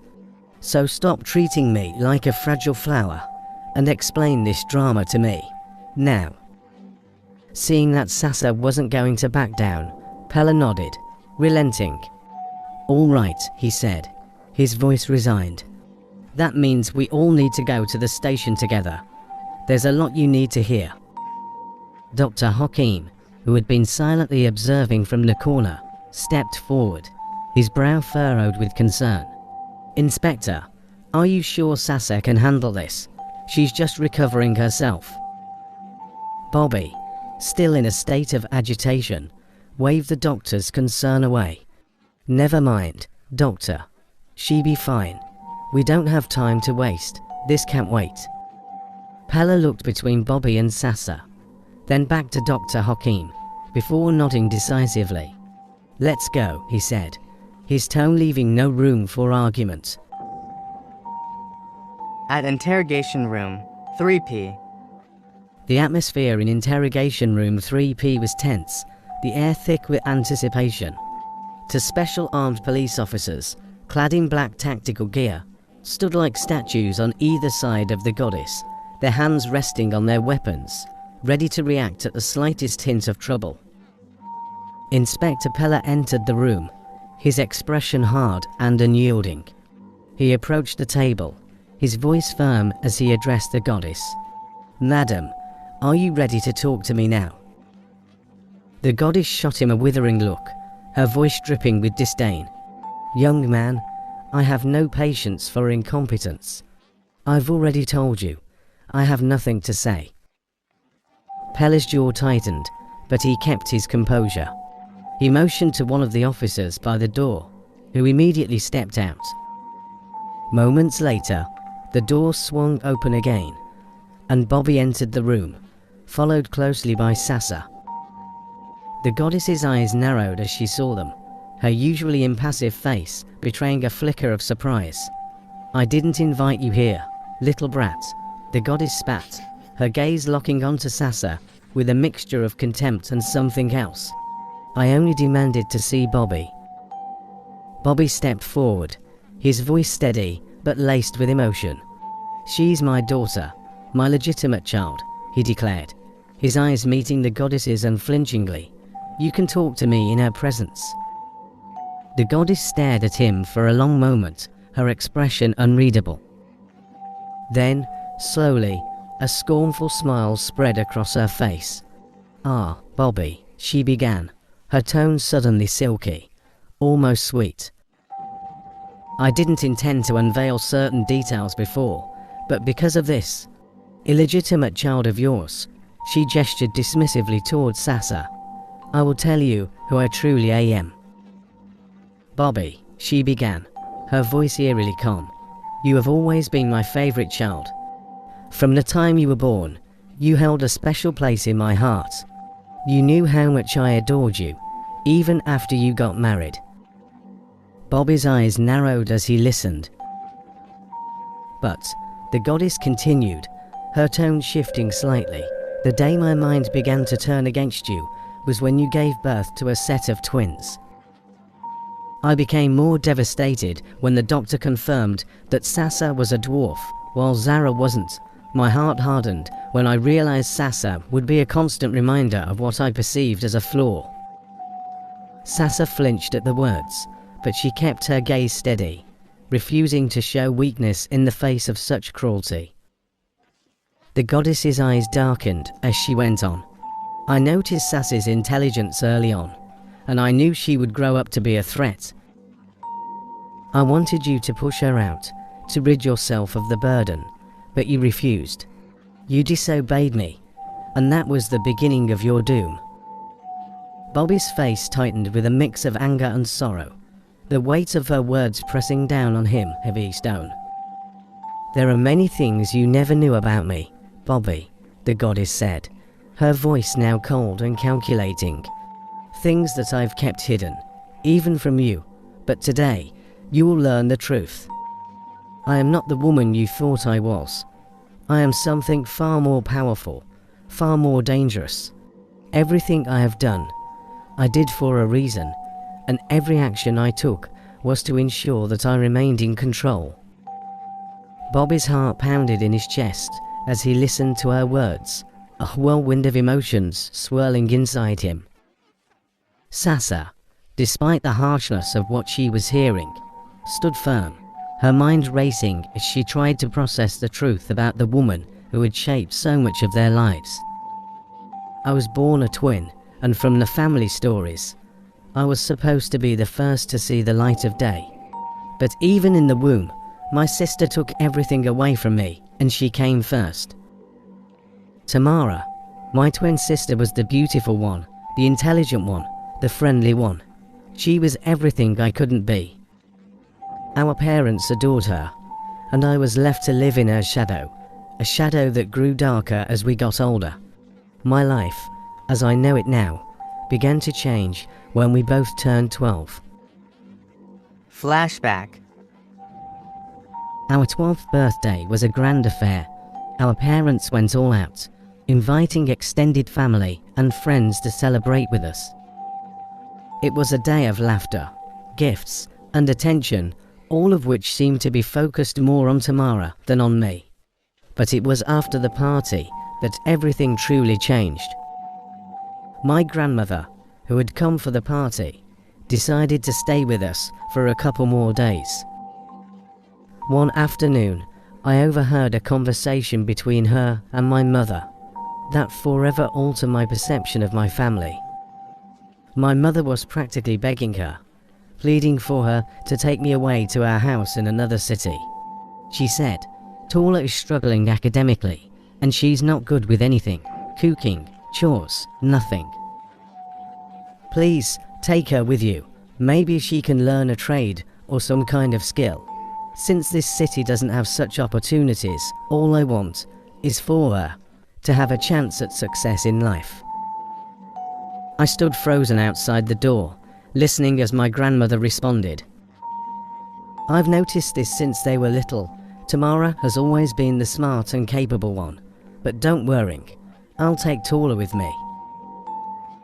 My mother was elated, and it wasn't long before she called me into the room.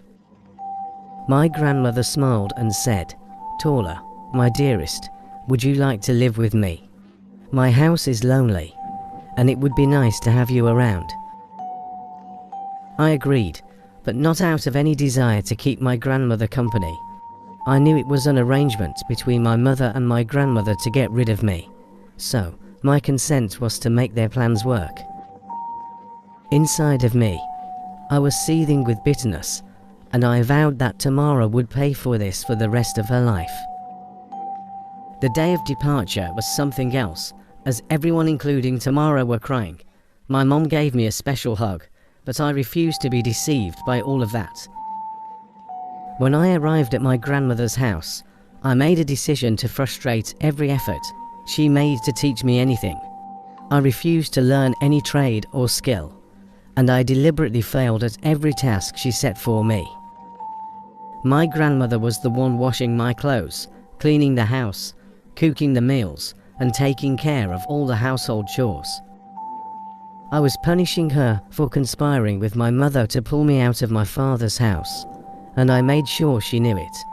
I threatened her, warning her never to report my behavior to anyone, especially not my mother. And then, when I turned 21, everything escalated. That was the year Tamara graduated as a mechanical engineer, and I attended the graduation ceremony. The pride in our parents' eyes, the way they celebrated her achievements, it was unbearable for me.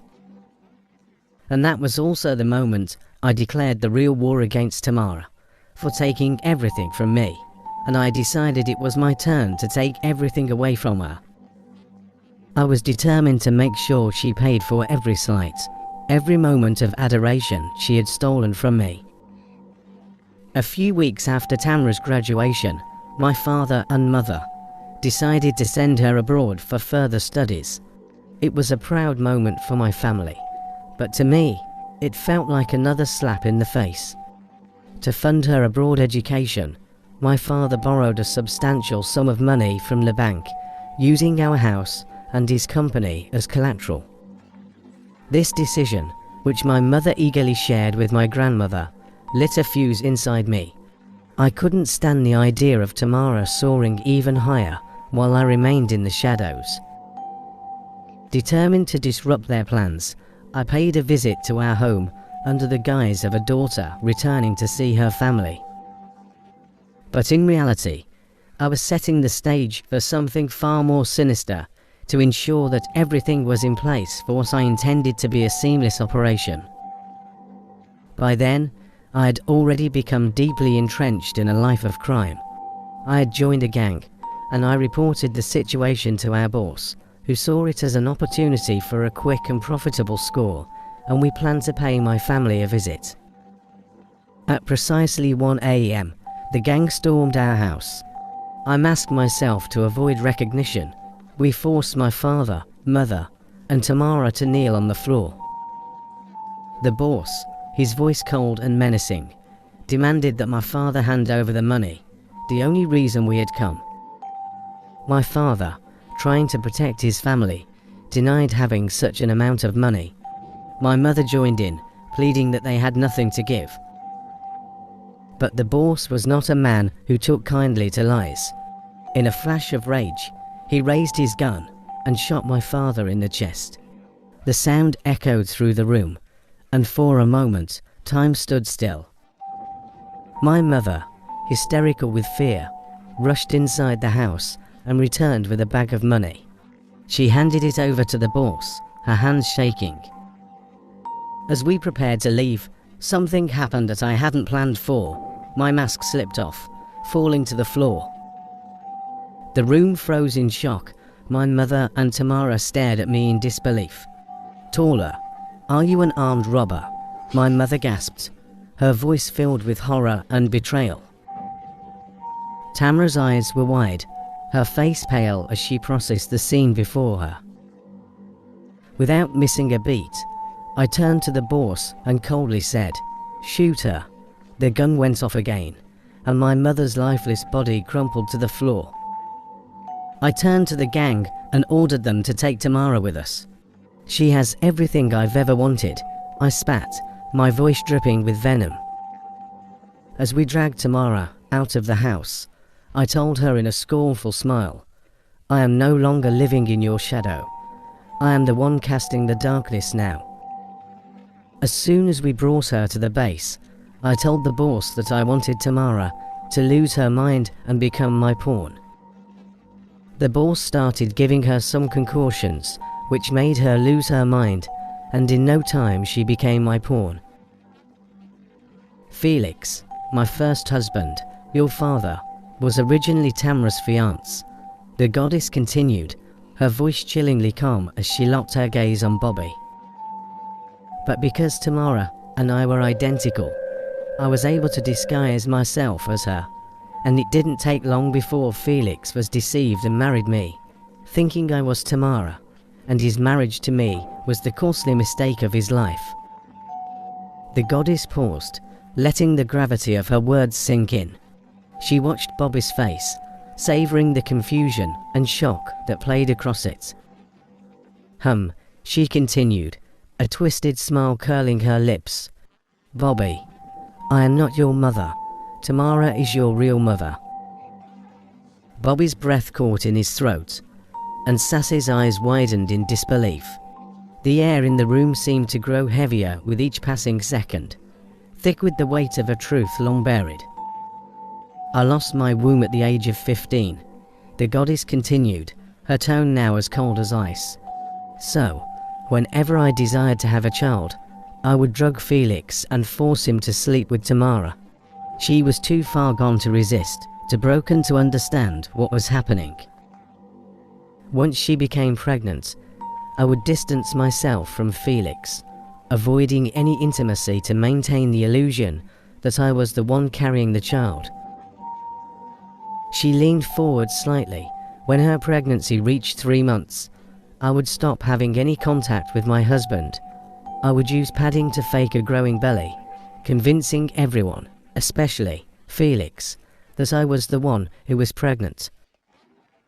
The goddess's eyes gleamed with a sick satisfaction as she watched the horror in Bobby's and Sassy's eyes.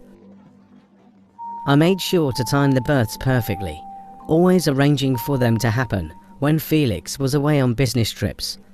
By the time he returned, there was a newborn waiting for him, and Tamara was hidden away, still lost in the madness I had inflicted upon her. She paused, taking in the stunned silence that filled the room. Her next words came with a cruel finality. Tamara was the one who gave birth to you, Bobby, and to Kamsi, but I never allowed to be your mother. She's been in a mental prison since the day we took her to our base, broken by the injections, by concussions, by the torment, and by the life that I stole from her. Bobby's mind was a whirlwind of emotions, anger, grief, and a profound sense of loss.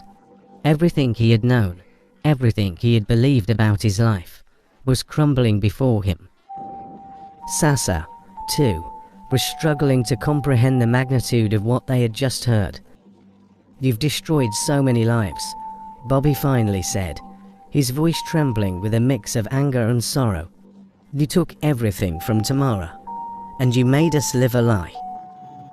The goddess leaned back, a look of smug satisfaction on her face.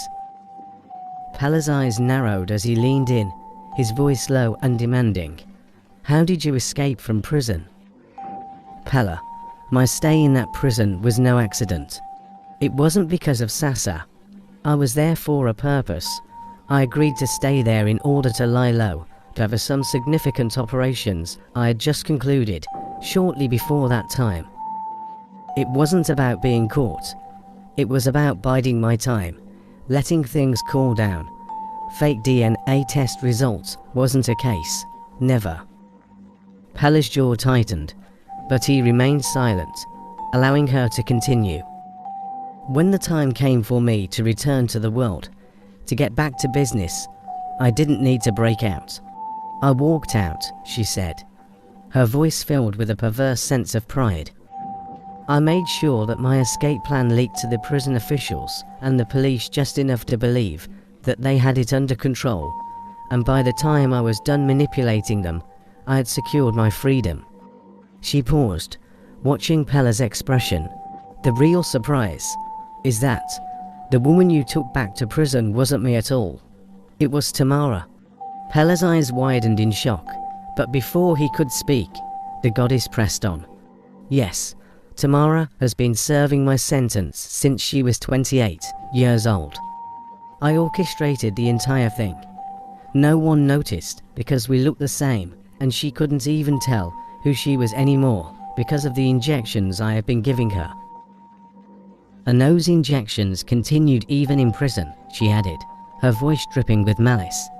Once a week, even till date, someone would administer them, keeping her mind dull. She's been a pawn in my game, serving my time, while I walked free. Pella could barely contain his rage, the thought of Tamara's suffering all these years in her place, making his blood boil. You're a monster, Pella said through gritted teeth, his voice trembling with barely restrained anger. You've destroyed so many lives, and for what? Power, revenge. The goddess shrugged, as if his words meant nothing to her. Call it what you will, Inspector. I did what I had to do to survive in a world that's always been against me, and I did it well. Sasa shook her head slowly, her eyes filled with a mixture of confusion and anger. Why were you after me? She demanded. How did I come into this picture? After you made my father refuse to send me to school. The goddess threw her head back and laughed, a chilling sound that echoed off the walls. Oh, Sasa, you were never supposed to survive, let alone thrive. But before we get to you, let me talk about Bobby's downfall first. She turned her gaze toward Bobby, a malicious gleam in her eyes. Bobby, I was the one who orchestrated the downfall of your company. It wasn't your friend who betrayed you. It was me. I planted engineer Philip in your company a long time ago. His major focus then was to win your trust, waiting patiently for the time you would disobey me. His 15 years of serving you faithfully was to ensure I had a capable hand as an insider in your company. Bobby responded, I said it, Pella. I recognized him immediately. He stepped down from the police van. Philip was my right-hand person, too close to me. Yes, I planned everything. He was on an assignment, and I paid him so well. My vow to block all your access to financial income made me sack Zara and set everything in motion against you. One of my main businesses is hijacking companies, destroying them, and watching their owners fall to their knees, begging for food on the streets. And so far, I have 64 companies under my control, all of them taken from men and women like you. And I did the same to you as punishment for your disobedience. Bobby's face went pale as her words sank in. The goddess continued, her voice laced with venom.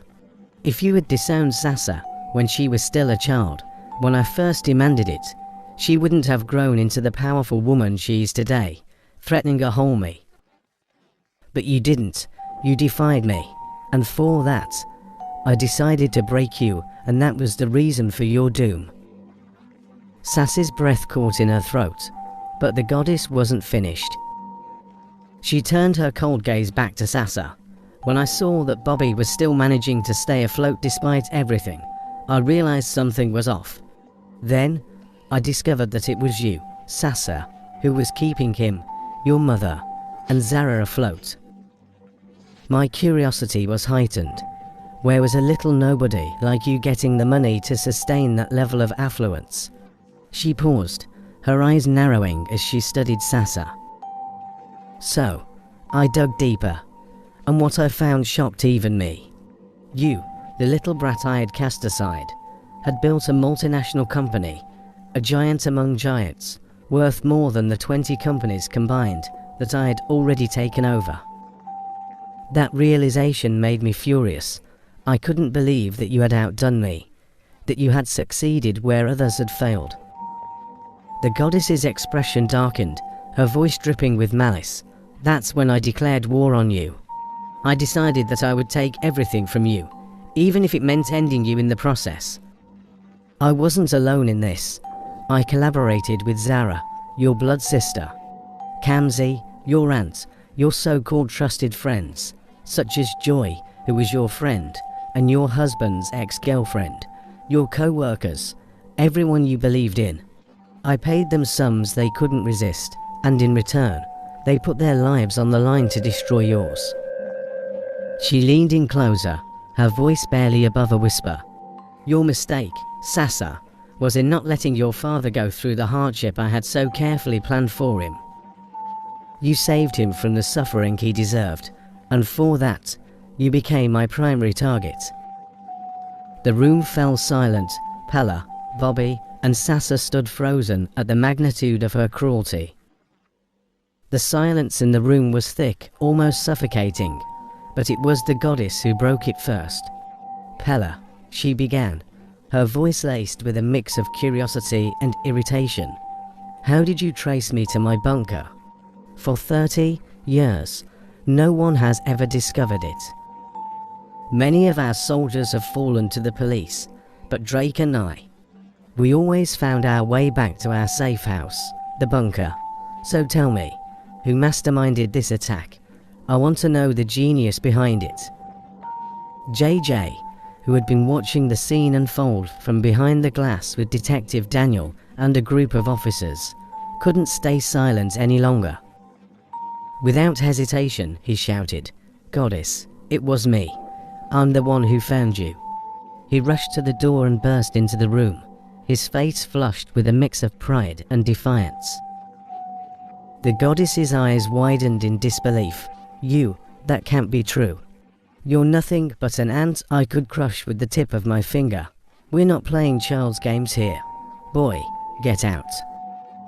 But Pella smiled, his expression one of genuine admiration. What we couldn't achieve through force or strategy, this young boy managed to do with ingenuity. JJ, tell us how you discovered the location of the bunker. JJ nodded slowly, the weight of the moment settling over him. "I knew they were dangerous," he began. "One day, when they invited me to the sitting room, the goddess and the boss were discussing the maintenance of the bunker's gadgets. The boss asked her, 'Which engineer has stepped on your toes lately?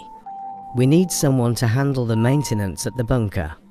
And we both know that whoever enters doesn't come out once their work is done.' The goddess just smiled and said she would give him a contact of someone, and he should be ready to go with engineer the next day."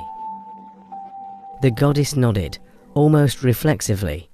"Yes, we had that conversation, I remember it." JJ continued, his voice steady.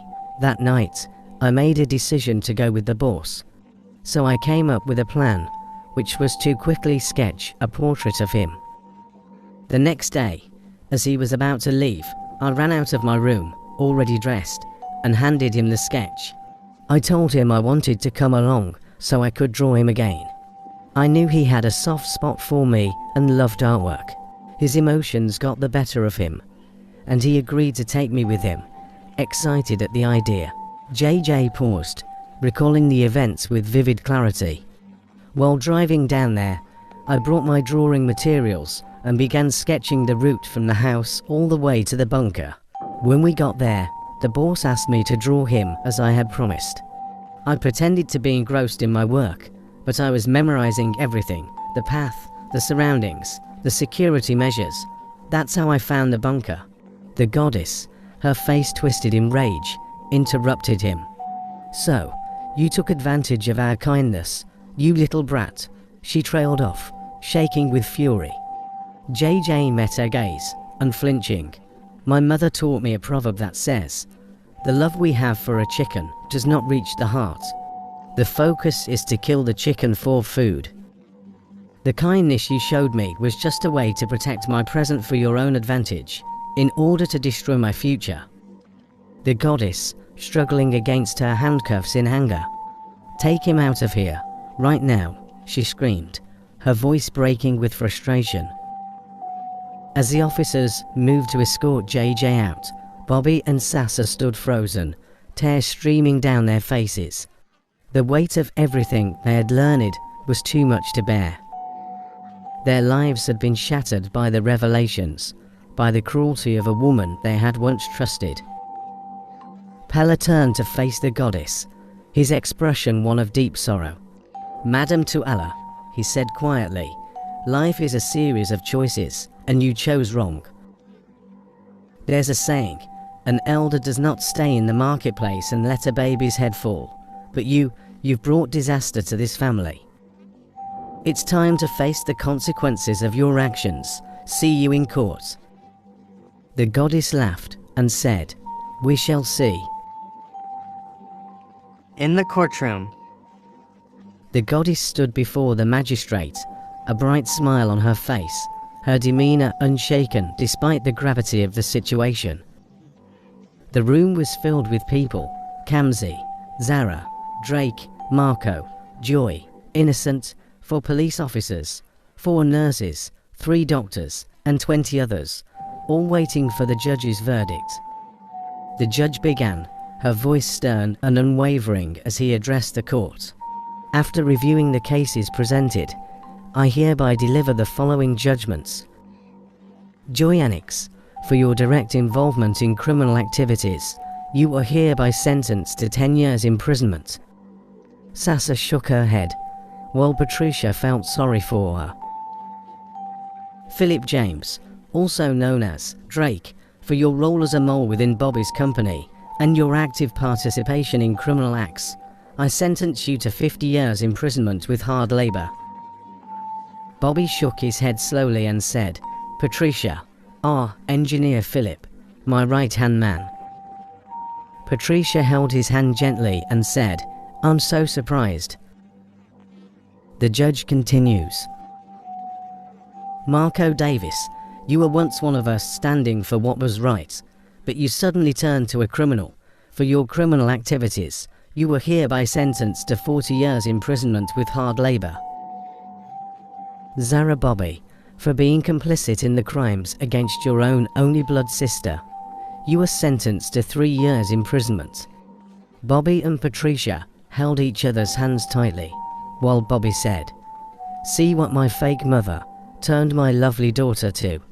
Patricia sighed heavily, trying to hold back tears, while Sasa muttered, "That's the best I was permitted to do for her." The judge continues. Based on the thorough investigation conducted, it was obvious that Timothy, JJ's uncle, was never directly involved in any criminal activities. However, I hereby charge him a fine of 1 million, which must be paid within the next 10 minutes. Failure to do so will result in a 2-year prison sentence. This decision also serves as a gesture of appreciation for his care and protection of JJ. JJ, who was seated beside his father, held him tight and said, "Please, Dad, pay for him. He doesn't have money. I don't want him to go to prison." Jack nodded. "Sure, he can't go to prison. Your mom was the one that influenced that judgment, so don't worry, your Uncle T is fine." Innocent Oliver, for your betrayal and the damage caused to Sass's company, you were sentenced to 10 years imprisonment.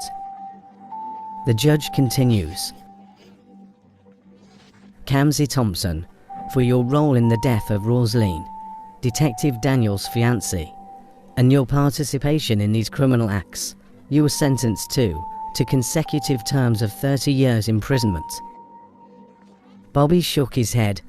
"I knew Kamzi was also dangerous and I warned her. This is too much for me to bear." Patricia held her hand tightly and said, "It's well." The judge paused, taking a deep breath before continuing. "All of Tawler's soldiers are sentenced to 8 years imprisonment each with hard labor. To the police officials who betrayed their duties and served as moles for these criminals, I sentence you to 5 years imprisonment each with hard labor.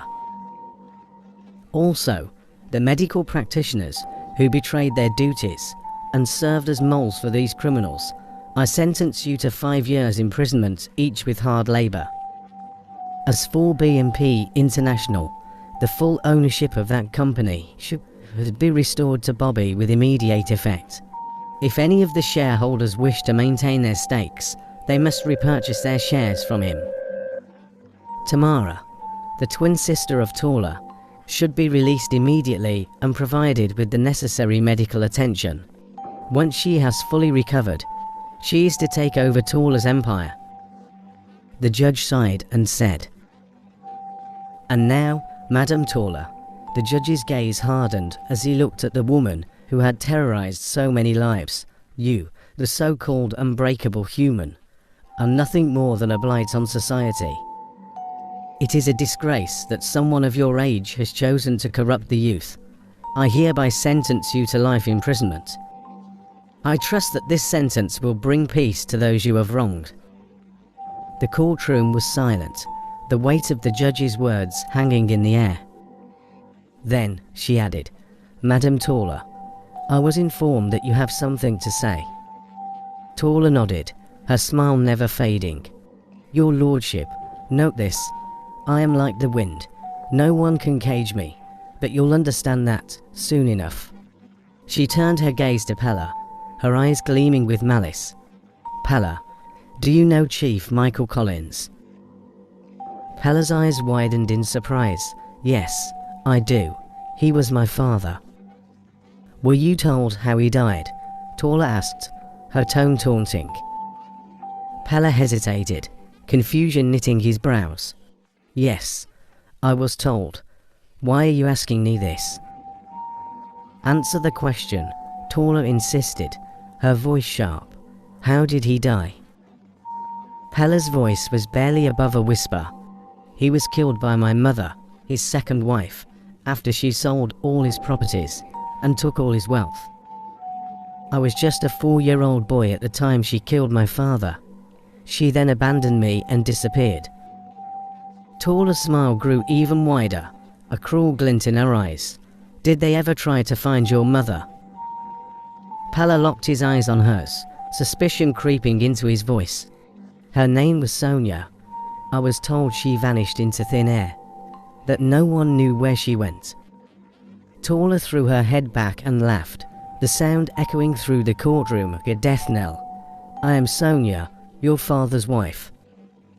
But your real mother, Pella, is Tamara, my twin sister and my pawn. Would you allow me, your mother, to go to prison?" Pella's world shattered in that instant. His eyes widened in disbelief, the room spinning, as the truth crashed down on him. The courtroom erupted into chaos. But in that moment, all Pella could see was the face of the woman who had destroyed everything he believed in. Without thinking, he pulled out his gun, his hands trembling with rage and despair. Sasa and Bobby, realizing what was happening, rushed toward him, desperate to stop him before he could pull the trigger. But as they moved closer, he fired.